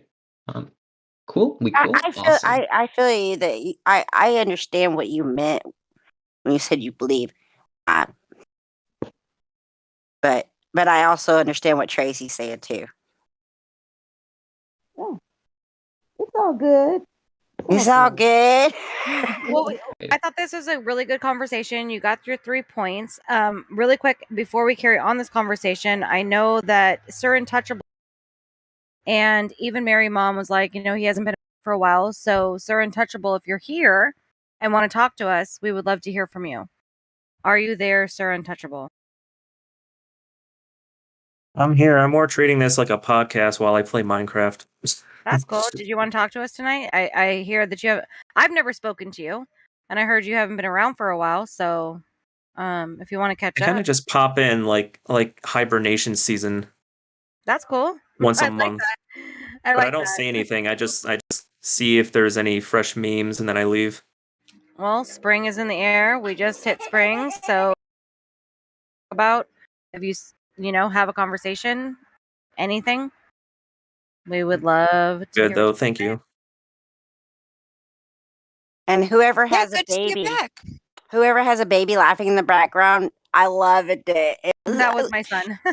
That was really cute. That was really cute. Because my baby's 23 now, and I miss those baby giggles. He's 4. He just came out here cracking up over a little thing that him and his dad was. See, you can hear him still. Yeah, he's just cracking up. I love it. It's an honest laugh, right? It's not like Yeah. a pretend, like it's honest. It's from the It's gut. a real laugh. That's why I love babies laughing, because, like you said, it's an honest laugh. He's really enjoying something that he can laugh about. In fact, yeah. That's a beautiful thing. Every day, exactly. It really does bring my heart joy every day. But sometimes he'll come out here and scream, and I'm like, mute. I'm like, stop bugging me. When it's ladies' night, it's like I have one time a week. Leave me alone. But yeah, he's being chill tonight, so it's good. Yeah, I love it. But yeah, I don't know. So uncomfortable. So hibernation guy likes to just listen to us on his. Yeah, Sir Untouchable is the hibernation guy. So if you didn't want to say anything, that's cool. We would love to hear from you though. If you got anything to say about the globe, we would love to hear it because you might hop in here looking for memes and whatnot. We would love to hear what you have to say about the globe. What's happened since you've been hibernating? What new proofs you have? What evidence you have to bring to the table? Bring it. Well, I could, but I don't really go look for proof because I just don't. I go about my daily life, but it doesn't involve disproving flat earthers or proving the globe. So, but I came in here. I'm like, some people know me. They say I'm an OG because I've been here since I think mid or late 2018. Like back when the old server, and this is like the newer one that sprung up. But I came in here because I heard about flat Earth, so I wanted to see what it was actually on about, and not the really weird stuff that I first heard of online, but what the actual information going around is. But I never really set out to disprove anything. So I've just been here a while, and I've actually found out a lot. Well, yeah, and I find But that I still don't have a stance, yeah. Oh, so you don't even have a stance? Because I found it interesting that you said, I never came here to disprove anything, and that's cool, but you've also never found anything, and so you're saying you're on the fence. You're not a glober or flat Earth or anything like that. Well, I still personally think it's a globe, but I don't want to be the one to sit here and say, "Oh, here's why I'm right," because I don't want to do that. I don't think it's gonna get anywhere, because it's just how it is for me, and I'm not gonna sit here and tell you why you're wrong. That's just not something I want to do. I think that's just a little too rude. That interesting. No. I find that interesting as well.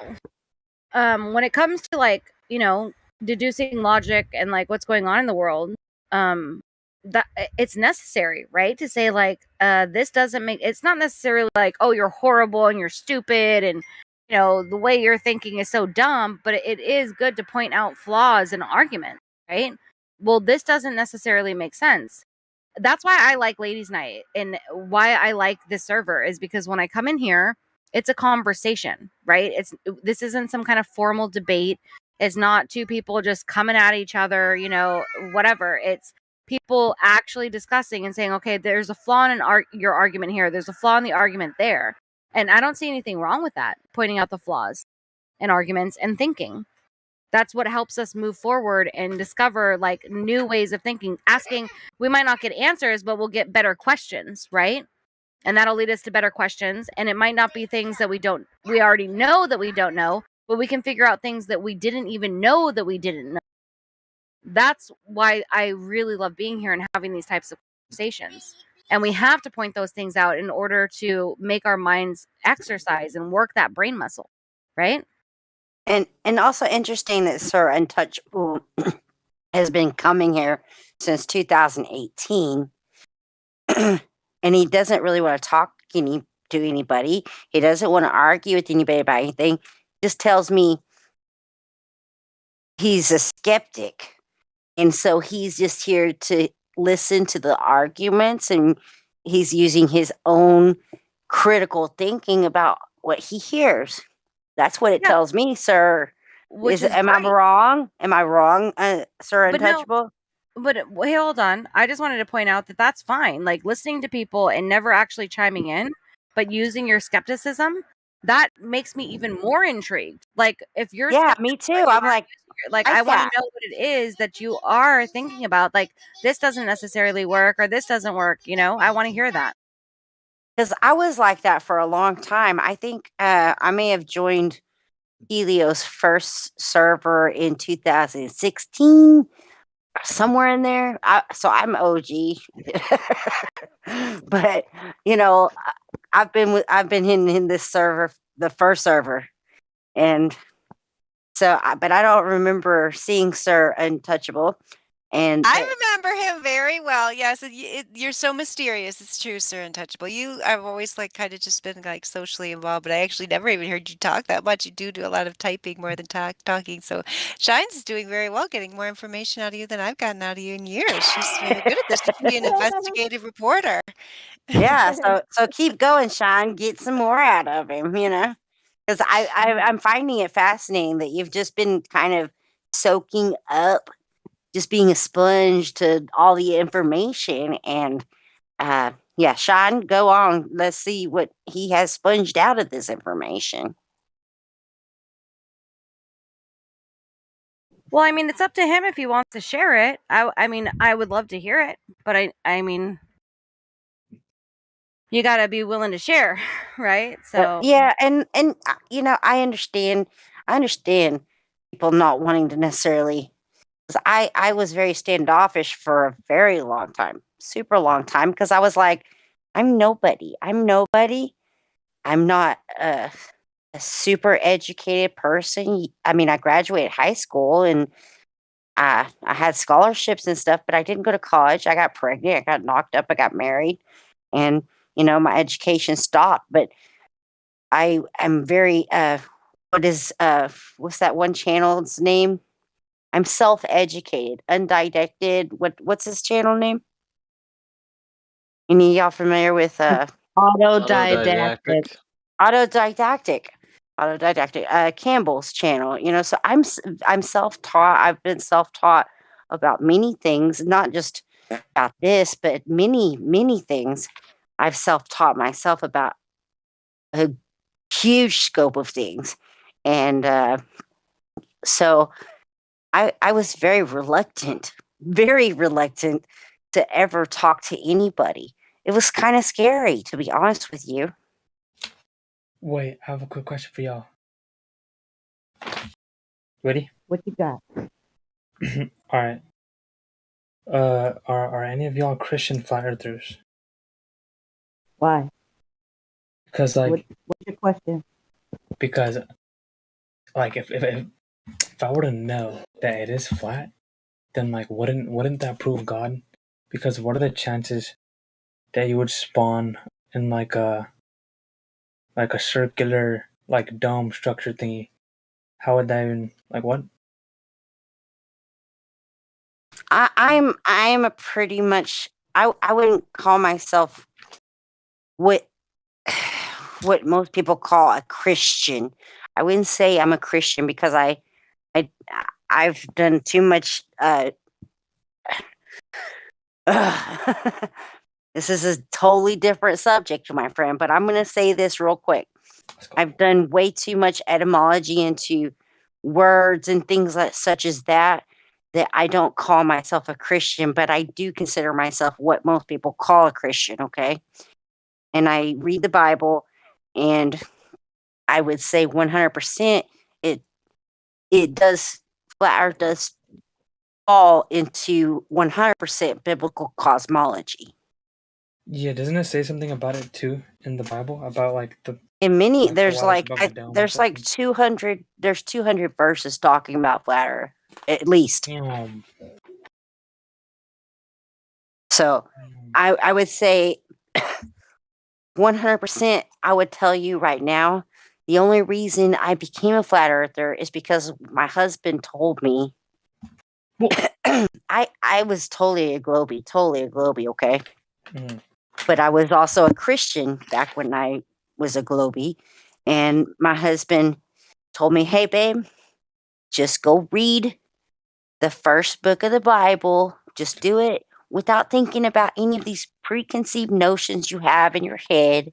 Just read it for what it actually says." And I did. And immediately I said, the earth is not a globe. There's no way it's a globe. Just from reading the first chapter of the Bible, okay? And that was that. And listen, I was not a conspiracy theorist or anything. So I totally reverse rabbit holed. When I found all that out, I went down the rabbit hole and the whole reverse of all of most people start with like JFK and they just go down the rabbit hole and then they come to something like flat earth. I didn't even know, I was not into conspiracy about JFK or nothing. So I totally went backwards, okay? It was I had a totally different awakening than most people. And cuz literally my first conspiracy theory was the earth is flat, okay? And I just that just sent me into an insane spiral of looking into all kinds of things. But I do have to tell you, for me, and most, I'm not speaking for most people here because everybody's got their own way of thinking. But for me, the flat earth to me is tied to the Bible for me. But that's just for me. Well, what would you say? Anybody else here, y'all speak up and say whatever you think, but that's just me.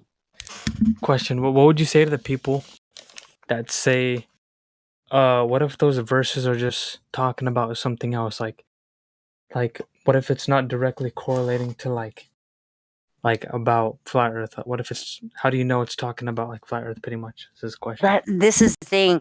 This is why I don't call myself a Christian in today's terms, because I actually did the etymology of words, many words, and I dove down into looking into biblical texts and cross-referencing and a lot of etymology and transliterations and I don't even know if you know what I'm talking about, but I went through a couple of years of just really trying to break down words and why these words were what they were and what were they originally and what was their original meaning. And this was a whole crazy process that most people don't have the time to do. And I had the time to do it. And I was blessed that I had the time to do it.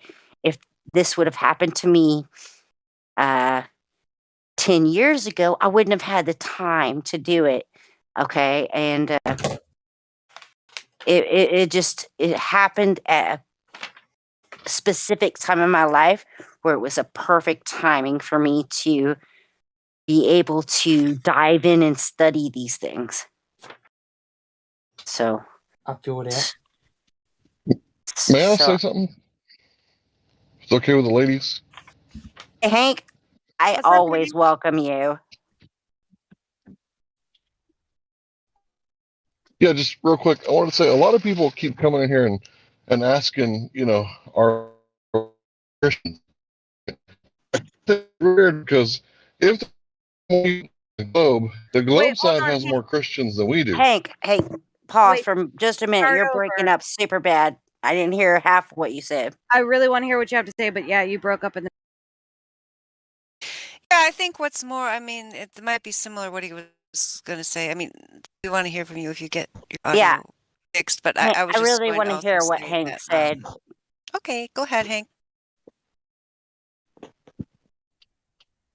I'm really sorry. Is this better? Yes, much better. Much better. Okay, so I was saying people keep coming in here and asking if we're Christians or we Bible thumpers, and I kind of feel like it's a tactic that they're using, right? If there's more Glovers 100%. Yeah, than there this is are like, Flatties, dudes, this is like Professor Latkin's little brother here. Yep, keep It's going. not. It's not a tactic. It's because the last person who brought me down the rabbit hole I'm was a sorry, I Christian. interrupted Hank. That probably made you think you could interrupt him. Let's let him finish his thought True, first, you're right, then you you're can right. respond. Yep. Please, Hank, yeah. finish. So I think this is I think this is a tactic they're using. They're trying to smear us as all Bible thumpers, right? Because they know that we're all hyper empiricists, right? And just because one or two of us might like the Bible or the Quran or the Bhagavad Gita or any other Or the holy text, quote Torah. unquote, or the Torah, right? Now we do got Smurf in here. He's a Jew, right? So yeah, I mean, there's other Jews in here that I've heard too. So yeah, I think. But if you look at it, if there's more people that believe in the globe, you got way more Bible thumpers, Bhagavad Gita, you know, Be still, Hank.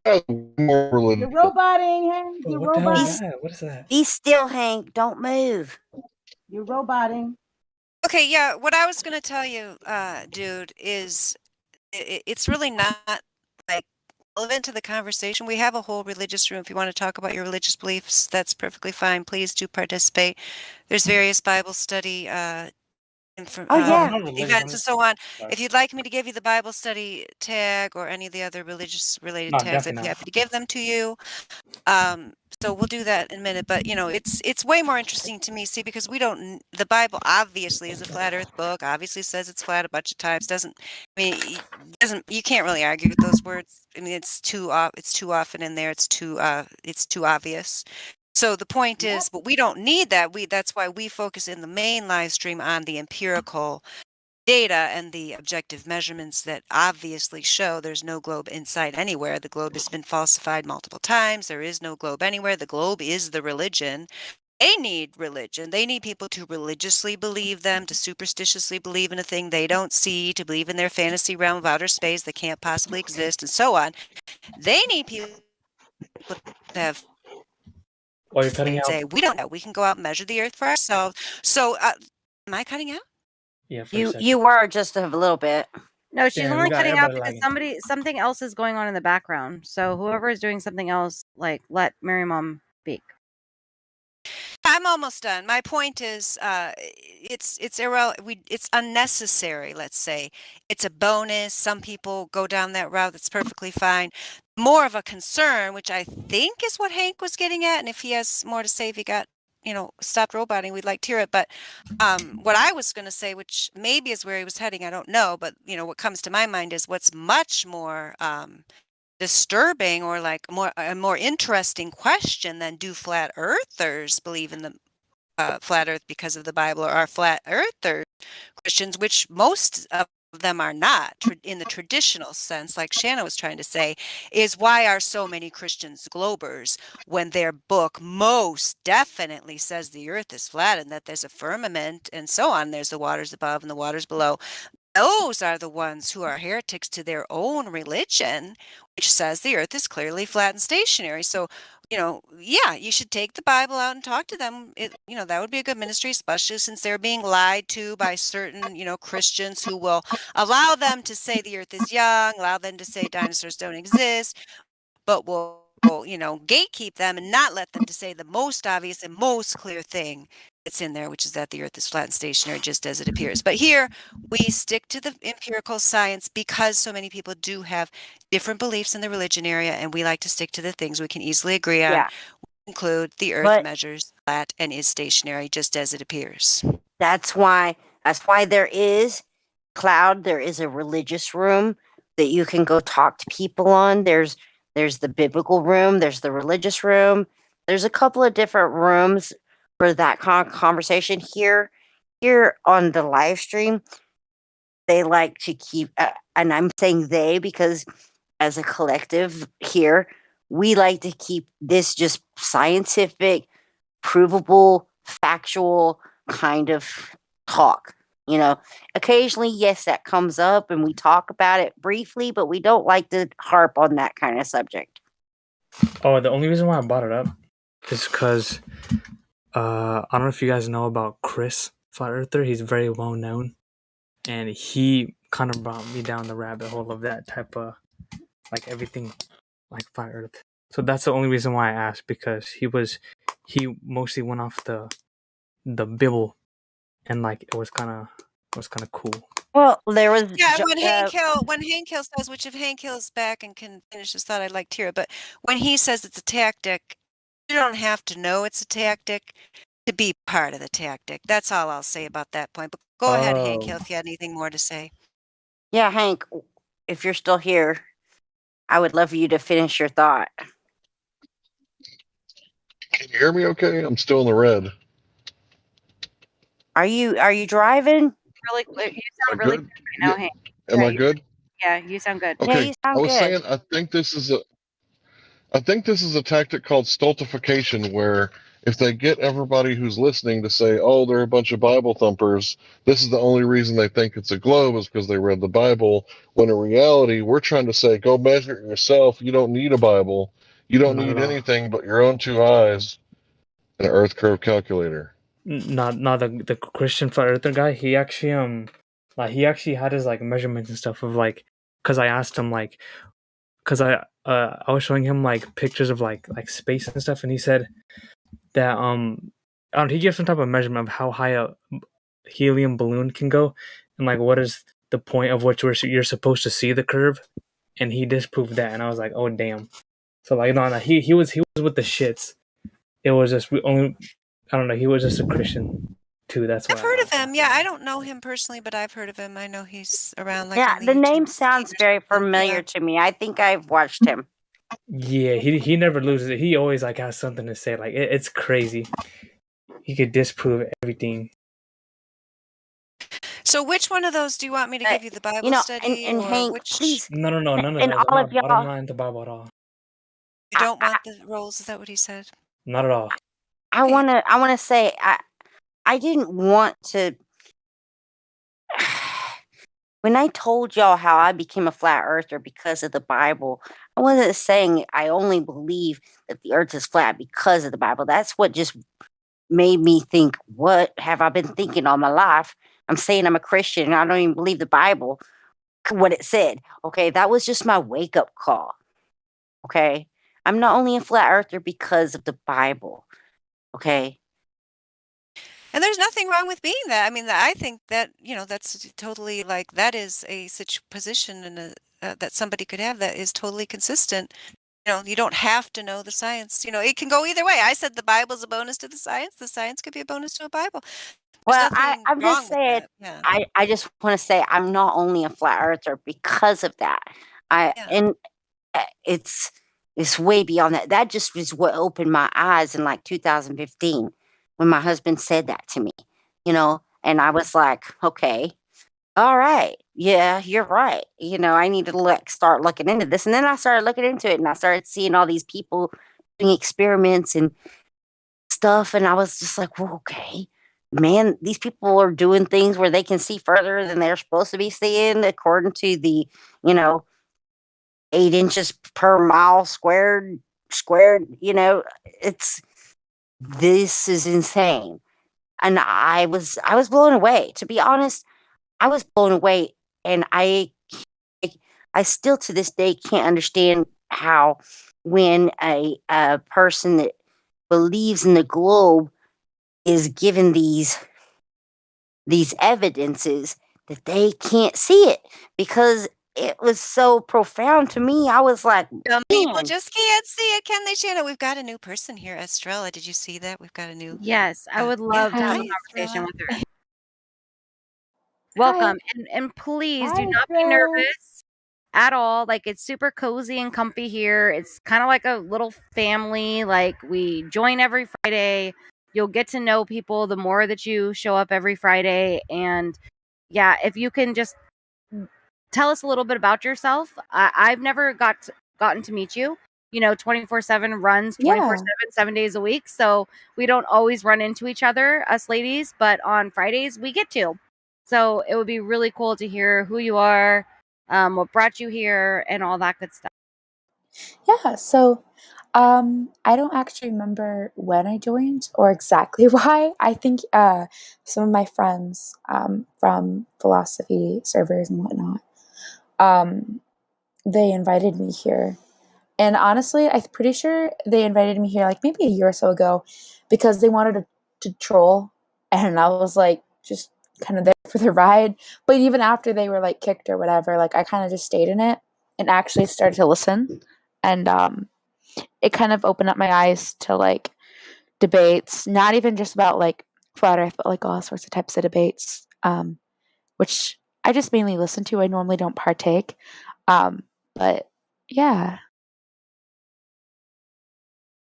That's cool. So you like to just listen to people kind of like Mm-hmm. talk about stuff like, and I do too. I really like to listen to people.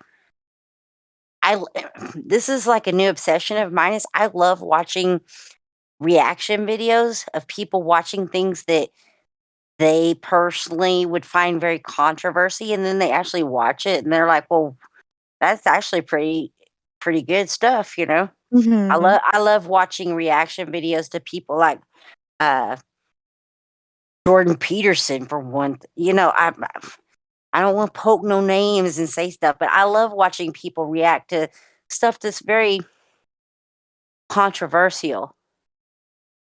Yeah, I have this I don't know what it's called. It's a YouTube channel I just stumbled across, but it's more like humorous reactions to like stupid people. And so I like watching those. Me and Helios were talking last night about Mark Dice. Does anybody know who Mark Dice is? Anyway, last night we were talking about him Mhm. because he likes I've to heard of him. he likes to walk. He lives in California and he walks down like not boardwalk, but on the beaches and stuff, and asking people stupid questions that people should know the answers to, like who's the president of the United States? He'll just ask like really questions that most people should know and they don't know. And are just like he's very political. He's very political, which I'm not. I'm super not political, but I like to watch his Mhm. videos to see how people it is insane how many people just are so uneducated about they don't care to be educated about things going around them because they just want to live their life. And I get that people just want to live their life, but at the same time, if you're uneducated about what's going on around you, it makes it very difficult for you to Yeah. influence your life of what's going to happen to you. And I'm not a voter or anything, Mhm. Uh, this is way off topic. I'm sorry, but you kind of brought up the point where you're basically coming in here because you like to just kind of listen to the debate, right? Yeah, I'm not too confrontational. Sometimes I'll chime in and like ask questions or add in a little bit of input, but I like to listen to them while I'm journaling or playing video games. I just like to have my headset on and just listen in. I don't usually partake in them too much, but I've been trying to a little bit more. It's just I'm not too educated on it either way. Well, what Oh, tell us about got in what do the you on the think? fence rule. How did you get that role? Oh, so I got the on the fence role because if somebody were to ask me, do you believe in the globe earth or the flat earth, I would say globe. However, I am very open to listening both sides. And I guess you could say, oh, well, that doesn't mean that you're swaying, you're just listening. But no, I'm sure that, both sides have their flaws and, you know, good information about their particular sides. And so that's why I'm on the fence because, I can't confirm for 100% fact that the earth is round. I don't know. I've never studied into it too much, but just because I was taught that it was round, I say it's round. I know that's a really bad reason, but I mean, I just don't think I have a reason not to believe it's round. And so I guess, I Well, just listen. Yeah, I that's a think way it's more honest interesting. answer just to say. It's a more honest answer to say, I believe it's round because that's what I was taught. I mean, that's more honest than the guy earlier who was, claims to be educated and have a job with satellites that says it's round because he thinks satellites do all these things that they told him that they do. You know what I mean? Like, so yeah, that's perfectly understandable. That's the way most people are raised here on the earth. And so I'm Uh, glad that you're here and, willing to listen to. Have you heard the different arguments, such as the long distance observations and the laser tests that show the globe dimensions can't possibly be what they've claimed? I've listened to them before, but it's hard to remember like all the details. Some of the arguments I remember is one of the most like the big prominent one that comes to mind is the container without a lid or gas. I don't know, I sound like an idiot, but you know what I mean? You can't have a container without a lid or something like that. And then there was also like the horizon, of course, everybody thinks about it. Like with water. Water is used in like a lot of tests, I've noticed. But I'm not too familiar with both sides' opinions on anything really. I actually plan on maybe taking notes that way from both sides, like maybe on a Google Doc or something during certain discussions. Good idea. I think that see, I find you fascinating, just like it did Sir. What was his name, Sir? Unstoppable, untouchable, or something. That y'all like to just chime in and listen because he himself actually thinks of himself as he believes in the globe, but he likes to just chime in and listen because Mhm. I find this fascinating because you believe in a globe, but you're listening to things such as this because you have some kind of critical thinking that's intellectually wanting to think outside the box and Oh, and definitely. learn something that might actually be something that you've never been told that might be true. So you're like a I actually find this fascinating and beautiful, to be honest. Oh, I mean, thanks. Yeah, I'm always open to listen to, different opinions and whatnot. I think it mainly stemmed from English class because my teacher was obsessed. I don't even know what they would be called with like papers about opinions. Like you have to include the other side's, uh, for example, like a debate. Like I remember distinctively writing a paper about what the hell was it? It was about like instincts, like what babies and animals are born with to like know how to do. And I included the opposing side's opinions on it, and then my own. Or another one was cars that drive themselves. That one actually is a better example. Um, and you had to include both reasons. Okay, let's pretend that I do not support self-driving cars, and I'm pretty sure I chose that only because I had more evidence for it. But you have to include the opposing parties' reasons why it is good, but then you have to like wrap it around and explain why that's not good. But I think that's why I'm kind of more open-minded when it comes to like things that I may not believe in because it's still information and I don't mean to be malicious, but like use that in a way to confirm my views. Like if somebody explains their reason for the earth being flat and I don't believe it, for example, then I can be like, okay, well, obviously that's not true because X, Y, Z. And then like it further affirms where I stand. However, I don't really have a standpoint yet. And that's exactly why I'm here. I think you must have had a really good teacher because truly the best understanding can come from looking from your opponent's debate side Exactly. and how they see things, because you can better try to explain things to them if you understand where they're coming from. Oh, And definitely. so in debate, that is very important. And you know, with flat earth, it's the same thing. That's why so many flat earthers know way more cosmology, heliocentric facts. You know, not facts, but knowledge. Okay, I'll say knowledge. These things that they call facts, you know, like how far is the sun from the earth and the moon from the earth and all this. So many flat earthers know these things even better than the people that claim to believe they live on a globe, because they're prepared to go to debate. You know what I mean? No, yeah, definitely. Like, I'm pretty sure it was like this is a little kind of off path, but like keep your friends close but your enemies closer. I guess you could kind of use that with debates. Like keep your opinions and, you know, your fellows that also believe in your opinions, you know, in your mind, but also remember that what the opposing party says is important, just even a little bit more, actually, you know? And so, with that said, I'm curious. I have to ask you this question. Are you here listening to be the debater for the globe? Or are you here to see really what you actually think?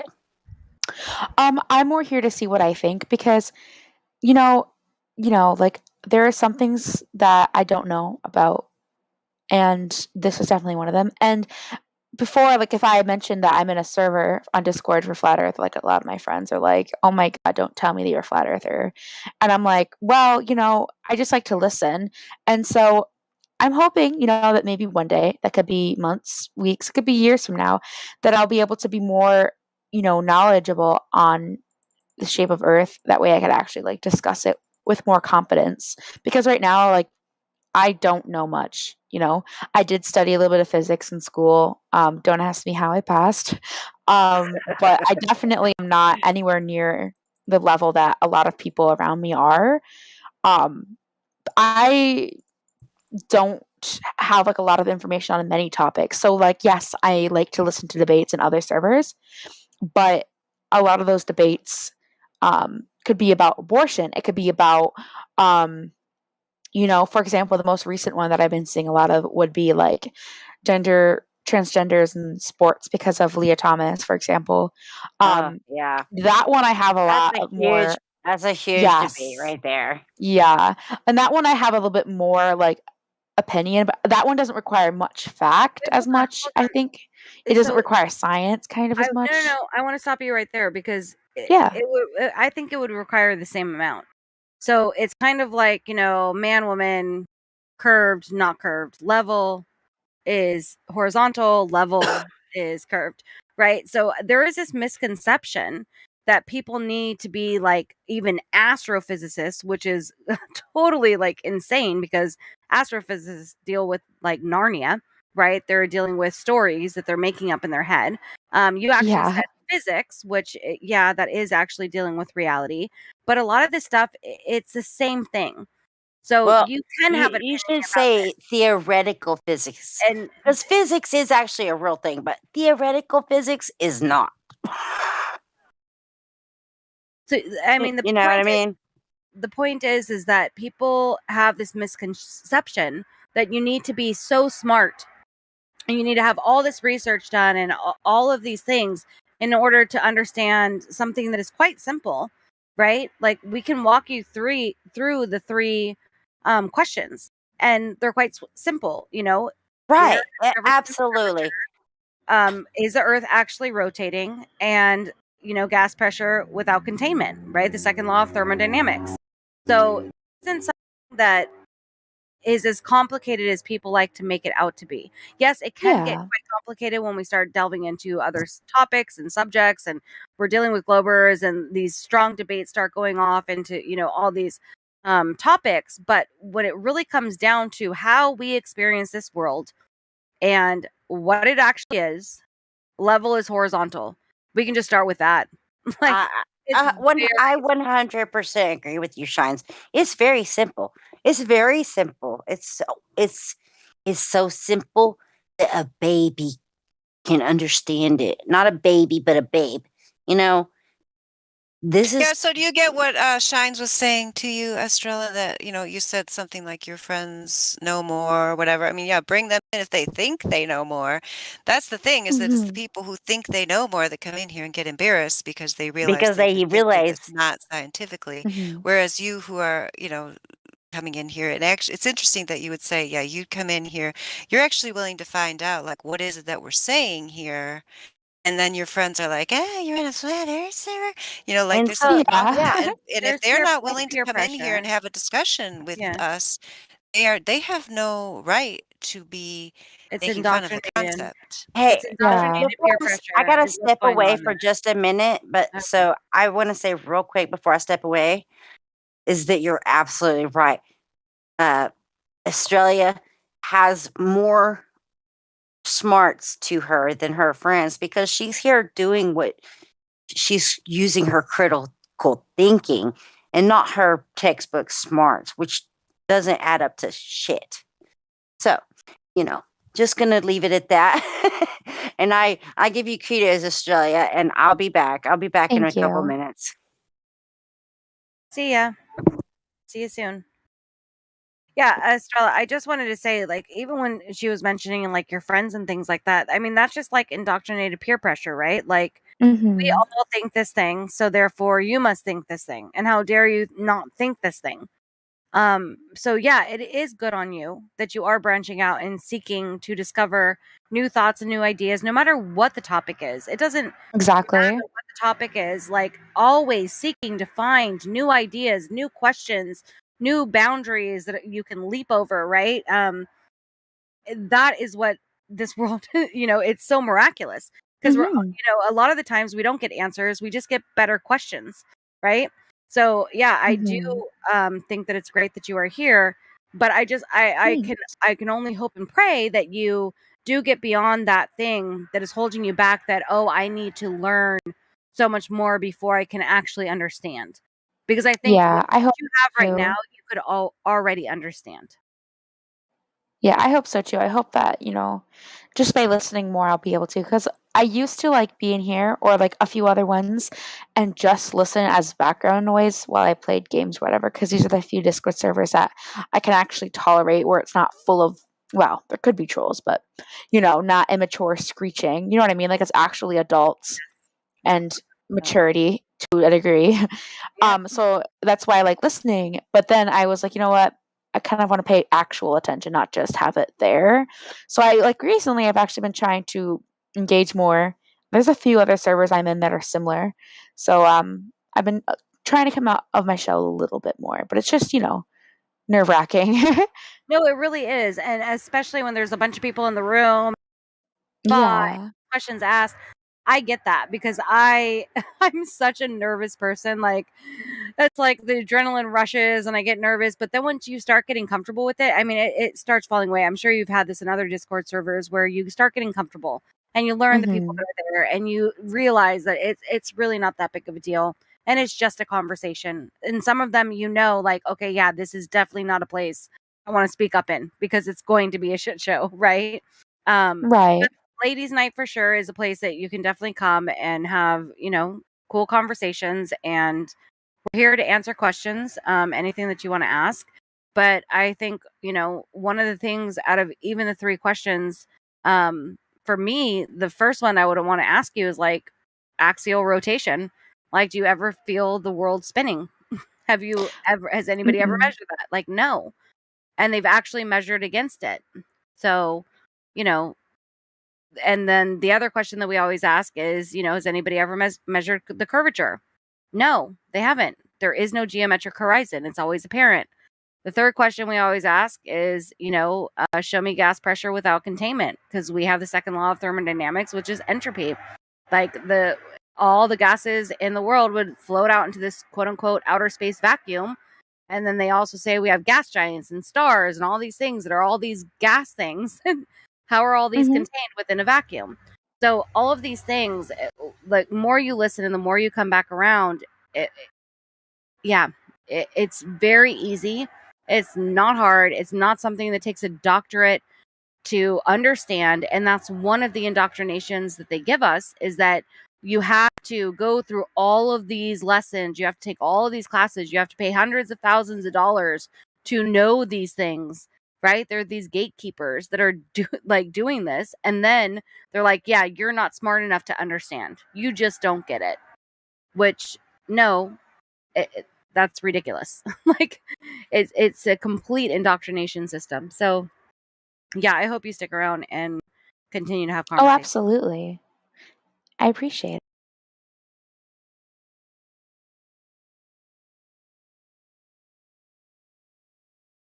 If you have any questions right now, I mean, we're more than willing. Yeah. So I actually was thinking about one. So Okay, cool. gas without a pressure, or gas without a Yeah, gas without containment, the second law of thermodynamics.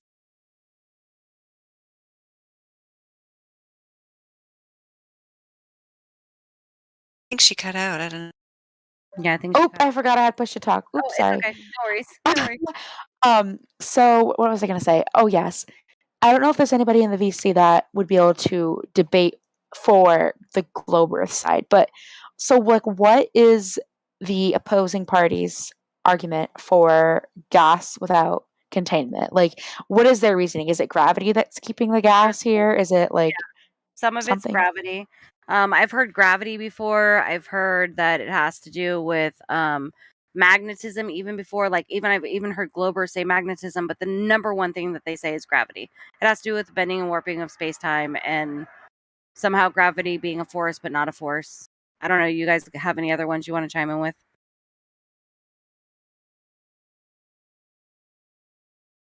I don't think we have any Globers here to argue that side. Away Well, I object mean, was even your best us. chance. I mean, Or isn't can that guy named Dude? Isn't he a Globy? That guy, yeah, but Dude? we can Oh, give yes, Glober ma'am. answers. We know the Glober answers, and for Are you me, a Glober, dude?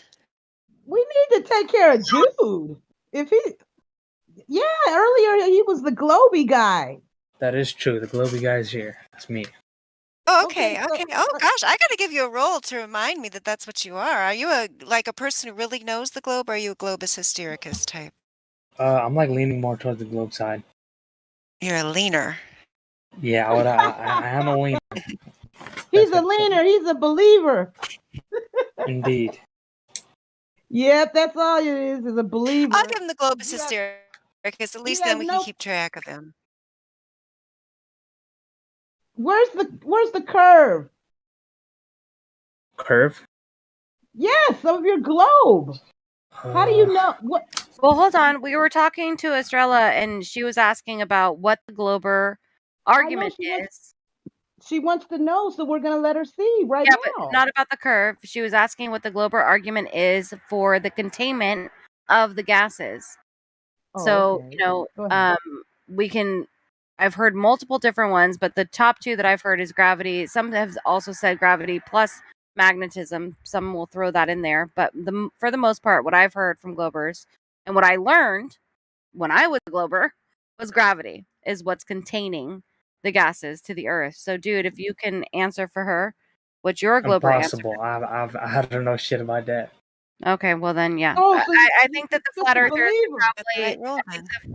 could probably answer better than the Globers in here. Like what we Very learned true. when we were Globers, because we actually paid attention to that kind of stuff. No, I'm Uncanny NDT says he's got a Glober answer. Let's hear it, NDT. Me, okay. Are you going to tell Estrella what the Glober answer is? On now. Yeah, no time like the present. Can you hear me now? Yes. Sorry about that. I'm having That's audio. okay. Yeah, We can so hear you. it's actually an offshoot to gravity, but it's about the centripetal force. So because we're spinning at at the alleged speed we're spinning, that creates a force that points inward toward the center of the Earth. And No, that would any, actually point it outward. I'm sorry. I'm sorry.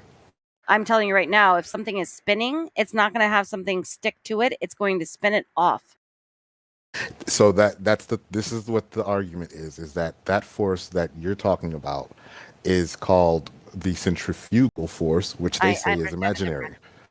Yeah, no, the irony is that they say that one is the imaginary one. Yeah, it's not. Um, Yeah. but the one that's real allegedly is the centripetal force that's pointing inward, and that's the thing that's going to keep the atmospheres, since they have mass and they're at a certain radius, it's going to keep them bound where they are without the And need that for is containment. so understand this, Estrella.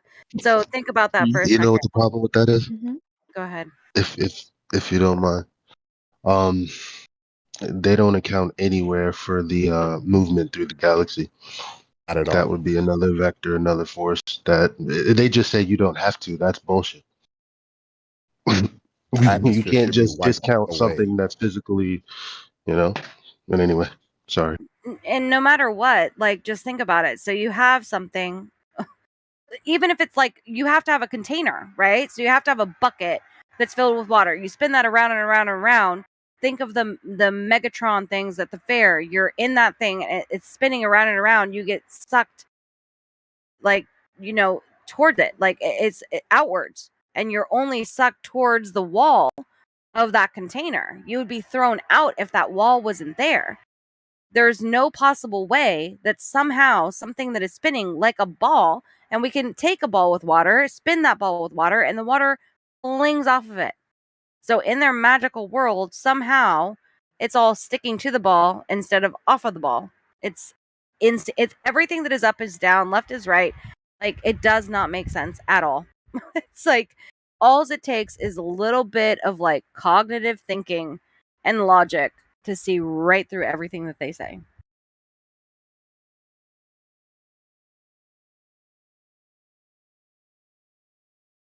Does that make sense, Estrella? Like, Yeah, like I've never their spun a main ball thing with is water on gravity. it, but All yeah. you have to do is look at, like, you can watch slow motion videos of people playing with their dogs, right? Look at a dog shaking their head, right? They're moving it. What happens? Things fly off of it. They don't stick to it because it's moving in some kind of a pattern in a circular shape. You can take anything with water on it, throw it up into the air and spin it. Like, take a wet washcloth, spin that around. The water is going to fly off of it, not stick to it at all. That's just like, there you go. It's in the chat. There's no possible way. So their number one thing that they have, in fact, is quote unquote gravity. But it still does not make sense. I mean, gravity Yeah. is just a blanket statement for every excuse that they have for it being a globe is gravity, gravity, gravity, gravity. One of the things that I was wondering about. So this might be a little off topic, but I promise it's not too off topic. So there is a ride at a fair called Gravitron. Yeah, that's what I was talking about. Where you get in it and it spins really fast and you're stuck to the wall. Yes, I was gonna say I've been on that, and people say that it's like 3 times the force of gravity. It's much more than that, but yeah. Yeah, it's really hard to move, and they use like centrifugal force to like explain it. 1 second, give me a second. Yeah, because that is what happens when something spins. You fly off of it, and the only thing that's keeping you to it is that wall. If that wall wasn't there and they spun that ride, you would be We'd go thrown off the flying. park. Exactly. Right, and so that And it's way stronger than gravity, like crazy stronger than gravity. Gravity is not that strong at all. Otherwise, we wouldn't even be able to jump up around. Yeah, if those railings weren't like bolted down and if there was no ceiling, we'd go flying. Yeah, it's nowhere close to what they even claim that gravity is. Gravity is less strong than electrostatics. And electrostatics is not even that strong. Gravity is like this weak little thing that has never even been proven that they claim basically controls everything. It's basically something that nobody understands, nobody can actually grasp because it's never even been explained, but that's their answer for everything. And once you start to catch on to that and start hearing it and start seeing the little clips and blank spaces and absurdities that they come up with, the more that you're going to be like, just keep paying attention to that. It's like, where's Waldo? Like, where are these little things that they're lying about? And they'll pop up more and more often for you the more you pay attention to it.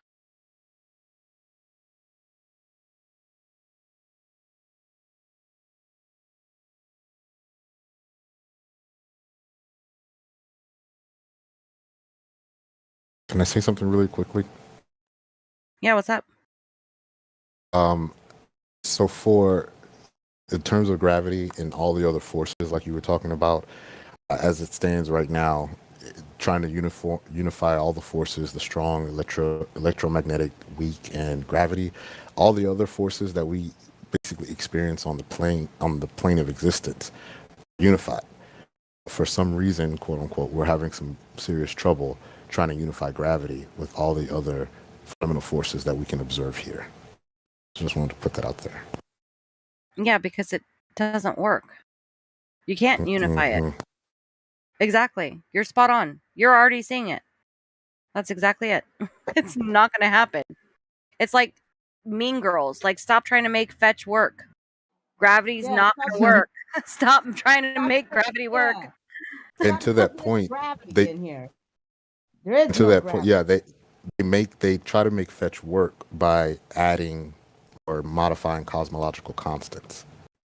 It's supposed to. So, what about like other planets? Like, what is your guys' opinion on the shape of those?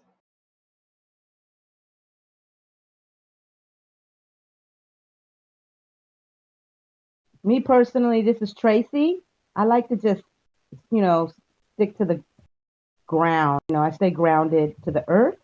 So I don't really go into all that up there unless we're speaking about the container, a barrier or the firmament. Because we can't have gas pressure without a container. So therefore, there's no way that they sent rockets to the moon or to robot rockets to Mars. None of that is true. So I don't even speak about that. I do know, though, that there are lights, there are luminaries in the sky that we all see at night for all of our lives. Every night we see stars in the sky. Other than that, I don't speak on anything. Yeah, and then I have to go really soon, but my other question is, so stars in the sky, what keeps them from well, there's no gravity out there, but how come stars in the sky, are they circular? I don't know too much about them. They move above our heads like a clock every day, every night. Since we've been born, they do the same thing. And that's what we see. Wait, quick question about stars. Aren't stars just like lights? Have you seen them zoomed in with the P900 stars? That's what I said. They're lights, beautiful lights in the sky. That's Is that facts? Wait, can I get a picture of that real quick? I haven't seen it in a while. luminaries. But May I try to answer her question, please? Yeah, Sorry for interrupting again. Go ahead, Hank. Right. So the No, thing don't worry about about it. We're light, actually the going way to that we're going to end ladies' night anyway very soon. But go ahead. You want to answer her first, and then we can end it after that. Go ahead. Thank you. I appreciate it. I'm not gender confused. I know what gender I am, but I just wanted to try to answer her question. So the way that light works, the way that I understand it, is it spreads out in all directions. So you can look at a bulb that has like a rectangular filament in it or whatever shape, and the further you get away from it, it's going to look spherical. Now the sun to me looks spherical, the moon looks spherical, but the stars, you can't really tell. I know that I've changed bulbs before that were not spherical at all. They were like rectangular shape, kind of like fluorescent bulbs, right? But if you get far enough away, they look spherical. All bulbs look spherical if you're Right, far so enough maybe the away. stars aren't spherical. Right, we can't really tell, right? Because of the nature of light, the way that it explodes out like a hand grenade in just all directions, it's really difficult for me to say that I've got it nailed down. 'Cause I don't. Thanks. Thanks, Hank. So, Mary Mom, we don't have anybody else to speak to. No Globies. You want to end it right now? Yeah, I mean, so basically, Estrella, we just we have ladies' night. I mean, you can still stick around. We kind of have an after show where we don't say like, "Oh, the ladies have to leave immediately," but we just end like the Yeah. actual formal event, so then the guys can chime in if they want to. And I appreciate it, Hank, answering your question. Yeah, because basically what we have is a lot of people come in and try to say they're proving something from the Earth by looking at these other, wandering stars, aka planets. But most of the things that people have been told about those other so-called planets are only stories that are not verifiable at all anyway. And even if they were true, they don't say anything about what we're standing on. So Mm-hmm. Yeah, yeah, can I ask so one more both of question? those people gave you some great Yeah. answers. Yeah, this could be our last question of Let's ladies' night. Is go. that Last dude? Oh yeah, question. I was gonna ask you for your proof of curvature, dude. But if you got another question, No, I fire don't. I don't away. have proof, but like I've I only seen know. like NASA I told images, you so I don't he's know a if it's real or not. But believer. You were right, Tracy. no, but check it, check it. What do you think is under the disc, Earth disc? Who said this? Didn't nobody say this? Get Where him, did you get that Tracy. from? All Where right, did you get what that is from? under Earth? What do Who you think told is you? under? Who? Wait a Do you minute. think it's just more land? It's ocean. When Just you water? have you been to have That's kind of hey boring. have you been to the beach? Yeah, You know the shore. When you walk off the shore, you walk where do you walk into? The water, right? yeah. Ocean, which is Do you think flat, there's like different type? horizontal. It's horizontal. So What? there So is does no this. that make you think like what type of sea creatures would live down there? Okay, hey dude, look, we're not speaking about sea creatures and stuff. We're All right, talking sorry. about flat Earth. Okay. Now, what is it what do you go by? Tell me about the globe. How does it spin? Who told you that it did that? And who told you that it curved? My And who told teachers. you? Your teachers? Oh, yeah, they told us all that. So how about That's this? This is what I do. I always say this to everybody. I'm pretty sure. Are you still in school? Yeah. Yeah. So when you go to school on Monday, you ask your teacher, is water horizontal? Is it flat and level? Okay, All ask right. for that or him that, and then come back and let us know what they told you. Wait, I have a quick question though. What causes ocean tides? We have wind, wind blows, you know what I'm saying? And the water, it moves. Wait, the wind's that powerful to blow the ocean, like waves and stuff? Wait, say that again? What did you say? The Wait, wind but and the like, tide? no, like, but would the We have wind be that current. powerful to blow, like make waves? Wind? Wind is very powerful. Wait, can we get a fact check? Oh, shut. I'm getting a phone call. Is this I'll be still back. ladies' night? I'll be back. Yes. Well, no, Kiwi, we're about to end, but I'm gonna mute. I got a phone call. What? We just Dude. ended it, Quantum Eraser. If you want to talk to Dude, you're welcome to Bro, talk to him. We're bro, ending it. that is what Before I'm we, trying yeah, to. it's been a great evening. All the ladies who showed up, and please stick around if you Yeah, feel like shout it. out to all the ladies. Shout Yeah, out. yeah, it's been great. Yeah, they're smoking. Now, you said what causes tides? Indeed. Right? What No, causes? no. So we'll flip that back on you. I have no idea what causes tides. I don't know. That's why I asked. Oh, is that why you? So you don't know? No, I'm only here. I'm only here to like learn. Like I don't know. That's right. Yeah, and yeah, wind moves water. Yes. Yeah. You ever been really on a lake fishing with a is it high that wind? powerful though? Yeah. You ever been on a lake fishing in a boat in high winds? Yeah. Do you think it causes waves? You think? Oh. Maybe. Perhaps. You never been on a boat. Not Yeah, you haven't. If you're struggling with that. Question. So, like, when airplanes are in the sky, right? How do they travel Like, across the you're world? like bouncing all over the place when airplanes are in the sky now. Like, what do the sea creatures look like? And what's next? What's These my are all favorite questions I've had for a color? long time. Okay, I'll tell you. I need to I'll answer. ask you this: how do you get an elevation angle from a curved adjacent? I don't even know what that means. Yeah. How do you get an elevation angle? You know what an elevation angle is, right? I think so. It's based off a triangle, right? Mhm. You have a baseline. Baseline. There you go. Thanks, Trace. So you see theta right there, the pink theta? You're at You that put in- vertex, that you put point in to the chat. left.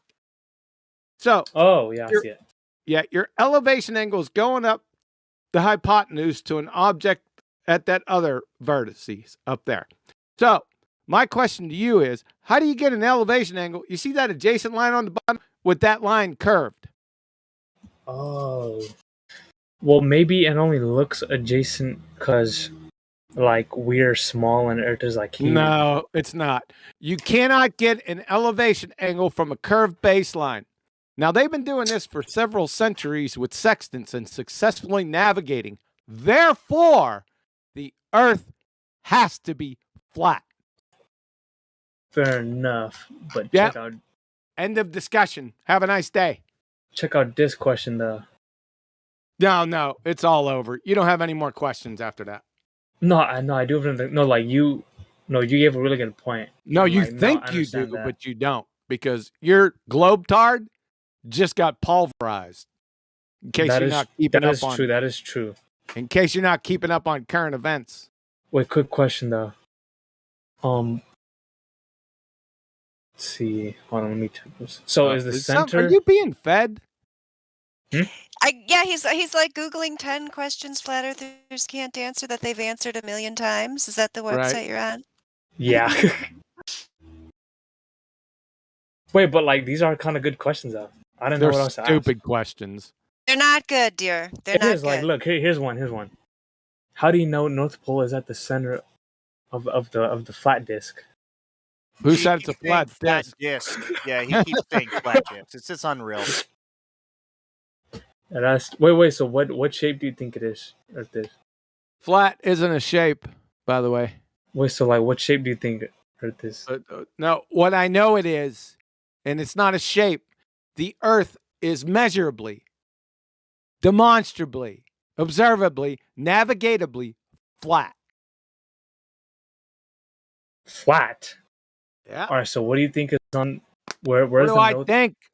No, that's the wrong question. Is what do I know? And the Earth is flat. I just showed you with Do you elevation. know if angle. North Pole is in the center of the Who flat? gives a shit? The Earth's flat, or else you wouldn't be able to get elevation angles, and no one could successfully celestial navigate.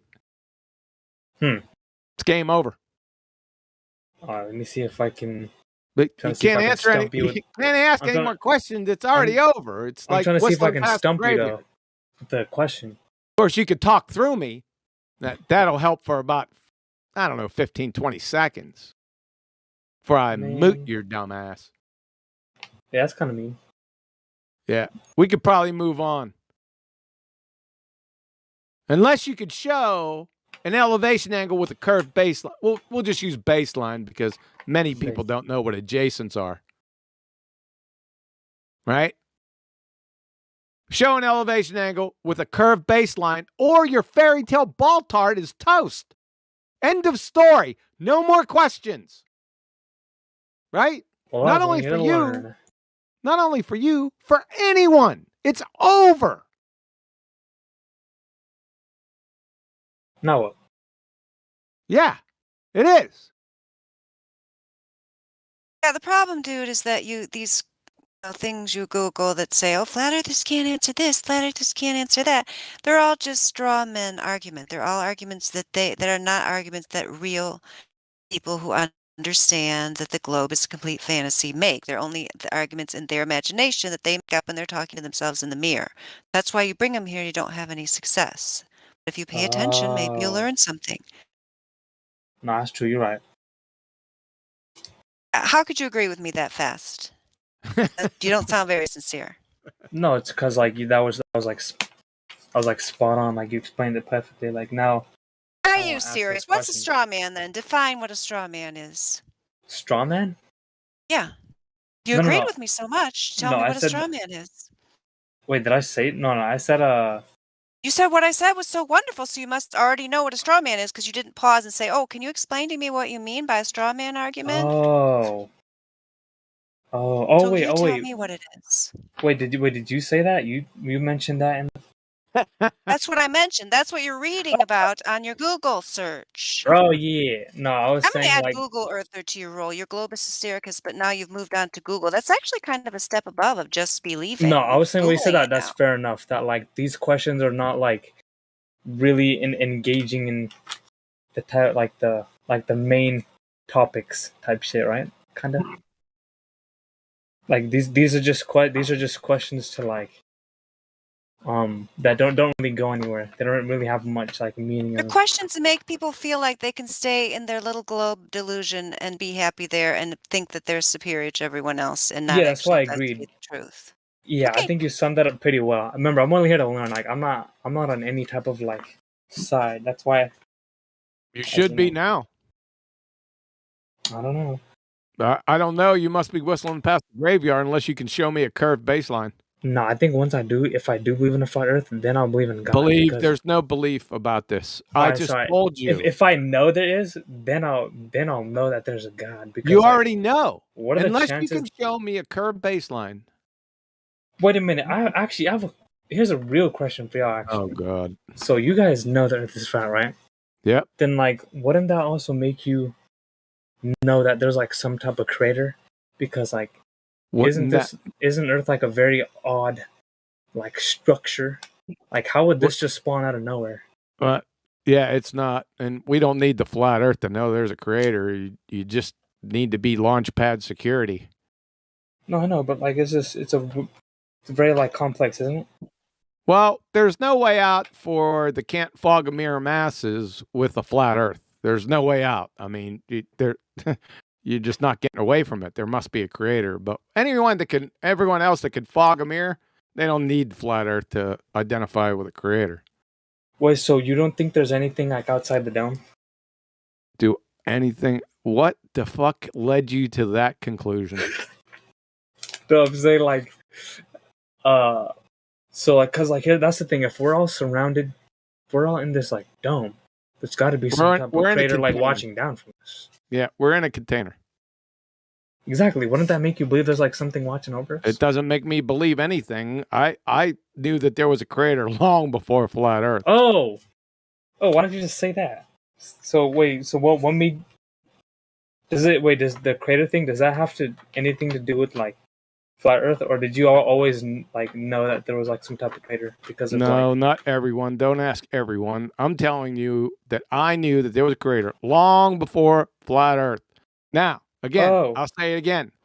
For the can't fog a mirror masses, there's no way around being in a flat, stationary, non-spinning, containerized Earth. There's no way around a creator. You can't get around it. Unless you think containers can poof themselves into existence from nothing, by the way. Right? Yeah. There you go. You want scientific evidences for a creator also? Yes, that'd be sick. Wouldn't that be sick? That would be legit. I agree with you, man. It's friggin' sick, dude. So let me just give them to you 1 second. I won't go into them here, but you'll have the website. It goes through 4 of them. Bet. In detail. And it has flat Earth proof, so it's a double banger. A double banger. I like that. Yeah. Coming at you in 5, 4, 4.5. Where the hell did they go? DMs? All right, it's coming. 1 second. Are you in live stream? Me? Yeah. Let's see. Live stream voice text. Hashtag live stream voice text. Oh, text. yeah. I'm in it. Justin just tagged you there. Oh, I see it. At 4 minutes after the hour, there you go. Quantum eraser, is that it? Yep. All right. See what we got here. There you go.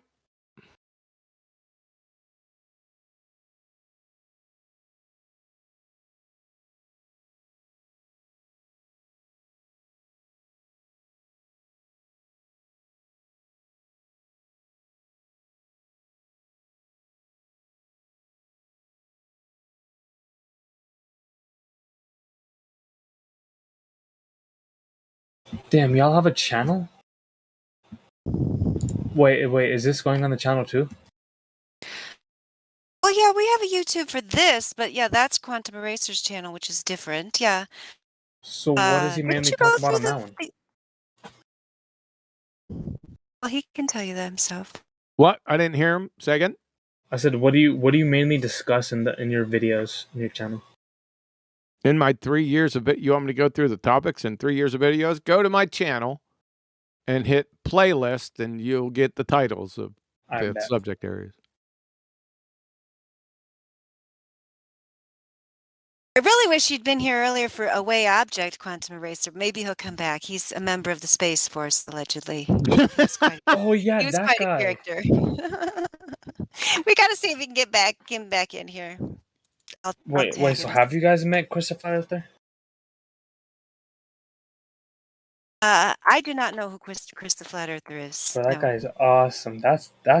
He's the guy that really got me thinking about this shit. If it wasn't for him, I thought That's why I got other confused stuff when would have been Tracy was bogus. calling you a glober and you were sitting here like promoting this Chris the Flat Earther person. I got all confused. That guy's awesome. Like He's your favorite Flat Earther, I guess. Hell yeah, because like he actually opened my mind up to this stuff. Because before I was like, bro, there's no way you're telling me you're on a flat Earth, right? And then that guy he brought me down the rabbit hole. Shit was crazy, bro. He showed me gifts. Every question I had, he literally had a GIF and an image or something for everything. Every question I asked, like that shit was insane. I thought my reality was like shitting itself. That's Chris for you. That's why he's so unknown. He's so good. Excuse me for interrupting. I would like to point out that Uncanny NDT is a 70-30 leaning on the flat earth side. He's from academia, not a pretender clown, in my opinion. I've had some conversations with the guy, and I would love to hear him talk to Quantum Eraser, because he's not a pretender clown. Oh, really? Uncanny NDT. I believe he's involved in academia somehow. Not sure. You know, I do think that he's a student of physics. He's not a pretender clown? I don't think so, but I don't think he wants to give up his actual degree or whatever he's. Oh, He he's doesn't going to want to give up too much information. he doesn't want to give up too much information. I got. Right. Uh-oh. Yeah, I think that would make for an interesting conversation. He isn't going to say he's got a physics degree, right? It's not going to go well. I can already tell you.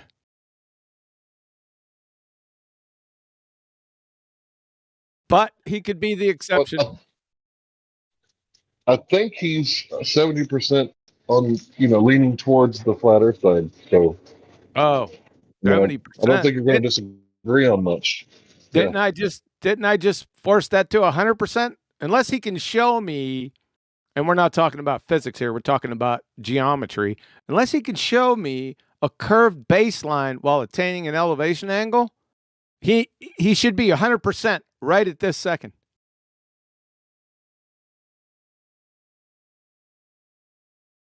The main reason why I'm not 100% is a very small detail, and that's because I'm just saying that we haven't seen everything, and we don't know the exact shape. But the shape is that's an argument from ignorance fallacy. Now, can you show me? Not necessarily. Yeah. Oh, it is necessarily. Yes. Yes. You know what an argument from ignorance fallacy is. So you're what you're trying to do, and that's not. No, just tell me what an argument from ignorance fallacy is. Don't tell me what I'm trying to do. So you're claiming that I'm argument from ignorance fallacy. What is it? I'm going to show you why your claim right there was an argument from ignorance fallacy. But if you don't know what one is, then you're going to try to red herring fallacy away from this. Now tell me what an argument from ignorance fallacy is, or recant.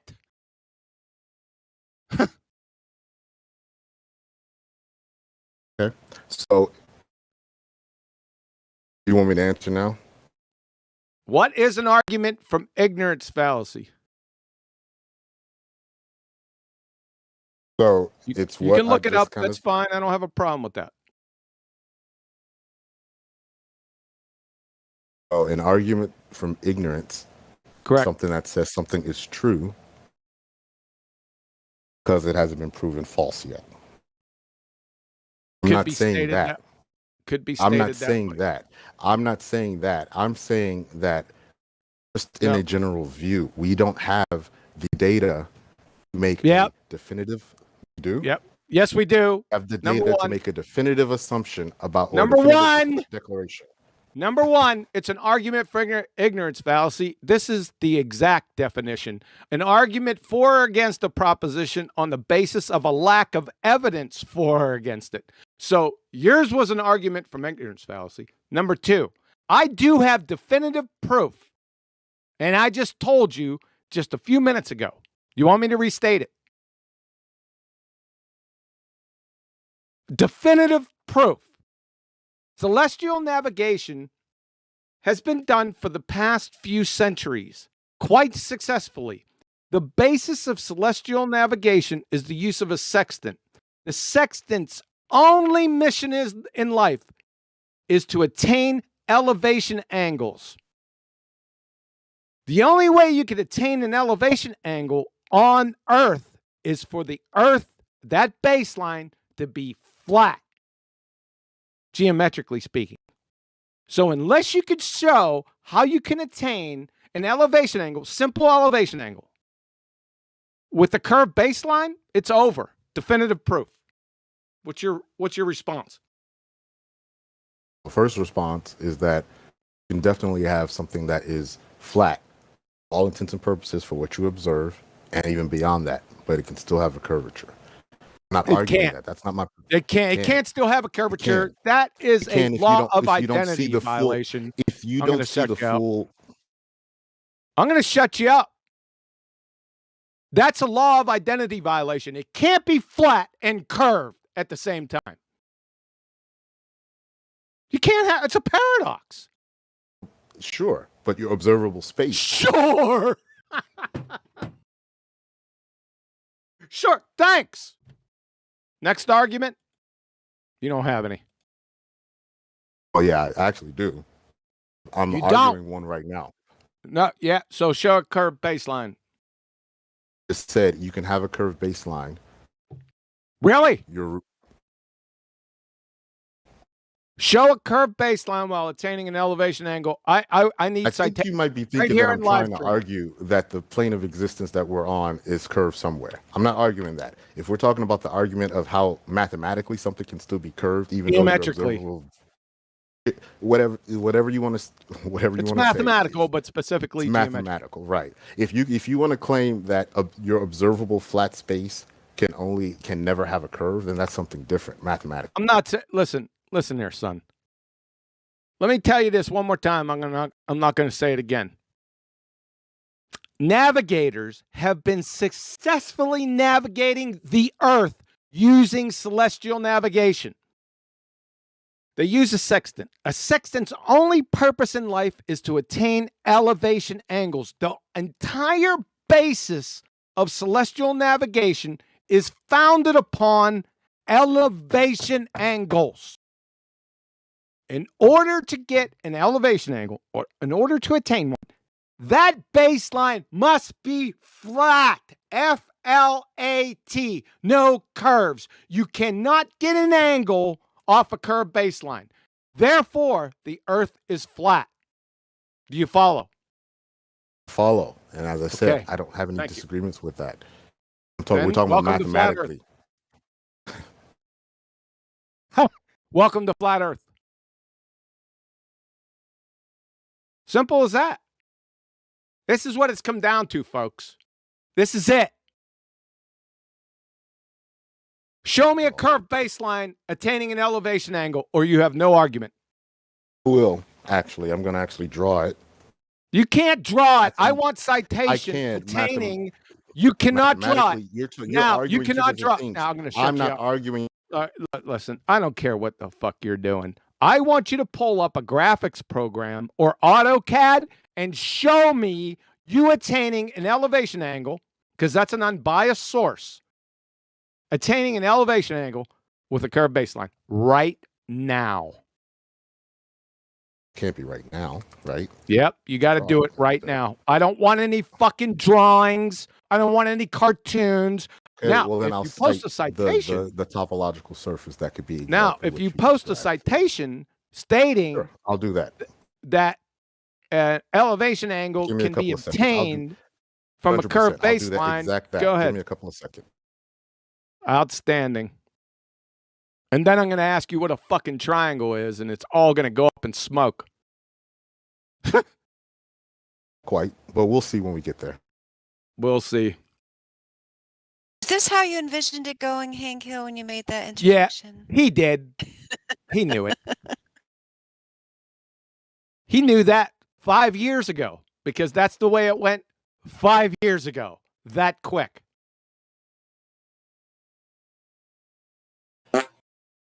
Yep. More or less.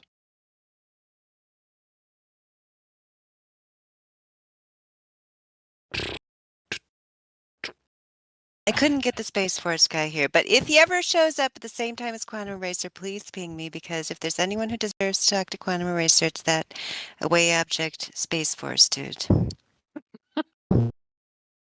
Oh, yeah, Space Force guy. Let Huey talk to that guy. I know, I tried pinging him. You try too. Maybe if we keep doing it, he'll show up. I don't know if he's still awake. Away object, that's his name. Oh, yeah, object, away object. Okay. Away object, yep.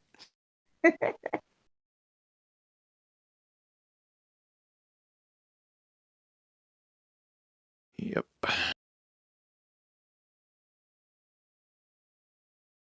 We really have to change his name to Space Force Dude too when he comes back, because that's a way better name. Way object is this. I don't even know how he ended up with that name. I don't even know what that's supposed to mean. Yeah, I called him Fake Force. Fake I'm Force. For him right now. Yeah, Fake Force. He claimed he worked for him. Huey, you should have been here. He was trying to tell us that he makes satellites and that they're up in space, and I had to shut him down. It was hilarious. I'm gonna ping him. I'm gonna see if he'll come back. Here, I'll make it easy for NDT. I'll go ahead and put out the vibe. There you go. It's 17 minutes after the hour. That's what you have to overcome right there.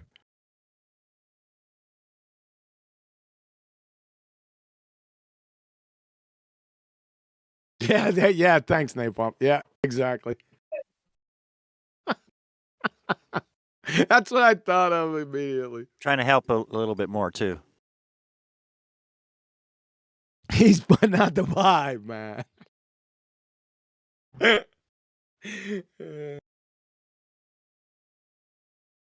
Yeah, I wasn't sorry. I missed ladies' night. I was detained. Oh, you're not sorry. You don't have to pretend to support us. That's fine. I But who's support you detaining guys. you? I know you don't. I support, but I to be honest with you, I came to a couple ladies' nights. I don't listen to it on YouTube. I just don't have that time. So the only reason I really don't come is because I get so frustrated at not being able to clobber numpties immediately. I can't stop myself, so I got to go. Yes, a lot of guys have that issue. Yes, and I can even relate. 'Cause sometimes if I'm listening on YouTube, but like I can't talk because I'm in a in public or whatever, I have the same feeling where you're like, I need to go in there. Yeah, I understand. Or what doesn't really happen on the precious metals event because theirs is more laid back. But yes, I understand the feeling. You guys, most of you guys are pretty sharp, though. I'm not saying that. I'm not saying you guys aren't. But it's just I hate listening to a 15-minute conversation that I can quelch in 5 seconds.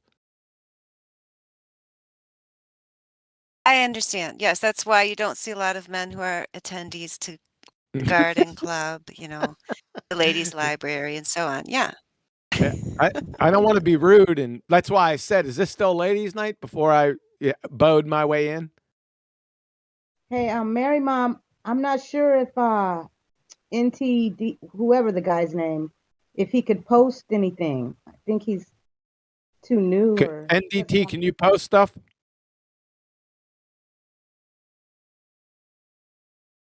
Yeah, he said he's getting it now. All right, let's see what what does he have. Let's see what he has. Can't have anything. I know. Huh? Oh, I see what you're saying. He can't post because he doesn't have the role. Okay, I'll give him the role. Right. Yeah, he can't put anything.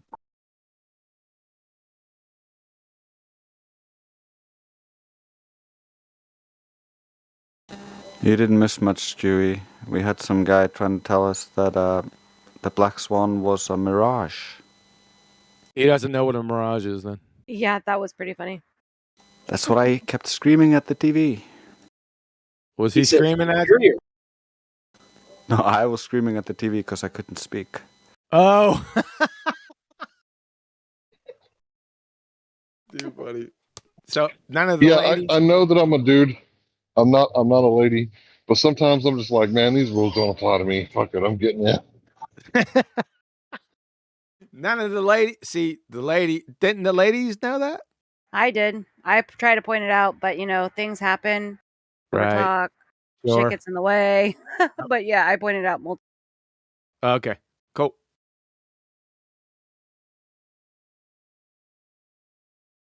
All right.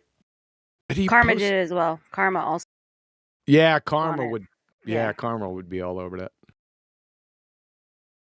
Yeah, well, with me screaming at the TV, she couldn't ignore it. That's hilarious. That's true.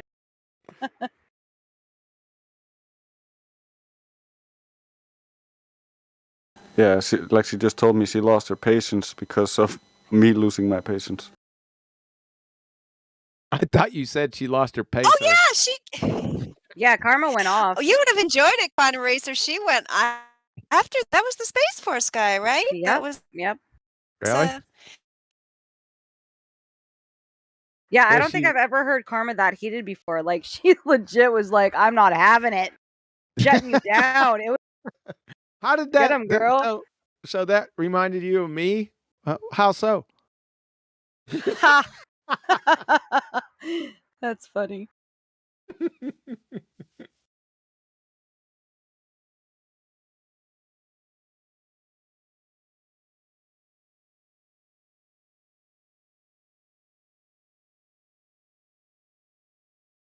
Somebody said I had anger issues and I should seek therapy, and I told them it would just piss me off. I think you have humor issues. I definitely don't have those. I have Comedy, another question. Comedy issues. I definitely don't have a sense of humor issue. That you don't know me that well. Yes, call bullshit on that. No, that's serious bullshit. How would y'all explain shooting stars? We're not explaining Dude's shooting not stars. through his 10 questions yet. He's not through the 10 No, questions. no. I'm off the site. I'm off the site. These are just questions off my head now. Oh, you're thinking of questions in your head. Yeah, now I got my own question. All right, so check it.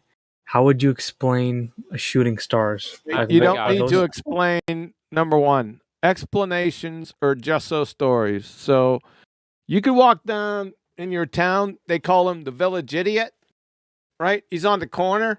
Yeah. He can give you explanations for anything you want. Explanations are useless here. What we need is empirical evidence or scientific evidence for claims. That's what we need, not explanations. Wait, do you think anyone shooting can stars give are an real? explanation? I can Anyone explain it. can give an explanation. Wait, but I'll do you give you an think- explanation for shooting stars. You ready? Yeah. You got fucking invisible three-toed gnomes. You can't see them. What they do is they grab these stars and they play a bit of tennis between each other.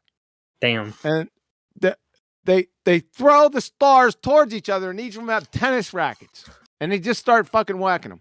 Good. Was a proof. Yeah, there you go. No, I don't have any. That's good.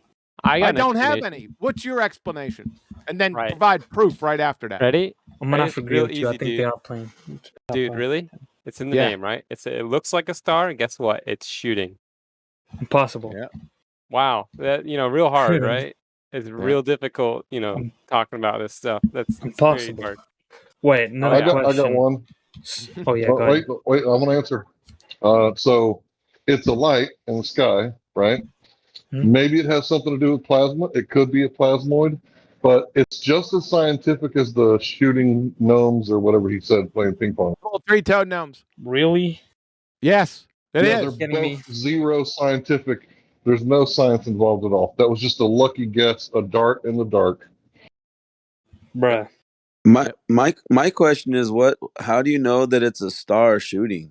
Yeah, that's true. I didn't want to get into detail with them. That's true. Like So it just okay. So I could have got real stupid with him and started getting into real detail, but that question didn't need any detail from me. I just provided him what he wanted, an explanation. He has, like Hank said, his explanation, which he didn't provide, by the way, if he did, would have the same scientific validity as mine. You want to bet? What's his explanation? Come on. What's your explanation of shooting stars? And then we're going to ask you for proof, like you did to me. Oh, and then wait, we're going me? to see. Yep. Dude, yeah, we're asking you. I think they're shooting stars because No, not what you think. We want an explanation and then validation after that. So check it. These shooting Yeah. stars are. Yeah. I don't remember. You could put a, he doesn't even remember the question he asked. Somebody put his No. dumb ass I don't remember I don't know what they're exactly made of, but I know they're shooting stars. That's all right. You wouldn't know what they were made of anyway, even if you did remember.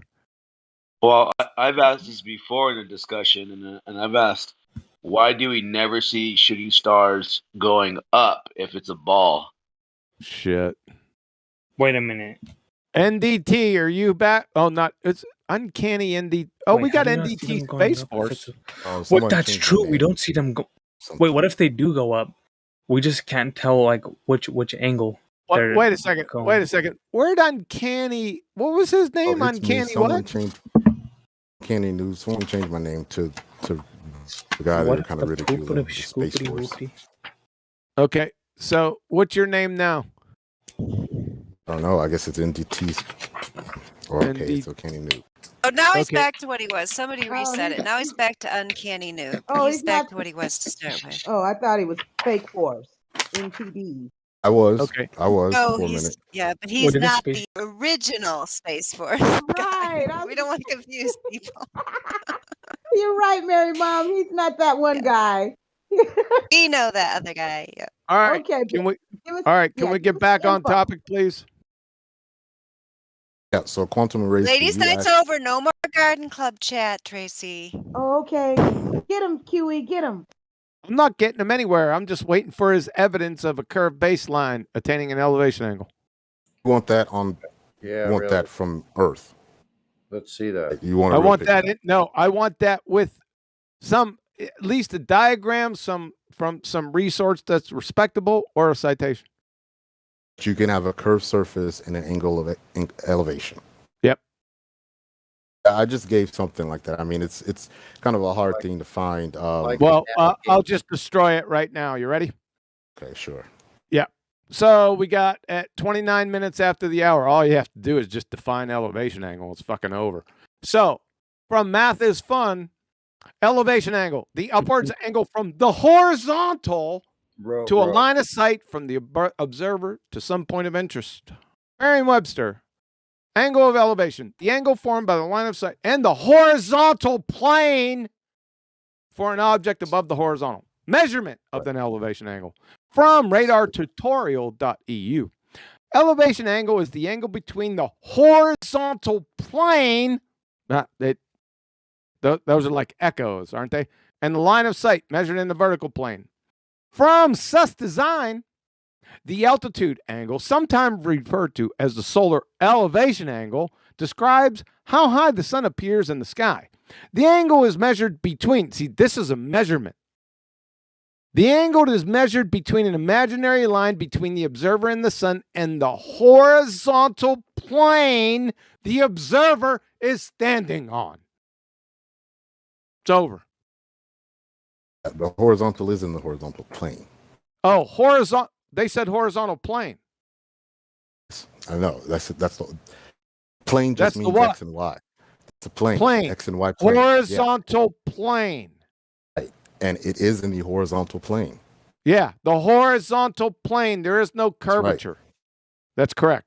You're talking, well, I don't, listen, I'm not, this is what I'm saying. If we're talking about the earth and as we see it, I'm not disagreeing with that. But you wanted a specific example of how that could be possible on a curved surface. It's not. It's absolutely possible on a curved surface. It is not possible at all. It is possible. Zero. Because show. Show. Okay, it is possible on a curved show. surface. No. Show. Yes, it is. Absolutely. Fuck off. Unless you show. You're not saying another fucking word. Yes, it is. Yaha. Nuh-uh. That's their proof. That's their proof. Get it?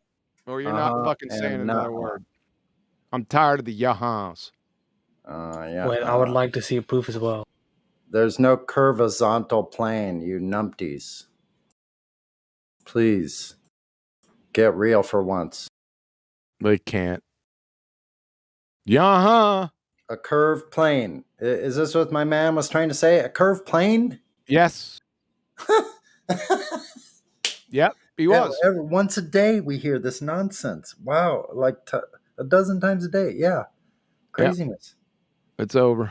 It's all over. So that's a middle of the road fallacy. It's a violation of law, non-contradiction. Mm-hmm. Yeah, we can go on for days with all these elevation angles. Just fucking days. Yeah, it's possible in your imagination on a drawing board somewhere. Not when you're navigating, though. Too bad. But I haven't heard one of them say they went. Here's the thing. He did post a diagram. Now the thing is, the horizontal plane, is the plane from the tangent point. We already know there's no such thing as that. Well, because of the way of their argumentation over the past 2 years. Well, the reason why they actually add curvature in their calculations, it makes sense why they're always off by miles because they're adding numbers that aren't even there. If they ever do that, celestial navigation on the sea, they're off by like miles off. Like, makes sense though because they have false numbers. This drawing is bullshit. I They just don't looked at have his. They have GPS buoys on the oceans as well, so they just go triangulating with towers and buoys. What the fuck is this? A sample surface secondary ions? What the fuck is that? Having to do with what? That's not an elevation angle, son. Wow. Your sample surface. What the fuck is this red line going up to Y? Did you draw that in there? What the fuck is that? That's not an elevation. Do you know how to... Let me take him off mute. Where is he at? He's unmuted now. Where is he? Uncanny noob. Yeah, where the Uncanny fuck noob. did you get this from? Where did you get this from? Oh, it does work, Mr. Uncanny Noob. Source. Where's the fucking angle at?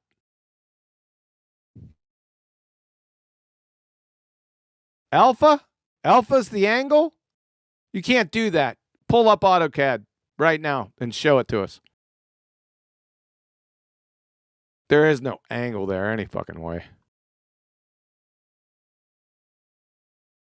They got a paper towel roll. There it is. Wow. First one to provide the paper towel roll. So this makes perfect sense. I didn't say that this was a horizontal plane. I said I aid. You missed the S and the capitalized I, by the way. I aid the horizontal is the horizontal plane. Thanks. That clears everything up. You some fucking numpty dipshit, man. Who are these people? Where does what you're saying occur in where does it occur in nature? That's all you got to do. Where does it occur in nature? Oh, it's not in nature. Oh, gotcha. Okay, we're good then. Next will be your science acumen. you don't want to go there. It'll be worse than the Sexton argument. Got a couple of 3rd to 5th grade levels lately. Let's see where the next ones are. Could be a few outliers. If anyone's listening and they have access to like a graphics program or AutoCAD, I want you to go in there. I want you to draw a triangle with the adjacent over the curved surface and then try to get an angle. Ask AutoCAD, say, okay, I need an angle from the hypotenuse and the adjacent. You know what's going to tell you if it's curved? Get fucked, you numpty! Hey, you know what? What? QE didn't hear about it. It's called the floppy pancake navigation method. Yeah. 3 floppy pancakes. Yeah, try to get that. Yeah. Try to find the location from that. Yeah. It will. Sorry I'm so exuberant about that last numpty part, but whoa. Uh-oh, somebody's texting me. Got that 10K yet? Have you? 10K for what? I'm still waiting on my $2,000 from Zanuck. So too bad no horizontal plane on your ball. Sorry. When I get my $2,000 from Zanuck, then I'll go after the 10K. Where's the 10K from?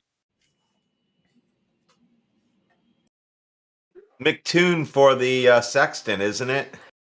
Toon didn't know how to spell sextant 4 weeks ago. So you got $2,000 coming from Zanuck, and you got 10,000 coming from the other guy. He just probably won't appear for you though.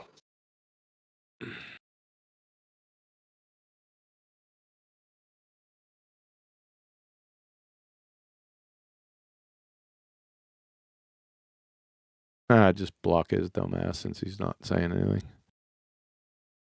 Okay. Future man. Thanks. What does that mean? Future man. What does all this mean? Check the numbers. You check the numbers and get back with me. I don't have time to check your fucking numbers. You check them. And then if you have a claim, get on out here. Or you could just provide curved baseline. You could try that. I already have proof of FE. I don't have to check the fucking numbers. Show me a curved baseline containing an elevation angle. That's all I need. I can prosecution rests without checking any more numbers. Don't need to. It's whistling past the graveyard.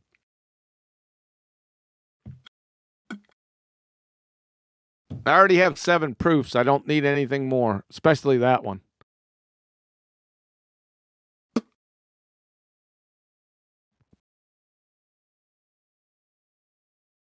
Yep, it's a short conversation today. Like every day. I think it's interesting how they invoke the tangent so that they could get a plane to use because no plane exists. So what they're doing is they're basically invoking a flat Earth so that they could use that imaginary flat Earth to get what they need. But they don't have to invoke anything in reality. You just take the measurement. Yes. So they have a dingleberry Earth off their imaginary tangent. What they just conjured. Because it's also a begging the question fallacy. Because a tangent line intersects a sphere. Well, that's what you're attempting to prove. Ergo, begging the question fallacy. And you don't have a fucking tangent.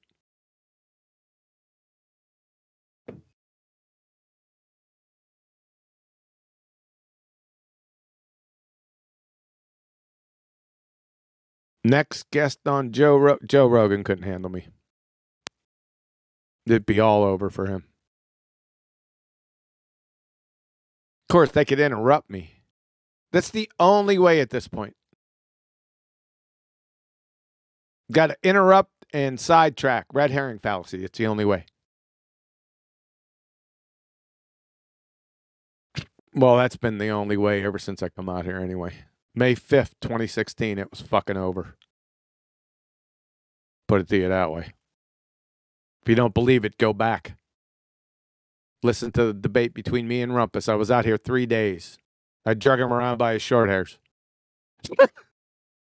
Too bad we don't have someone that could do like a Howard Cosell moment as far as how the globe is actually doing. Howard Cosell, back with... It was so fucking bad out here when I first come out here. I remember this is the argument that I ran in, the first argument that no one had an answer for when I first come out here. Star rotation, clockwise and counterclockwise. I swear to God, none of the flat earthers had an argument for that.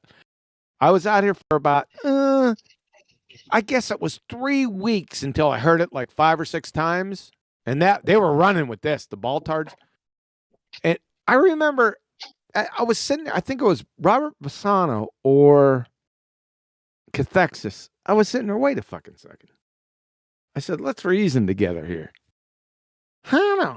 Fuck. What they're saying is that with counter rotation, clockwise and counterclockwise, what they're saying is the sun and the moon and the stars in the north rise in the east and set in the west. And in the south, the sun, moon, and stars rise in the west and set in the east.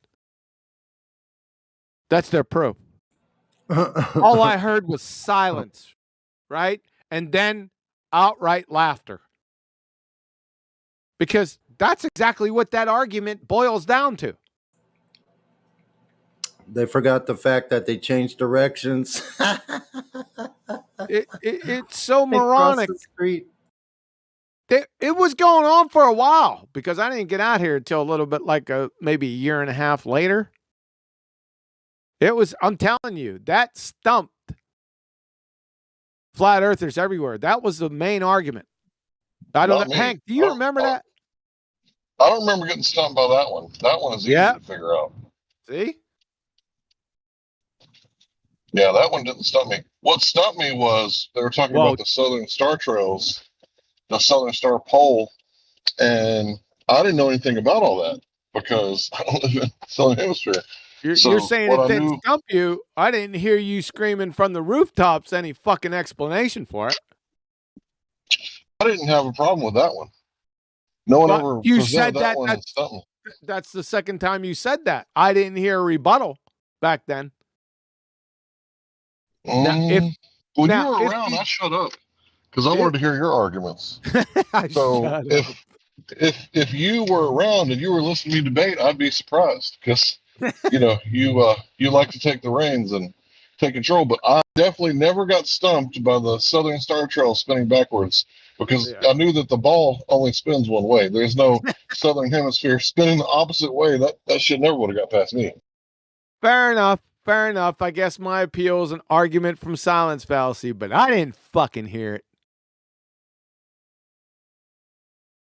I didn't hear no rebuttals to that. Not until I jacked them fucking yard.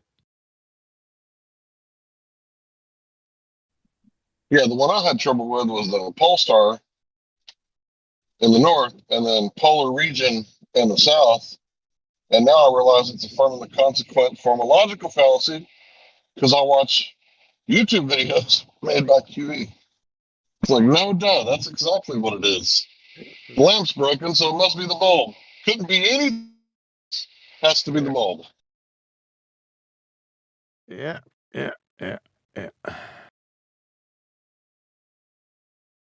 That was back in the day, folks.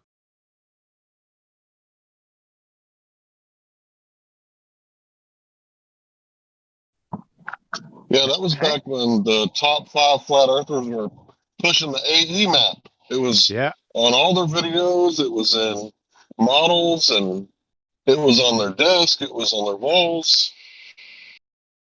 That they thought they were top 5. Kui, what was the main argument that made you change your mind? Oh, it was I wasn't in flat Earth. And it wasn't a changing of the mind. I never really actually thought about it. See, I was more involved in the fairy tale evolution debate. So I was in that genre when I used to kill them with the second law of thermodynamics. Back when I used to entertain their fuckwit arguments, I don't entertain them too much anymore. I just ask them what evolution is, and that's the end of the argument. But back then, I used to always clobber them with the second law.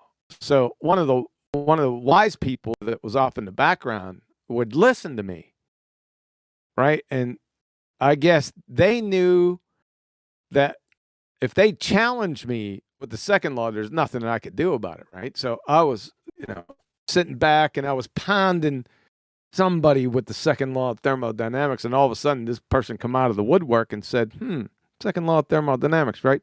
He goes, more or less, let me paraphrase. How can you have gas pressure without a fucking container? I couldn't answer legitimately. Being honest, when he challenged me with it, it stopped me dead in my tracks. And I said, well, wait a fucking second here. All right, they say secular science says. Now, granted, at this point, I had already pointed out that all the pseudosciences and demonstrated all the fuckwit pseudosciences that claimed they were sciences were actually pseudosciences. So, paleontology, anthropology, archaeology, geology, evolutionary biology, whatever the fuck that is, and yes, I'm still laughing, theoretical physics, already clobbered to death astrophysics, cosmology, and astronomy. They were just fucking dead. Right? Astrobiology. You always forget that one. Which one? Astrobiology. They study the light from the stars. That's a funny one. That's a combination. All right. Thanks, Hank.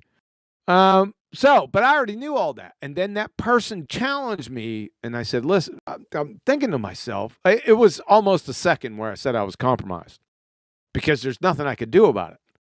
Right? Because I couldn't say, listen, I know that entropy always increases naturally, right? And gas pressure would always increase naturally to attain maximum entropy. And within their secular story, that could never happen. So I said, I can't answer that. I said, you're right. So I became a flat earther in less than a microsecond. Oh, that's good. That's the story. That's it. That's what did it. It was over. That's awesome. Yeah. I just never looked at it. And it's just something, and that's my cross to bear. I've talked about this on many occasions. I should have known better, but I didn't. I can give excuses. It's not an excuse. I was legitimately solely focused on fairy tale evolution and didn't get anything else much. The most embarrassing thing about it was not the second law. That was bad enough. The most embarrassing thing was, as a Christian, I knew that because I've read it. I just never seen it. Right. How about that? Right? Because there's no way in Scripture that you can dovetail heliocentrism with Christianity. It's impossible. Yeah, I couldn't even get out of the first chapter. Yeah. Yeah, it was like I've read the Bible so long I didn't see this. Wow. Yeah, I just want to point out, QE, don't be so hard on yourself. What you're talking about is called inadvertent blindness. While you're focused so hard on the target at hand, sometimes you miss the target to your flank a little bit. So you missed the forest through the trees? Right. Yeah, I have a tendency to do that. Now, I've learned my lesson over the years because I have a tendency to do that very thing. So I'll stop and step back and try to look at the big picture of things. Just something you learn along the way. Right? So I've learned my lesson with that. Not that I won't make a similar mistake again, but at least I've incorporated that into my analysis. I'm well aware that can happen. You get different types of people. Some people are more focused at one thing at a time, and some people can just see that whole picture all the time. But it's good to have both. Yeah, it's good, man. Grace, that's too funny. He saw my comments time to time back in those days. That was a long time ago. Long time ago. He was creeping me a long time ago, you old stalker, you.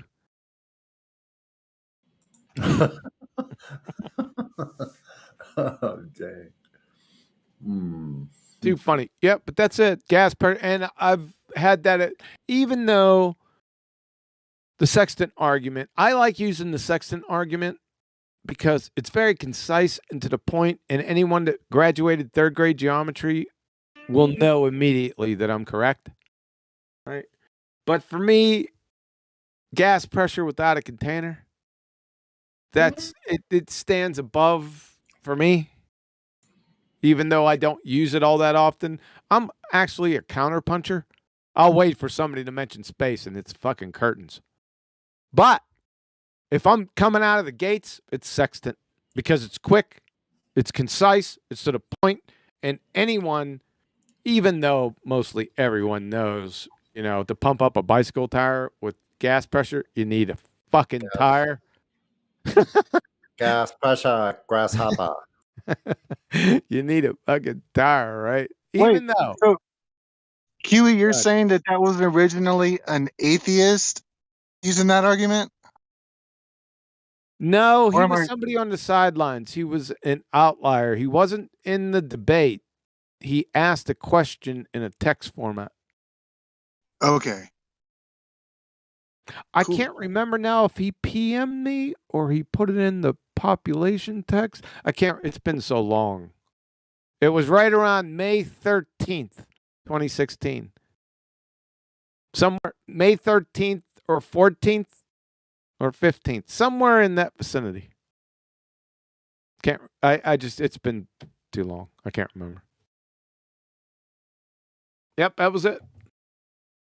So people that said that it took them a while, I was a flat earther in a microsecond.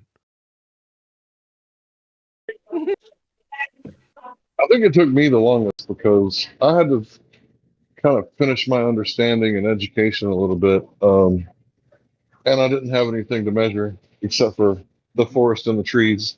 So you can't measure artificial horizons made by trees. So it took me a long time to come around. But eventually, the more I learned, it was like there's just no other possibility for anything else. And it was right before you made the public, you went public with the Black Swan. It was just like, that was it. And then when you did the Black Swan, it was like already too late. I was already done. I was already cooked.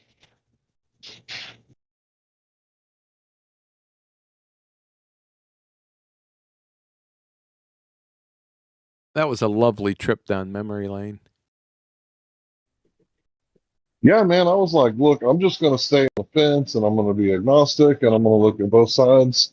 But it's like every time Rumpus opens his mouth to make an argument, well, you don't understand. I'll just talk over you until you give up. And it's like, that's not an argument.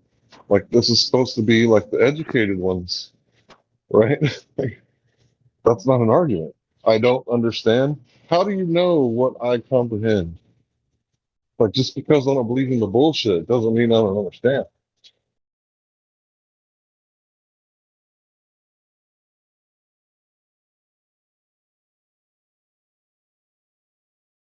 Hey, Hank. What's up, sis? I was just talking to a buddy of mine, and somehow we got cut off, and I was really just wanting to talk to somebody one-on-one. Is there any way we could do that? Yeah. Where do you want to go? Chill chat? Is it empty? I'm not sure. All right. Where's that at? Still chat. See there. You could do it right here. It would be like flies on the wall. That wouldn't be good. No, I don't like to. I don't like to do like just shoot the shit on the live stream because it's a very different conversation that necessarily shouldn't be on the live stream because we like to philosophize and talk about a lot of different things that don't belong on the live chat. That's this. You want to speculate? No, not even speculate. Just to really shoot the shit is not an appropriate place to do that on the live stream because just talking about just whatever's really boggling our minds right now. This live stream personally is not the right place for that because this live stream is set up for a specific idea and that these things should not be spoken about here. Okay. Well, that wasn't the first time I ever got set up. I should be used to it by now. Yes, he was down there waiting for you, Shanna, but Quantum Eraser detained her. Hey. Oh, I love Quantum Eraser. Yeah, me too. Yeah, that makes two of you. So I absolutely love Quantum Eraser. The whole idea about the double slits theory and his philosophy behind the double slits theory, which most people can't even wrap their brain around, is amazing. It's like it's amazing.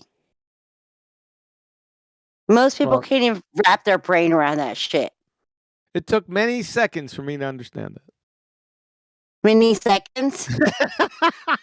A few seconds. In what quantum form are you talking about seconds? 1.4 nanoseconds faster. Planck time. Assumed it.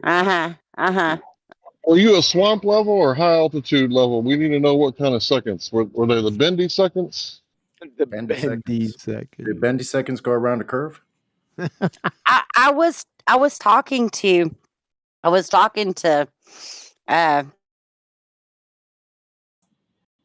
Helioskeptic, and I don't know, we got cut off or something, and we were having a great discussion, and it just got cut off, and I just really want to continue that conversation, but I can't get a hold. I can't get back a hold of him, which is pissing me off because two drunks love to talk to each other. Okay. Maybe you went to sleep then. already. Okay then. Hey, listen, I'm only on my third margarita for tonight, so y'all are actually getting very sober, Shanna. Woo! Woo wee. Margarita, ¿dónde es patrón? Mamma mia. I got a heard my question for name, QE. chatter. Yeah, this is slightly off topic. You can choose if you want to answer it. You might not. Uh-oh. Yeah, that's going. What's your I will. evidence for nuclear weapons? Wait a second. You were interrupted. You said nuclear. That Yeah. you said nuclear. Let me tell you what, boy. He was asking There QE, is, but there is no proof. There is no I guess I was proof. wrong. There is no proof of nuclear weapons. This is actually Did you say you are related to Helio? And no. Oh. I'm not related to Helio. I've just been friends. Similar. I've And just now- been friends with Helio for a very long time. And here's QE. Listen. Do you actually think that nuclear weapons exist? Oh boy. Oh boy. Man. It sounds like Chekhov trying to say nuclear. I mean, come on, really? Do you truly believe that? Because let's be honest. Let's be honest. If what the globular population has been said is, why hasn't anybody Why hasn't anybody ever tested their nukes and shot one off at anybody? Nobody's ever done that because they don't exist. These things we call nuclear weapons are just really high TNT weapons. These are just super expanded weapons. This whole idea of nuclear war is, in The my opinion, bamboo and the paper huts with shit that lights on fire, like got the air going and blew up the air, and everything caught on fire. The end. Okay. well, then. that's just a fire, and like that's not nuclear. Okay then. Okay. Alright. Now, Listen. I thought I asked QE. Yeah. Oh, you didn't ask me. You didn't ask me. I'm sorry. I apologize for answering. But I'm answering you, and I'm telling you, I think nuclear weapons is bullshit because I don't believe these things exist. I think this is actually a scare tactic by the what we call them that have all this shit. These them Okay. have these The nuclear anarchists weapons. leaving millions. Hey, why don't you tell us what you really think, Sean? No, let's hear from Carls. Shauna. B. Carls, hold on. I'm telling you, Dave. I'm telling you, I've been man. holding. Listen, these people Holy shit. claim to have all this bullshit to threaten us because they're like, oh, be in fear, be in fear, be in fear constantly. No. See you later, QE. Bye. No. I don't care what you think. I'm just telling you what I think. I do actually care what you think. I'm sorry. I do actually care what you think. Because each and every one of us and what we think actually is a big part of the problem is people don't want to actually listen to what other people think. And so I do actually care what people think. But when I hear some bullshit, and I recognize it bullshit, I just throw it out. I'm like, that's bullshit. That's total bullshit. Hey, Sean. No, it's Shanna, but go ahead, Dave. Heavens to Murgatroyd.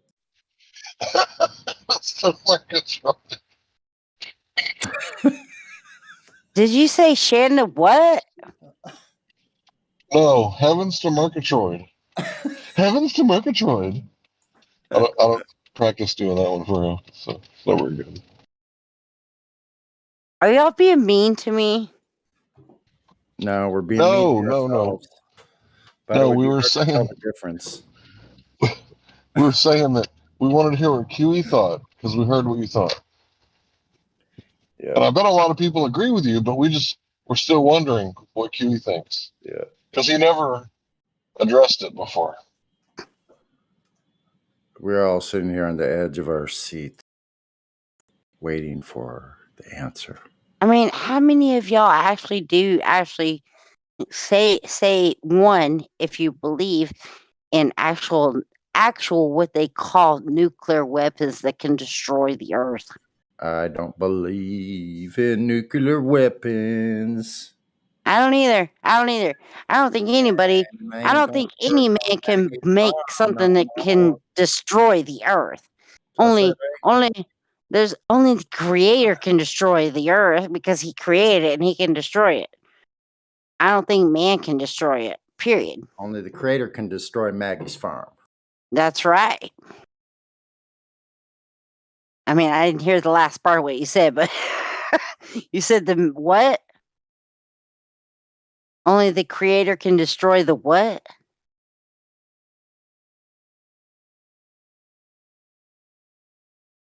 Please reiterate that. The Magnustra firm? I never heard this term before.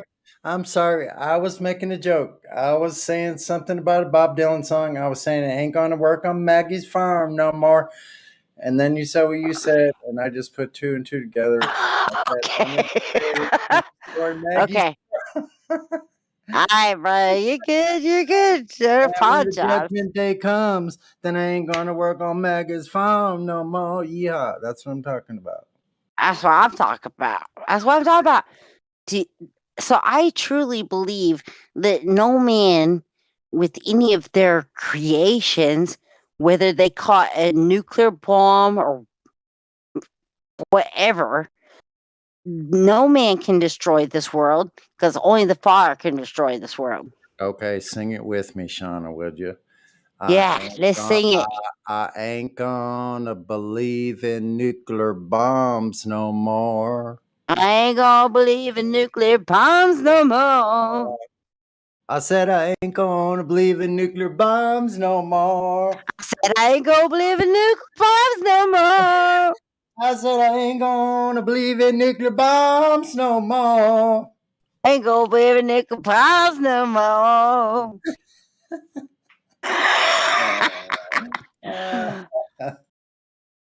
Seriously, but seriously, I don't believe him. I think it's all a huge propaganda in their chess piece of making people fear people going to war in their globalist agenda, fighting wars, and they're like, well, we gotta side with these, we gotta side with that, we gotta do this, and this is all back and forth, just causing people to be in fear and fear mongering bullshit. So they want to fund a war and be behind some side or the other. This is all bullshit.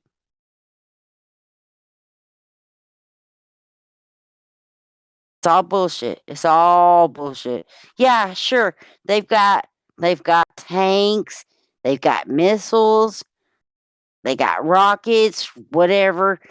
But they don't got nothing like that. They don't got no desolation population bullshit. They don't.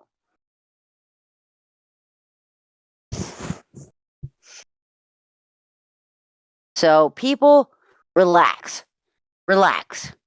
Everybody just take a deep breath and say, it's okay. Because Russia is not going to nuclear war anybody because it's not possible. This government and this Did you this just say nuclear war? yeah, it's not possible. I said nuclear war is not possible. This is an agenda to fearmonger people into being pushed into thinking a certain way and saying, oh, we got to be fearful of this.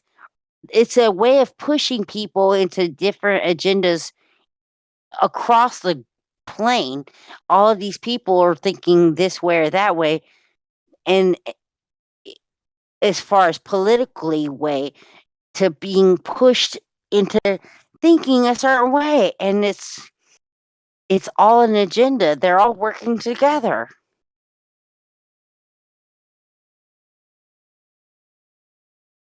Putin's friends with us.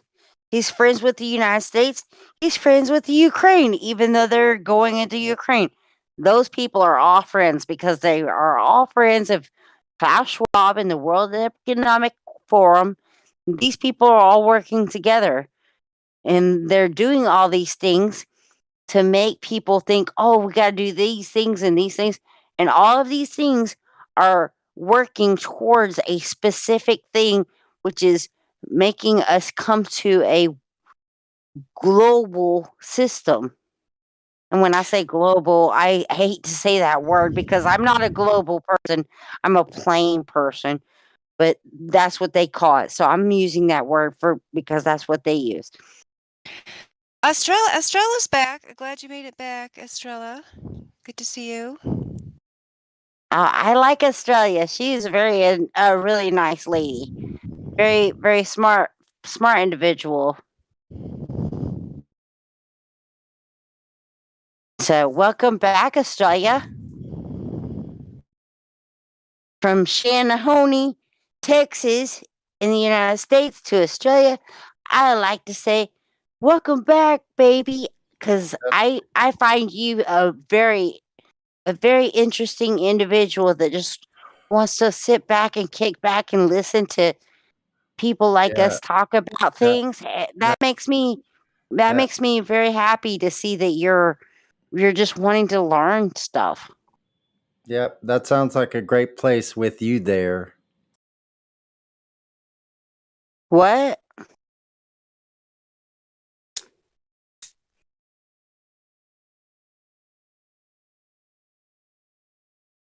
What'd you say?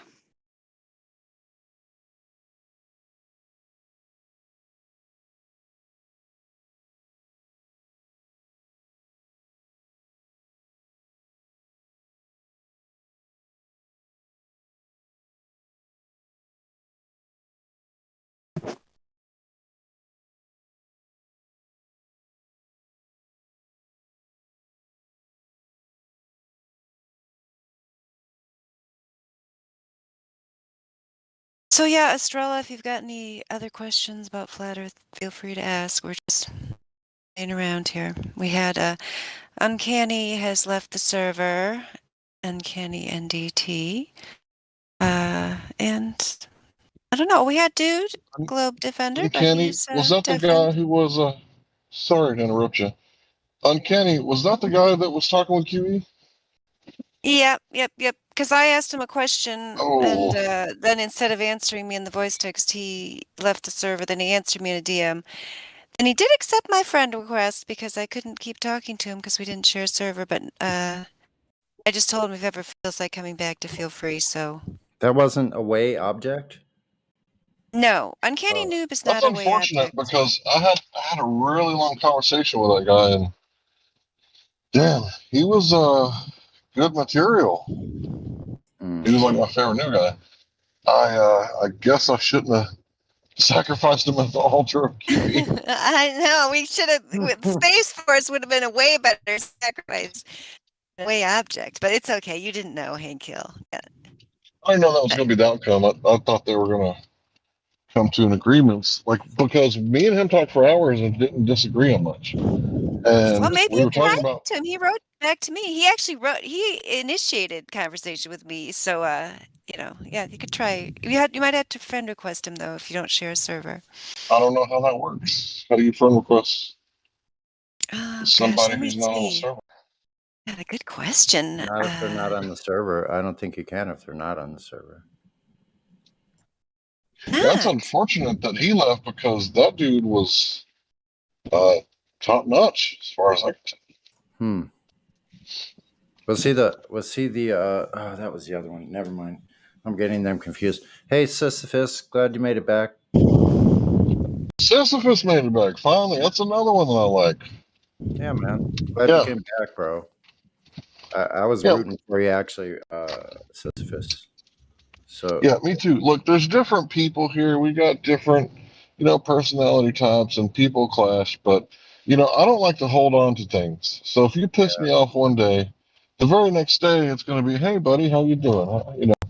I think it's really weird when people hold on to grudges. I don't understand it really. It's like the very next day, it's like, "Oh, it's a new day."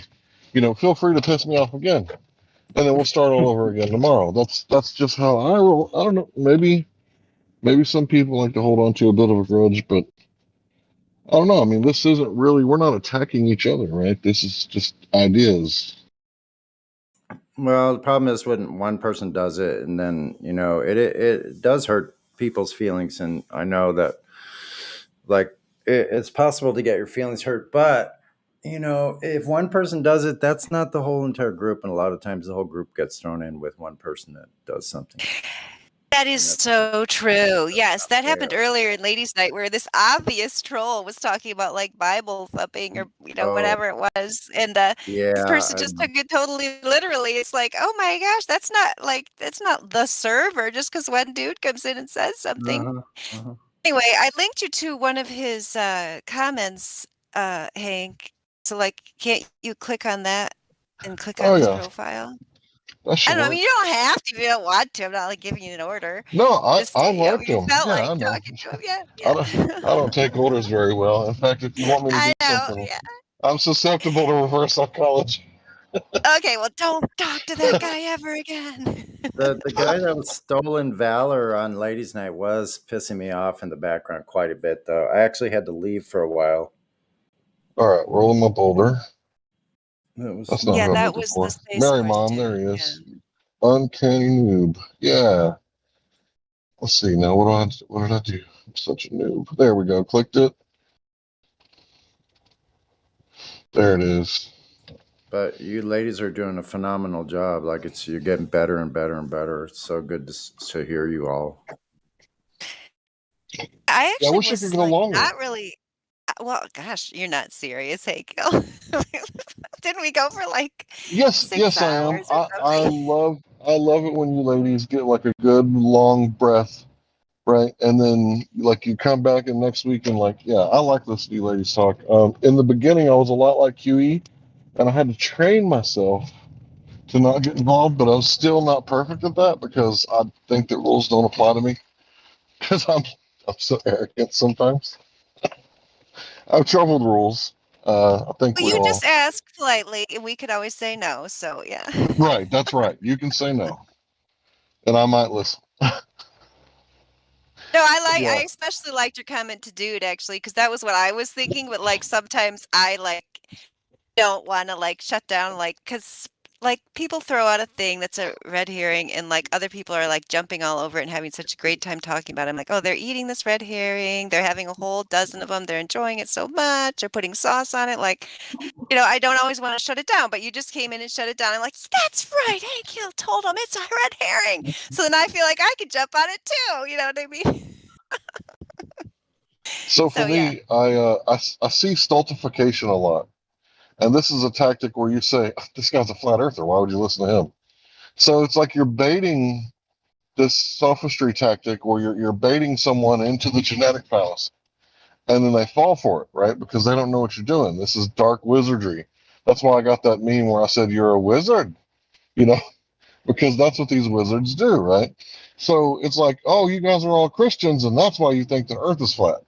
It's like that's what I thought was going on. And the dude might have been a legitimate Christian and followed Chris, the Christian flat earther guy, whoever that is, but it was still like the same thing. I kept seeing it over and over again. It's like, oh, you guys are Christians, huh? Oh, you guys like the Bible, huh? And it's like, after a while, I was like, I don't know if this is on purpose or on accident, but I was like, no, we don't need a Bible to prove that the earth is flat. We can all just go out and measure it. Like, you don't need nothing but your eyes and an earth curve calculator, right? That's all you need. Right? You don't need a Bible. Like, and then someone was saying something earlier about, somebody hit somebody with a Bible, and I'm thinking, how many times have nuns smacked the hell out of people, their knuckles with a ruler, or in school they used to paddle the crap out of me, right? And I was in football, so I'm like, yeah, you're gonna hit me, okay? Please just don't give me detention because that's what really hurts. Right? So it's like you're gonna hit me with a piece of tree, okay? I'm good with that. It's like, I'm glad you gave me a choice. Thanks.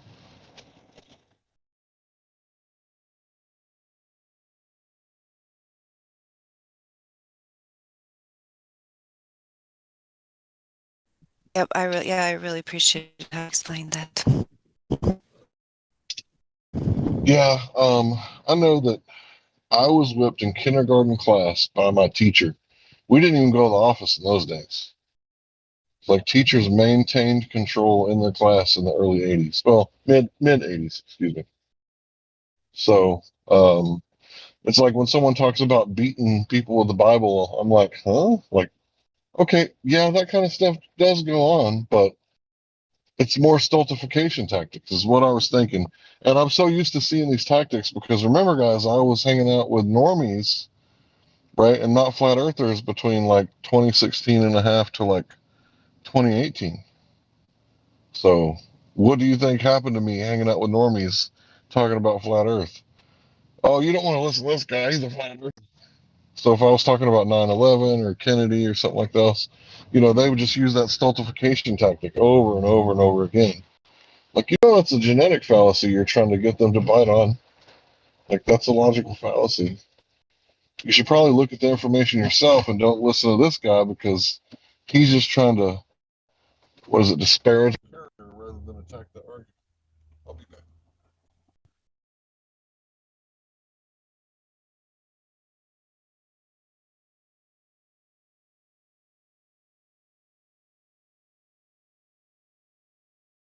Okay, had to go.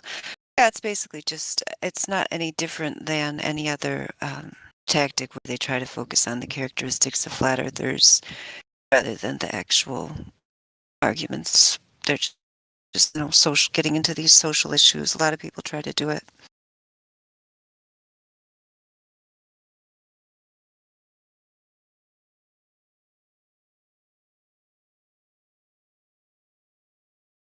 It's just people get more, I don't know, I don't like to use the word triggered. It's so overused, but it seems appropriate in this case when somebody's bringing up religion and then someone else tries to shut them down, which is what Hank was doing for us, basically, because they're like, oh, they're citing their free speech about religion. But it's like, no, we're trying to stop this person from doing what Hank just explained, which is distract from the main idea here with side topics.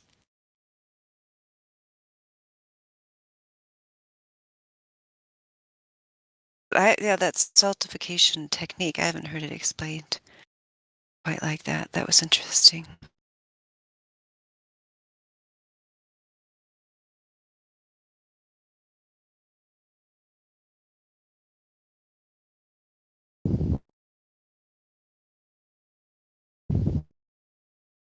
So is that kind of like when you can't argue the topic at hand, you try to weasel your way into associating that topic with another topic that you can kind of demonize? I think so, yeah, because a lot of them do that too, isn't it? Like we had the guy earlier trying to like tie us into all these other so-called conspiracies, or yeah, because those are like easier to talk about, right? Because those don't involve math or measuring stuff. Yeah, isn't it funny? Doesn't it seem like it's the most liberal of those types too that you would think of as liberal? That might be a fallacy on my part, but it seems like it's the ones that you would that seemingly are more of the liberal godless type are the most prejudiced and the most fascist, like in their regard to others, certain specific groups that they select, selective groups.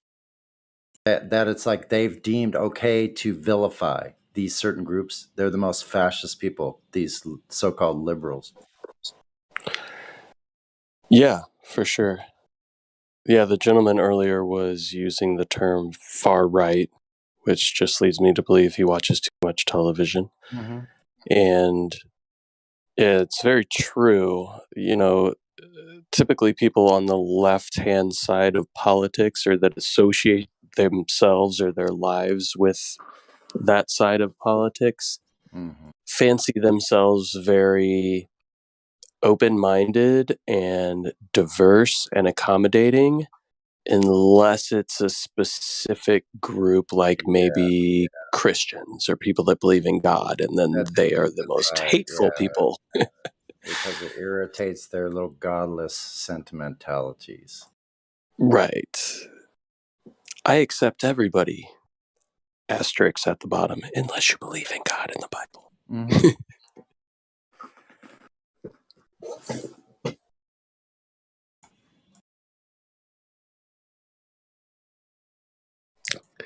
Yeah, the point is, Earth is still flat. There it is out there. It'll be there. It's still there right now, tonight. It'll be there tomorrow when you go out, when the light hits it again. It's still flat. Always has been. Always will be. Some people like a cool story, though.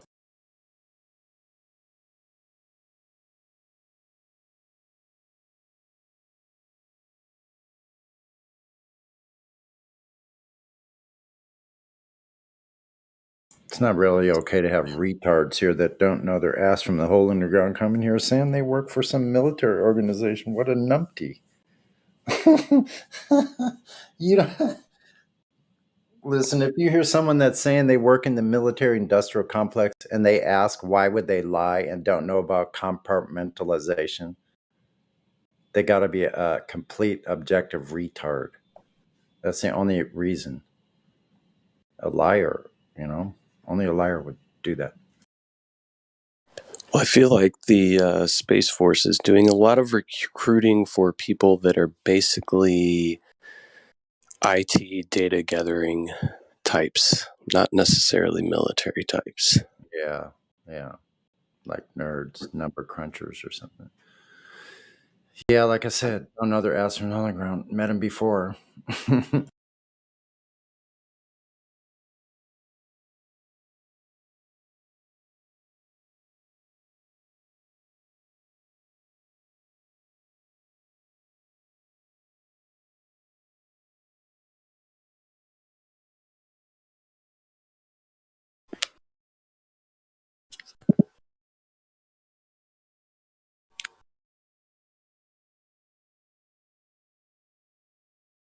Yeah, that's the first time I've ever talked to anyone that even claimed to be part of the Space Force. So do they actually tell them that they're military? I mean, do they go through the same training? I don't even know what it is that these people. I didn't actually even know they actually went through with it. I remember Trump was the one that announced it, right? But now it's actually a thing that people are doing. I don't know. That last guy, I don't even believe him that he was. I think he was just making it all up. But that's just my take on it. Yeah, I don't know. But I'm sure they can get them to do computer stuff, and they believe that what they're doing is real, because especially if they've been like raised, in this computer generation. They just changed the name of all the Air Force in America to Space Force. It's actually a name change that happened about a week or two ago. Well, there's still the Air Force, right? So you still have people that fly planes or on, doing that thing.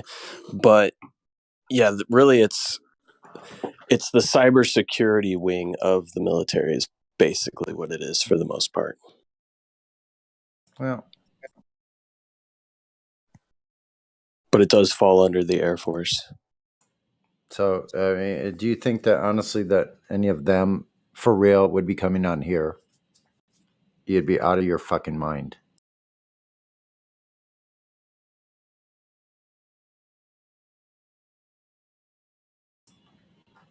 At least not, and tell you about it.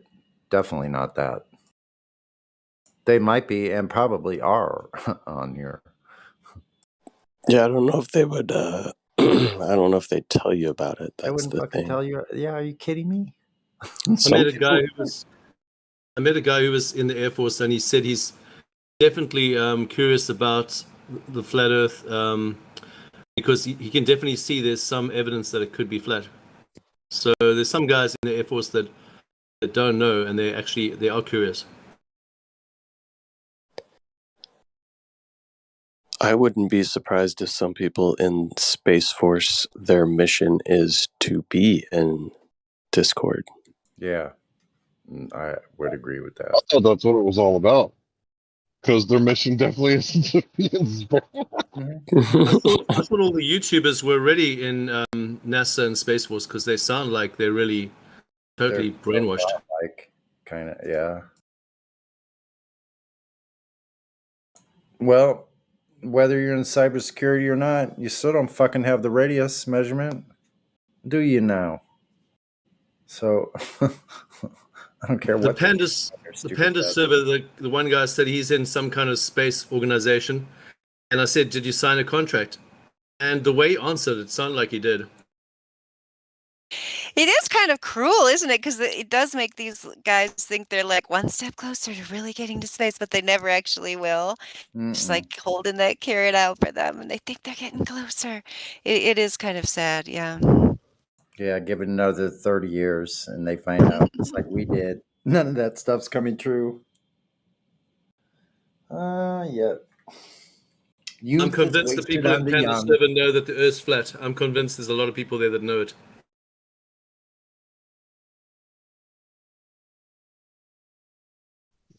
Yeah, I don't know, man. Trauma-based mind control. Sorry, Mom. Go ahead. Oh no, go ahead. I didn't have anything of substance to say. Go ahead. I think it's basically the trauma-based. Sorry. That's all right, bro. I was going to say that trauma-based mind control. It's really difficult to break through, right? And for me, with 9/11, it was easy because I didn't even know what the Twin Towers were. I was like, New York City, get the rope. You know, I didn't really have a whole lot of feelings from 9/11. They said that people died, but as a student of history, it's kind of like, and I hate to say this because it sounds a little sour, but people die sometimes. So when someone told me, like, look at this new loose change second edition, I was like, oh, this is like totally different. Like, this is our own country doing it to us. It's kind of understandable that somebody would attack us, but for us to, like, and I can't say that our own country did it to us. It's more like criminal elements within our country allowed this to happen some way or somehow. There was a lady who exposed, I think it was 1999. It was like they released like images of like what would happen if the planes hit the towers and a plane hit the Pentagon, and they had like a little map and everything. And she went to prison for taking away their plausible deniability, because in the beginning, people like Condoleezza Rice and Colin Powell were like, we never could imagine someone using a plane as a weapon. It's like, you ever heard of World War II? Because there's lots of people in the military that remember World War II, because there was kamikazes and people used planes as weapons and flew them into ships, buildings, whatever they could get their hands on. So it's like, yeah, there's no way we could have conceived. Yeah, right, liars. Anyway, so my point is completely gone. Sorry for the ramble. It's all good. One of the funny thing is they actually had an exercise during 9/11. What if hijackers stole a bunch of planes and messed with the radar system? So they had a bunch of false positives. So they didn't know what was up, and it just all happened to be a drill the same exact day. And the funny thing is, when I was in school, and they rolled out TVs and everything, and showed us this, and I was like, "Fuck it, I quit school." And that's when I basically started researching heavily.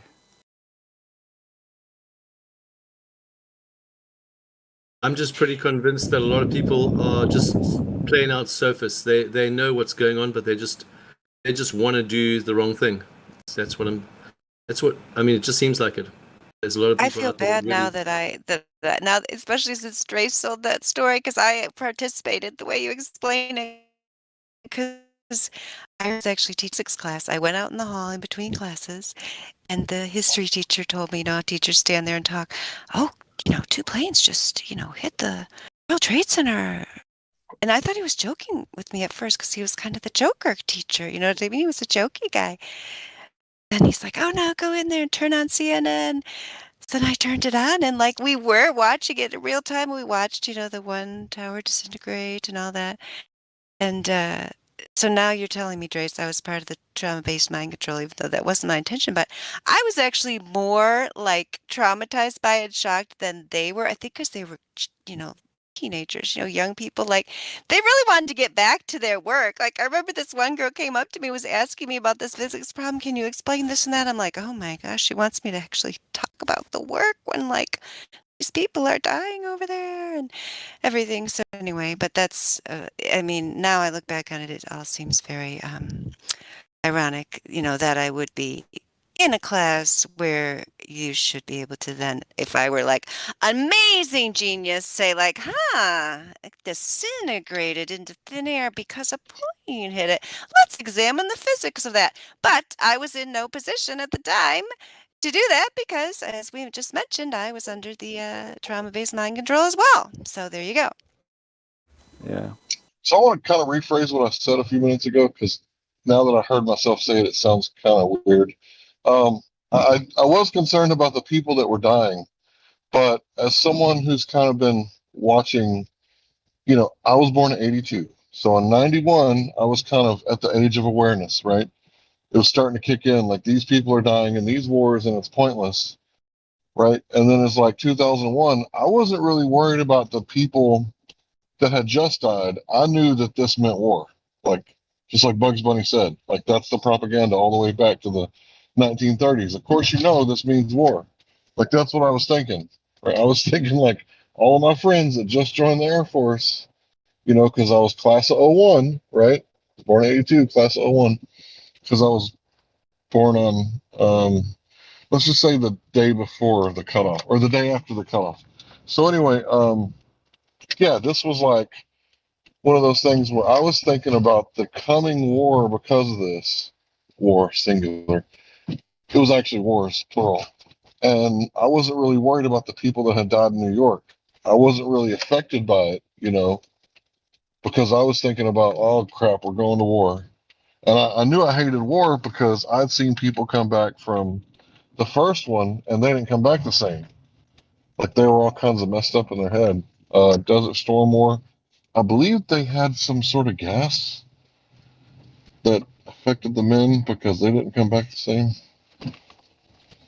Anyway, yeah, I realize that sounded a little cold. Like, of course, my heart goes out to the people who died in New York City. Yeah, I didn't leave because I super cared about people. I was just super dumb at the time, and this just for me, I wanted to like join the military, but we didn't have any militaries, so I just started researching to try to understand the situation better, and just the rabbit hole was never ending.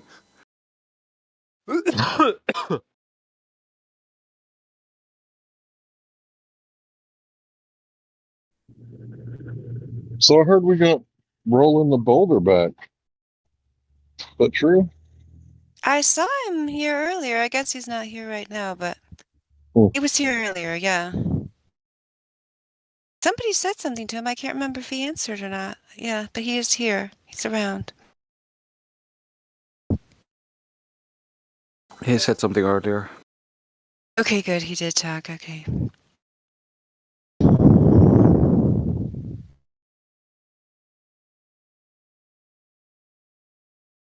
Yeah, I tried to get this Oleander person to talk earlier. I guess I'll unmute him again in case I know he was talking in the lobby.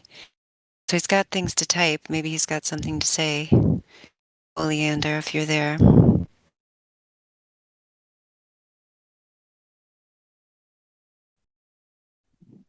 Leander is a precious little flower. Mm-hmm.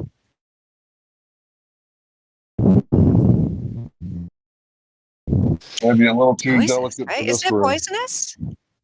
I don't Isn't know. oleander I just know poisonous? it's a I'm flower. pretty sure it is. I used to play a song. I think it was a band named Oleander. Yeah, all parts of the Nerium oleander are poisonous primarily due to the contained cardiac glycosides. There you go. Yeah, I used to have some oleanders, but they were too close to my house. And when they're too close to your house, you get what are called oleander, either caterpillars or moths. But they destroy the plant and they build these little cocoons all over the place.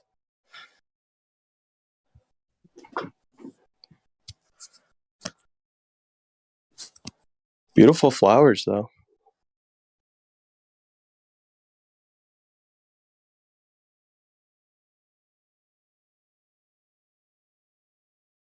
Wow, look at this one. You'd have to watch out for your cat. The plant is so poisonous that even drinking water from a vase holding a bloom can cause a severe reaction.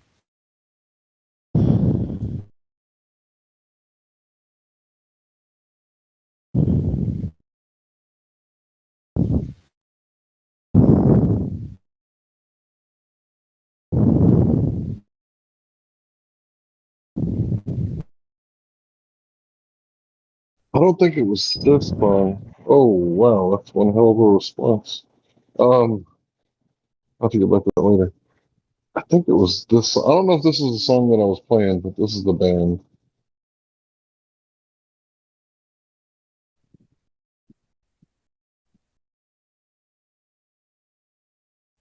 Howdy, Iron. Howdy, Hank. Oh, bro. Not much. You doing good? Can't complain. Nothing to see here. Oh man.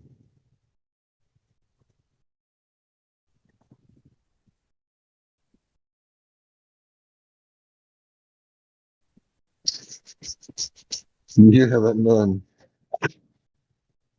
You gotta have order. I mean, in the room, like I saw what happened to the teachers who wouldn't like maintain order. The ones that were too nice. I'll be back.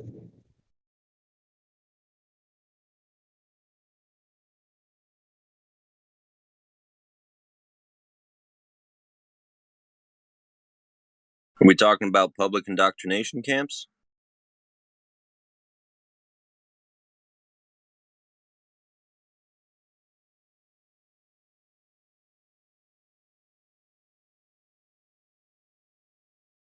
Or as most people call them, public schools?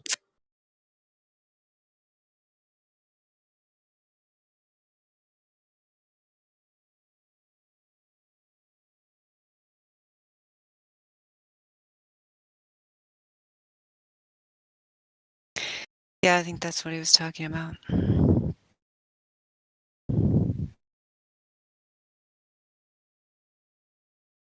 Yeah, something I was just reading or listening to the other day was talking about how natural state of children is curiosity and exploration and learning. I'm sure you've all seen this when sometimes if children are really interested in something, they can pick it up so easily, just like a sponge. And that's if you get them if you kind of keep them in a proper state of mind, or like a healthy state of mind, let's say, then all these other things that everyone worries about, like what's the best way to teach this thing or that thing, or how do we make sure they definitely know all these things, although you wouldn't have to worry about all those things if you had them in an environment where they felt safe, where they felt nurtured, where they felt like cared about them, and so on, and all these things. Not that the schools have to necessarily do that. I mean, ideally, the family would be doing that, and then that's part of the problem. Like Hank was saying, we saw in the past the schools didn't have all these discipline problems. Like my mom tells me, when she was in school, there was just like no nonsense. You just learned the stuff. You went to school. The parents backed up the teachers, so the school was for this learning. Not that it was ideal back then, but at least they were learning something, as opposed to now where I don't know, like, please show me what they're learning, because I don't see a lot of evidence of it. But I mean, not that people learn nothing in school. I think they can learn things. It's just not very, doesn't seem to be working out very well. I think the schools are just trying to do way too many things, and trying there. We already know there's mostly involved in the social engineering business, and the information or just learning skills even is just kind of a side note they have to pretend to do to keep the social engineering going. In a word, curriculum. It should be more like guided curiosity, where each student gets different books to read based on what they're interested in, and not just like everybody read this and write the same paper about it, and if you don't agree, then you get an F or a D or whatever. It's crushing to the intellectual curiosity of a young person, and they're so naturally curious that it's hard work to crush that. So it's not an accident that it happens. You know what I mean? Yes, absolutely. I know exactly what you mean. Yeah, I mean, that's why I've said it here many times. That's why I think the way they introduce topics is so upside down. And it's, we're not the only ones to realize that. I mean, there are many people in education who say the typical way in the typical public school is not the way students should be learning, that they, especially at a young age, they need more concrete experiences. They shouldn't be trying to hammer in abstract concepts when they're not ready for them, and so on. The globe is a very abstract concept that isn't even real. It's the most abstract. If you say that to a teacher, though, you're going to the principal's office.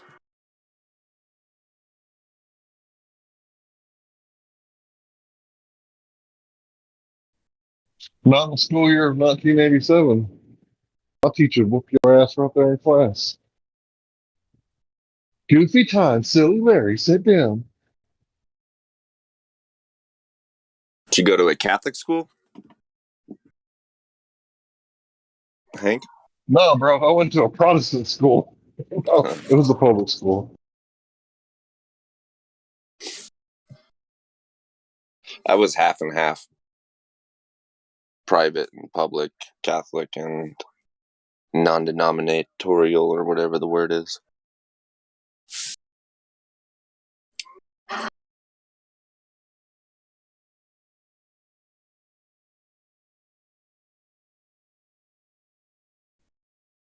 Look, man, when I was in school in kindergarten, we played chase.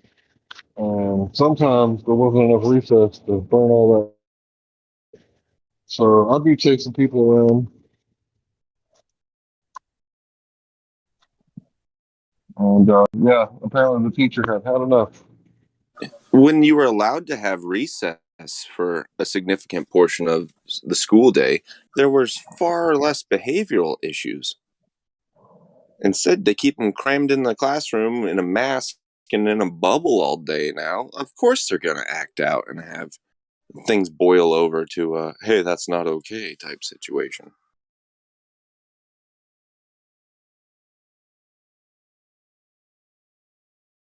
Let kids be kids.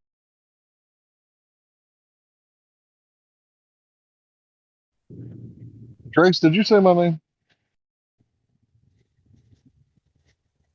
Thought I heard my name.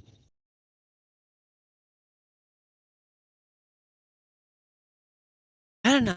I think Trace is gone.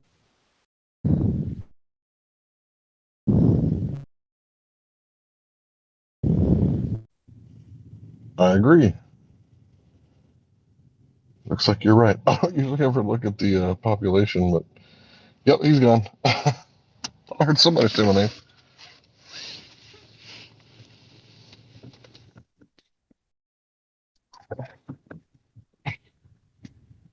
Yeah, I mean, I said earlier, the Catholic ladies, we see all the TV. I never went to a Catholic school. My teachers were all Protestant Baptists, probably. And they would spank your ass in the early days, and then later on, you had to go to the principal's office to do it. And then somewhere along the line, the teachers had to get permission from the parent. Not quite sure when that started. Maybe it started after 2001. But yeah, we got our asses beat in school. Wasn't really a big deal after about, I guess about fifth grade. It was like, that's over. At least I didn't have to do detention. Because detention was the worst. Where are you from, Hank? If I had to guess, I'd say Alabama. East Texas. Maybe. East Texas. Okay, that explains it. Born in East Texas is a Dallas. little different than West Texas or Central, right? You got a little more it's kind of weird Southern because influence. Dallas is more liberal these days, but Fort Worth is very, orthodox, old school kind of. So yeah, it's if you're a Republican, you probably would want to live in Fort Worth. If you're a Democrat, you'd probably love the gay bar hood in Dallas because there's lots of gay bars. Um, Dallas is more progressive. It's unfortunate too because they ruined their states and now they've left their states for financial reasons and now they've come to ruin mine. But And they're not self-aware enough to change their ways, even though they ruined a whole state that was Republican and thriving 50 years ago. Not even 50, more like 30. Shit. Yeah. But I've My kind parents live of in Austin, and it's getting dissociated myself as from Texas. I used to be like, dude, I've changed so much in the past year. Ever since I watched cops kidnap my wife and my car and make me pay $1,000, like the state of Texas is no longer like, on my good side. So at this point, I'm like, yeah, the people are cool, but the government fucking sucks. You guys are like road pirates. Over a roach, man. Over a roach. Do you think to some degree that has to do with the fact that so many liberals have moved in from other failing states that they bring with them all these social programs and things that need funding, so the government is desperate for revenue, and that's like the only way they can really drum up some cash is by being road pirates. We got to have these safe injection sites for the junkies that are flooding in daily. So I'm going to pull you over for a broken taillight, even though it's not broken. Fight me in court or just pay it over the internet. It's funny because her 2 brake lights were good, but the third one was out, and I didn't know it. And when he pulled her over, Is this a real story for you? yeah, this is a real story. The brake light? Holy shit! I thought I was being anecdotal. No, they literally kidnapped my wife right in front of me because she called Was me. she a passenger or was she driving? No, she was driving. I came to her, watched her get arrested over a roach, man. Couldn't you just explain that it's a bug and it'll crawl wherever it wants to crawl? It's not your fault. Wink, wink.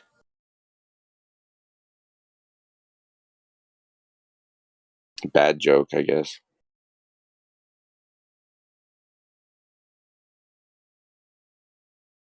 The only time I've ever been arrested was in Texas, and it was for something very similar. More than just a roach, but still. Illegal stop, illegal search. But you don't fight it, you just pay the fine and survive. Get the fuck out of jail ASAP. Yeah, but the thing was that I understand the cop has discretion. He didn't have to arrest her, right? But she's mouthy like me and she don't give a fuck. So he arrested her. But my car wasn't talking shit. And I was like, officer, you don't have to take my car. I understand that you have discretion and I understand that you want to arrest her. That's fine. But you don't have to take my car. Give me my property. Officer, please give me my property. And I said that for 20 minutes and guess what he did? He fucking kidnapped my car too with his accomplice. Yeah, he towed it away. Which cost me, I think it was over 350. Let's see, it was 750 and then a $350 paraphernalia ticket. But on her arrest, she was arrested with possession of marijuana less than 2 ounces in a school zone. So that's what she got arrested for. So that's on her arrest record for the rest of her life. Over a roach. So, like me in the state of Texas. You can get it scrubbed if he has a clean criminal record. I think it's like 6 months to a year without any additional offense, and Texas will redact it from your criminal record if it's less than 2 ounces. Yeah, but it shouldn't have never happened. It was a roach. It could have been a paraphernalia ticket. Because it's okay. It's like these laws get passed. We don't want people selling drugs to our kids at school, right? So we want drugs.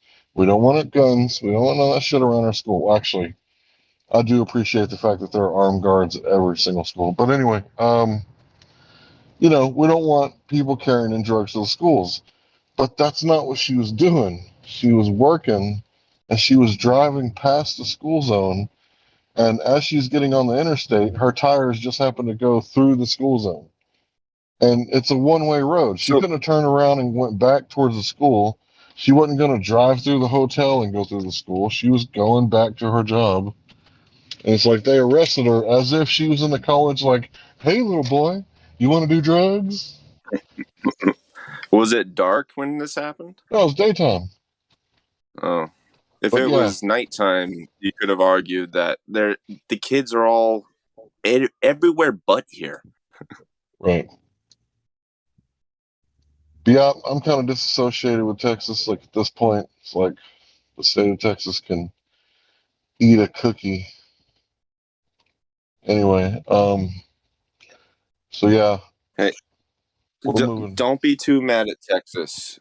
Good luck comparing it to any other state these days. Like, where would you I don't go? know. What's better? Oklahoma's I'm in New looking York, pretty man. good. I'm in New York. My family, half of my family lives in Austin. And God, what I wouldn't give to be there too. New York is just literally insane. You're getting the first tastes of it. That's just been status quo for the last forever over here. And people, I all have been all the scared people too. around here are dead in the eyes. They just accept it. Nobody even has the chutzpah to challenge it or talk back to an officer of the law. So if you do over here, oh boy, you're probably going to get pistol whipped. So Texas sucks, but it sucks the least. Let's change my mind. Well, in Oklahoma, if you go see a doctor, right, and ask a doctor if marijuana is right for you, you might be able to grow your own marijuana if the doctor appreciates your money and likes you and hope that you come back. That's the one good thing about New York in the last year. Thanks, COVID. Andrew Cuomo, when he was deep in all of his crazy situations he found himself in that led to him being removed from office, he passed legalization of cultivation of marijuana. You can grow 6 plants, three mature and 3 juvenile plants. But if you're in a 2 adult household, it's doubled. 12. So you can have 6 and 6, and that's the one good thing that's ever come out of New York in my mind.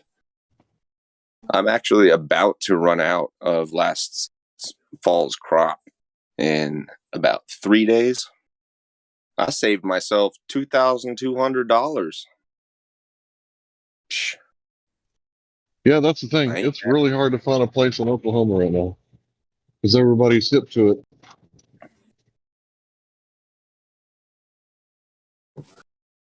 And I didn't grow the best stuff in the world, but I don't need to get blitzed out of my mind every day. I'd rather just be able to smoke a joint and not get affected too much, you know? I kind of like the milder strains. I'm not into couch, if you know what I mean.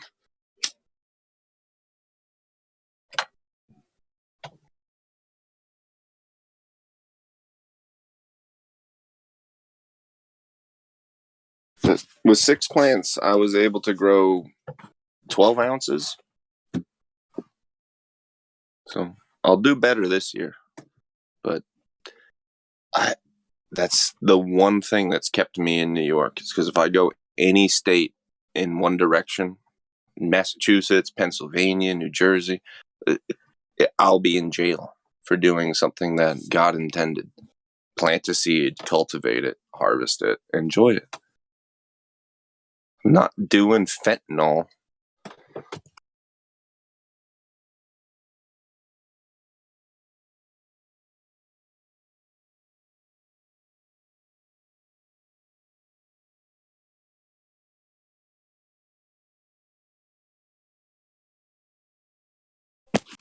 Would you like to make the 51st state with me out of shipping containers floating in the ocean?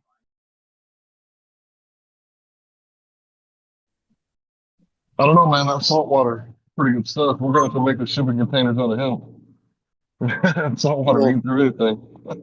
shipping containers are made out of weathered steel, which means that when they rust or oxidize, there's a microscopic layer that forms on the surface, and it protects the rest of the metal. They're designed to be exposed to salt water and sea spray and not corrode. But if you were to weld one shut and use it as like a pontoon, it's, I believe, 284,000 pounds of positive buoyancy after you subtract the weight of it per container. So 3 containers welded into a triangle, you're talking like 700,000 pounds of whatever you want on top of it.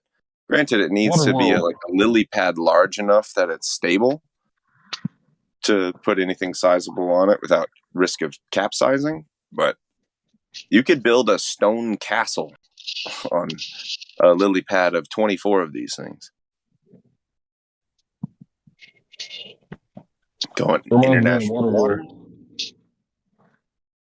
What'd you say? Reminds me of Waterworld. Yeah. That place that he pulled into to resupply, and they were all obsessed with dirt, and Yeah. Killed that person and put him in the quicksand. Yep. And they were making hydrogen too. They were able to split water and fill a balloon. You remember the balloon aspect of that movie, right? Oh yeah, the Einstein character. Inferno machine. So why were they so obsessed with the black stuff when they were able to frack water into hydrogen, oxygen, Brown's gas? They couldn't get to the bottom like Fishboy could. They couldn't get no dirt. That poor guy who was in the bottom of the hold in the oil tank in the oil tanker in a little dinghy with a measuring stick. That life must suck. But he stood on them and he was like, thanks. Because there's water. Gosh, that's what the system at large has in mind. They would just love it for us to be begging for them to spit in our faces. It's not a reverse system. It's not a what? The Federal Reserve System. Every time someone says system, I feel like it's the half truth.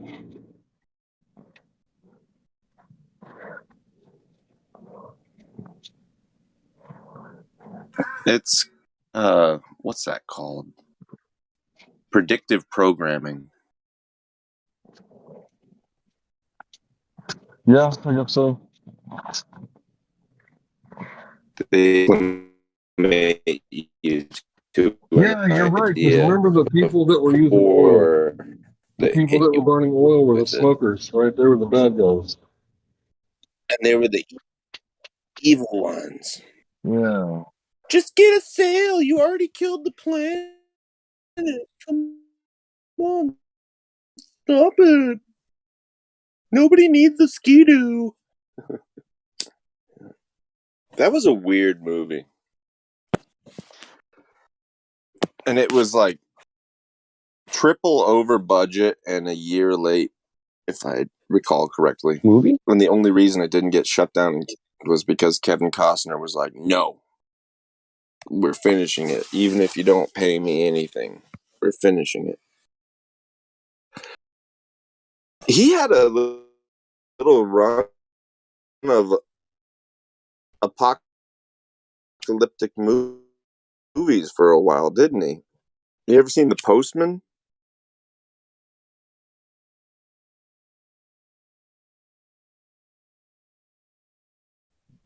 Has anybody I saw The ever Postman. seen The Postman? The Postman is one of my favorite movies. I'll watch it over and over again. Because it's kind of like, it's like your life can go through like so many different changes. Like one night, random strangers like, hey, my husband has the bad mumps, right? I need a baby. It's like deep in my wounds, Lance. It's like I need a baby. It's like the next day, he's like a slave, and then the next day, he's like on top of the world, got his own army.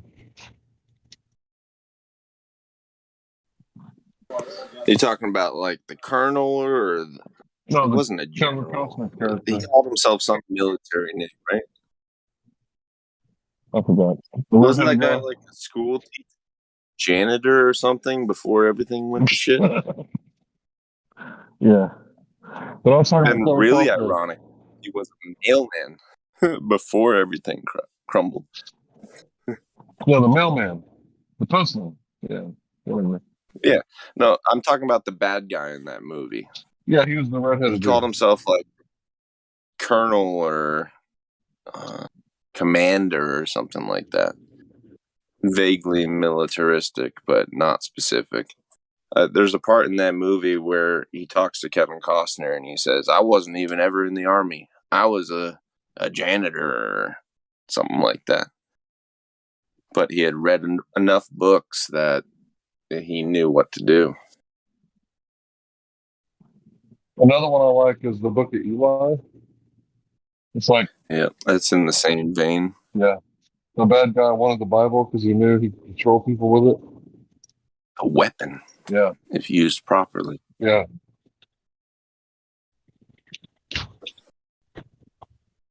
I think I might have seen more movies than everybody in my family combined. What happened, bro? Mission Impossible? Which one? Oh no, I was talking about coworker. You're still at work?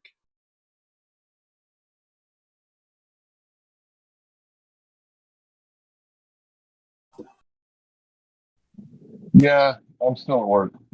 So last year I was just like, oh man, I'll just pay my taxes. This year it's like, fuck, I don't have enough money to pay my taxes. I've already been taxed. I can't be taxed any further. So I'm going to be working some extra hours between now and I guess $1,366. Don't take this as advice, but I doubt the government has enough money at this point to come after you for your taxes if you don't pay them. Yeah, I'm not a gambler, man. Never have been a gambler, man. Right before the banks shut down, max out all your credit cards if you have them. I don't, but it's advice I give to people.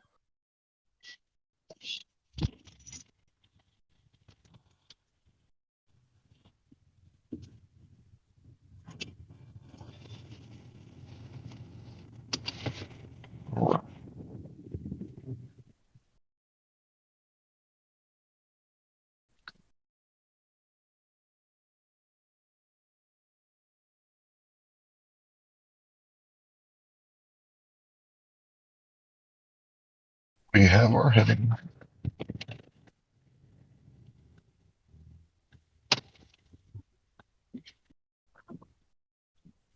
Are you getting time and a half at least?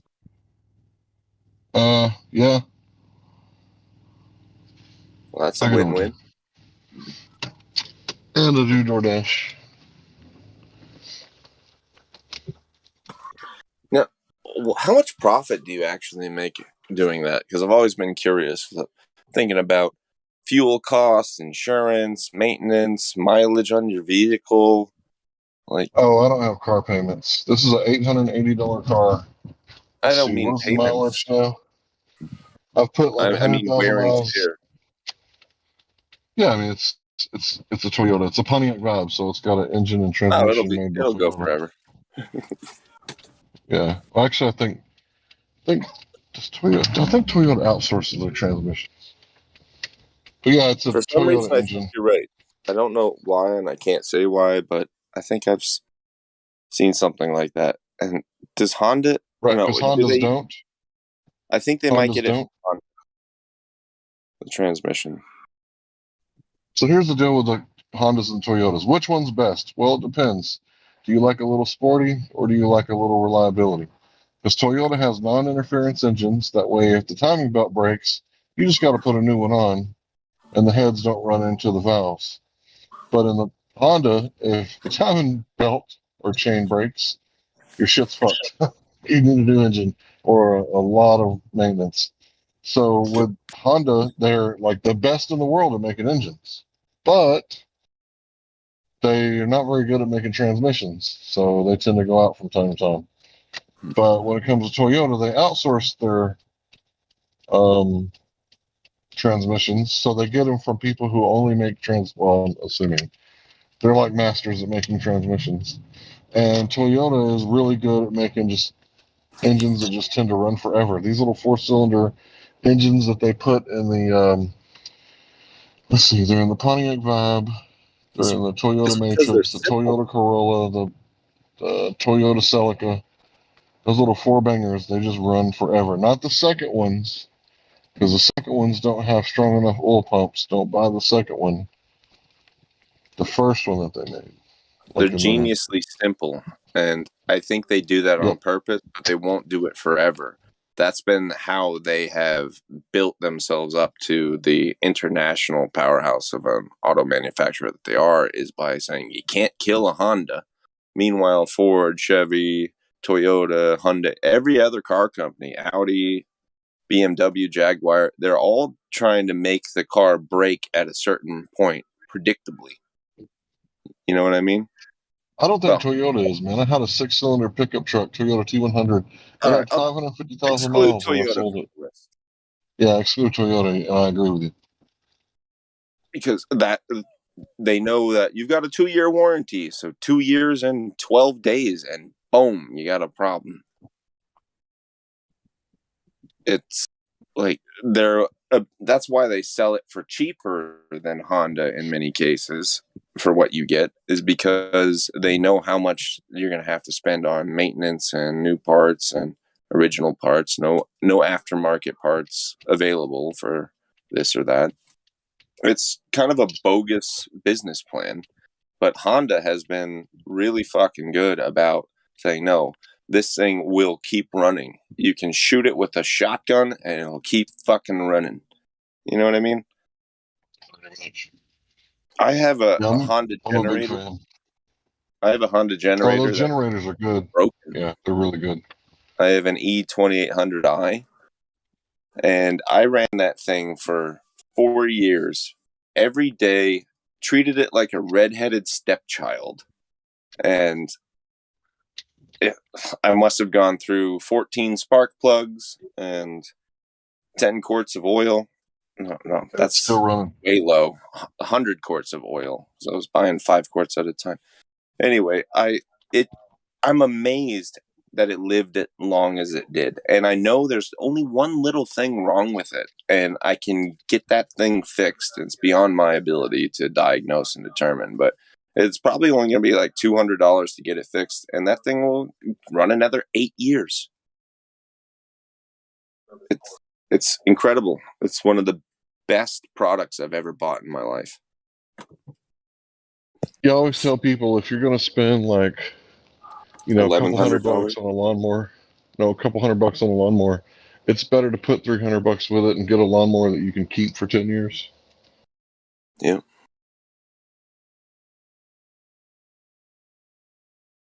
I mean, it's not supposed to be run every day.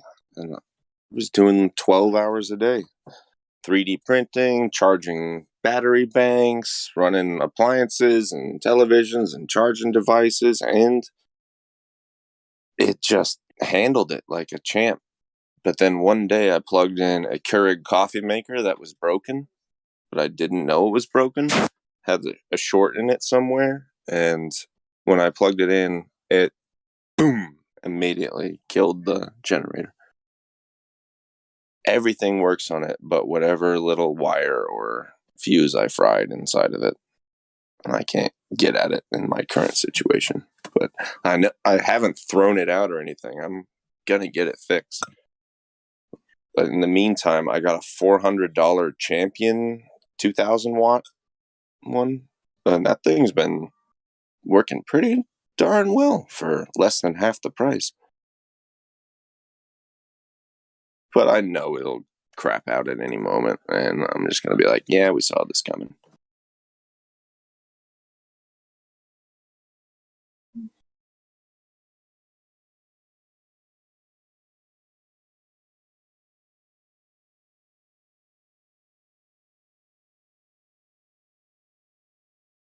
I just hope Honda does not quit with their current philosophy of make it run like in the Book of Eli. There should only be Hondas on the road. You know what I mean?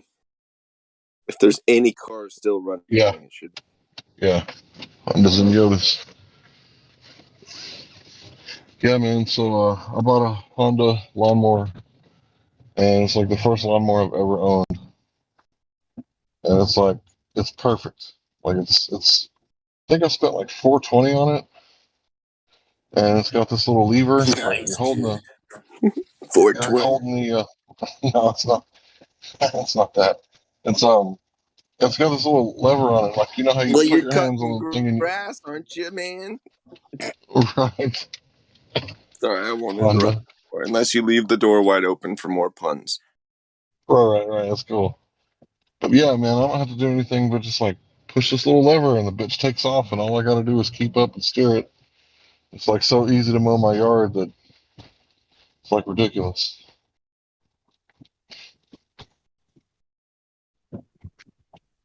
Even when I don't pull the lever to engage the drivetrain or whatever you call it, so I can So still use when the push. so when did Hank Hill decide to stop having a riding lawnmower? Oh, I've never had a lawnmower before this one. Well, then you're no Hank Hill. Right? His lawn Yeah. is his first wife. Peggy's his second. Yeah. After watching a whole bunch of that show, Peggy's a bitch. Yeah, and kind of dumb. Yeah. She's a But basic. she's good at Boggle. That's how she knows she's Guess so. smart, because she's good at Boggle. Guess so. Do you ever see the episode where Bobby goes to like a meat judging competition? Mm-mm. It's a good episode. That He reminds like me of what they were talking about before I fell asleep earlier. I took a nap around noon today, and they were talking about the school system, how they judge you and grade you like they do meat, like A, B, or C, or D meat, and how the USDA school system, Prime. yeah, how the school system is like a meat grinder. And then they use like trauma-based mind control with your grades. Like the teachers look down on you, the students look down on you if you don't get good grades, and then they post the grades to your parents.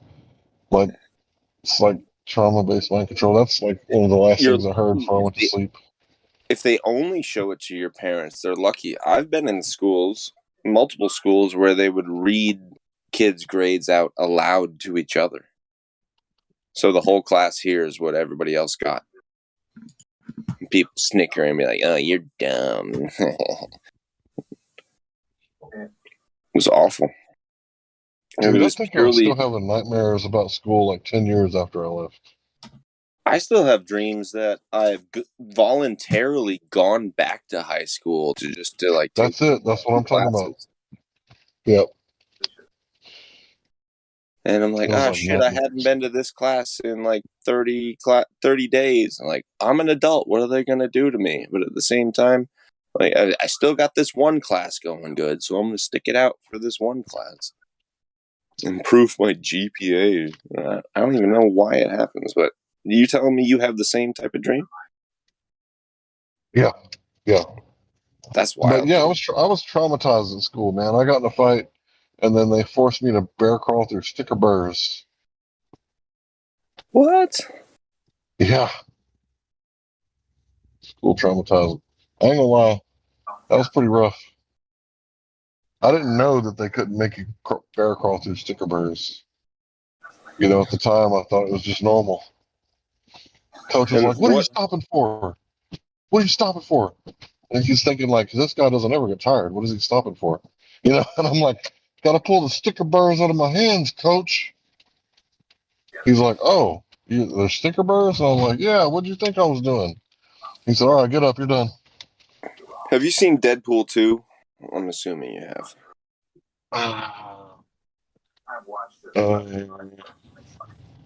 Have you seen With Deadpool Cable? 1? I think I have. Is it the one with Cable? Yeah, the The Cable one. time traveling Cable? Yeah. Yeah, I've seen it. How many Saturdays would you work overtime, and how many fucking Grubhub, or what did you say? Is that thing you did? DoorDash. Yeah, how many Door Dashes would you do for free to be able to take Cable's watch and go back in time for 5 seconds and kick that asshole in the nuts and then punch him in the face at the same time? Kick him, and then he goes, "Oh," and then you just clock the shit out of him, and then twist your little watch dial and you zoop out of there again. Bye. Like at Yeah. least a year's worth of Saturdays, right? No, I probably wouldn't do it. Let's see if I could go back in time and change one thing. It wouldn't change anything. It would just rupture his left testicle and give him a broken jaw. But you're like, you wouldn't even look at yourself. You wouldn't say anything to yourself. They'd be like, "Who's that guy who just poofed out of nowhere and kicked and punched my coach and then disappeared? He must be an angel." Angel. That would probably be what you would think if you were being put through this abusive situation and then somebody poofed out of nowhere and violently assaulted the guy who was making you do it and then vanished. I'm trying to think, what would I do if I could go back? This is so ridiculous. I haven't thought about time travel seriously since like 2012.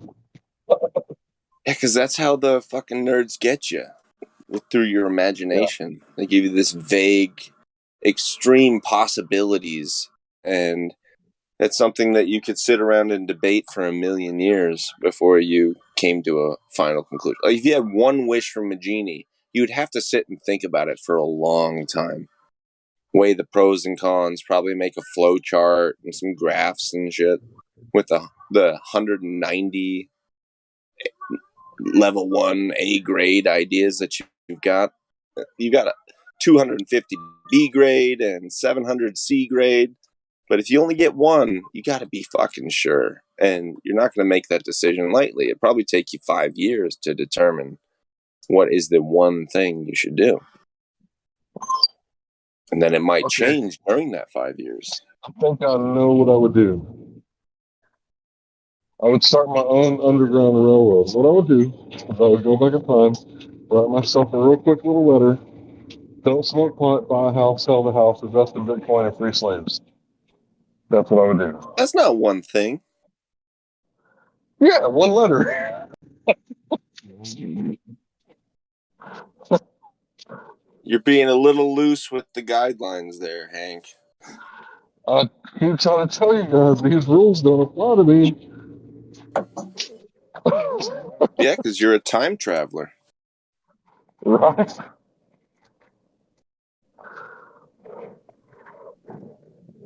Everybody's first instinct is to think about what could you do to make sure that you've got a bunch of money when you come back.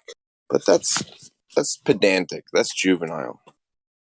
Think about, like, what moment in history would you like to witness? Like Rome burning when the barbarian hordes invade. Like something more than just the Celtics winning against the Suns in '97. Like, who the fuck cares? It's on ESPN Classic. Don't waste your wish.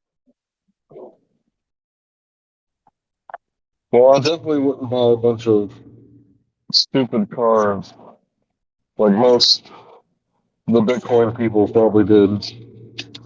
Cars are a terrible investment. Oh, yeah. Unless you drain them of all their fluids and put them in storage that's climate controlled, and they have a low run serial number, like 17th off the line or something like that, and it's an iconic car, it's just the worst investment you could ever make. But it's necessary to conduct your life and get around. So that's why we keep doing it. And there are more cars than people in the United States. That's crazy. It's crazy to think about. So you guys think you live on a spinning ball? Not me. I haven't heard you say anything about flat earth, so I was just saying that. My bad. Y'all keep talking about cars now. We can talk about something else. We're just filling airtime. We got Jim 66% sitting here. Maybe he wants to talk. He's VC verified. He's got a link roll. He seems sincere. Wow, Hello. that sounds like somebody I want to talk to. Hello, Jim. Can you talk at the moment?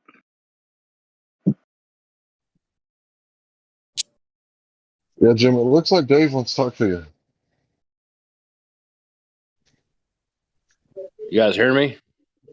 Well, yes, sir. Jinx. Go ahead. I was just getting y'all back on topic. I never talked. Yeah, I just come on here to listen. I ain't been on here for a long time, but yeah, it's just I'm working right now. I work steady midnights, and it's been a long time since I come on here and listen to anything. Are you from East Texas? No, I'm from the Upper Ohio Valley. Like what? I work in Wheeling. Damn. Your accent does not match Northern Ohio. You know where Wheeling, West Virginia is? Yeah, that sounds a lot more like where you're from. Yeah, that's.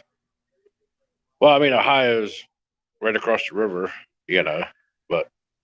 But in Ohio, yeah, there's a lot of people who talk pretty normal or whatever, but it's still kind of Ohio because they're kind of Pennsylvania Dutch that moved on west. Yeah. Yeah, I think that's that Pittsburgh, Baltimore thing. Like Cleveland, people got that. Yeah, there's people just south of here. They sound like they're from Kentucky. Do you have a lip in right now, if I may ask, sir? Yes, I do. I must have my face too close to this. No, I can't. Wow, that's crazy. There's no video. There's no video. I can just hear it. Maybe that's what I was picking up on. I was picking up on that. It's gold. That's crazy. Little bit of chew up in there. You got that one lip that don't want to go closed on you. You get a little bit of side mouth on your talking. It's that obvious, I guess, huh? Yeah. No, I mean I've been kind of awake to it for a few years anyway. I get a lot of pushback from some people. I try to wake up. You know how that goes. It's kind of frustrating, when you see all this going on. Don't be there for to push on it. Your job is to plant the seed and let nature water it. I've been trying to wake up my mother. She's in her 70s, and she's a smart woman. She reads a lot of books, and I've been wanting her to go out and do some experiments. I said, look, so we could do the moon light temperature experiment. We could go out and do a curvature measurement somewhere. I said, let's go. I said, if you don't believe me, I said, let's do it. I said, it's not that hard. You just get a couple of mirrors, But you know how the indoctrination is with the baby boomers. It's deep, because that was the era of the fins on the cars and rockets. And these are also children who thought that a desk was going to protect them from atomic bombs. Not a lot of critical thinking going on there. Right. Yeah, it was just like, duck and cover. Yeah, duck and cover and just do your Those ABC. people were traumatized daily, though. They were bent over, kissing their ass goodbye every day at school. Just in case the Russians are coming. I remember that in the 80s. Get under your desk. Tuck your head between your legs. Yeah. Like, none of that would have mattered if we would have got so-called nuked. None of that would have mattered. It doesn't matter how hard you tuck your head between your legs and kiss your ass goodbye. If you're getting nuked, there's nothing you can do. So all that was just traumatizing the children. Has anybody else noticed the pattern that whenever there's a military conflict brewing, occurring, or winding down, there's all these adults going after the children and trying to convince the children of their politics and their belief structures, even though these children have no business weighing in on anything at all. They're just trying to make sure that in 10 years, there's going to be a whole wave of people that fucking agree with me. They did it in Germany in 1930. They were like, the Jews will snatch your children and sacrifice them to Satan and drink their blood.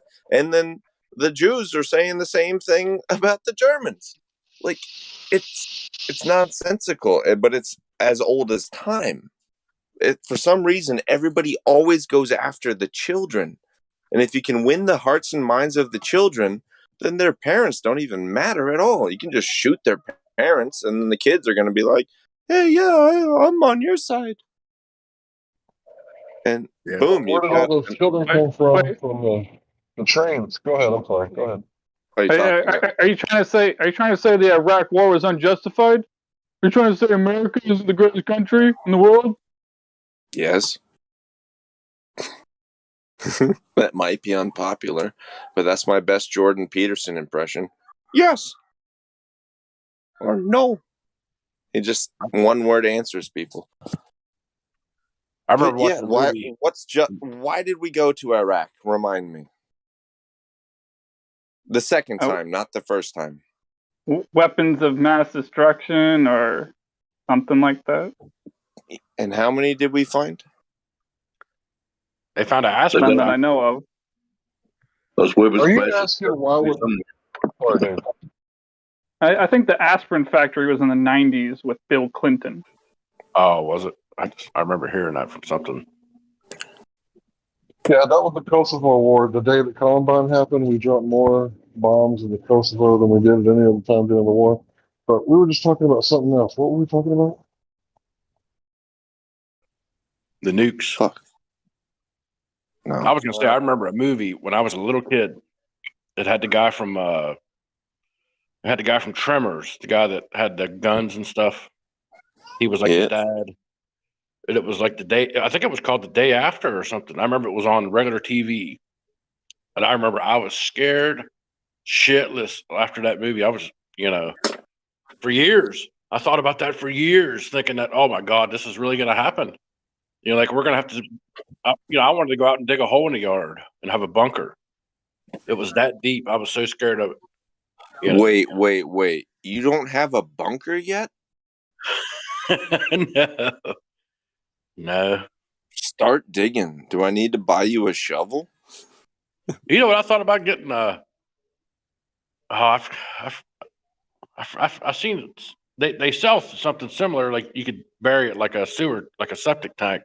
But I thought, why not get a septic tank? Prefab. Yeah. Well, you gotta worry about ventilation, and you need some kind of pump and a power source to pump it, unless you're gonna rig up a stationary bicycle for exercise and use that to mechanically pump your waste up and out over the ground. Yeah. Otherwise, if you're below the ground, you can't utilize gravity, quote unquote, to move your excrement away from you. You know what I mean? Take my chance. I'll just take my chances with the air and fall out. Well, you need some mechanism to pump your fecal matter up and away, or you're going to die from the noxious gases emitted by them within 6 days. But it's better to live underground for 20 years than You can't live underground for 20 years without some sort of water supply piped in, an air supply piped in the first place.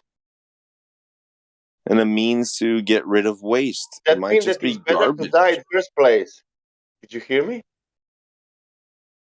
I guess not. Repeat it. Is it better than to die in the first place, not to suffer all these years under the ground?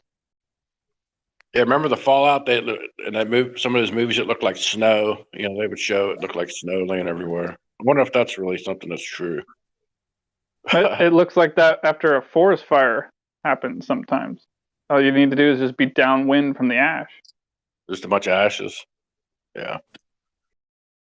Or when a volcano happens, even more dangerous. I read an article today that said that some doctors have found for the first time microplastic fragments in people's blood samples. Wow. So it's broken down so small that it's just in everything everywhere. If it's getting into your blood, yeah, we're all fucked, dude. We're dying. It's okay. Let's just enjoy the Titanic sinking and play the violins.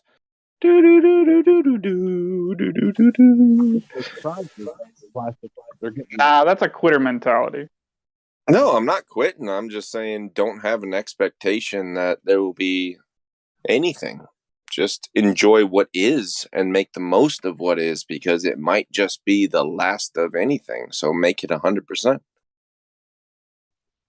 It's not a quitter mentality. Oh yeah, I guess you got a good point there. I've heard these microplastics end up in the fish. Sometimes we eat the fish, get the microplastics in us. Guess that's just another reason to avoid fish. Well, I also see my chickens peck at a chunk of styrofoam they dug out of the ground that has probably been there for 15 years. And then they all go and peck at it and eat it.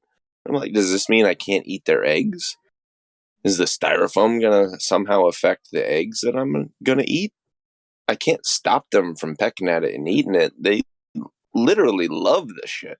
It's perplexing, but like I'm not afraid of something that small that might be everywhere, because there's probably a list 100,000 things long that's more likely to kill me sooner, and I'd be happy to live long enough for that to kill me.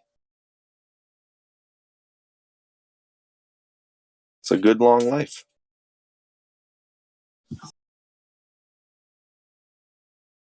I'm not going to change my life or my behavior based on fear. Fuck fear.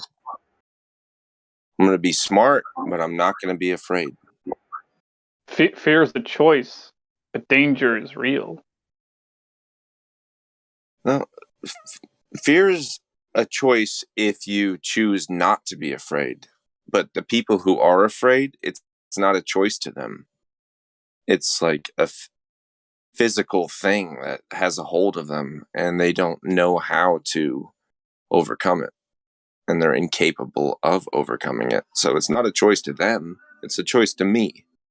Well, what about those people strapping things to their heads to walk down an empty sidewalk by themselves? Is that, Talking I mean, about that's fear. You know, that's KSAMs fear. backwards? Yeah. But I mean, we both agree that that's fear they have in their heart, that would, in their mind, that would cause them to strap that thing on their face before they walk down an empty sidewalk. But the question is that fear a choice? Can they choose to not have that fear and not strap that thing to their face as they walk down the Yes, street? and there's a word for it. It's called bravery. So there you go. At least in that example, fear is a choice. No, bravery is a choice. Fear is the existing state. If I'm Well, in war, they're both one and the I'm same. choosing fear. If I'm in a war, does I choose the fear, or fear can come with that shit? I didn't understand that. If you are civil and somebody bomb your town and everything is happening like for 4 or 5 years, criminality, killing, does that fear is chosen or it came from that shit? Well, I would say that the antithesis of fear, the other option, if fear is a choice, then the other option, if it's a choice, you have to have at least a binary, right? At least two options, right? To answer your question, Sasha, I think I can answer it simply, yeah. Even in that example, fear is a choice, but I still said that danger is real. So just because someone can choose to not be afraid doesn't make bombs not real. Right, but anger is the other choice. You can cry about it or you can punch about it. Same impetus for both emotions, but or you can be careful about that. That might be a third option if you can formulate a valid argument for it, but the lived like binary that is I lived like that 5 years in a war. I was not angry, more fear than angry. Even angry. But if you show angry, you will die or you will survive. But you will kill a lot of people around yourself if you you want have to a be lot angry. better chance of surviving if you're angry. No, you will kill a lot of people if you are angry. I'm telling you from. If you're hiding in a well or a basement, you're not going to change No, the I'm outcome. telling you about no hiding. You are outside. You're living that. Right, I'm not fear saying is hiding. Yeah, of course, but I'm I telling think you, you're if saying the you're same thing, it's just a communication difficulty. yeah. But I'm angry. For example, you see how that somebody killed somebody, and you are angry about that, and you want to kill or you want to do something. But if you do something, you are in. You understand me? In that as in shit, in that part of the evil. perpetual chaos that is human history. I'm Everybody's telling you. just avenging somebody else. Like Hatfield and McCoy beefs going back 10,000 years, still being worked out and played out. Pakistanis and Indians hate each other, and they don't know why anymore. They just do. I know. They go to the border and stomp around and dance for each other and intimidate each other. They don't even know why they do it. It's just tradition at this point. I know. I have all my life that example. They still don't like each other, Serbs and Croats. It's a similar thing with parents telling their children these days that the Earth is a spinning ball in the vacuum of space, right? I mean, it's just a force of habit they have. It's a force of habit their parents had, maybe even the parents before them. Well, do they know better and they still tell a lie, or do they not know better and they're just doing their best to educate their child? Well, it depends. That depends on if you tell them the truth or not, or if there's anyone in their lives to tell them the truth. Good point, Orion. We do have an on the fence person here if y'all want to try to talk to him. Future man, hello. Why are you on the fence? Why do you think you might be on the spinning ball? Fence is destroyed 6 months ago. There is a bridge now.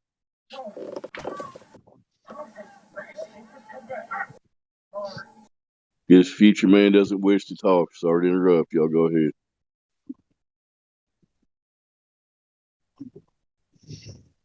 Future Man was a TV show with the Harry Potter guy, Daniel Radcliffe, I think his name is.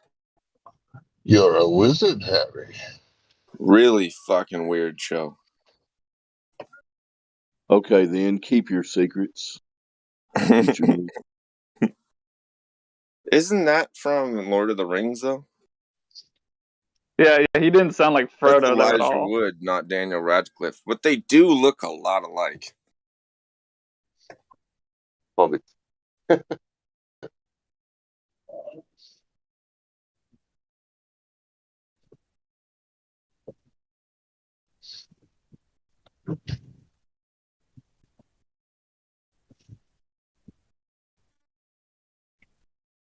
Hey, while it's quiet, Hank, you notice Vlad the down there? You might remember him. He's from like 2016.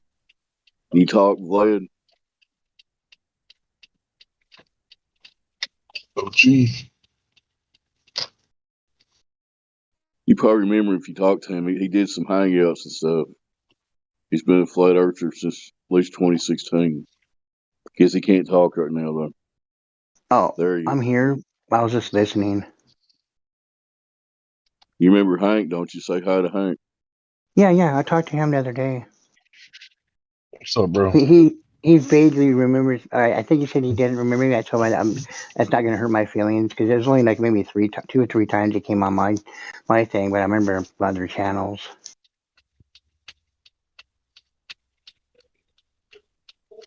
See you, That's bro. cool, man. If you're busy, Hank's taking a left turn.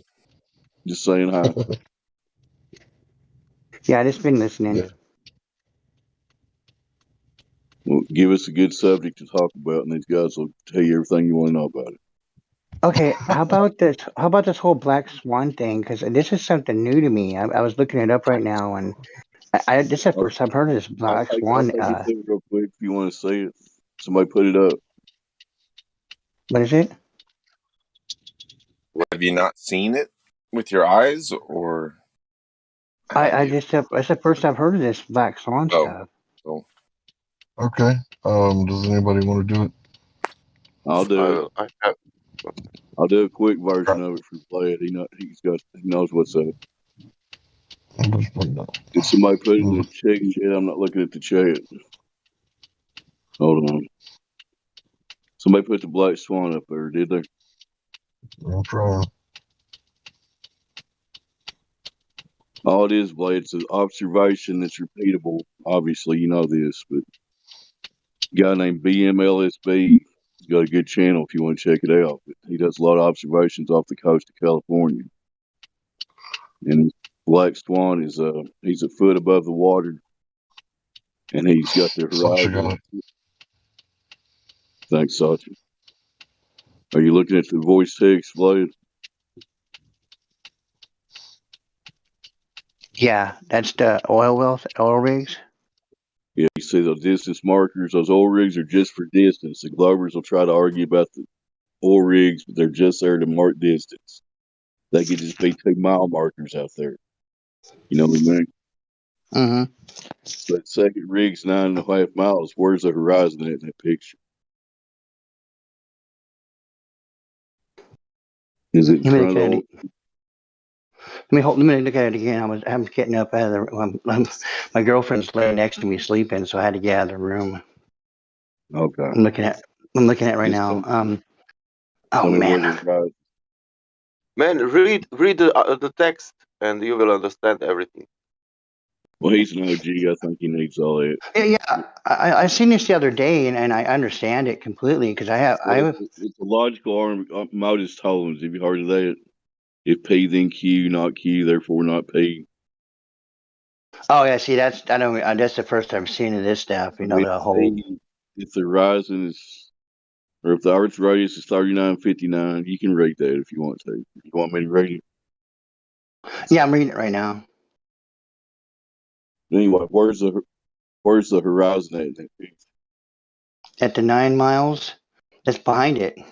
Behind the 9 miles, so we can safely say 10 plus miles, right?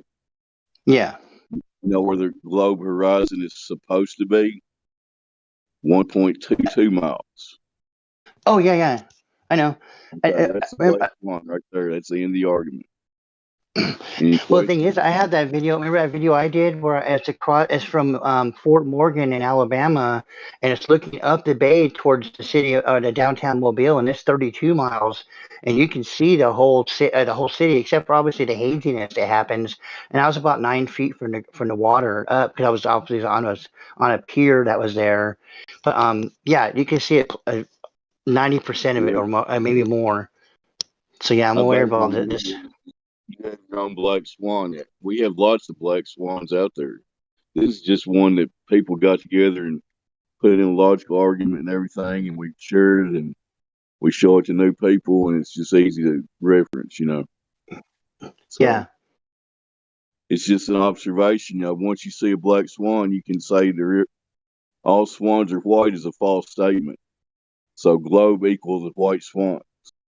We see a black swan, that means there is no globe. I don't care how many times they can go out there, and sometimes they'll try to show you pictures where the horizon is close within a couple miles of where it's supposed to be. And they'll try to get you to argue about that. But the point is, if we see it 10 miles plus one time, it's over with, you know? Mm-hmm. So that's the black swan. You got any other questions? These guys will talk to you about it.